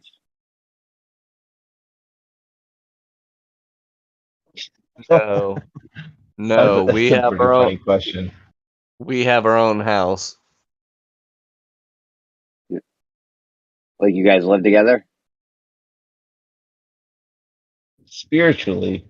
Like roommates? Are you Nah, roommates? nah, bro. Oh, would you come from that synchronicity server? Nope. Sync tank? Yeah, there you go. That's what we call it for now. You gotta get in sync. You gotta get in sync. It's a good band. Yep.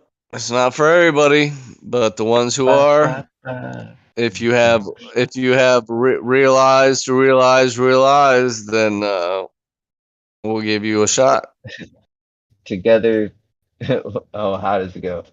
To gather together to get there. Let's do it. Not for everybody.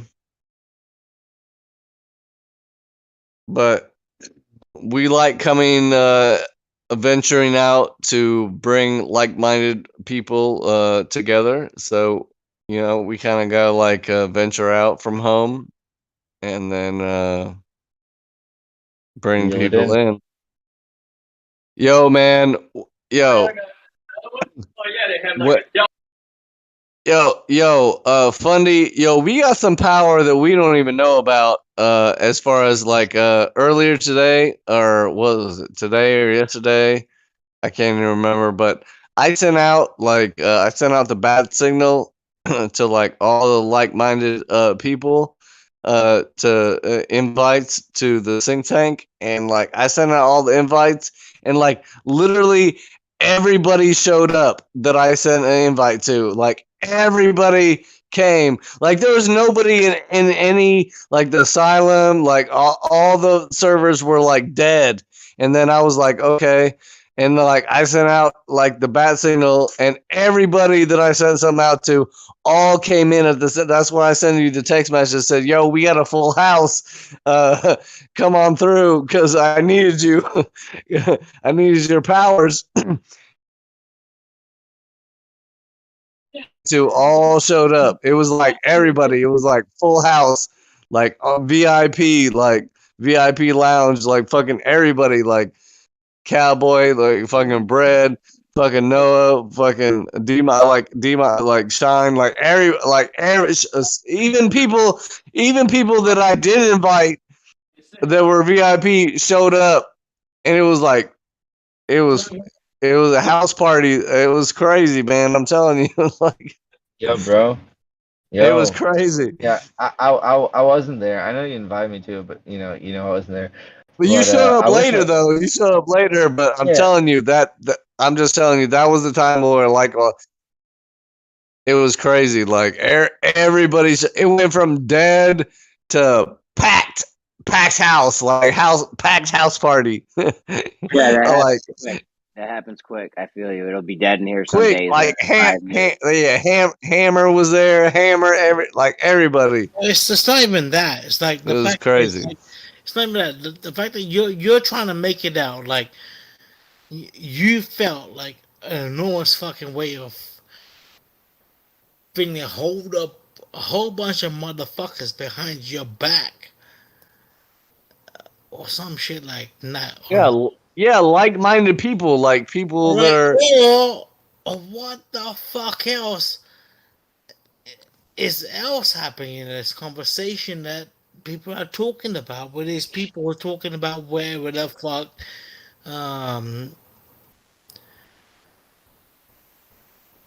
people are discussing.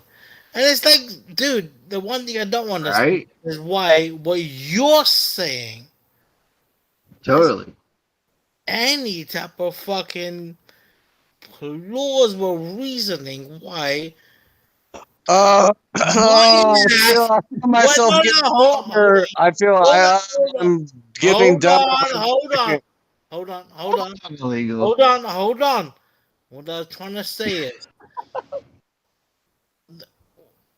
on that shit, why the fuck would I think you're dumb bitches would think you're better than me? Nobody thinks we're better than you. Nobody thinks we're better. You're welcome, that, bro. Yeah, come on. Nope. It's not about being better. It's about, I said like-minded, not better-minded. Like-minded. Right. No. They said they're they're better than your branch. No, I mean, like, you're the reason why I started trying to bring up fucking and these type of fucking plausible methods of discrepancy between people is because this is how. Not plausible. It's actualized. No. This This is how. A lot of slavery shit went down. This is why if we were somewhere else, you would be muted right now. That's fucking why. How about that? Yeah, motherfucker. You know what? Well, you guys, no one necessarily has to be muted, but if you're like belligerently screaming and not really staying on a topic, it doesn't really lend itself to a good live stream. So if I could just ask maybe that we possibly get on some kind of a topic or get into something instead of just... For the love of God. Understood, and I apologize. Very sorry. Wait, when is this test coming? I'm sorry, Couple months? Gio, I'm sorry. That was so I think he's deafened. I'm pumped up. We've been looking forward to this for a long time. Yeah, I think he's waiting for wintertime in Australia to... Oh, Dave's here. What's up, Dave? Nah, Gio, you know when I said sorry... Oh my god. Yeah, I was hoping Say to this. jump in before this devolved any further because I've really been enjoying listening to you guys all day. Dude, And this evolved I like hardcore. Like, yeah, the last yeah. hour just fishtailed Well, into. you know, even though alcohol consumption can be amusing at times, even for those that aren't drinking, it's usually part of what causes these conversations to just go south. But regardless, Branch, just cool. You're good, man. Don't worry. Just relax. So, well, I feel like the only thing that's funny about it is that we were so deep there for like hours on like metaphysical and the creator and all these like deep things that it was almost right. like a spring that was like, you know, we were like launched into the ether and then the spring like went back the other way and it's like, all right, let's just have like random screaming for a half hour apparently. Well, now that we can get that out of the way, I even took some notes as you guys were inspiring me to write a few things down, and that was a great conversation for sure. Thanks a lot for that. I appreciate it. Yeah, that was one of the most deep and interesting conversations that I can think of having in a little while in terms of it's a lot of those concepts that we were going over. It was awesome. Yeah, there was some things actually I think that didn't get. It was it was too many things, of course, always. So I think there's some things that got started and then didn't get followed up on enough. In fact, so yeah, I'd like to. I would just go ahead.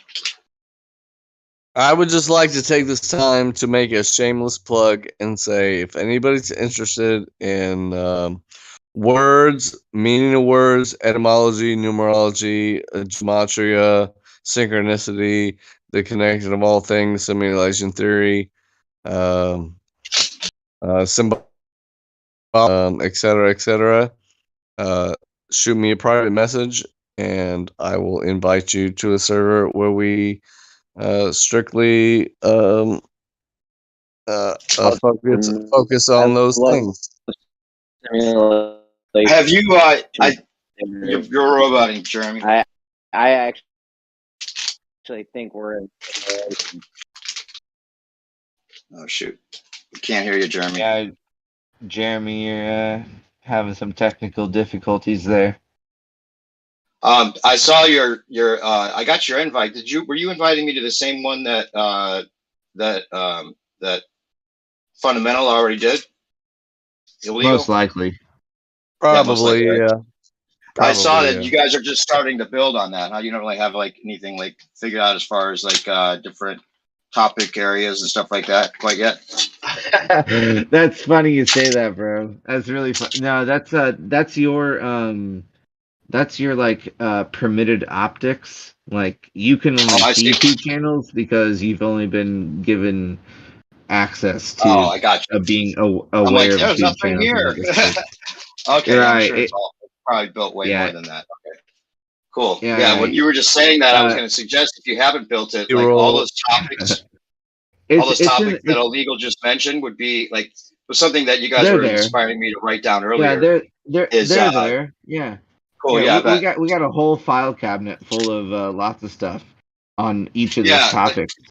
But as when I you was first listening come to you in, guys earlier, I had an idea that might work, if not exactly what you're already doing, but just in general, like an area that has like all of those topics, a lot of the ones you were touched on earlier, the ones that, but like I'm thinking about like an interactive, like I've always thought this would be cool as a way of like, having minds like these get together and being able to just go and like look at I don't know how it would be set up, maybe like a chart where you have like each topic kind of laid out, and then you can like add a comment at any time about that topic if you want, and it just gets stored in this like log of like thoughts about that topic or that line of thought. And even in there could be like little clips of these kind of conversations that have to do with talking about that topic, and it could be like a little clip of a link in there, and then like any topic that comes up in, we'd have like an archive of like different angles, different approaches that people have to dealing with that concept. You know what I'm saying? Yeah, I do. I can. Yeah, we've done it and we're on it. Like we already have that. Like we already have that. Maybe I just just kind of gleaned into what you already have rather than thinking of what you should have. Well, let me just tell you real quick what we have. And the thing is, when you've been added to the server, there's 2 rooms. There's like an informational text room with some like details about the server, and then there's a chat room. There's nowhere for you to like text or send images when you join the server. There's a chat room and there's some rules.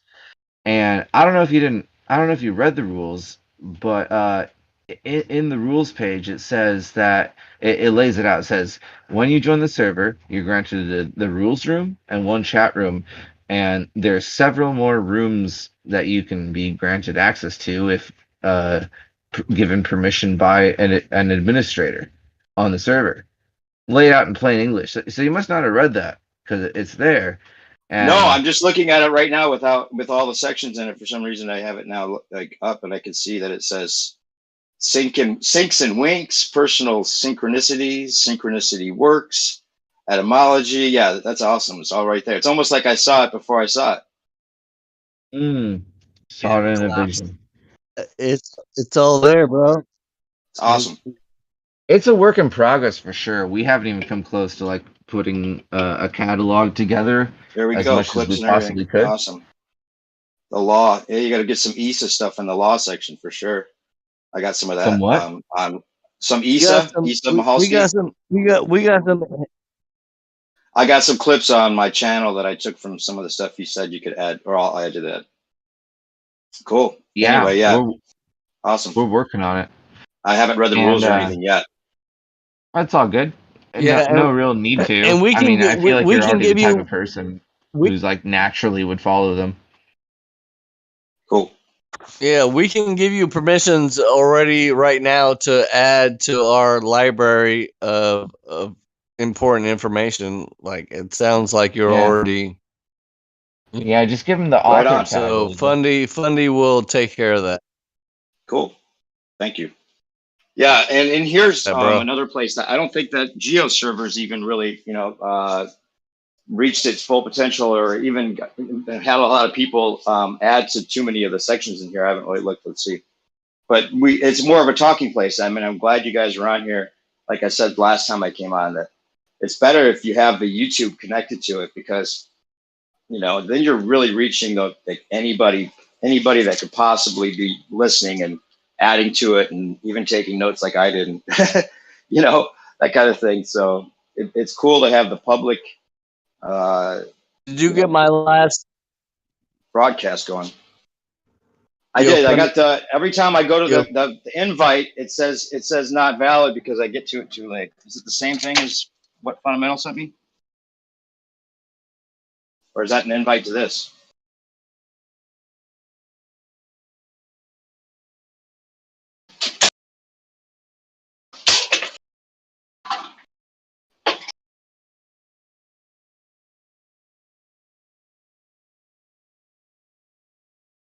I don't know what Fundy's doing, but here's a fun synchronicity: is me and New Perspective.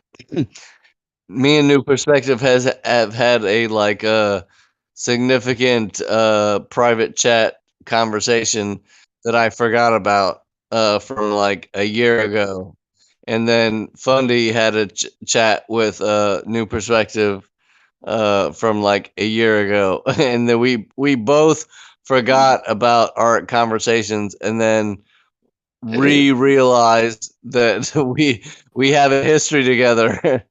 Right, and I think that was And before you there's guys a reason were for that is because we're like-minded, and so yeah, we will Absolutely. definitely give you all the roles or whatever to contribute to our library and all that type of stuff. And we're kind of working out, like, Fundy's new to the Discord, and so am I, and we're giving out invites to the server, but we thought we had it figured out, but maybe we don't, because we're kind of having issues. I'm sure you could So, ask Geo about a lot of those things, because Geo built this server and it connects to YouTube. Right, exactly. So bear with us. Yeah, he's a we're wealth doing of our knowledge, best, of course, to get all of us in the same, because that's what, like, the think tank is kind of play on words of a think tank.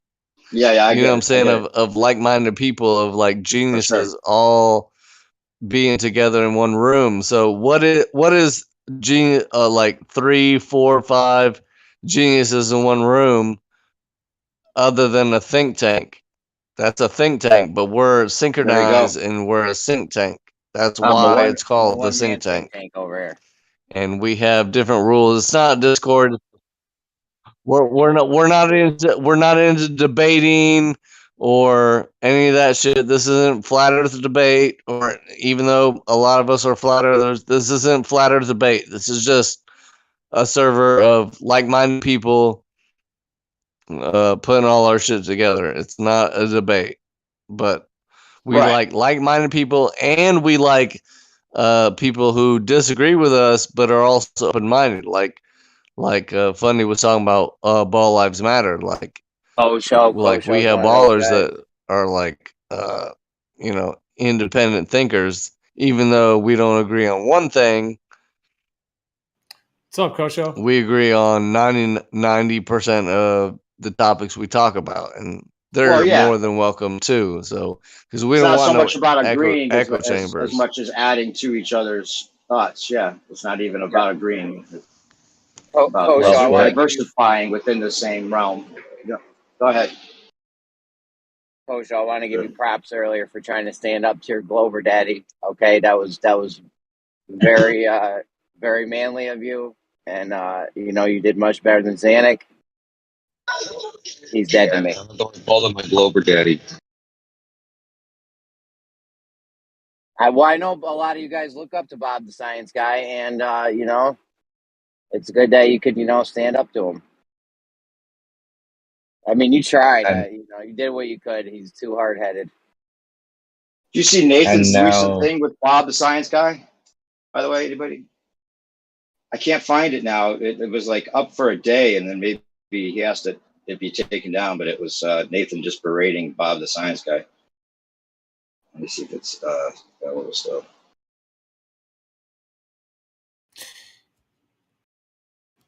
Yeah, I mean,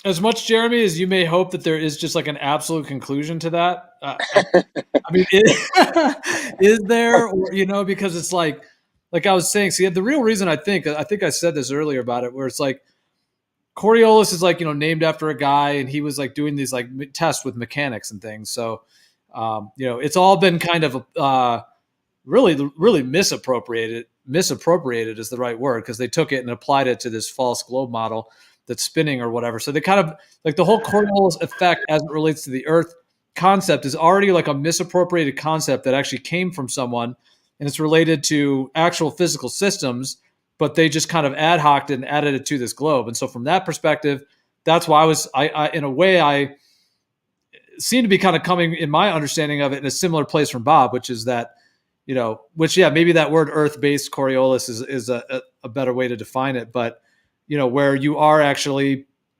releasing some physical object within the medium of the spinning Earth and then getting that effect or whatever, rather than, like we were saying, just something outside of that reference frame and just happens to be flying by and it looks like it's curved. To me, like that still makes sense that there's Coriolis mathematics in that, and it's a similar effect, but it's just not quite the same as like, the Earth-based or not even Earth-based, like, theoretical spherical Earth-based.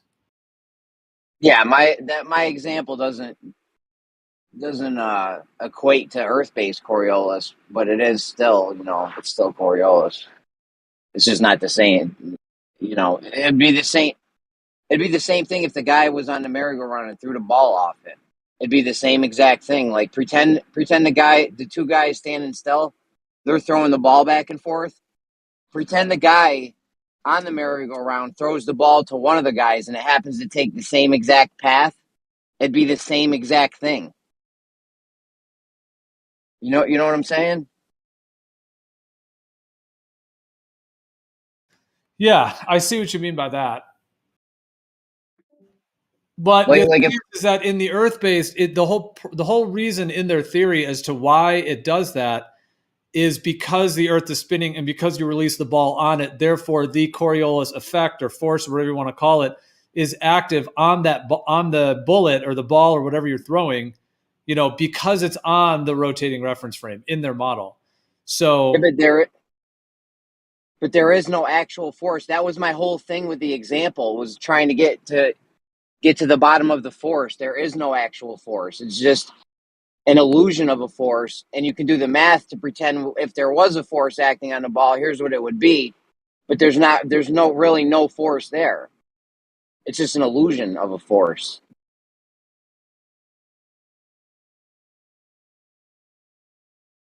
I think that it's whatever it is, it's acting like a force on the ball is the point, though. That's why they call it a pseudo force, right? No, it's because it's an illusion of a force. It's not even.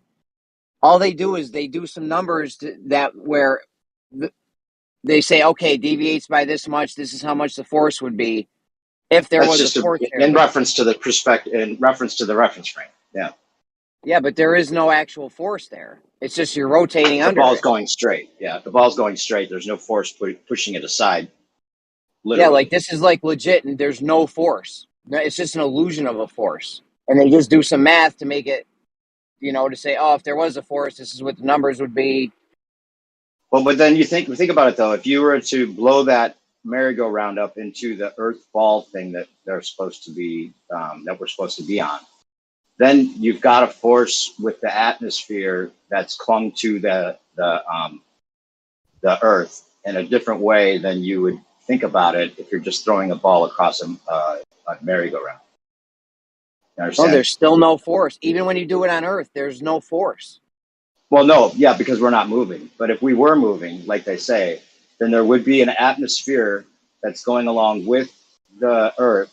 And if you were to move in relation to that atmosphere, within that atmosphere freely, as a free-flowing or free-flying projectile of some sort, those forces would be something to be dealt with.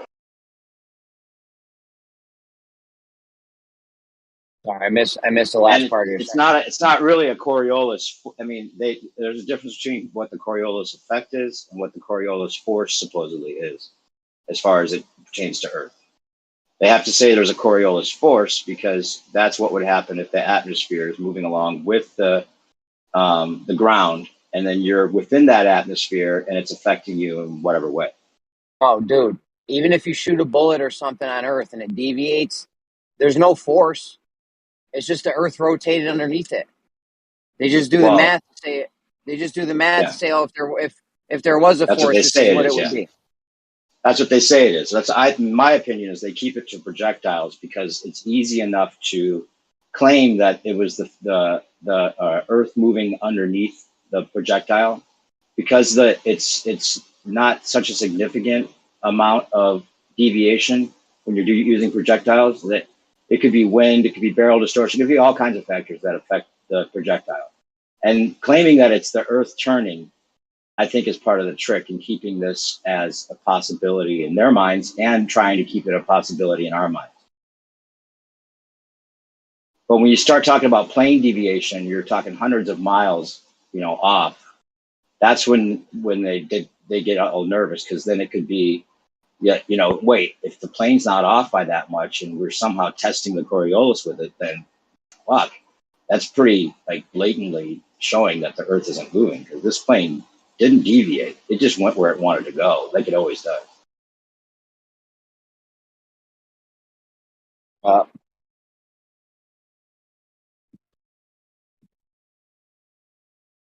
Anyways, I'm pumped. I'm pumped for White's test, man. We've been waiting forever for this shit. If this shit works, it's a wrap. Is White's here right now? So, you here? I was going to suggest to him, I don't know if I'm sure he's talked to Brian, but Brian's here. Flutter says, didn't you say, Brian, that you had some cord, like you had a couple miles of cord, some really good cord that you never end up using or something? Because he's too lazy to dig a trench, that's why. Yeah, man, I got I got 1 mile. You got 1 mile. Okay. Yeah, I bought it for a preliminary. It's I think it's 200 pound. But when I was out there running it the mile, It was caught on the fucking buoy. I didn't have no help, man. I only had one guy. We couldn't fucking do it. I tried it like 3. Well, I kind of gave up early on the 3rd day, but I should have had it on the 2nd day. You know, just a couple hours each day, right? After work, but What were you trying to do? I didn't hear about listen. It was caught up on a buoy. I mean, it was caught up on a like an old dock that had broke. So there were some underwater pylons, and I was trying to get it off that, and I was kind of in the current, because I'm like right beside a river, like in a little off the off the channel, little inlet kind of. But so right on the edge of that, there was a little bit of a current, so it pulled me. I mean, it was kind of dictating where I went just a little bit, right? The tide, and I get right up on it to pull it, to try and pull the damn thing up off the dock because it was hung up, and the boat wound up on it, on the line. And it was fucking a boat out in the channel. It went by one of them big ships, and that's what it was. There was fucking waves. Them big ass shipping containers go by. Listen, I'm almost done. Them big ass shipping containers go by every now and then. Other than that, it's pretty calm. But this big shipping container went by, and I started going up and down. I was over top of the line, and the fucking line held me and the fucking boat up off the fucking water when the fucking shit rocked downward. It lifted me and the boat. That's how strong that fucking line was, dude. You could not break it if you tried. Like, two of us played tug of war. It's really, really strong. But I see. I thought you had the cord. You said you were okay. So this is cord you were trying to get from off the dock somewhere. I see. Okay. I told you. You can let White's World use your cord if you were using it. No, he's got some different shit, man. Okay. Go ahead, Jeremy. Sorry. It's fishing line, man. Mine's fishing line. And I ran it the mile, man. We tied it to one side, and so I'm in just a little 12-foot boat it's the boat that I gig in. So I got my gig, a pole basically that I'm going across with. So I had the one guy there. I had to leave him right there on shore. And when I'm trying to get it across, it's going so far, you can't row across or gig yourself across whatever. Like kind of like a gondola, like, just picture a pole and a little 12-foot boat. I'm standing up in the boat, and so I'm trying to control the fucking line and keep it like over my shoulder to keep it up off the bottom, but you can't pull it tight because then you can't fucking go forward. You see what I'm saying? So you have to leave yourself a little slack while you're rowing across, and then so and it's like the area I was at at dead low tide, there's a few spots where there's oyster beds and shit. It's only in fact, at dead low tide, it comes out of water in a few spots. And, but at high tide, it's perfect. You just got to wait on a calm moment, and pull the line, and you could do some measurements and shit. It's not the perfect place, but it was something. I bought the 1 mile just for a preliminary test. I wasn't going to try and use that as evidence, but it was just a spot close by to run the 1 mile. But so then I had to go back and forth, So I had him tighten it. The second day, I already had it ran. Finally got it ran. And the second day, I go across, and I'm getting him to pull it tight as I try to pull the shit up off the bottom, right? So as I'm trying to pull it up off the bottom to get it unhung, as he tightens it, it was just impossible, man. It was we needed one more person, or you'll never. Brian, you'll never be able to do this in the ocean or a body of water where there's boats and shit running around. I told you, you either got to go to the best thing to do is just dig a trench, dude. That's not that's not feasible, bro. Stop being lazy. That's not feasible, bro. But anyway, wait you a minute. could. Was this a test you were trying to do now, or are you just trying to get the cord out of the water that happened? Yeah, no. This was well, my plan is to do 3 miles, but I was checking the buoyancy of the line and seeing how tight it was. Plus, I had some guesses on how high it would, how much it would sag up out of the water. And we wanted to see if it matched the calculator, because the calculator said that the line I had at the house, the calculator said that it would be like over 100 yards. It would be like 5 or 6 foot of sag or something. It wasn't nowhere near that, bro. Well, you couldn't even, over 100 yards, you couldn't see any sag with your eye. I had to get my instrument out and detect it. And it was like an inch over 100 yards. And I wound up going like a little over 500 yards with just some 30-pound test, regular fishing line. And I used two different kinds, but I think the one we tested was, if I'm not mistaken, it was the 30-pound. And you couldn't see drop with the eye, like I said, with the unaided eye. You had to get the instrument. And but it was 570 yards. I did a video, and I think I called out the measurement in the video. There was I think just barely over 3 inches of sag in 570 yards, which is not quite a third of a mile, but that wasn't even all the way tight. So I didn't even break the line. And my point is that calculator that they're coming up with the size line, the weight of it, and all that, that's wrong. It's nowhere near right. Well, what should it have been? What was the difference between what you estimated it was? Dude, I forgot what it was, but it was like grossly off, dude. It was like 4 or maybe even 8 times fucking wrong. You basically proved it to yourself already. That wrong over. So I also wanted to see if I could, how much control and how much I needed to do to manipulate the buoyant. Because my thoughts is we could make a line 1,000 miles, just hypothetically speaking, and just control the buoyancy of it. In other words, if it's a little bit too buoyant, we could put little teeny fucking split shots on it every 100 yards, whatever. If it's a little bit too heavy and tries to sink just real slowly, then we could put a float every fucking 100 yards, just a teeny little float. Whatever we needed to do, we could manipulate the buoyancy just to get it stable at 2 inches under the water, or at let's say 12 inches under the water. We can get it set to that, I believe. And I wanted to check that theory. And then when we go to pull it tight to break it, we can see which way it tends. So if it tended downward, then we're thinking globe, dude. If it tends upwards, or vice versa. If we put, what I was going to do is pull the middle of it. I was going to pull the middle of it down an extra like 3 inches or 6 inches. And I was going to do that over the course of 3 miles. I wanted to do 3 miles or 3.5 miles. And so when we go to pull to break it, we have somebody at the middle checking it. And in the middle, it's down a little bit.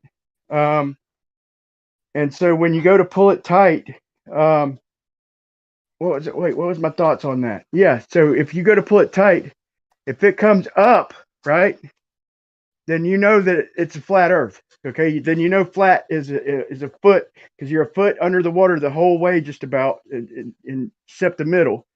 So if it pulls tight, if tight is straight, it's going to tend up, right? It's got to tend up. You have it down an extra 3 inches. But if the Earth is a globe, it's still going to tend down, because you're going to have it's still going to have to go down about another 8 inches or 8 or 9 inches to get to a straight line on a globe. So I was going to go right in the middle where we had to get some result. The only result that would be left standing in that test would be, you could argue concave still, depending on how high up it come. It didn't have to get straight. Okay, it just had to tend in one direction or another. But the way I had it set up is it's got to. In other words, it's got to come up.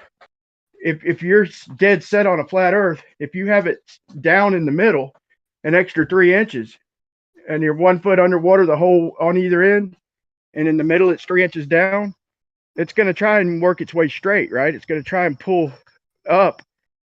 But on a globe, if you only have it down 3 inches in the middle, it's got to tend downward. And my common sense tells me that it's going to try and straighten out, and it's going to try and all be 1 foot under the water, because the Earth is a level plane. But if it's a globe, it's still, to be a straight line, that line's still got to work its way down. What's the drop over 1.5 miles? It's probably about 14 inches or something like that. It would still have to go down almost a foot on a globe. So everybody think about that in your head. If the line is 1 foot under the water the whole way, and just transition down a little bit in the middle, about 3 inches underneath everything else. When you pull it tight, it's going to come up and try and be level, right? It's going to try to anyway. But on a globe, it's going to have to go down. Even if you have it 3 inches lower in the middle, it's got to keep going down. In other words, that's not down far enough. So the reason I wanted to change the middle is to force a result. So when we go to pull to snap the line, it's only got to move a millimeter. If it moves a millimeter up, then you know that it's trying to get to straight and the Earth's a level plane. The water's level. If it tries to, even if it gestures down, you know, they talk about sag and all this. Like, look, we don't have to pull a straight line to figure this shit out.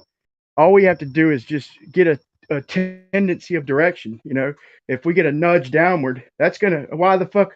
If the Earth's flat, why the fuck would it nudge down?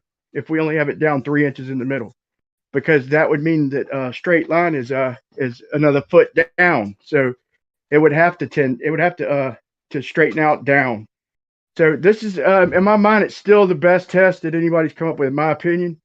But but a mile ain't gonna do it. I was just, I found a good deal on the 1 mile of fishing line, 200-pound test. It's a little over a mile, like 1 point something. But I just had just wanted to go nearby and test a couple things and see what we were dealing with and just get an idea of what else had to be done for the real test, and it wasn't even feasible. And after doing all that, one thing I could say is I did get it when I was crossing. I did have it up out of the water for about a third of a mile. On the boat, it was in the video. I have it like on my shoulder, and it's pretty fucking straight, dude. It's not sagging in the water, and it's up about probably about 5 feet, maybe 5 feet 2 inches. But you could see it pretty fucking level the whole damn way over about a third of a mile. But it was sagging a little bit in the middle. But that wasn't measured. That's just from eyeballing it. But I think it's a very feasible test, man. I think we could force results one way or another. It wouldn't be expensive. It just requires a few people to get the shit set up. That's what I was lacking, man. That's it. Wow. Cool. Okay, so I'm still a little confused about. Okay, so did you buy the cord and then try this test and then lost the wire underneath, or lost the cord? No, I still got it. Oh, okay, I still got it, man. Okay. Yeah. I thought you just found some, then you couldn't ever get it. Okay, so this was a test you were actually doing, and then it kind of was semi-success, and then you didn't fuck with it any longer after that. I just didn't have enough help. I got tired of going back and forth. When I pulled it up tight on one side, it's fucking going down on the other, man. You'd be fucking surprised how much elasticity over 1 mile. Oh yeah, I bet. Incredible, yeah. dude. Yeah, I just messaged White's World to come on in case he's not listening because he's deafened right now. But have you talked to him at all about some of the things that he might look out for? Okay, I'm sure. Yeah. Yeah, we've talked about it. I got a bad feeling about his test because if it's up off the bottom, if he has it anything but level on the ground, anything but level, initially, it's gonna straighten out. Whether it goes up or down, it's gonna fucking try to straighten out. So if he's got it 1 inch above on each side of the test point, even if it does go up to prove a flat Earth or whatever, I mean, even if it does go down, if he holds it down and the tide comes in, I forgot what it was, but there was something in my head that saying that that line's going to straighten out, so it's going to pull down for a split second and then try and work its way. I mean, it's going to pull up for a second before it works its way down. And his test is a little bit different than mine. It's over land, and I think he's got the pretty much. I think he's got the tide coming in and lifting it. I forgot exactly. He's got a weight system of some sort that he figured out, like a way of weighing. Somebody else could explain it way better than I would. But yeah, I think it's something to do with weights, right? Yeah, but anyway, I forgot exactly what it was, but it was a great idea. I'll give him that. I don't want to speak bad on his idea. It's a great idea. I just was, and I think it possibly could fucking work. I was just let me reword that. I was just thinking of one way how it may give a false reading if it doesn't. But nobody else thought that, so I could be wrong about that for one. It's just the way I was thinking. I was worried about getting a false result if it didn't have enough strength. But I forgot exactly what it is. Or even a baller claiming, even a baller claiming that he got a false result for whatever reason they can make. You have to think about every objection they might come up with as far as like what the reading shows. You know. Yeah, I remember loving his idea, dude. I forgot exactly what it is, but I remember loving the shit out of it too. Is I'm there really anyone here hoping. in Geo I'm or excited about him doing it, man. Jeremy? I think they understand exactly what he was trying to do more than I would. Yeah, I'm fairly confident I've got the right idea about. Oh yeah, writing knows. Yeah. You want to explain it, writing? Oh shit, doorbell. I'll be back in a second. All right. So my idea was I was saying 3 inches just to be just to give somebody something to think about. What I was going to do is do the math and the initial line setup. I was going to put dead in between a flat Earth and a globe. That's why I think I needed at least 2 miles, but 3 miles would be a lot easier. So if we had 3 miles and let's say the drop is 14 inches, okay, in between 3 miles, the middle of it. So in other words, I'd put it at 7 inches. The middle, I'd transition down to 7 inches. So it would be halfway between a globe and a flat Earth. In other words, it's got to go somewhere. It's when we pull it tight and snap it with a come along or a winch, it's gonna gesture one way or another. It might not be strong enough to come all the way up to the 1 foot line underwater. You know, it might not be strong enough to straighten itself out completely. But the way we have it, we're going to have to help it buoyancy wise. So I'm not too worried about sag, but on a globe, you picture a straight line is going to be 14 inches under. So it's going to, on a globe, it's going to have to gesture downward. And even if I don't know why it couldn't be strong enough to pull down. That's but then again, we will have probably a couple floats here and there to get the buoyancy. But I'm just going to simulate a line dead in between a straight line on a globe and a straight line on a flat Earth. So we got to get a result. And to me, my common sense tells me if we fucking pull it down in the middle, it's fucking got to come up, dude. It's common fucking sense. But on a globe, it wouldn't. On a globe, if you sag it down in the middle and you pull it tight, it's still got to sag down some more in the middle. I mean, that's just goes against my fucking brain. Yeah, it doesn't make any sense. That it doesn't intuitively. You just don't even see it working that way. Probably, most likely. I mean, most definitely, because it doesn't. Yeah, if you have the line 1 foot underwater, the whole stretch of the way. So whoever ain't follow me so far, picture a line of water exactly 1 foot from the surface of the water, parallel with the surface of the water, all the way the whole 3 miles. No matter what you had to do to get it to do that, we got it exactly 1 foot, and now we just transition it down in the middle 7 inches. So now the middle of the line is transitioned down to 7 inches. So it's 7 inches down in the middle. The rest of the line working its way to the end is 1 foot under. So it's just kind of sagged down in the middle. So think of pulling that line tight until it snaps. Think of the middle going down like further. So in other words, it's got to go down a whole nother 7 inches to be a straight line on a globe. It's just counterintuitive. But that's what they claim. I wonder if that's the way they picture it in their head. Because to me, common sense, it's still counterintuitive. Even for a glober, you would think that if you pulled it down in the middle and you pulled it tight, it would want to straighten out, right? I mean, but that's not straight to them. So I guess that is the way they picture it. I guess the best test would actually be if there was a possible way, which there isn't, to have like a tube, like they do the leveling with the hose. And if the hose is, if you got a tube that has the water level all the way across, and and the tube is completely stiff, that's how you can get a long distance level going, right? Yeah, I seen a video where a guy on a farm road, fucking, it was a paved road, but it was real skinny, like a farm road. It looked like a cornfield or something. It was cutting through a cornfield. It looked like, but he ran a couple mile fucking water level and showed that it was level. But they're just going to say that they're going to claim that level is curved. Right. That motherfucker had a ton of hose, though, dude. I couldn't believe it. He was driving.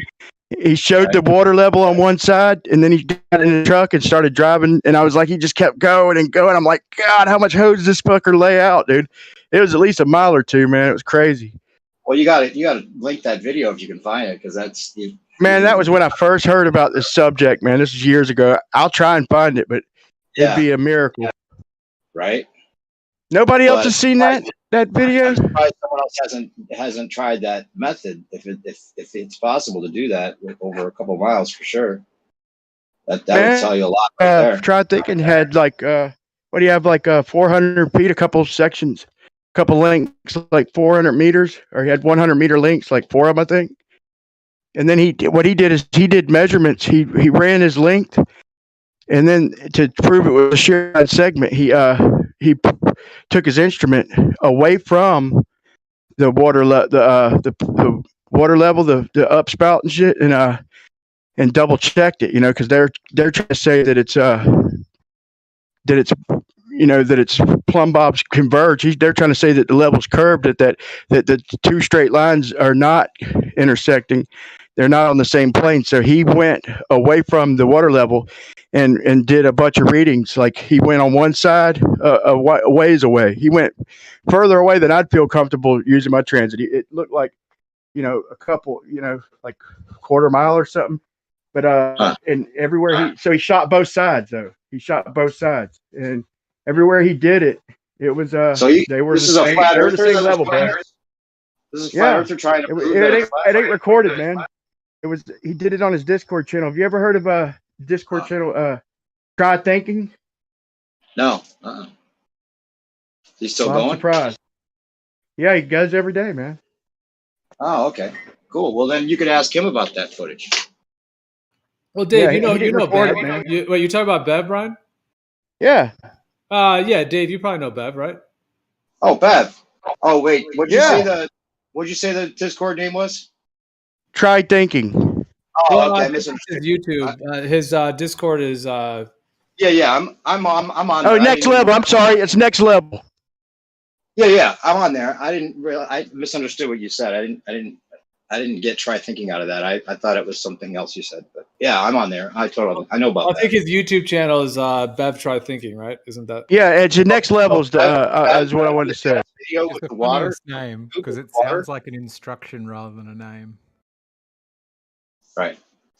Wait, are you trying to say that Bev is the one that did this test? Yeah, man. He alongside the canal.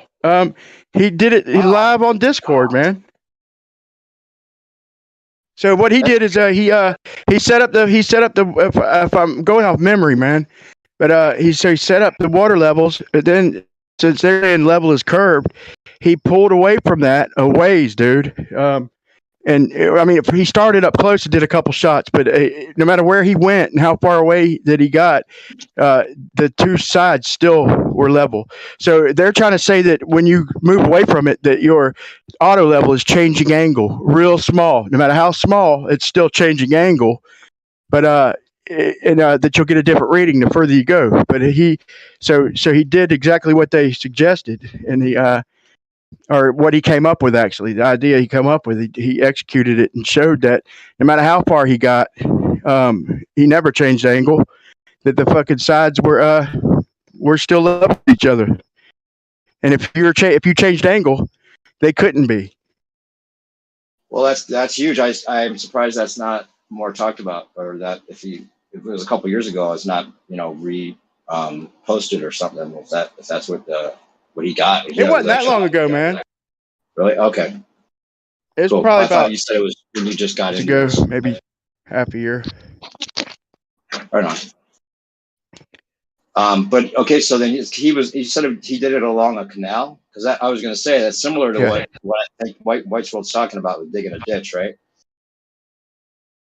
I thought he was going to do it on the coast, at the beach or something.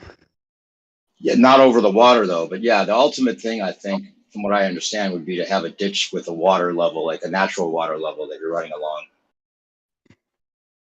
Some sort. But that'd be quite a feat to dig a ditch that long. Was that Eggshell that just spoke up earlier? It was, yeah, and then I went off to answer the phone. Eggshell, can you follow my Let him explain what White's World thing was with the weights and all, because I couldn't really explain his idea, I call it like a cheese cutting test. If you've ever seen people cut cheese with a piece of wire, And the idea being that at a certain height there should be a sagitta, a hump, where if you were to have a cord laying across the ground totally straight, you would and then you pulled it taut. On a flat model, it should get lighter or stay the same weight, whereas That's on right. flat Earth, it should be pulling down towards the Earth more strongly at certain points. So he wanted to test that by getting a really long, straight, dead flat bit of ground, and testing if when he tightened these things, they would pull As long into as the he Earth. as long as he digs the scale down level with the string, then I think that will be a complete success. If he has the scale up above the ground, I think before it can tighten up to the middle, the tension will work its way from the edges toward the middle just naturally, and he'll get a split second of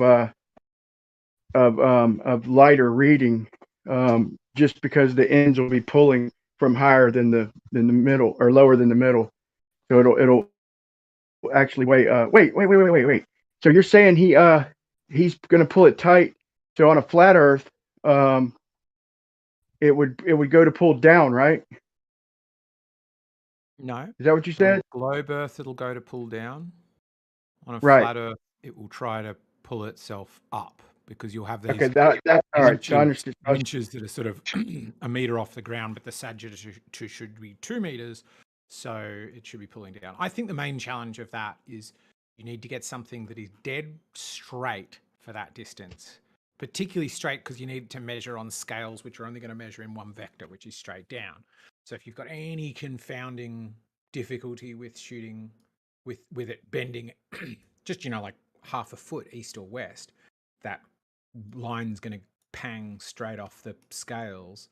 And Nah, I'm not worried about that, because he could just keep popping his line as he lays it out, and it's not hard to 10 Ks of digging scales into the earth and putting them down between two tides, I think, is a very optimistic. He doesn't think he's going to be able to pull it up, only down. Yes, So, he's not trying to say, can I let's suspend it off the ground entirely. Not at all. And I think he's only, I think in his head, is he here?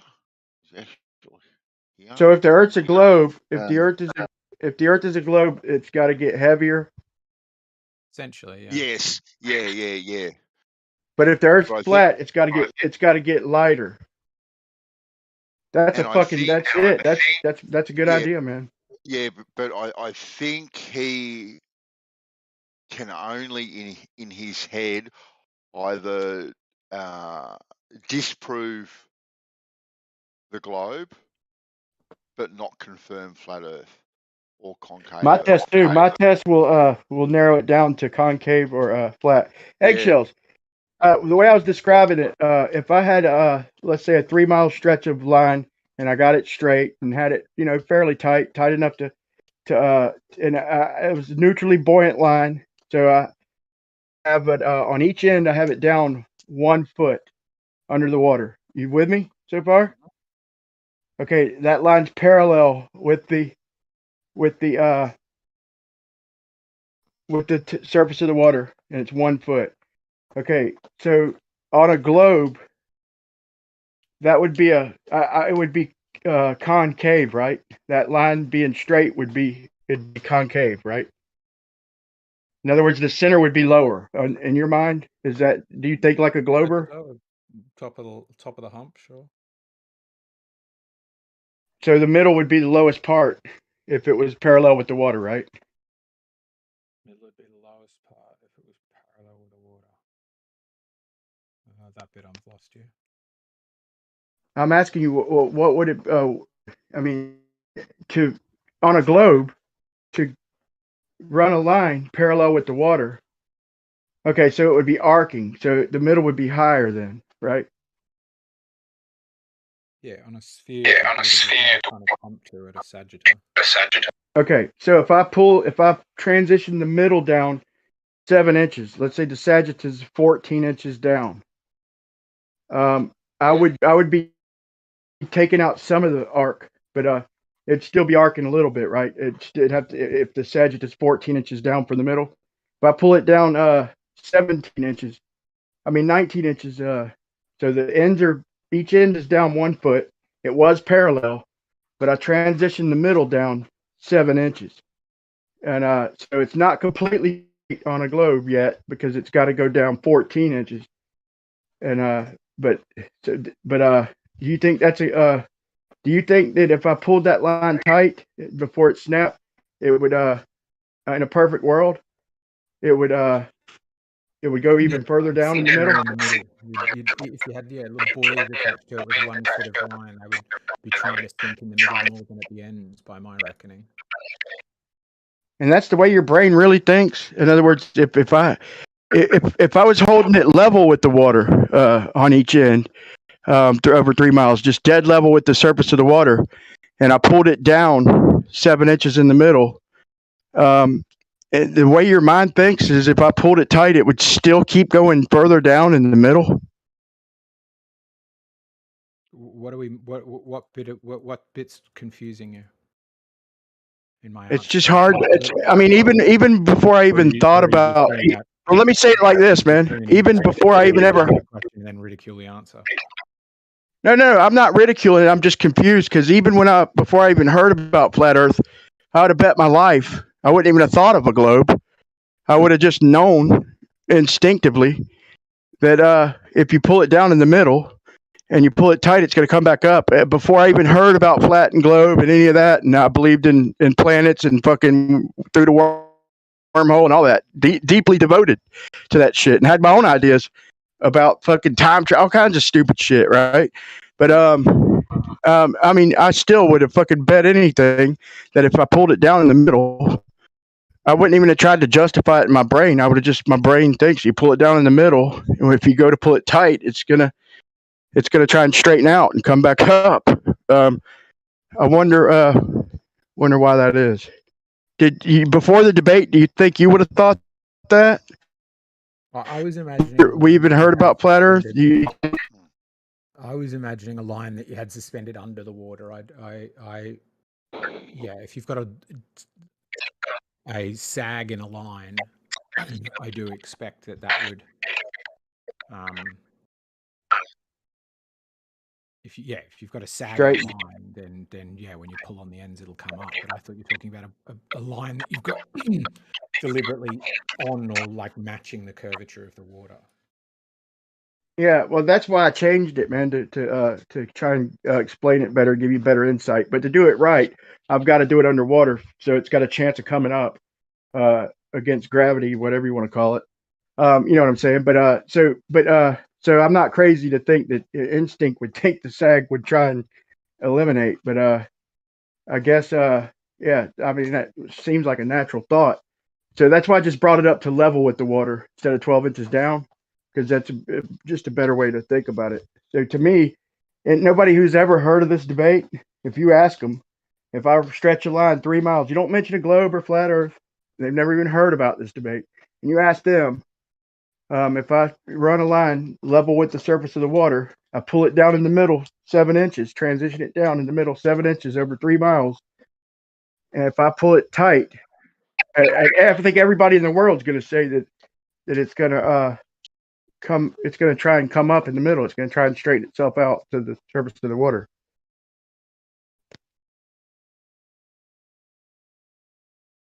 But people who've heard about this debate, it gets tricky, then then you start thinking about the globe. But when you're thinking about normal everyday life, if you're not in this debate, you don't think like that. You think in reality, and we know in reality it's going to fucking try and eliminate the sag, because that's just the way reality works. That's being sarcastic, but I'm just joking with you. Yeah.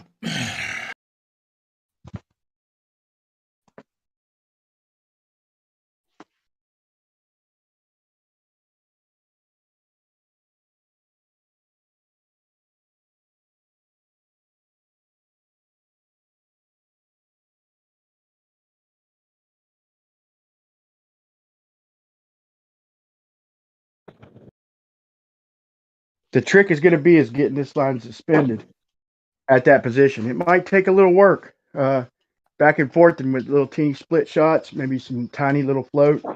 I mean, I'll probably just have to take a cork and cut a smidge of piece off of it.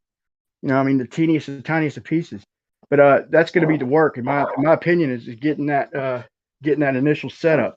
Once we get it, if we find a calm enough body of water that long, and we have some strong 3-mile line, then if we can, once we get that set up, when we go to pull it tight, if it's sitting there suspended, it's in basically suspended animation, you know, besides the time. But if it's just sitting there and it's 1 foot down at each end, transition to 7 inches down in the middle, and we've leveled it out, we've worked out the buoyancy and got it where it's floating at that position. When we go to pull it tight, any little thing's gonna move it. So if we go to pull it tight, it's gonna have to prove one or the other. It's gonna have to gesture up or down, in my opinion.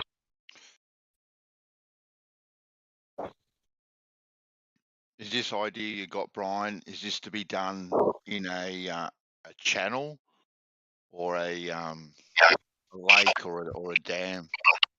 Yeah, it'd have to be in a lake or canal. Like I said, the one that I did out there beside the channel in a little inlet was just it was a preliminary. It's close by, and it was just a straight shot. We did it after work. After I had some jobs going on, a lot of jobs at the time, and we went there after jobs for a couple days. And on the third day, I was just like, "Fuck it," going back and forth. I'm like, I'm not gonna keep doing this. If I had a boat with a motor, but even if I had a boat with a motor, man, it was dangerously shallow in some of the areas. It would have been a challenge. But yeah, you just need a good setting, a good, you know, nice straight canal. A lake would be ideal.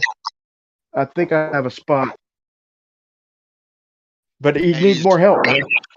Is the water still enough when you're laying the line in the water? It's going to stay where you put the line, because any sort of water movement that at all, you know, if you're trying to get it just teetering like on the surface thereabouts, any sort of movement is going to move that line, you know, left or right, possibly up towards the bank, if you know what I mean. Yeah, you're gonna have to. That's why a lake without tides, you know, and currents and shit would be ideal. And there's still going to be some movement, but like I said, you'd be shocked on how much fucking flexibility there is in a mile of line, much less 3 miles. So you're gonna have to pull it. You're gonna have to pull it somewhat tight, I think. And even if we have to, stake in a channel, like if we have to drive a stick in the ground, like every couple hundred yards, on either side of it, not pinch it, but to just keep it in a straight line before we tighten it completely. Yeah. I mean, I feel like we can manipulate it enough to get it in that position and where it does a decent enough job of staying there, to where when we pull it tight, it's going to show what the hell it's trying to do. It's only going to take a split second to pull that fucker tight until it snaps. And it's just going to be ready to go, and just pull it tight till it snaps. So every which way, if it's a little bit off to the left, it's going to immediately come back. Like if it's a centimeter off to the left before it snaps, it's going to try and, you know, move back that centimeter, man. It's going to try and straighten itself out before it snaps. And if the Earth's a globe, it's going to, you know, it's barely floating. It's barely sinking. It's barely floating. It's neutrally buoyant. So it's not going to take much to get it to gesture down a fucking centimeter. You know, if it gestures down in the middle, then we're on a globe, man, period. Or we're on a fucking ball. But if it gestures up, we're on a flat earth or a concave earth. It doesn't have to come all the way up to the 1 foot mark. Just got to fucking come up a centimeter, an inch, you know? And if that's what it's trying, if tightening it up is it's trying to come up, then that's what the straight line is. So that's why I got such confidence in this test, man. But I need at least one more person, because once I get it set up and off the bottom and whatnot, tight enough and all the slack pulled out, then I could do whatever with it. But it's a matter of going that far from one end to another, keeping it off the bottom on each side. And I just needed somebody on each end and I didn't have that. If I just had one person on each end helping with the slack as I'm, pushing across, I could have did the 1 mile preliminary, but I just got pissed off. Travis started me to GoFundMe like for $500 to pay a couple people if I had to, but nobody pitched in, man.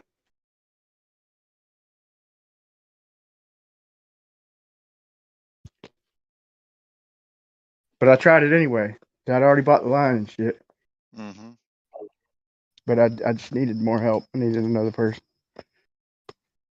I just got frustrated, man, because I could have, went back out there with the help and shit, but it just was fucking shocking how nobody was interested at all in it. As much talking as we did, dude, it was shocking. I couldn't get a motherfucker to come out there with me without paying. It was just to my disbelief. It had me so fucking pissed off, or just pissed off ain't the word. It just had me so frustrated. I'm like, if nobody else gives a fuck, why in the world am I fucking making this effort if nobody else cares at all?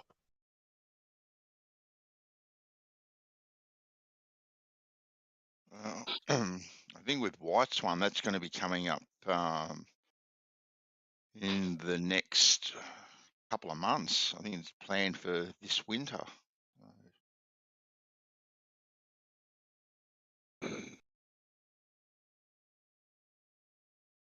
Yeah, see, man, I'm excited to hear,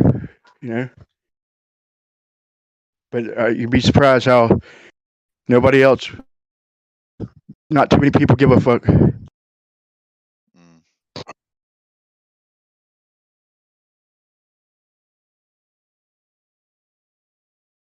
I pitched in on that dude who was going to do that fence, man. I just heard about it, and he was asking everybody to join together. He had a plan on paper, and he had everything modeled and shit. And I'm like, I pitched in on that. I don't pitch in on much, but I'm like, fuck, people have already pitched in. A few people have announced it, so everybody's trying to pull together. And so I think I pitched in like $20, and he's not going to do it, but I don't care. Just keep the $20. If I needed it, I'd make a stink. But something happened.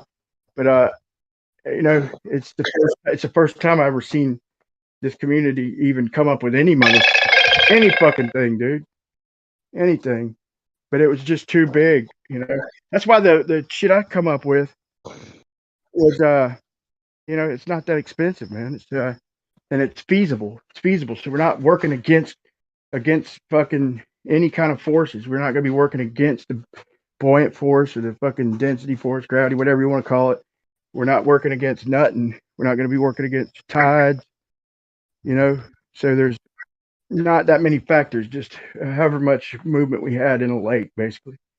The whole effort would be at is getting the line set and as neutrally buoyant as we possibly could. And I just feel like that's achievable, man. And you're only talking a few $100 for the fucking line. Nothing more, nothing less, This is something that could be done. Anybody who tries to do it out of the water, it's a waste of time. But I did prove in all the shit that I did that the calculator, the equation is a guesstimation at best.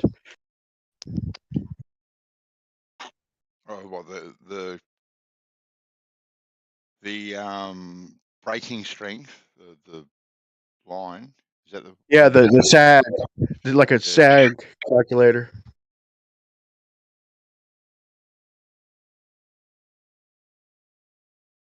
Because I pulled 570 yards in air, and with only I think 3.5 inches of sag, and I never even broke the line. So I might have been able to get it even less, but I think they did the calculations, and it was supposed to be on the ground way before 570 yards. It was I had it up I think about 4.5 feet, and it wasn't even supposed to be up off the ground in the middle over 570 yards with the weight of the line that I had and the strength of it. There's a calculation for that, but it's just you could probably zero it in with each individual material. You could probably work that equation, but it's just too general. There's so many different types of materials, different types of lines and cables, and it's just something to go off of. I don't know. They might argue that if they had the specs of the shit, they could make it accurate. But anyway, their guess is surely if they were doing the math right, it surely didn't line up with reality. I'll say that. But over 1 mile, it's 27 foot for the 200-pound test. I think Rumpus and George and them did the calculations. I think it's supposed to be 27 feet. It's 27 meters or 27 feet of sag in the middle over 1 mile. I forgot. It's been so long I done forgot. We all guessed though, and I don't even remember what I guessed. But going back and from what I've seen, because I did have it out of the ground for about a third, maybe a little less than a third of a mile. I had it up out of the water. I'd say probably about 10 feet, maybe 5 feet, 10 feet. I think before it broke, it would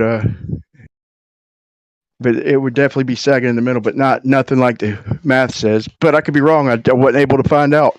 That was going to be the last thing I did. I had a big ass pole that I drove way down in the fucking ground. One of them long fence poles, the galvanized steel that people use for the chain link fence, the top runners. So I had it halfway down the ground. I think it was like an 18-footer, and I had it down about 8 foot in the fucking mucky mud. I mean, it was in there good. It's still there now. You ain't getting it out. We brought a ladder and a sledgehammer and took turns, and it's in there. But we had it sticking up out of the ground about 8 foot, maybe 10 foot tops, and we did that on both sides actually. And so that's the last thing we're going to do is go to the top of it, and the last thing we're going to do when we're done in the water with the preliminary is tie it to the top of the poles and just pull it till it broke and try and gauge the sag in the middle before it broke. But I didn't make it that far. I still have the line though. I think from memory, White's got fishing trawler line from memory. You wouldn't believe how strong some of that shit is, man. I mean, it's rated for one thing, but seeing what it can do in life, in reality, it's like I imagine sometimes it probably can go below the specs, but I think normally it's does better than the specs. And like I said, when that line held my boat up out of the water for a second, the boat, the shit in it, I mean, I couldn't believe it. It's only a 12-footer, but there's a little water in there, and I couldn't believe it held me up off the fucking water when it was around hung up in the old dock that I didn't know was there underwater. But it held me up literally when the wave went down. I couldn't fucking believe it. I think from memory, it cost him about $5,000 or something. The stuff wasn't cheap. What? Yeah. He spent a bit of coin on it. Yeah, it cost him about $5,000. All out of He ain't even got to do it yet, man. That's got to be miserable feeling, man.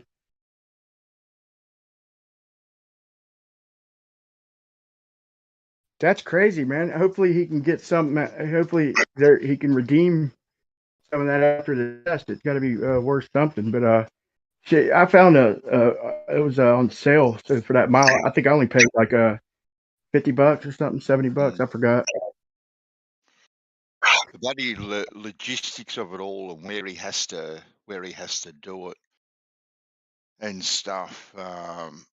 He's had to battle with the council to get permission and all that sort of stuff. He's had he's had globe earthers ring up the council to try and shut his experiment down. It's pathetic.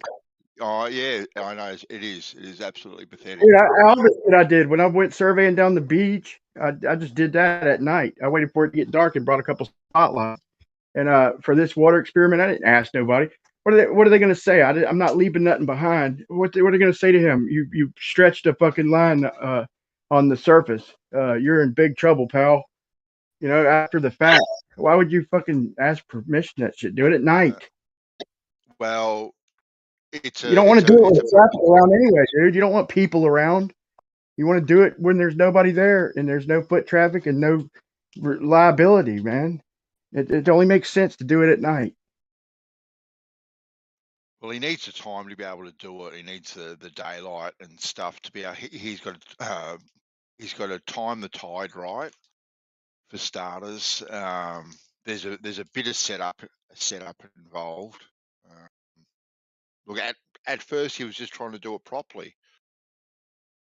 Anyway, some people got a sniff of it and they rang up the council and tried to poo-poo his idea, which actually backfired on them, because he's still allowed to do it, but he has to do it in the winter time when the beach is less populated, and put up some safety signs and whatnot. Are you saying somebody called up the council to try and get White's words test stopped? 100%. I think 100%. That is what I am saying. Sack. Yep. It is, isn't it? Yeah. He'll when he comes back online, he can talk about it. But yeah, that's definitely what happened. What a worm to call like that. That's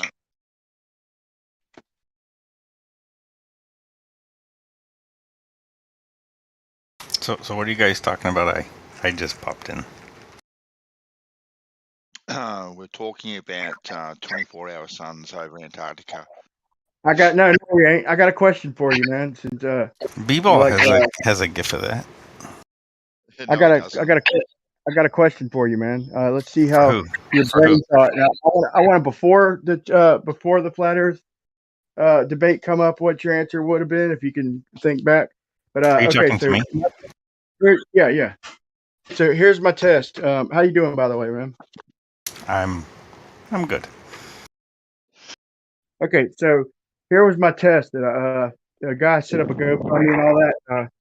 I bought the line. I did a preliminary. I bought 1 mile line, 200-pound test fishing line. To do a mile, I just found it on sale, so I figured I'd do a preliminary test. But the test goes as this. So I get the 200-pound test as close to zero buoyancy as possible.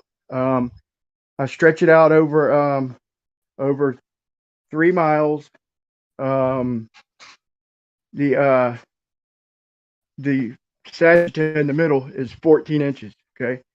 I hold it down 1 foot on each side of the water. So basically, so picture in your mind 3 miles of fishing line running parallel with the surface of the water, 1 foot down. You with me so far? It's underwater? Yes, that's correct. 1 foot underwater.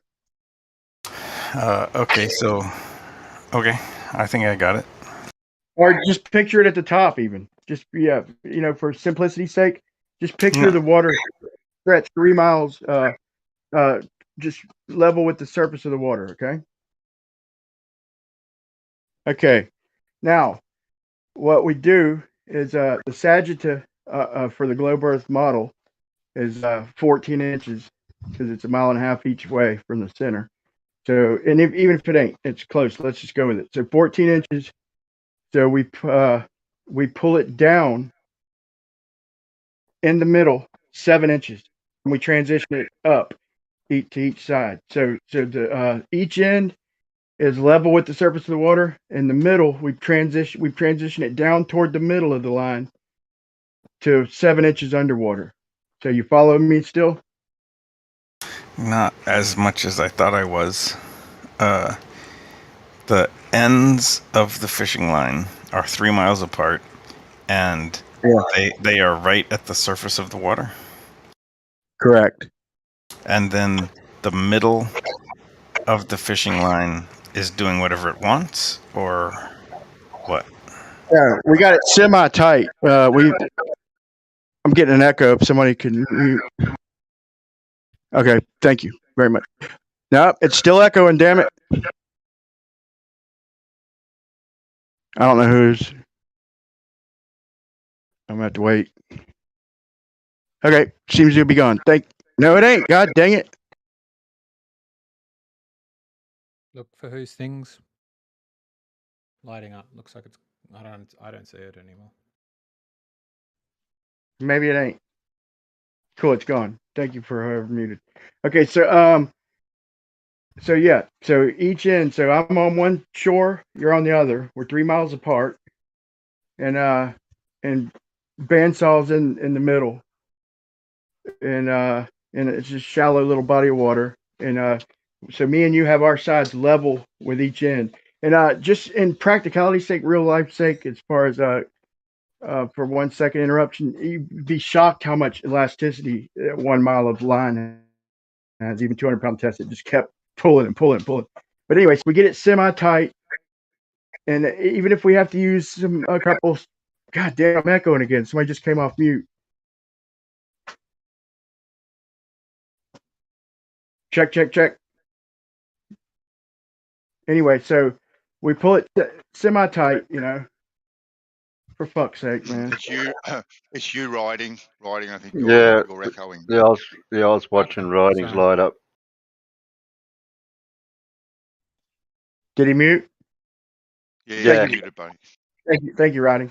Okay, so we pull it just semi-tight, tight enough to maintain it. We do it in a calm body of water. No body of water is completely still. But before you come with the contention, just follow me and entertain me.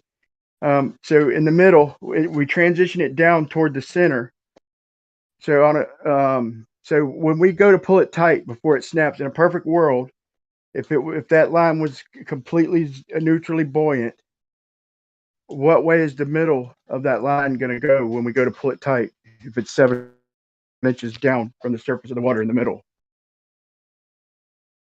You want me to answer this question 2 ways before I ever talk to anybody about flat Earth and the way that I am right now? Yeah, both answers. And tell me, That's so right. I followed everything except for the part about the 7 inches in the middle. Why is it 7 inches in the middle? Because that's halfway between flat Earth and globe. What put it there? Me. If I had some split shots, like I said, as far as the contention goes, I'd say just think about the answer. You ain't got to answer right this second, but and then come with the contention. Just right now, we're in a perfect world, and we got a line that free flow. We can do whatever the fuck we want with, and we don't have to fight any forces at all. But then we'll talk about the forces and the reality of it. But just as far as in our heads, what do you think will happen? And the reason I said 7 inches because a Sagitta in the globe model is 14 inches down in the middle, and so the idea of the test is to get it set up as perfectly as possible. Whether we have to use some tiny little split shot sinkers, teeny split shots, and then maybe some teeny pieces of cork, maybe in areas to float it. So if you were holding it at 7 inches, like if I looked at it, it would kind of make a W shape. It would be. I mean, I guess kind of. Yeah, it would kind of be like that. It would look pretty well straight. But it would be a W because you're lifting it in the middle. Yeah. So I guess it'd be easier for me to answer this question. This question feels very complicated. If before I ever talk to any flat earthers, I'd be talking about catenary curves and how things that you're describing. I mean, in the water is and neutrally buoyant adds a lot of complexity, but if this was just, if we took the fishing pound line and did it in the air, not in the water, I'd be saying stuff like catenary curves. If we did it in the water, I'd still be saying catenary curves, but now you're supporting it in the middle, so it's like 2 catenary curves. And then you want to increase the tension. I mean, it's just going to still, if you're still supporting it in the middle, it's not going to move because you fixed it at 7 inches, and so it's just going to continue to be 2 catenary curves. That's how I would have answered before the flat Earth. After the flat Earth, I answer it by saying I don't know what the hell you're talking about. No, I'm just asking before we bring in That's the, my all that's the my forces that's and- my that's my sincere answer to your question. Yeah, but now entertain this. Entertain that we have a fucking magic material that But we Brian, can do put you know what a catenary curve is? No. Okay. I understand that. Yeah, it's in the. It would be in the fucking the dead middle of a fucking of two supports, I guess. What shape do you think the St. Louis Arch is? The St. Louis Arch is just an arch, right? Well, okay, it's an arch, but Like a parabolic arch or something. yeah, it's not parabolic. Is it catenary? It is. I like so how that you're, works both ways. I like how you're picking up what I'm putting down. So it works both ways, huh? It does. Okay, but anyway, just for 1 second, before you even heard about the flat Earth debate, well, this is the reason I'm saying that. So I'll put you on the line. but I'm not saying putting you on the spot here. I'm okay because I had thought about the things like what you're describing long before I ever came here. So, I mean, like the question you're asking me is a specific question I personally had thought about before I ever entertained the shape of the Earth as a question. Being out in the field of construction and doing fucking curbs alongside of highways, I own a concrete company, right? So, I'm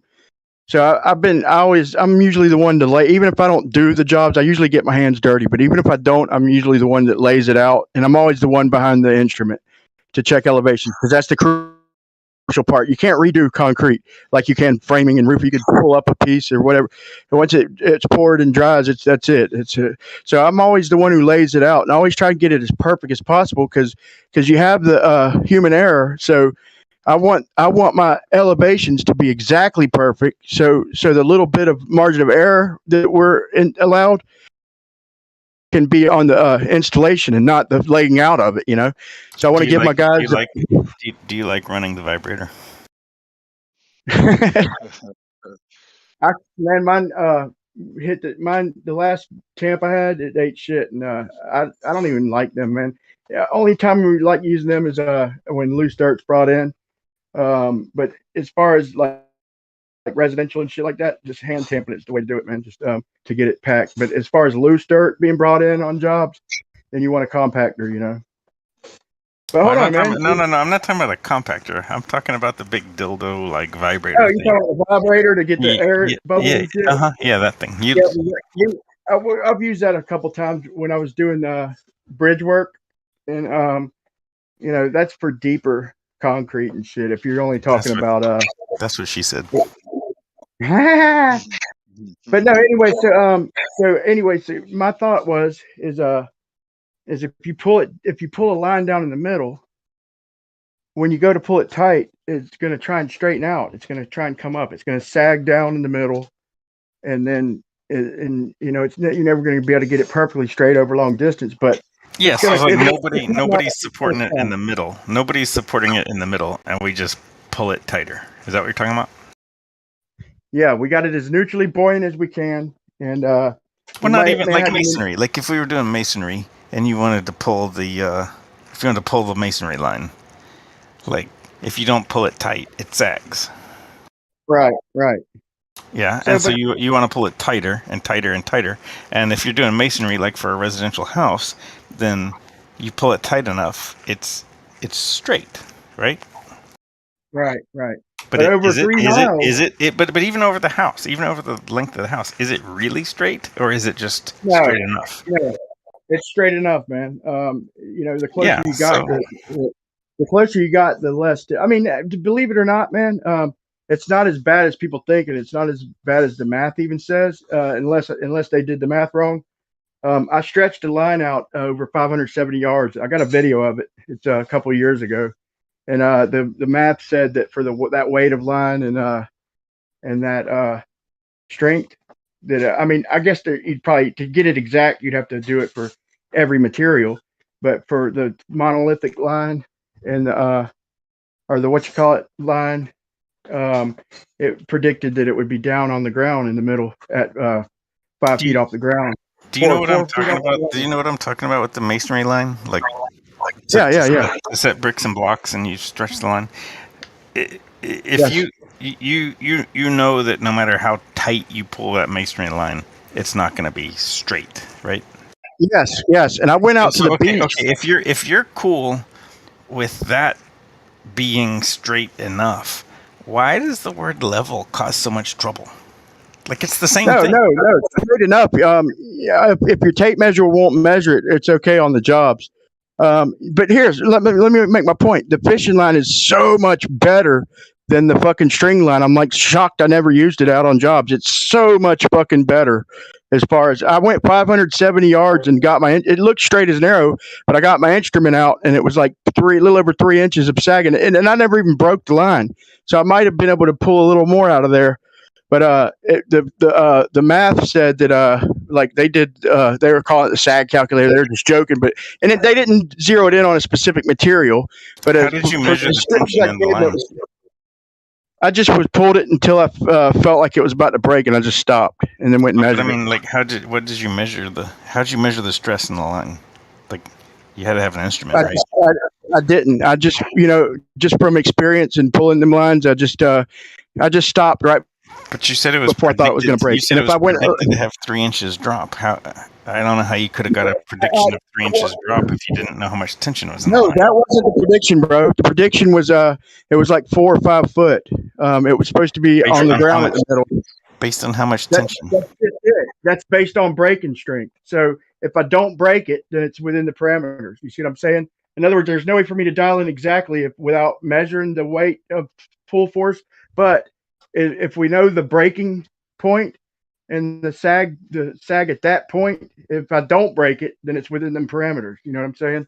Couldn't you use like a fish scale or something to measure the tension in the line? Doesn't matter, bro. If the breaking point, listen, if the snapping point of that line, if it's rated at 5 foot sag over 570 yards, okay. If I don't break it, then it can't be no. So you think that rating on a fishing line is like a magic number, whereas the second you hit it, it instantly breaks? No. Or do you think that they hedge? Do you think they hedge and they give you a stronger line? It's way stronger, bro. It's not only stronger. Yeah, it's way fucking stronger. So then what's the tension in the line? It didn't break. Sure, it didn't break, but we don't know what the tension is because we know the line is stronger. This is actually stronger than the rating. So why not measure the tension in the line? Well, this is my whole point. Let me just try and sum this up and boil it down. The point in saying any of this shit was that I'm trying to come up with a test, and according to the calculations, it's barely worth even attempting because they did Rumpus and George did the math and told me, but the fact that the sag was only 3.5 inches before it even broke, I was like, maybe this is worth doing. So I'm going to do a 3 mile, but I went ahead and seen a deal. I seen a deal on a 1 mile line. It was like $50 or $70. So I was like, I went ahead and got that to do a preliminary because I'm just scaling up a little bit. So I went like almost a third of a mile, and that's the one I have the video on. And then I got a mile line to see if it's feasible to even do the 3 mile. But I got frustrated and shit. I didn't have enough help. That's a long story. But the point is the test is this: we might have to help out with the buoyancy, a couple split shots, a couple pieces of cork, to get it as close as we can. We may even have to put a couple sticks in drive some sticks in the ground to where if it tries to veer off to the left or the right, but we get it semi-tight, a straight line to the best of our ability, and we get it where it's buoyant, it's neutral at about 7 inches down in the center. So if we have to weigh it down just a smidge along the line, it might take some work, but the idea is this. Is we don't need nothing exact. If we get it down 7 inches in the middle of 3 miles, and then we just pull it tight, we turn on the winch, and we just pull it until it snaps. What I'm looking for is a gesture, one way or the other. So if the earth is flat or concave, it's going to gesture up. Okay, I know that it's going to have tension, so it might not come up, but a fucking couple inches, maybe even a centimeter. But if it gestures up, if that's what straight is, before it snaps, it should try to go up. It should gesture up. If the globe model is accurate, then the straight line is 14 inches under the water in the middle. So it should try and gesture down. It should be a little easier to go down in the water. so when we pull it tight and snap it, so when we get everything set up, I say ready, go, and both ends pulls tight, turn on the winch until it snaps. Somebody's in the middle with a camera and a story pole or something, basically just to give a background to the fishing line. And if it gestures down, then we're living on. Then the water is curved, because a straight line would be 14 inches down in the center. You see what I'm saying? So I wasn't trying to get a straight line. I know that's impossible. I'm just trying to see which way the line gestures. The gist of it is, if the Earth really is a globe, when you tighten the fishing line, when you increase the tension, the midpoint should go down. And if the Earth is flat, then when you increase the tension, the midpoint should go up. Is that what you're describing?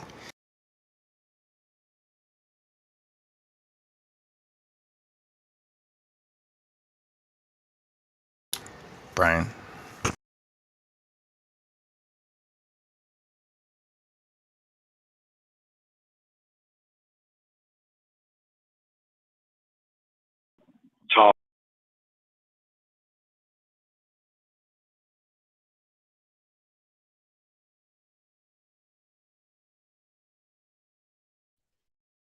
Did you hear what I said about the finagling? No, I haven't heard you for like 30 seconds. Okay. I was talking. I was on mute, but I was going to say that it's not going to cost. Did I summarize it correctly? If you. Yeah, you did. Okay. But what? And what? So like, we've just got a line supported at each end. So the only supports are at the two ends, and we increase the tension. On a globe, the middle should go down, and on a flat Earth, the middle should go up. No. We're gonna have to all the way down the line. That's what I said, but I was on mute. Is this ain't gonna cost $1 million? Knock our head off. It ain't gonna take hundreds of miles or all kinds of equipment. It's just gonna take a few people. It's gonna take a 3 miles of line, strong line, and the patience to work out the buoyancy. So we're gonna have to finagle that fucker that's gonna be the toughest challenge is to get a neutral buoyancy at that point. Why can't we do it without neutral buoyancy? Every 100 feet or so. I would like to talk about this. They've kicked this around a lot.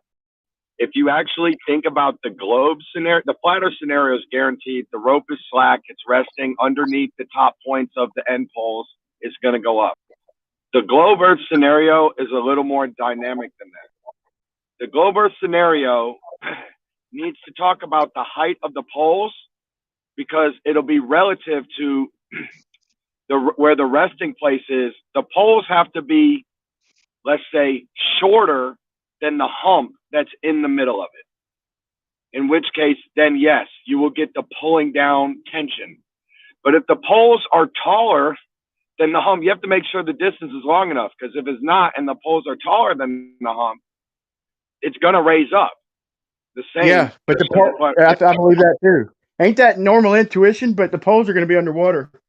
It's going to be tied off 1 foot below the surface of water. So if you picture a parallel line, a line parallel with the surface of water, it's all going to be 1 foot down initially.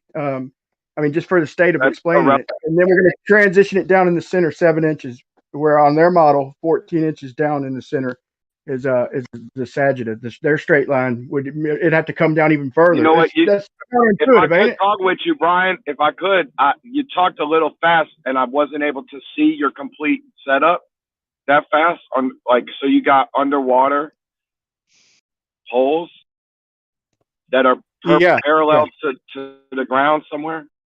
No, they're perpendicular. The poles are just drove into the ground with a sledgehammer into the water. But the line is we're going to initially set sometimes when I'm describing the test, I describe it different, but the actual setup is we're going to put some poles in the water off the bank, and until we get so the line's going to be 1 foot underneath the water all the way down, and then we're going to pull it down in the middle 7 inches in the middle. We're going to work it out, the buoyancy, to where if we have to put a couple split shots or sinkers, just along the 3 miles, that's going to be the difficulty, is getting it set up where it's floating resting state is at 7 inches down in the middle. 7 extra inches down. So in other words, 19 inches. So 12 inches down on either end, and 7 extra inches down in the middle. So you see what I'm saying, right? I to be honest, I don't totally see it yet because I haven't understood All right, let's the do target. this. Yeah, I'm doing a poor job of explaining. Let me do this a little bit better. Sorry, I set stepped away if you were talking to me, but I'm back. Yeah, I wasn't, but let me explain it better, man. I got you. So listen, if you're, let me see if I see you so far though. You got two poles a foot, 2 poles at a distance. You're saying 3 miles, a foot each under the water. So at the end of the poles, you got a foot of water. But if the string was taut, there should be whatever 3 feet of water on top of it, or more water. Yeah, in the we're middle. gonna do it like this, man. We're gonna do it like this instead. We're gonna have the poles sticking up out of the water, but we're gonna tie the line off level with the water. So each end of the 3 miles. So I'm on one end, you're on the other. You're gonna tie your end off level with the water, right at water level, and I'm gonna tie mine off right at water level. We're gonna pull it semi-tight, and then we're gonna try and get it to where the sag in the middle is at about 7 inches, right? And so we might have to pull it semi-tight to it's neutrally buoyant line though, so it kind of floats, it kind of sinks, it just swirls around a little bit. So it's sagging down in the middle. It's 7 inches underwater in the middle, so it's just kind of transitioning down. And then so when we go to pull it tight, we're just going to pull it from each end with a winch until it snaps. Okay, so if it gestures up, then it doesn't have to come up to the surface. If it even gestures up, then there's flat or concave. But on a globe model over 3 miles, the Sagitt is 14 inches down. So if it's 7 inches underwater on the globe model, when we turn the winches on and break the line, it should gesture down. So if it goes down further in the middle, then sure enough, the water is fucking curving, right? But I think so you're giving yourself. So okay. So when you start off and you're aiming for the 7 inches, that's just to say, hey, look, we're gonna try to get it kind of tight, but we know we're not gonna get it fully tight, so we're gonna have this margin of 7 inch. That all that is, or yeah, well, we might have to use a couple floats or split shot sinkers every 100 fucking feet or so, little teeny ones. We might have to do a little manipulation, but I think it's reasonable to get it where it's sagging down in the middle underwater or at the. I don't think so. I think on the globe, if you're saying that if you had a tight line 3 miles straight, it should be 14 inches underwater in the middle. Right. Right. So if you starting point at 7 inches, I get what you're saying. Like you want to put it there and then tighten it and see if it goes down, but you can't tighten it to that. It's not, you have, like, you're going to come at it like an upside down sag, basically. You have to start deeper than 14 inches, start tightening, right? As you start tightening, you're going to go 20 inches deep, 15, 14 inches deep. Now that's the tightest it could be because now you have a straight line. So you're never going to be able to tighten it more and get to 7 inches. Yeah, it's never going to tighten. It's never going to straighten out completely in any reality. But okay, it's very feasible. So you have to lift it. Hold on. To 7 inches in the middle. This is feasible to imagine. I heard you. Neutral buoyancy. I'm sorry, Bob. I'm sorry I'm talking about you. You did tell me neutral buoyancy, so I think I get it. So it's feasible to imagine, if nothing else, to imagine us pulling the line on top of the water in the middle, and tightening it up to where the middle is down about 7 inches in the middle. Whether we had to do a little manipulation in reality or not to achieve that, it's achievable. And here's the thing. When we go to pull that line tight and snap it to see which way it gestures, it only has to go down an inch. And that's going to tell you that its straight line state is that's going to show you that the water's curving because it's going to try and straighten out. It doesn't only got to go down a centimeter, but on a flat earth or in reality, in my opinion, it's going to try and come up. So it's only got to come up a centimeter. If it gestures upward, then we don't have to get the bit straight. But if it's trying to work its way upward, then that's telling you that the water is not curving. And I think that's the way anybody in reality thinks. Yeah, I mean, I agree with you, but the practicalness of this, you need some still ass water. You need the Yeah. variable of meniscus. You need, I mean, if that's a thing, you need. I mean, it's practically a Yeah, nightmare. yeah. That's why I was just going to do it underwater, 1 foot. But for sake of explanation, for ease of explanation, I figured I'd explain it at the surface. But I want to do the whole thing underwater so there's no tension. So the surface tension is equal throughout. And like I said, in reality, we're probably going to need a lot of like a bucket full of tiny little fucking like just about a eighth of a cork. Just take like a eighth of a piece of cork, and then like but you're gonna get sagged. I mean, even underwater, you're gonna have a curved rope. I mean, it ain't getting straight because of gravity. Right. Yeah. I mean, right? Yeah. Like, yeah. I mean, That's what I I guess said. if it was perfectly neutral, maybe, right?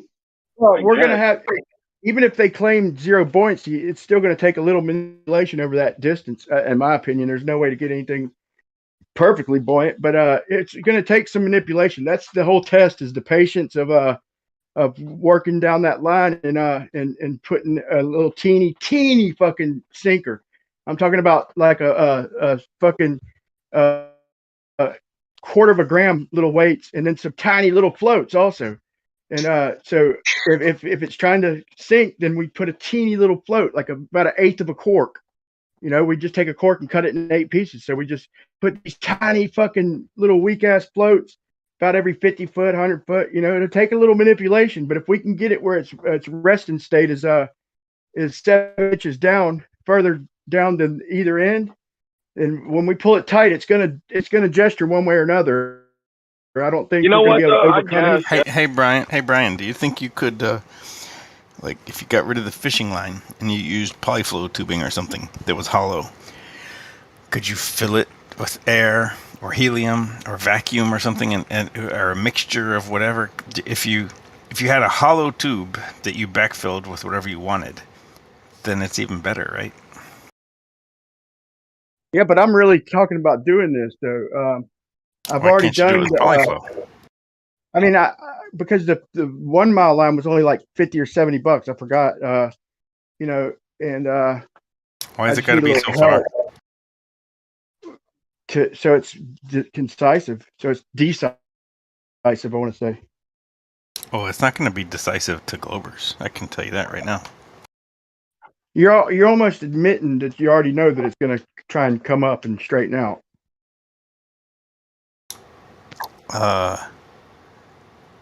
From what I've heard, yeah, I think so. Yeah, because that's reality. Water's not bending. No matter Right, what's going on with the sky, it seems like a globe, you know, when you look up and all this shit, you know, with the star trails, but it's not, you know. But look, if you think the Earth is flat and that's what's going to happen, and I think that the Earth is a globe and that's what's going to happen, then it's not very decisive because we're both expecting it. It doesn't. It might violate what you think that I think the Earth is supposed to do, but it doesn't violate what I think the Earth is supposed to do. Okay, well, listen, sir. I just tried to stay here and criticize him as well. He quelled most of my suspicions. We talked about the practical nightmare, but where are you expecting something different? Could you elaborate? This neutral buoyant situation, and he increases the tension at the ends. Yeah, I mean, remember how I talked about how his position will be above the sagitta. His starting position will be, actually the rope would be above or whatever it's called. Is it called a cord? What's the cut through point called? Well, I guess okay. If let's just go into hypothetical land and not worry about how to do it. Let's just assume. Is the sagitta the difference? Hold on. And the cut through is called a cord. Oh, sorry, buddy. Let's just assume that we have a piece of fishing line that is neutrally buoyant. No corks required. It is the same density as water. And we do this underwater. So I think once we've got a reasonable amount of tension, a small amount of tension, then it will have no sag. And right, I agree. And the more that you increase it, just the tighter it gets. The sag is Right. there. So Now, no fishing line that I know of. No fishing line that I know of is this, and I don't know that you can get there with corks. But don't cry about the practicality. Talk about the expectation of his hypothetical. In the hypothetical, I don't think there would be a sag, and no matter after a certain point, if you have like more fishing line. Hypothetical. I'm sorry to interrupt, but he's talking about hypothetically creating an opposite, reverse sag. If you paid attention. But if it's neutrally buoyant, I don't think there will be any sag, reverse or He's otherwise. going to create. Listen to the hypothetical, buddy. He's going to go and pull the middle of the rope to 7 inches under the surface. He will create the upward sag, whatever you call that, the loop up. He's going to artificially create. It's neutrally buoyant, and now it's in its equilibrium state, and then he's going to displace it upwards. He's going to set it to where he wants in the middle point and the end point. He's going to then, with it, do whatever manipulation to make it buoyant to that level, which I don't know if that, I mean, that floating is but anyway. Okay, sure. I'm going to go. The neutrally buoyant really isn't that relevant. He could set it and then go. You know what I mean? No, the neutrally buoyant is critical. The neutrally buoyant is absolutely critical. And if you have the neutrally buoyant, then I agree with him. A neutrally buoyant line displaced upwards in the middle, as we increase the tension, should want to go down. I completely agree. Now, there are many practical problems, but forget about those. I agree. I just didn't want to be the odd man out because I kind of thought I felt like you at this thing. And I'm like, wait, no, he's talking about doing that. Okay. No, like neutrally buoyant is very, very important. But if we have that, then I agree. Because it's kind of funny because you got to get that middle part set, but then kind of got to get it at this soft tension to then say go. You know what I mean? Hey, let me make a point. Let me make a quick point real quick. Okay, so if you Brian, ask, are you happy with my answer? Yeah, that's I mean, I feel like that's it's practical. Let me make this point real quick and tell me if you agree with it, both of y'all, one at a time. Okay, so if you ask everybody in the world, okay, who's never heard of this debate, who's just going on about their life and never even considered globe or flat, they're just going on about their life and never give it two thoughts. If you ask every one of them, every adult, and you explain that situation and you tell them in a perfect world, whatever, you don't even go into over explaining. You just say, if we have neutrally buoyant line that we're holding it to surface. Okay, we got pull it. it down. Hold on. Don't complicate it. And we pull it down. Hold on. We pull it down 7 inches in the middle. And when we go to pull it tight, what's going to happen? I think everybody in the world, damn near, is going to say that it's going to straighten out. You know, in a are you just pontificating and you don't have a question? Yeah, I just think before I heard about this debate, okay. Even when I was a Glober and through the wormhole and die-hard fucking Glober and into space and all that, if you'd asked me this question, I would have said that it's going to try and straighten out. It's going to come up in the middle. Yeah, I thought you were asking us both a question, but you're just pontificating. Got it. No, so I'm asking whether each of you agree. Do you agree that 9 out of 10 or 99 out of 100 people who are not in this debate and never heard of flat Earth? And I mean, I'm able to draw it out as long as I can understand what you mean. 9 out of 10. I mean, I really am not. 9 out of 10 people off the street can't locate the USA on the map. I was able to come in before him and be like, look, it needs to, make sure, boom, boom. So I don't know, man, what you're really saying, like how stupid the average person is. I don't know. No, I'm just saying they're pretty stupid. It's not hard to think about this. It's like a fucking circle and a line. There's plenty of evidence. There's plenty of evidence that the average person on the street can't even locate the USA on a map. Yeah, but so I do not agree with you that 9 out of 10 people. If I could be heard, I don't know because I keep going in and out, but so I hope I'm not discoed and talking over everybody. Anybody hear me? Quick mic check. I can hear you you. can be heard. You can be heard, Don. Now I can't hear you. But I think that anybody in the world, I think who's not in the debate, even if they believe in the globe, if you had them think about it, if they're not thinking about it, intuition tells us if the line's 7 inches lower in the middle, when we pull it tight, it's going to fucking straighten out. I mean, that's just normal intuition. So, most of the world is, people who do fences, who do masonry, concrete. I mean, dude, you pull lines in all kinds of trades, man. But a line is just straighter the tighter you pull it. It's just, don't got to be a genius to know that. And but people who've never heard of this debate, I just think their intuition is their natural answer is going to be that it's going to straighten out. It's going to come up in the middle. But but now that we've had this debate, Globers are going to say, well, it's going to go down in the middle. But that's just against normal intuition, in my opinion. That's what I was asking y'all. Against normal intuition? No. What? You think the normal person off the street, the normal builder? There's no normal person off the street. Let's throw normal person off the street. Like, who? They can't find things on maps. Who cares about normal people on the street? Well, let's say anybody in construction or building. If we ask anybody who can build, This very complicated thing of a neutrally buoyant line held in the ends and then underwater, and like something they've never done before. This is something they've never ever done before. Bro, I'm not asking about the specifics. I'm saying we're going to explain it to them that we have a perfectly buoyant line. We're trying to figure out their mind, not the complications. Okay, but you're asking them something they've never done before. You're complicated in your mind. What I'm You're telling them is making it very complicated. No, you are. I'm saying that you just go up to people, a bunch of builders of And different describe trades. a really complicated situation to them and see what they think. No, it's not complicated. We say, hey, Who does this? Who has neutrally buoyant lines held? held underwater? Nobody, ever. This is very unusual and complicated. Not underwater, bro. You're not even fucking following what I'm saying. We're I'm gonna following explain exactly what you're saying. You're making a very complicated thing. You're fucking not, dude. It's fucking aggravating. I'm saying all this. You're not even fucking listening, dude. I'm telling. We're gonna go up to a neutrally buoyant fishing line underwater held at both ends. Are you serious, dude? The whole time you've been talking about a fishing line underwater, yeah? Let me fucking say it. Y'all were just Anytime you might listen.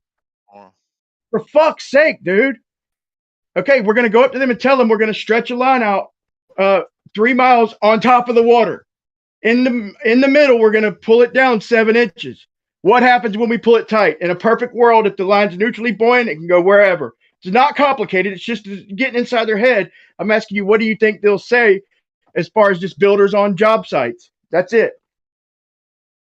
Honestly, I think they'll say, fuck you, I've got work to do. I don't understand. Who cares what they think?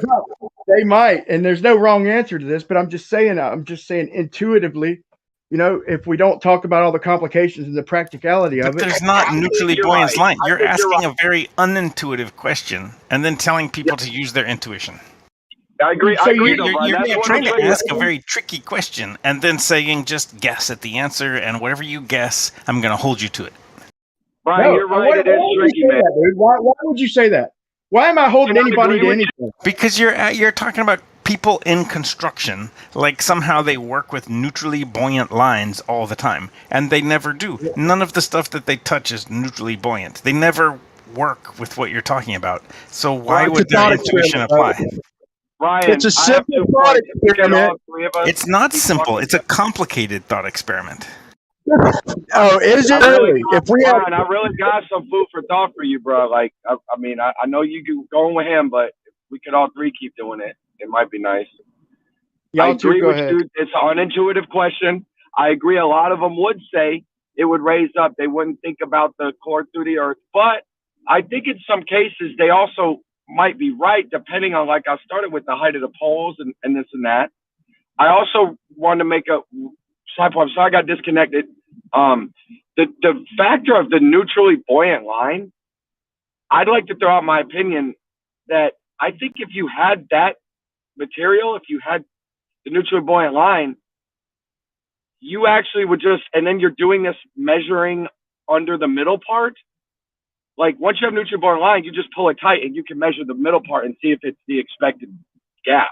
I mean, you don't have to do all this which direction does it move in. Although that's cute, and it's worth something. I think you have a much stronger evidence if you could just measure the middle part. You have a neutral buoyant line, pull it tight, see is it globe or not. So, thank you.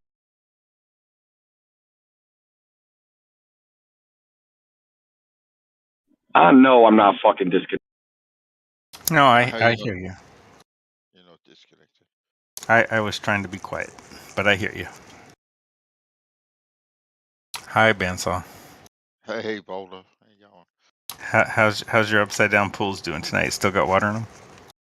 They're good to dive in. What the fuck? Well, me and Bandsaw got upside down pools from each other. You didn't know that?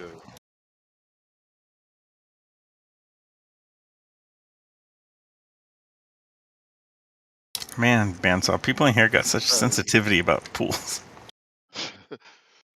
So, do you have a 24-hour sun to show me, Boulder? B-ball. No, that's rubbish. Absolute utter garbage. I love it though. It goes round and round in one little GIF. It goes round and round, no real dropouts or anything. Beautiful time lapse. No, and it's already been debunked. So we want something that hasn't been debunked. But Bandy, we went through this yesterday. I know. Who's Terry? Terry, we haven't met before. Hello, I'm Roland. Oh, I've been around for years. Oh, I've been around for months. So, fight me. Come on, Terry. Let's talk about I'd like to claim that I'm not a flat earther or a glober. Oh, really? You want to be like a like? What do you want to be then? Oh, Terry's definitely on a side. He is 100%. I'm on my own side. I'm on my side. Yeah, rubbish. Yeah, so I kind of got the game right. There's like people that say I'm flat earther. There's people that say I'm globers, and then there's some globers that say I'm undecided. Yeah. I kind of know what's up. Like after like 3 months, I figured it out. No one's undecided, I don't think. I think there are some people undecided. You really think so? Yeah. Well, I'm undecided about that. Well, wait, Bandsaw. Bandsaw. When you were in I don't know what Australians quit school at like 8th grade, right? When you were in 7th grade, did you think it was flat? Well, I tell you what, 10th grade. I can. 12th grade. Whoa! Hey, Bandsaw, 7th Tell grade. me on objective reality. I tell you what I can do, Boulder. I can locate the United States on a map. Yeah, we can definitely do that. I believe you, but I digress because you're tempting me to troll Aussies, and I don't want to do that. You were once a glober, and you are now a flat earther. Yeah, if you want to label me that way, I'm quite happy to be put in that pigeonhole. Yep. But so there had to have been a day, a September 9th or something, where you weren't either. There just had to have been. No, not really. No. You went in a nanosecond from being a full-on glober to being a full-on flat earther. Well, full on is probably a bit full on, actually. But I have been there, come back, been there, and come back again, though. So how can you say there's not people on the fence? There has to be. They are quiet. They're shy. Who on the fence would want to jump in the middle of me and you? That's death. Me. I'll do it. I always say that because deep down at night when you're trying to close your eyes and get some comfort, You know it's a globe, and that's the only way you can fall asleep. I get it. That's the best argument I've ever heard. I claim there's no fence. You're right. There's no fence. It's all globe. Yeah. Terry's right. Bansaw's right. There's no globe, and the only way there's no flat, and the only way to fall asleep at night is to soothe yourself with those curves. I can prove there's a fence. The either side accuses the other side of having cognitive dissonance. That's the fence right there. Is it a level fence or a flat fence? A pointy one, spikes up your ass type of fence. Oh crap!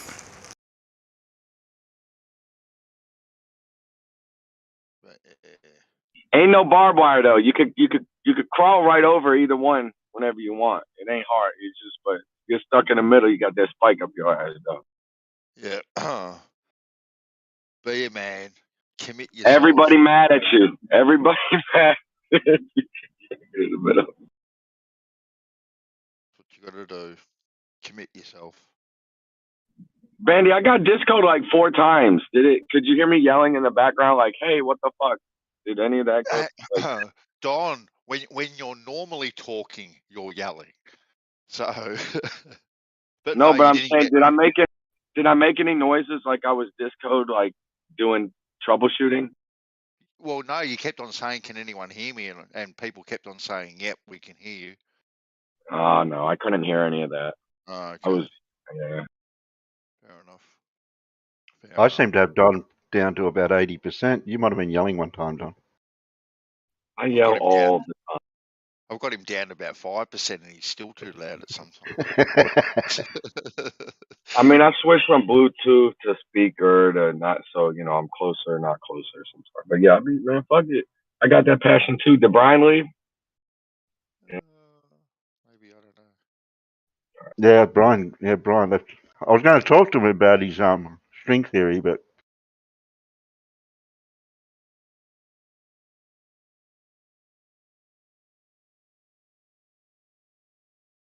Yeah, no, we did talk about the sun quite a bit last night. You were here for part of that, weren't you, Terry? Last night. yeah, we're talking about 24-hour sun in Antarctica, weren't you? The one we show all these videos of time lapse for. The one where you show Yeah, daylight, not the sun. no Daylight, sunlight, no sunlight. No, the ones that showed the sun were definitely 100% debunked. Oh, were they? Oh, okay. 100%. I must have blinked when I missed that bit. Well, you're talking about the one where the sun is distinctly in well, there's 2 where you can see the sun, and one's not even 24 hours, and the other one is a photoshopped CGI, worst CGI'd sun ever. That's in shot. So they're the ones you must be referring to. They'd have been debunked, have they? Okay. Well, yeah, because they're obviously not what they are, Terry. Ah, okay. Well, what's 24 hours, Terry? That'd be 24 hours, wouldn't it? It wouldn't It'd be be three. 19 It'd be hours. three. Right, It'd be wouldn't 360 21 degrees. hours. It'd be 360 degrees, which is a circle. Really? Right. So, and then when stuff is photoshopped in and time lapsed before the 24-hour mark, that would Well, you'd have to qualify. debunk these on case by case basis, wouldn't you? These videos. Well, the 2 that were shown yesterday of the sun were definitely debunked, and the others were just daylight, not sun.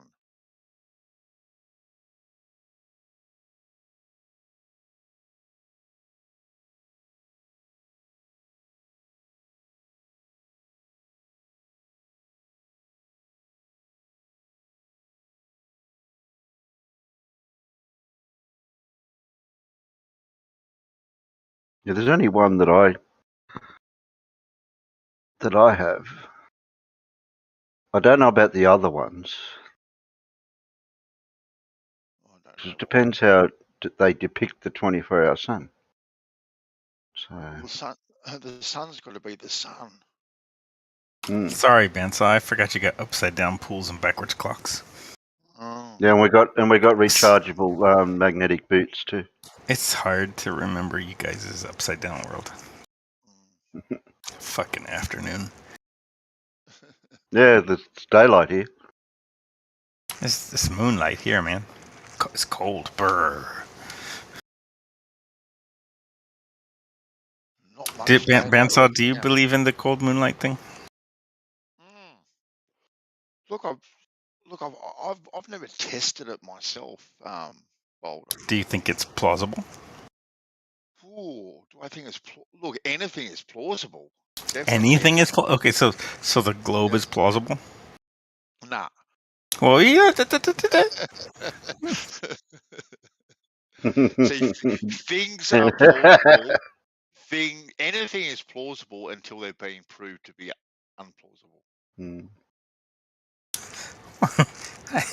You're on some scary thin Aussie ice, bro. Oh, really? The one thing that always irked me with the cold moonlight is, how do you test for something's temperature at a distance?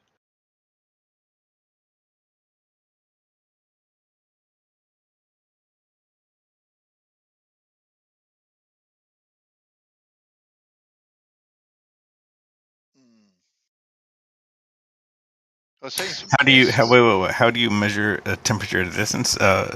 How do you? Like a legit black body radiation is a fantastic way to do that.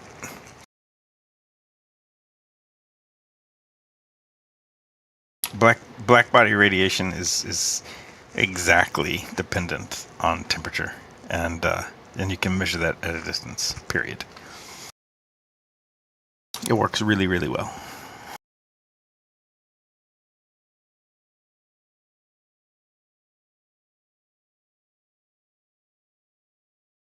Go ahead, Bandsaw. Fight me. Tell me black body radiation is wrong. It's wrong, even though I know nothing about it. Fucking flat Earth credentials as I'd never heard admitted so bluntly ever before. You're the most honest flat earther I know. Period. I know absolutely. What is it? Black body radiation. Oh, I know those words are weird, right? It's like salt flat. So weird. Okay, then quick Google search, and then I'll fight you on it. Okay. He's got to Google. Do some reading. I'm not. Bandsaw, I'm going to do you a favor. I'm not going to Google search anything, and I'm just going to stand on my own memory. Okay, then, hold on.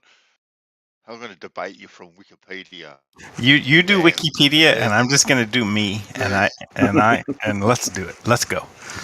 Here's going to be some trouble now because we know Wikipedia. Whoa! How about you do? Whoa! Mix it up on me.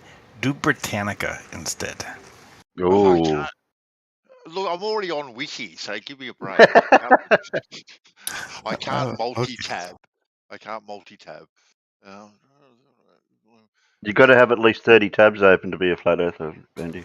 Oh, Terry, I thought that was. I'm a Glober, and I've got.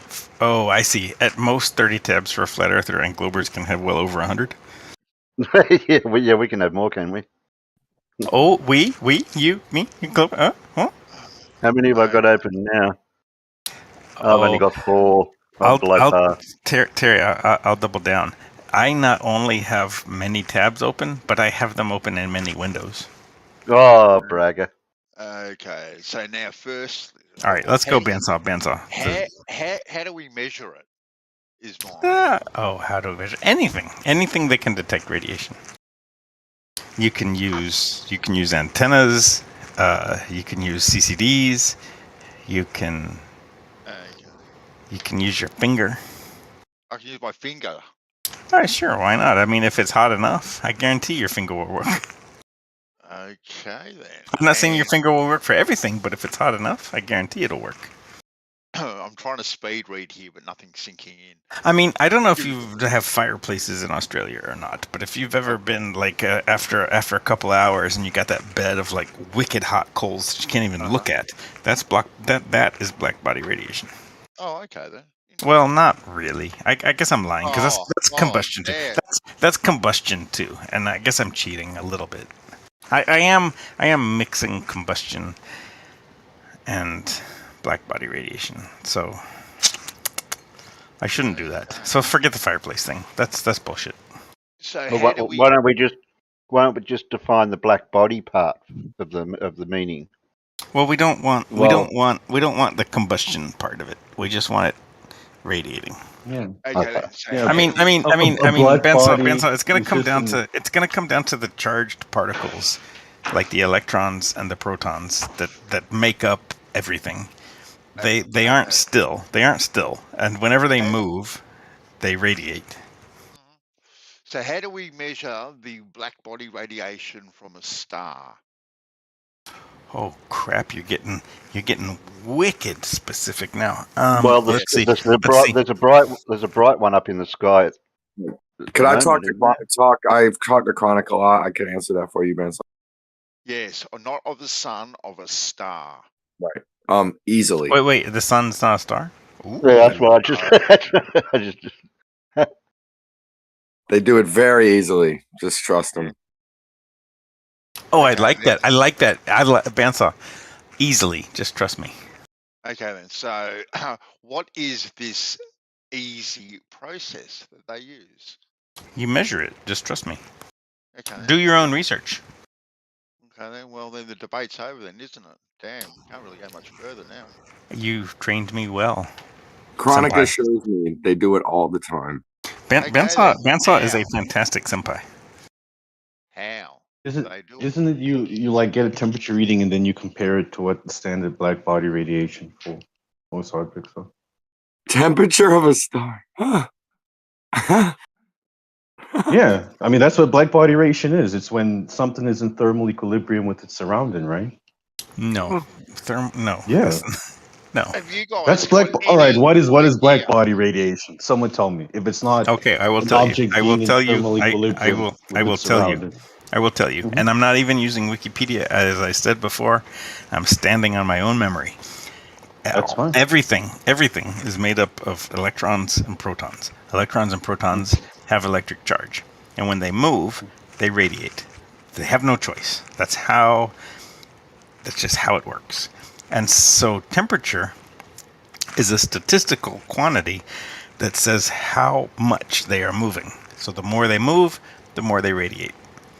The hotter it is, the more the radiation. The colder it is, the less. And that's it. That's what black body radiation is. It's the charged particles vibrating, and through their vibration, launching electromagnetic Did radiation. you just debunk Galilean principles? I think he just body debunked. radiation. What you explained was temperature. That's all you explained. That's not black body radiation.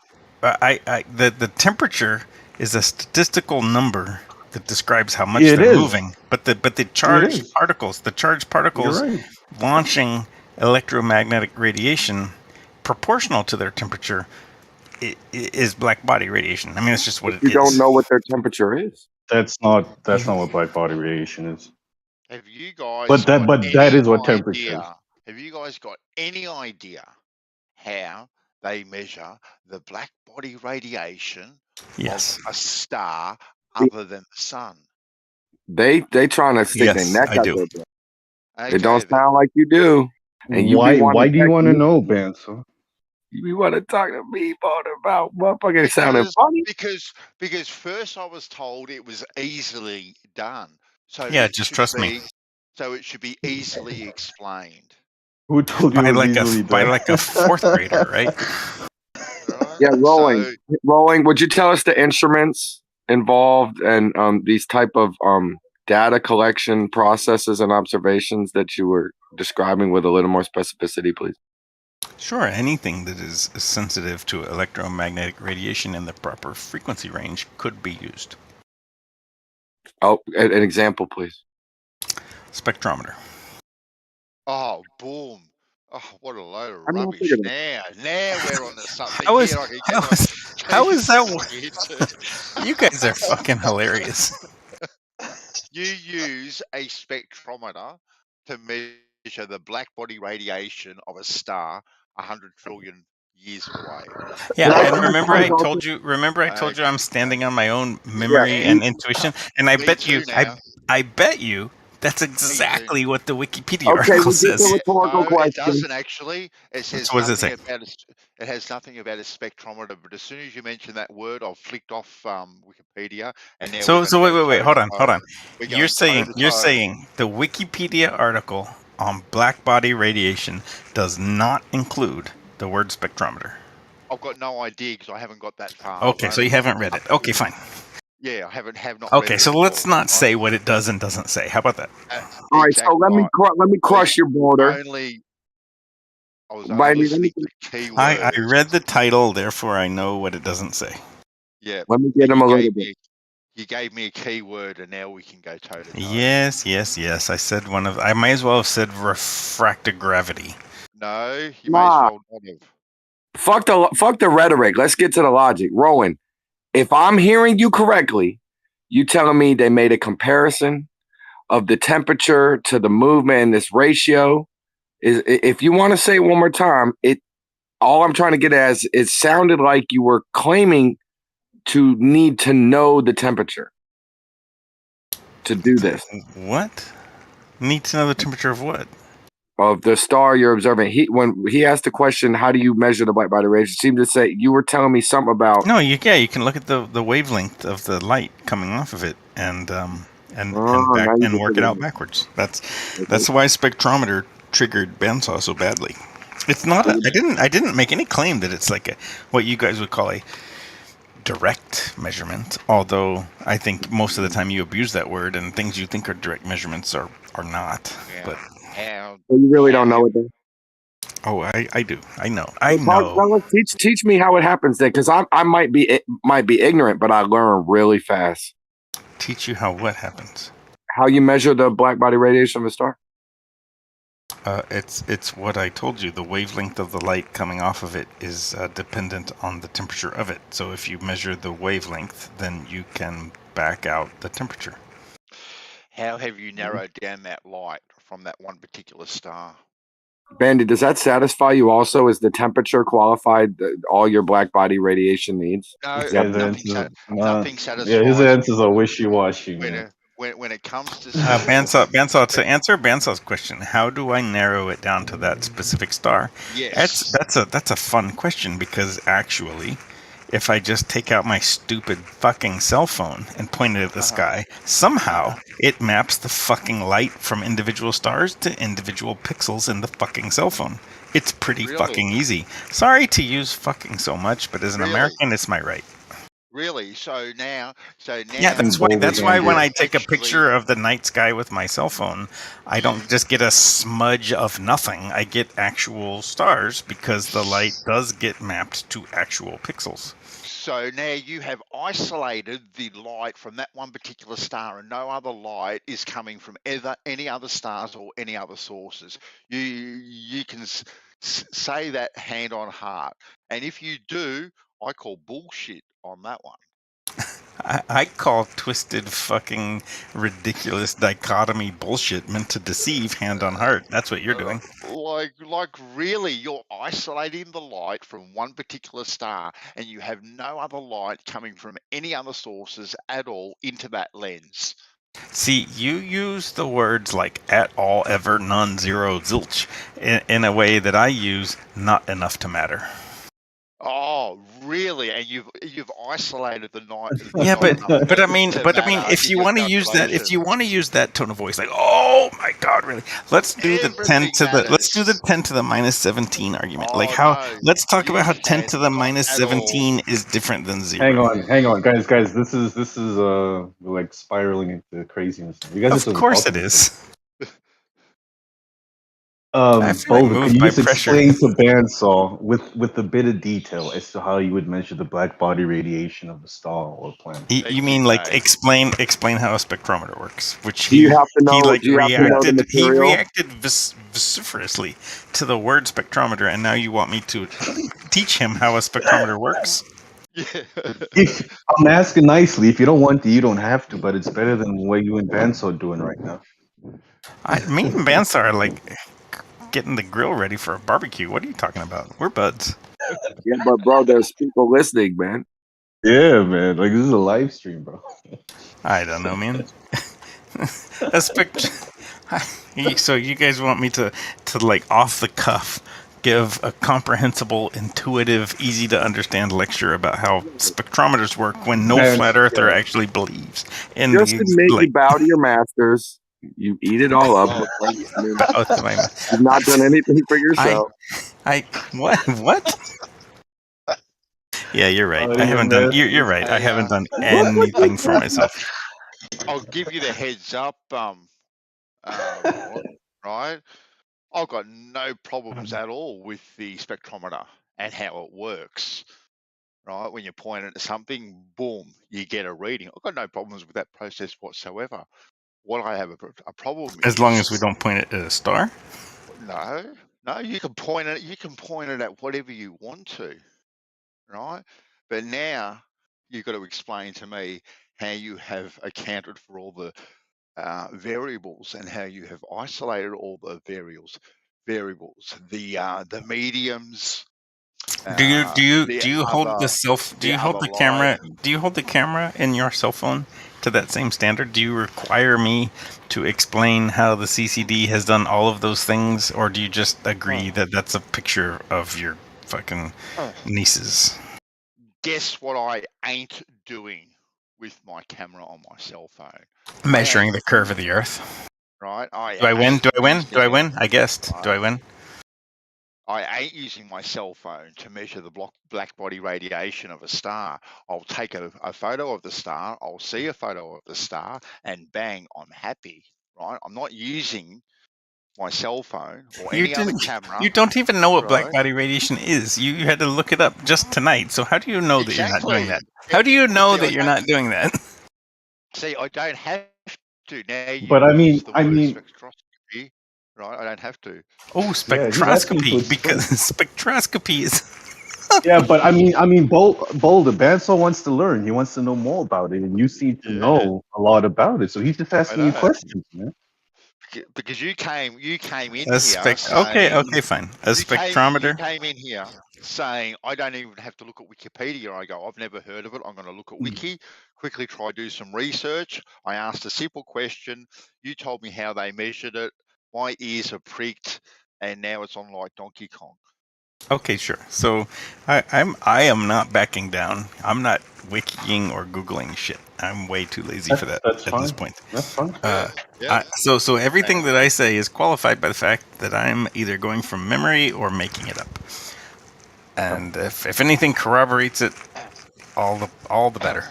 A spectrometer is going to separate the wavelengths of light. So if we can focus a star on the input to the spectrometer, then that light from that star will get separated by wavelength. If we can then land that light on something sensitive to light, we will be able to figure out the spectrum of the light coming from the star. So it depends on like somehow focusing the light from the star on the input to the spectrometer, spreading that light out according to wavelength, and then being sensitive at the places where the light is landing on us. And from that, we can see which wavelengths we're getting the most light. And from that, we can ballpark the temperature of the fucking star. Okay. Does that satisfy you, Vanessa? No, because he still hasn't explained. Oh my god. Okay. All right. Let me roll my sleeves up a little bit here. Uh-oh. How? Right. So this thing has a lens on it, right? And it receives light. Right. Now I can take a photo of something. Okay. Which has a lens on it. Exactly. Which receives light. Exactly right. And focuses it on specific sensors. By using refraction. No refraction. Sure. Yeah. Good. Great. That's how light gets focused on the cell. Yeah. Whatever it does. Zanuck is trolling me. Oh my god! This night could not get any worse. So yeah, I'm helping you. This is just a descriptive because I want to see where he's going. I'm very curious what his question actually is going to be. Well, Zanuck, you shouldn't disrupt it too much because me and Bansa are trying to have a barbecue while almost agreeing on how spectrometers work. We're very close. I don't plan on interjecting much. Zanuck, just take a back seat. Please, just take a back seat. I was taking a back seat. I was just adding a little frosting to the little question. All right.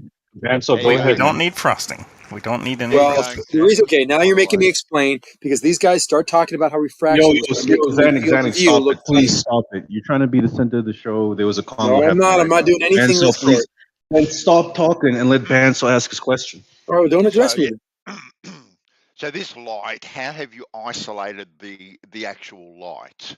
itself, that particular light source that is only coming, that photon, however you narrowed it down, that How it does has it? come Sure. How from does it land on particular. the specific pixel of your cell phone camera?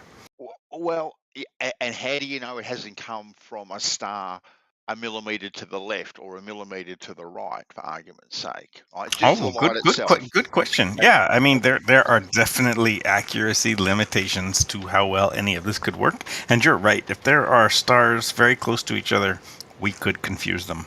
You're totally right. Exactly. Yeah, no doubt about that.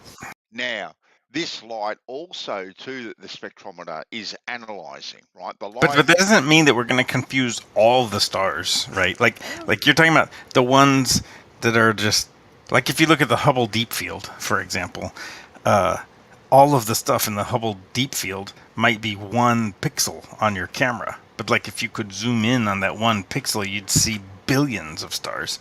So I mean, what you're saying is not wrong. It's a little deceptive.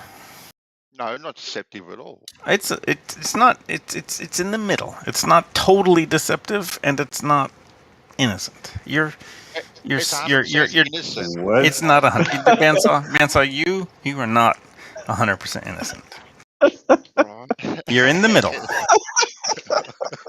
But I'm meeting you. But I'm meeting you in the middle. I'm meeting you in the middle. You're not lying. You're right. Exactly right. So my You're not question is, innocent. how have you? So now you have a star that's kind of in the middle of nowhere, right? And the closest star to it is maybe a meter away, not a millimeter away, right? How have you isolated that particular light, right, from the star that is a meter away? Because when you look up in the Same sky as same as your cell phone. Same as your cell phone. As long as it's landing on a different pixel, everything will work out. Well, no. When I zoom in. No. No, hold on. Right, my lens is my lens on my phone. Right now, the zoom just zooms in closer, but I'm still getting. Depends on whether you have an iPhone or an Android phone, doesn't it? Well, I can zoom in with either of them. Yeah, right? but some have optical zooms and some have digital zooms. Okay, then I'm using 2 different phones with 2 different capabilities. Does it upset you that I want to be specific? Now, the lens is still the same. The lens doesn't change its size. All you're doing is zooming in on something, whether it's optically or digitally. You're still just zooming in. Those are different things. Zooming optically and zooming digitally aren't the same thing. You can still get light pollution. Ask him Ask him about the difference between optical and digital zoom. See if he knows. Okay, then what's the difference, Roland? You tell me. Zanuck, I'm gonna. You No, and he me said are gonna. You and me are gonna down fight. the path. He's not going to drink. You got to like force him. Come on. I don't want to force him. Me and Bandsaw are friends. I do not choose to force Bandsaw to drink anything. I just assert that digital zoom and optical zoom are different. And Bandsaw, to answer your question, how are they different? Optical zoom changes which pixels are getting activated by the light. Digital zoom does not. That's the difference. Okay. Zanuck, fight me, mofo. Happy days. All No, right, that's true. But what do you mean 1 meter apart or 100 meters apart or millimeter apart? What do you mean by that? The star physically is a meter apart? Bandsaw, I feel that three is a crowd, and that you and Zanuck should round this out. I'm in the audience. We're all listening. I'm trading with you. For a question. I'm trading. What do you mean? I'm in the audience. You're on the stage. Or a millimeter apart? Hold on, Rolling. I'll tell you, Zanuck. When you look up at the sky, obviously I don't mean the stars are a meter apart or a millimeter apart. Well, it's not obvious. That's why I asked. Exactly right. But when you look up at the sky, they look a millimeter apart, or they look a millimeter. What do you mean a millimeter apart? What do you mean? I don't think you know what you're talking about right there. The distance between them. It doesn't look like a millimeter apart. Angularly, maybe you're talking about. See, we have a diffractive limit, and we also have something called the Rayleigh criterion, which also tells you what you can discern from one object to 2 objects. Now, I think you're talking about that, actually. Are you kidding me, Zanuck? When I look up at the sky at night, and the sky is full of stars. It's full of stars. I'll look at one star, and then a millimeter next to it will be another star. That's my problem. A millimeter. You're calling something a millimeter. Maybe you mean you're talking about an angular distance rather than a millimeter. A millimeter, you know what a millimeter is? No, I do. I've got no idea what a millimeter I is. know.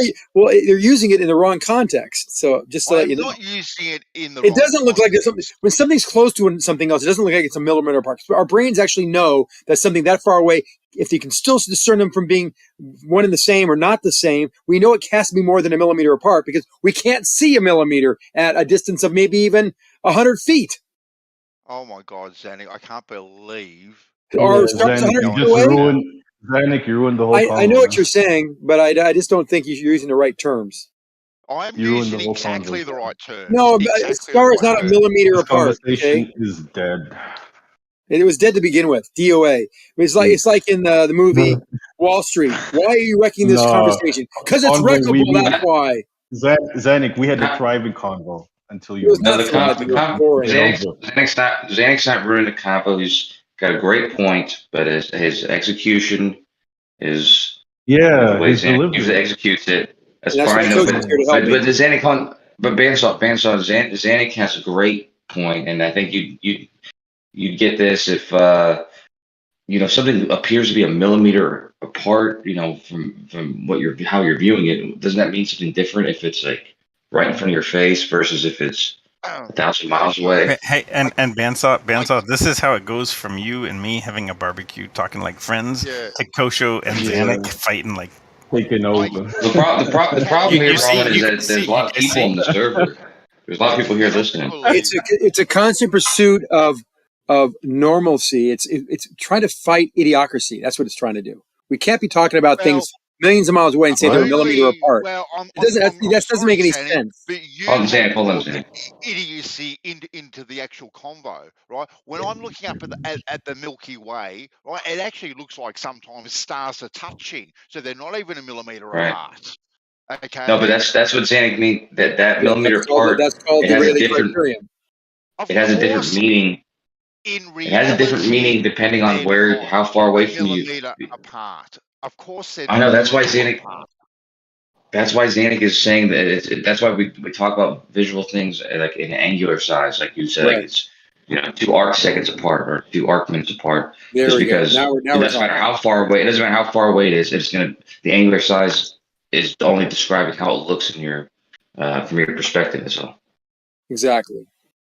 Well said.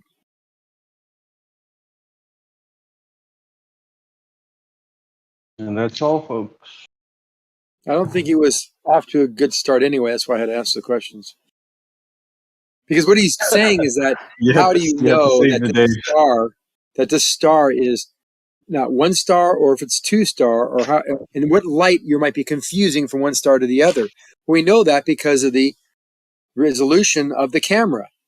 If it's active pixel sensor or if it's an optical type zoom, like was mentioned, you can determine and zoom in and see that these 2 stars that look like they're 1 suddenly become 2 if you zoom in far enough optically. Digitally, you won't be able to do that, but optically, as was said, by pressure, we can discern these 2 stars because what happens? The lens, the focal length changes and the lens diameter changes. Because Zanik, I like you. You're competitive and you like the challenge. So I'm going to challenge you with something, my man, because you have a good point. But let's pretend like I don't know how we can do this, but let's pretend like the points that we make are more valuable the less words we use. So if you can make the same point using less words, worth more points. Man, it's no, tough. I mean, seriously, because Zanik knows a lot of shit.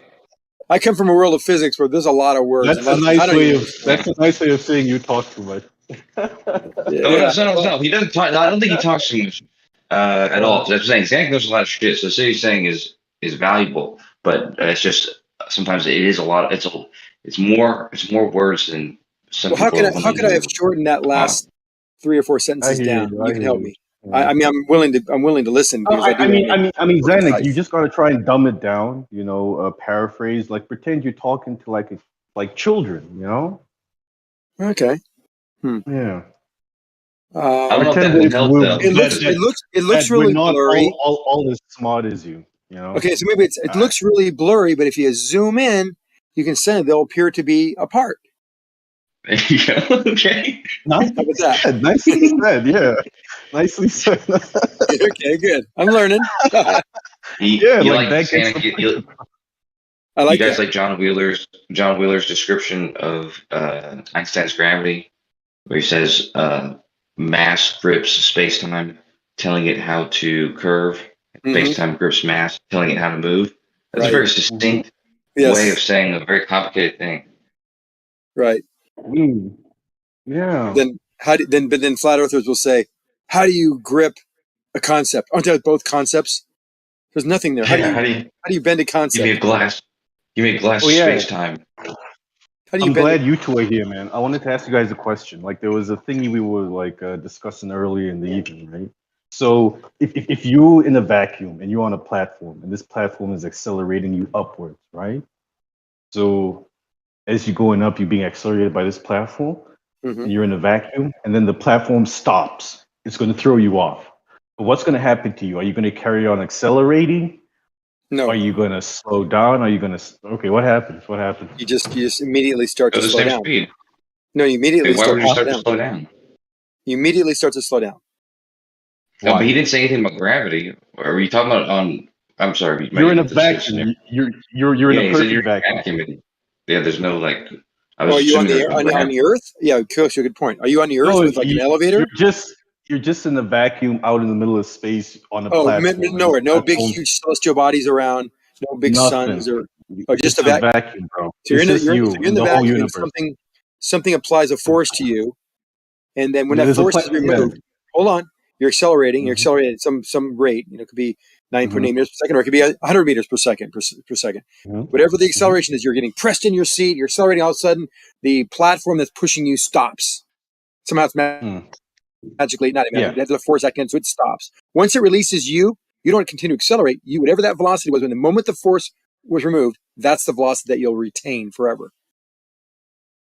So that'll be a constant velocity. Constant All right, velocity. Yes. I haven't said anything in a minute, but I just want to pick on Zanuck for why you have to say a weak, inconsistent qualifier like, okay, there's no big stars around. There's nothing, nothing. Zanuck, it doesn't matter. It doesn't matter if there's a piece of dust, it's going to be the attractor. Okay, so you should just go with this hypothetical and just say, okay, it's in a vacuum. I don't want to got you. These guys are full of. You know this to be true, Don. Put They have yourself in gotcha. a gotcha, So if I idiot. have a This is sun not a behind me, gotcha. hold on. If I have a sun, like we're doing this in space, deep space, in our solar system, way out there between the Earth and Mars, right? And you're going away You're from the Earth. missing my Well, point. it will start to slow down. It will start to slow down because it'll have That the isn't the hypothetical. Let's just look at the hypothetical. So you Anything gave us will do your that answer. though, not On just the big Kosho, sun. That's my point, you guys Zanuck. are there? You acted like only there's no big suns or big stars. You meant you have no other forces acting on you. Period. Full stop. Not no big suns. So Don, do you have an answer to the question? If you have a planet behind you, that wouldn't be able to pull you back. You got a fucking toaster on the other side of the universe, a billion million light years away. It's going to be attracted to you. So you don't need to use that variable. That wasn't his hypothetical. So, but when your dumbass says there's no big suns, you meant or toasters or grains of sand or anything else in the universe. So Don, do you have an answer, Kosho? I did my clowning of Zanuck for the night. I'm good. Yeah, good. You good? Yeah, so it All right. just retains. As soon as the force is removed, it retains its speed, and it's similar to the example I provide often about the elevator to fight the relative density argument about how things will float when that elevator stops going up and starts falling Kosho, down do you have an answer? or stops accelerating up. Sorry. Okay, so your answer, Zanuck, is it'll just carry on at a constant speed. Yeah. Based on that last little bit of velocity that was injected into your body when The change the of platform velocity, stopped. change of velocity, i.e., the force. Once that Change of force velocity, or change of velocity stops, there's no more change of velocity. That means there's no more acceleration. That means it keeps this constant velocity.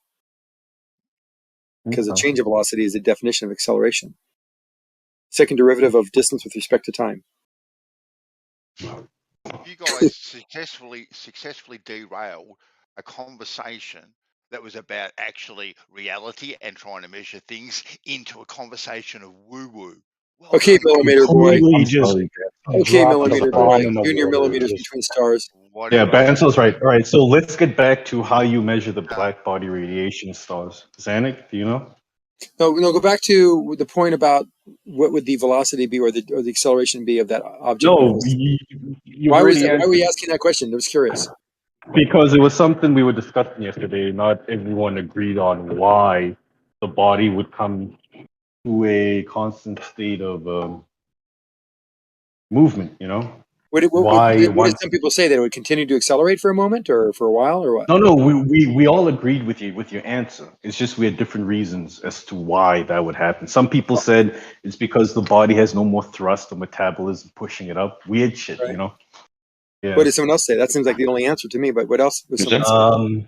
Someone said it's because as the body was being accelerated upwards, as the platform was accelerating you upwards, your body was resisting it. You know, your inertia was trying to resist this acceleration, and once the acceleration stops, it's just your inertia moving you onwards in a way. You know. That's not too far off the truth. Okay. Anyone Yeah, else? Anything else? it's like this is like a balancing. Isn't it force. just Newton's Those were the two main answers. Yeah, it's just Newton's third. Newton's first law? First Yeah. law. Yeah, first law. Yeah, Newton's first law. Yeah, first law basically. So I don't know, Kosher. Do you have a different answer? No, that's what Newton. I don't know who you're. Oh my! So my Someone girlfriend got a girly friend. having a dream. No, Can we talk to him? yeah, but that's that's Newton's first law. Like, Yeah. that's like the law simple example. Put her on, Coach. Nate's gonna ask her some questions. Yeah, I wanna have some questions. Yeah, definitely. Believe it or not, Coach, she's talking been to flat earthers. Come give me been a in back here rub. before. Come give me a back rub. Stop talking to flat earthers. You guys have all talked. You guys have all talked to her actually. At least. That's right. Oh. Have you guys talked to her? Is she cool? She's been in here before, but not. She didn't say she was. Okay. So Zanuck, how do you measure the black body radiation of a star? Someone needs to answer that question for Banso. With this spectrometer. Banso, are you happy with that Spectroscopy would answer? be my only answer, and I know no more than that to answer your question. I'm not interested in talking to a self-declared brainiac. Oh my God. Hardly. I mentioned the word spectroscopy, and you get all weirded out like it's some No, Zanuck, you just sketchy destroyed. leading You edge actually technology. No, it's well known that you a, can. hold on. Do you hear me responding to you, Zanuck, at all? As I was Right. responding to you, but go ahead. No. Right? Yeah, now let's argue about who was talking first. Go ahead. You actually just destroyed a perfectly good conversation in getting into bullshit over a millimeter or a meter when you knew exactly what I meant. Right? Everyone else knew exactly what I meant, right? And you came in with some bullshit and just derailed the conversation, thinking that I thought that stars were actually a millimeter apart. You nuff. Enough. You finished?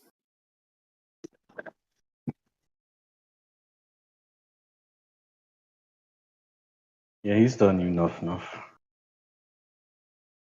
that's the goal of the globalist. Is to just shut you up.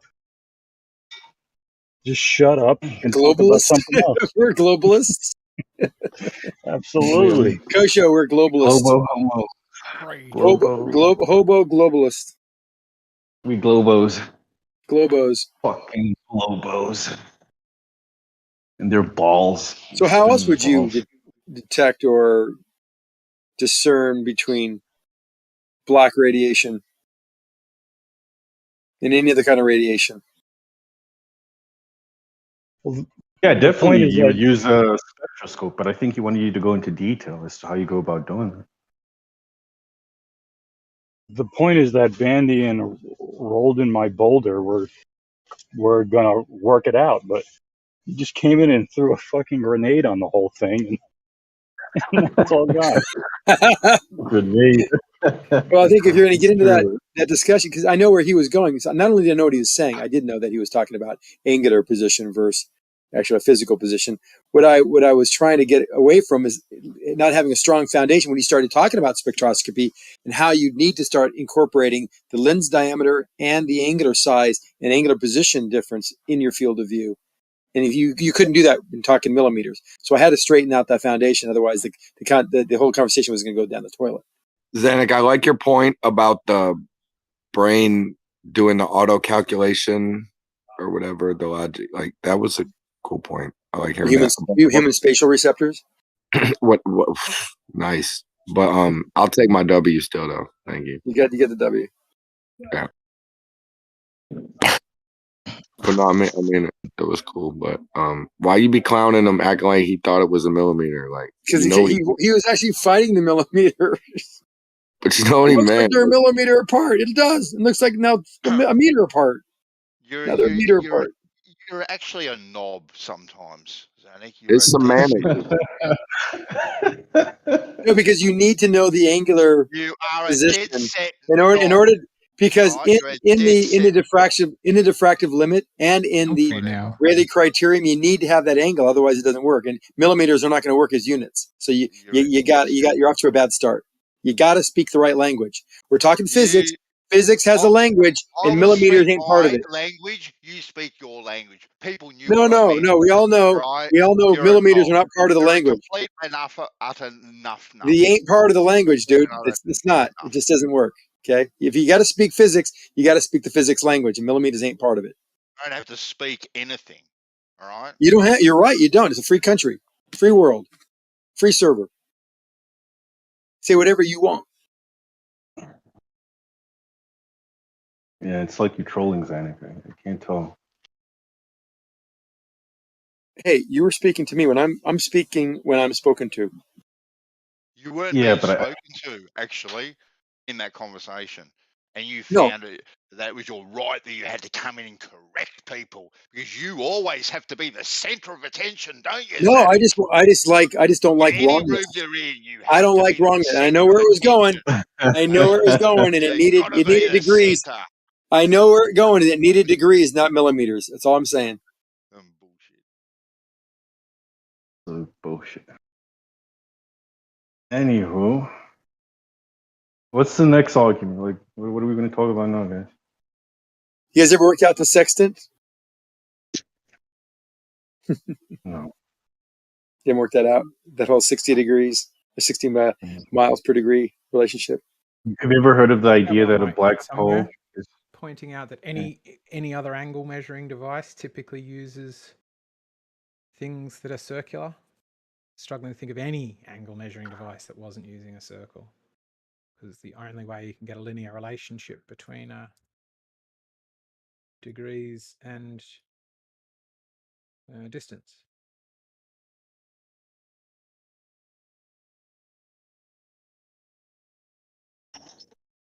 I don't know. If you guys want to talk about sextants, you need Jeremy here. You know, I have a weird theory. What's your theory? All right, the origin of the 360 degrees. Mm-hmm. Like, we know it has a close relationship to the yearly cycle for the analemma, right? 360 days of the year. 364, 65, right? That's close, but no cigar. It is a little curious. Still, I'm saying if they saw a reset. Why is pi got to be such a? Oh my God, Brandon, don't interrupt him. Let him talk, man. No, we're talking. We're going back and forth. I know he had to declare something. Go ahead. This isn't a back and forth. This is Don explaining his idea. You're right. It's not a close hit. Thanks.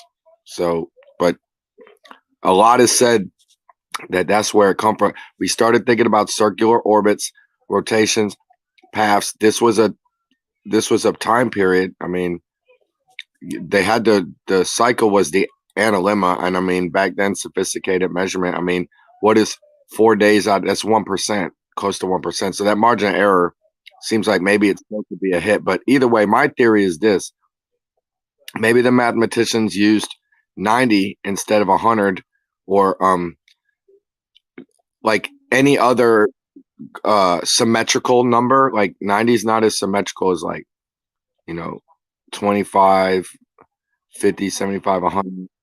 Like, or maybe well, here's what I'm saying. Maybe they use 90 so that when you use these degree numbers, you knew like what quarter you were in just based off of like the missing segment. Like, you're at 90, you're missing like 10%, so it's that first quarter.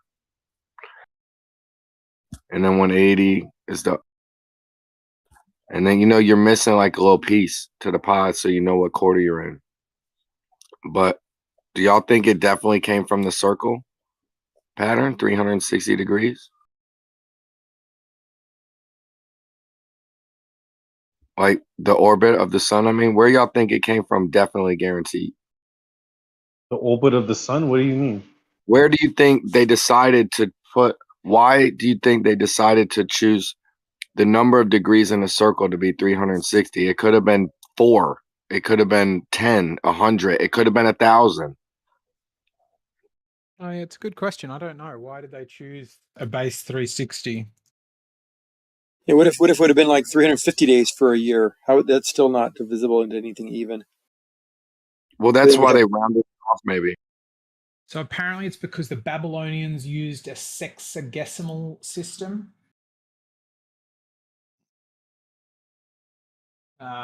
It also represents a number of days in a year, and because 360 is highly composite. So they're given loads of different reasons. Oh, they use a 6 base? Or 6 something? Wow.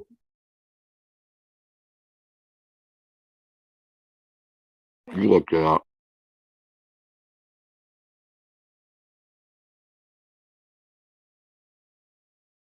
Maybe it had some other purpose other than the fucking orbit, though. Okay, so it's because 360 is a strongly composite number. There's a lot of numbers that it could be divided by. I think like up to 24. The only number between 1 and 10 you can't divide 360 by is 7. Nice. And I think they said, if they used 100 or like base 10, it would be a bit more difficult to divide numbers by. But I don't know. I don't know. I mean, I'm sure you could you could decide that a circle is 100 degrees, and then I don't know, the interior angles of a triangle would be 50. And No, but I just don't know how things would work then. There you go. Well, it takes that long for the sun to. Okay, so in my understanding of it, there's 2 things going on.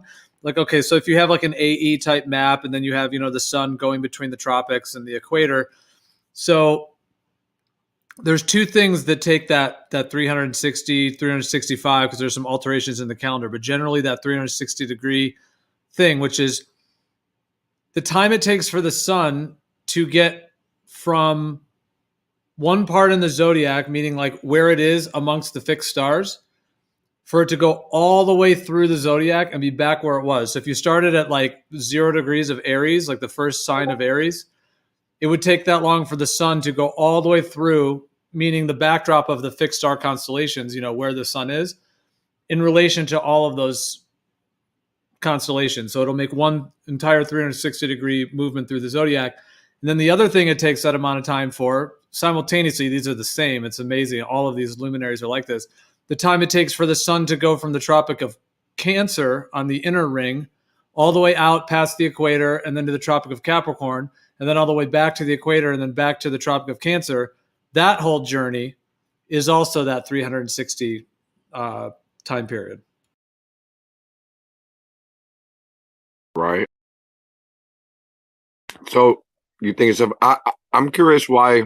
I like the point where you said it's a highly divisible number, 360, but that makes me think they could have used a number that every 1 through 10 went into, even 7. That's what the sexagesimal system means that they're using a different, like our system is base 10. So you start counting again, you get to 10, and then you start at 1 again. if you don't have a base 10 system, then it's different. Like numbers still divide into one another, but I think that's what a sexagesimal system is. I don't actually know. But think about that. Then 360 wouldn't actually be what we know of 300. It would be a different total, wouldn't it? Well, I mean, you could technically label it anything you want. I mean, you could label it any number. However, if you sit on the Earth and like count every day the sun is directly above you, you know, and you just do that, and then those 2 cycles I mentioned, like the way it is amongst the fixed stars, and then also this position over the tropics, you'll count that 365, 364. You know, there's a little bit of I the agree. alteration, but you literally count that many. So But that wouldn't match the total quantity in a hexa system, like because we go 1, 2, 3, 4, 5, 6, 7, 8, 9, 10, 1, 11, 12, 13. They don't they go 1, 2, 3, 4, 5, 6, 11, 12, 13, 14, 15, 16, 21, 22, 23, 24, 25, 26. Isn't that how they count? But apparently, according to this thing I've found about the Babylonians, they it's kind of a bit of both. They go up to 10 and then start again, but then they have a base. It's still a base 60 system. I'll post an Oh, image base which might 60. make So sense of hexa. it. Okay, so not a 60, not 100. Sexagesimal system, I think they call it. Right. So they would be at what percentage? 60%. So really, what is 60% of 360? No, 60 into 360. You mean? No, it'd be 218. So really, wouldn't it be 218 degrees that they would be?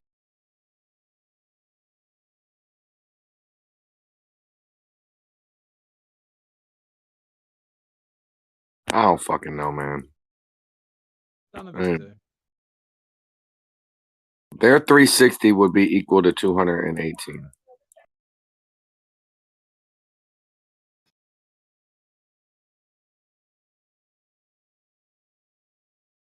it's also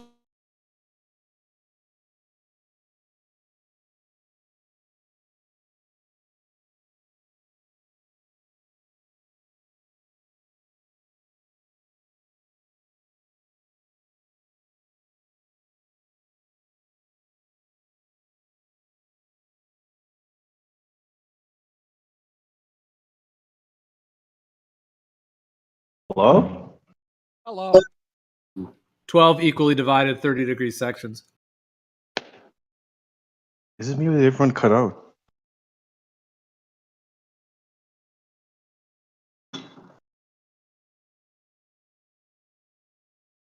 I can hear you.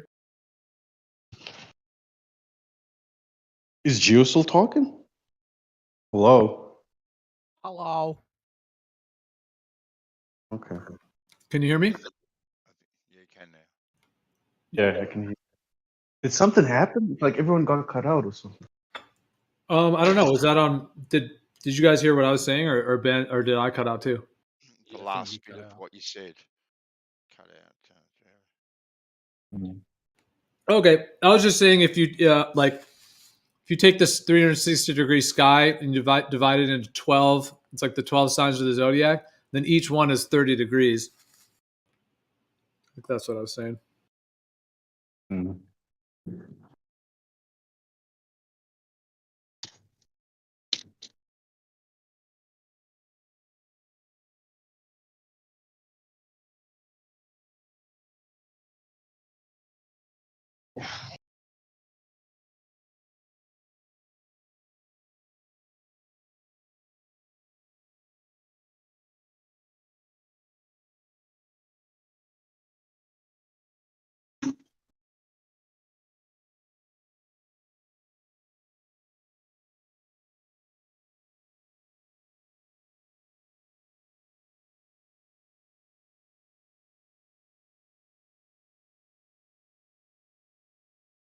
So Bandy, how's the weather down there? Man? It's actually really good. It's about Mhm. about 17 odd degrees today. Nice. Beautiful day. That's Celsius, right? Yeah. It was beautiful down the beach this morning. I went down there. Mhm. Beautiful. We went You go down fishing? there no, we just went down there for an early morning walk, actually. Oh, nice. That's what's up. Walk on the beach. Yeah, we probably do that, I don't know, 3 or 4 times a week at least. Go down to the beach and just walk along it. Oh, you're so romantic, Bandy. What can I say? What can I say? All the moves, all the moves. That's just so. You guys celebrating Easter or anything like that? Oh yeah, we will be. Yeah, we will be. What are you doing? Church, Easter egg hunts?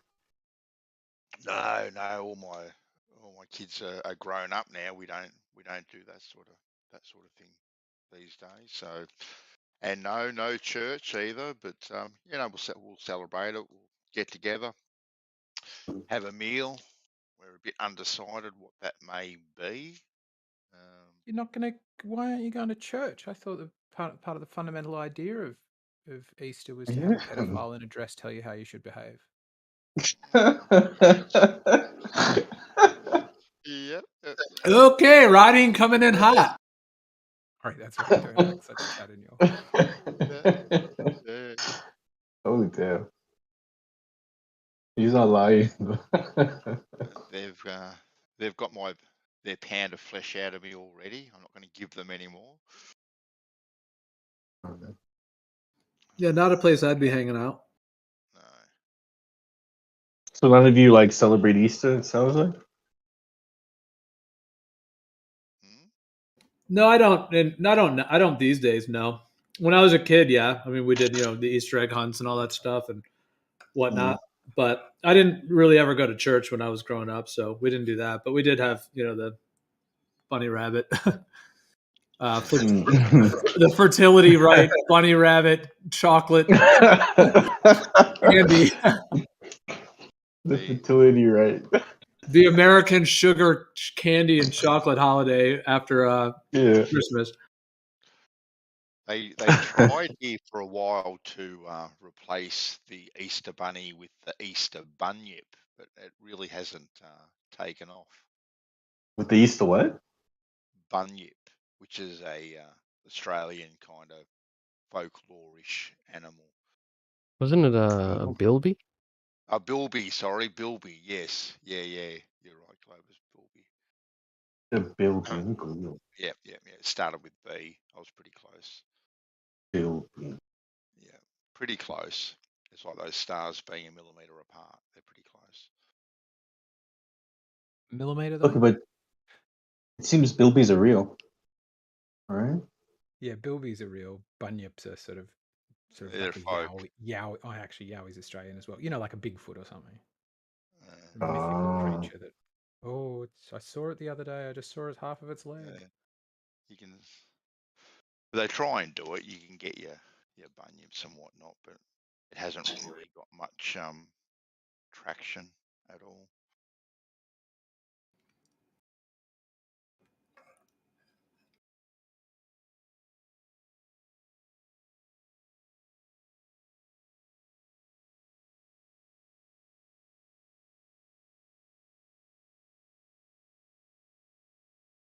What about yourself, Nate? Your plans? No, I'm currently fasting right now. It's Ramadan. So no, I'm not going to be doing anything over the week. How long's that for, the fasting? Yeah, it's the whole month of April, basically. The whole moon cycle. 4 weeks. You get to eat at night, though, don't you, with the fasting? It's just during the day, or have I got that incorrect? You got that correct. As soon as the sun goes down, we can eat.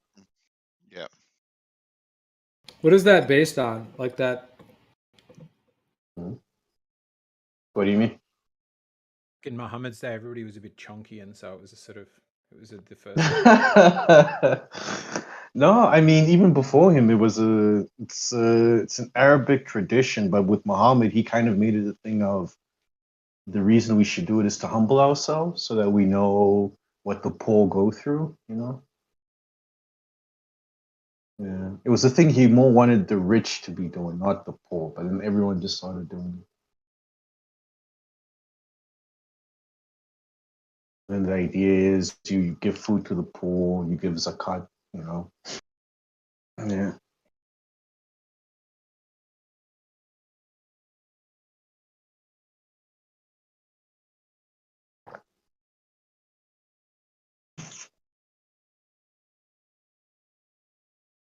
You guys ever fast? Fast as fuck, boy. I'm not. I'm not into starving myself personally. I think, well, if you are part of a religion, what denomination, they do have what they call Lent, which is a form of fasting. Lent. I've heard of that. But isn't Yeah. that more like this? You just give up something you like? Yeah, one particular thing. So you give up, I don't know, chocolate for the 40 days, or I don't know, whatever. So it's Well, pretty. It's like a pseudo fast, really. well, yeah, it started as a fast, and then over the centuries, it came to like one day a week where you couldn't eat, meat, right? And then it's like, well, just give up something else that you like. It's basically become so watered down. It's completely lost its meaning. Yeah, true that. But we have well, Good Friday here, where you're not supposed to have meat at all. So that's the one day of the year where the fish and chip shops do an absolute roaring trade.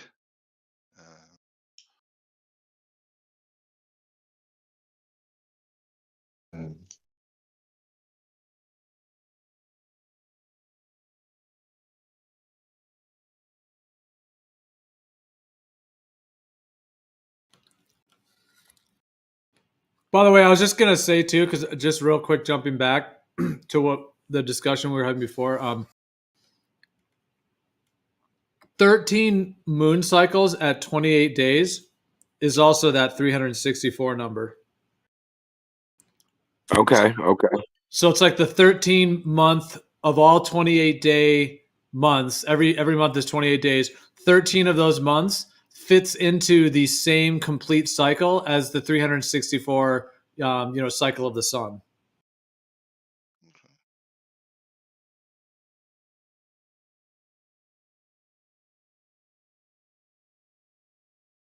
So yeah, like the 13-month moon cycle and then the 1 year for the sun are synced up.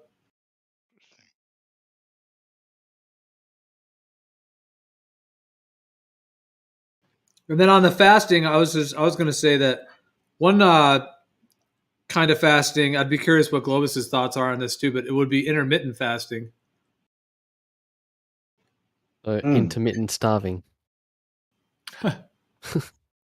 That's all you really need to put it down to. Fasting just equals starving yourself, and I believe. What about Sorry, go ahead. I was just going to say, I believe the creator endowed us with certain instincts, and yes, we can override set instincts, but it just seems very counterintuitive and against our natural sort of design to do so. To just purely because we can doesn't mean we should, especially if your body's telling you should eat.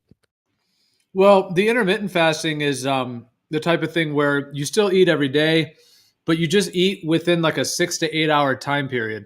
So maybe like from 1 p.m. to 8 p.m. is when you eat all your food, or it could be anything 2 p.m. to 10 p.m. or whatever you would want. So essentially, it's almost like just skipping breakfast, and you just give your body a bit of a longer time without food, and then you kind of do more of like a feast almost. You might eat like 2 meals within like an 8 hour period, and so you just do that. So where you're not really starving at all, but and there's actually a lot of benefits to the metabolism by doing this. I thought maybe you had looked into it or had heard about it, since I know you're into like a lot of the health. I definitely have. But to me, like I said, if you're hungry, you should eat. That's your body telling you that you should eat. Because when you do fast, any kind of fasting, you actually not only do you people say that the body starts to eat fat. Not only does it eat fat, it eats everything it has at its disposal. So it includes nutrients. So if you're nutrient deficient, then you're really your body's starting to eat the only reserves it has. So it does also depend on your diet, because if your diet is terrible, then yeah, I do recommend fasting, because your body is eating itself essentially, which is a lot healthier than eating whatever the crap that is that you are eating. But yeah, no, I definitely have read it, but to me, or read about it, sorry. To me, it's just, yeah, purely you act on that instinct. If you're hungry, you should eat. Don't override those natural instincts.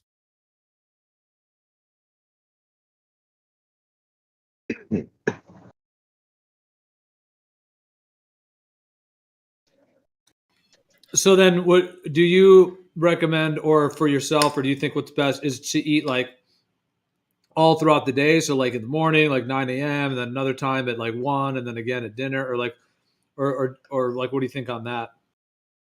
Well, it's it's subjective. That's up to the person. For me, I like I said, I eat when I'm hungry. If I'm not hungry, that's my body telling me you don't need to eat. Yeah, that's sort of how I go about it.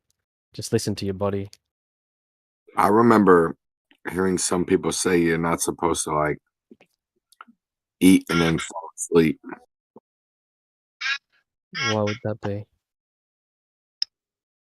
Yeah, like some people say like eat your last food like 2 hours before actually going to bed. Body wants to sleep. Because if your stomach's like full of food and you go right to bed, your body has to be like working to digest the food instead of actually working to like do all the detoxification and the regeneration when you're sleeping. Yeah, something like that. Like your systems need to be on shutdown when you sleep, type of thing. So it's not the best balance. Generalize whatever.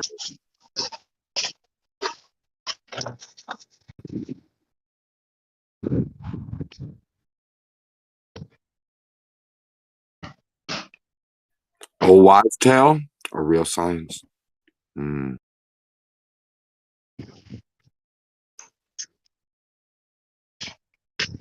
yeah, I mean, if you were to go to bed at like 10 p.m. and you just finish eating a huge meal at like 9:30, you know, it's like your body's going to be in a digestion mode. So to then kind of go to sleep, probably not as ideal versus having like at least an hour or two to kind of digest your food. I could testify to this. I'm not sure about the quality of sleep, but I know that, like, let's say I ate dinner at like normal 5, 6, 7, 8 o'clock. Another thing that happens if you eat right before bed is you have the weirdest dreams you ever had in your life. At least that's what happens with me. Chemicals. That part is interesting. I find that if I kind of just eat a dinner and then go to bed later on in the night, I just wake up average in the morning. But if I like eat a late dinner, like late food, like late Taco Bell or something, and then go to bed, I wake up in the morning more hungry, like empty, like starving stomach consistently. Do you want to know why? You're interested to know why? Oh, nothing would make me happier. White is here to save the day. Well, I won't save the day. If you want to know, I can tell you exactly the mechanisms. It's all to do with leptin. Right, when we've got low insulin, leptin is released from our adipose tissues. And when our brain can see leptin, it goes, oh, we have fuel on board. We don't need to worry about eating. And you have a feeling of satiety, which means, you know, you don't feel hungry anymore. And that only happens when the insulin's low. If you're eating carbs, Taco Bell, for example, your insulin's up and you don't see the leptin. So your body goes, oh, we still need energy. Therefore, even though you've just eaten, as soon as the glucose comes out of your system, you're looking for more energy and you get hungry again. And so you do need to follow those signals. Carbs make you hungry? Carbs make you fucking hungry. It's a vicious cycle, man, yeah. Yeah, so they Get rid of take the away carbs, Takeaway is stay away from carbs. But seriously though, I thought humans were like addicted to carbs. It's not like Yeah, I can't they are eat- addicted. Exactly. You're right. Like I Have don't you want got to your eat birthday animals. gift yet, Globus, or what? No. No glucose. All right. No, I was sir, I have wondering. not. So don't eat the plants, just eat like the fruit of the plants, like the nuts and the fruit and berries. Don't eat the actual. Give all that shit to the worms and just eat the meat, mate. No. I'm talking about not animal. We're gonna eat plants, man. Regardless, you're not gonna eat just animal. Speak for yourself. Yeah. Nah, man, come Definitely on. speak for But yourself. can just animal give you all vitamin A, B, C? Do they transfer all that in their meat? Yep. Fuck yeah. And the fat. Gotta have the fat, mate. You're a murderer. Do you know you're murdering? Let's not even get into that. Do you know Monoculture. that? Hey, man, I don't care. Y'all better check y'all DNA. You better check your DNA. It's your brothers and sisters, man. You know how crazy it is that we think that like there's some like Illuminati, like, you know, reptiles or just some crazy shit and they're like eating humans, or even just humans, like Illuminati type humans that are eating humans. How like horrifying that seems to us. But then ironically, we do kill animals and we eat them. Fuck yeah. They were put here for us to eat by design, mate. Right. Thank God. Yeah, I Well, reckon. thank someone anyway. Yeah, I mean, why are we averse to the idea of cannibalism? Is it a morality issue, Or is it a species issue? You know, like eating your own species or us being eaten is different than like, you know, hunting a wild, you know, deer or something. I think it's smart to say to keep the best chance of the existence of the beautiful lives and happinesses that we all experience with it, and just having life. Like the sustainable food route, you know, it is much more better in a co-op, non murder situation or whatever, because if you have this murder, there's a chance that everything kind of kills itself, like destroys itself, and everybody eats everybody, and you know what I mean, and just life as we know. If you have Is that the how we alpha, got to where we are as a human species? By eating each other? yeah, and there's a chance, you know, it implodes. I mean, come on. No. There are times when we've eaten each other, I'm sure. But definitely not as a staple. No, but we can eat up Why all not, the animals. There's a chance Like- that we ravage the wildlife and eat it all, whereas the plants will why keep don't growing. we eat human beings though? It's like a staple food. Like, why don't we eat the weak? Because it's not efficient. We'd eat ourselves. We take 9 months to birth. We only have one a year, maybe two if fucking some woman's pumping them out. Like, you know, come on. Be realistic. No, but I mean, there's like 7 billion people. What if we just ate like the weak? You know? No, but Like, you've heard we about the ate- stuff The weak that would all happens. disappear. You do eat the wheat. Have you heard about some of like the the wheat. freak diseases that happen to cannibals? They bring the food. Yeah, The wheat bring the food to I the have power. Geo, and I can test that there is no proof for that, and I'd welcome proof for that.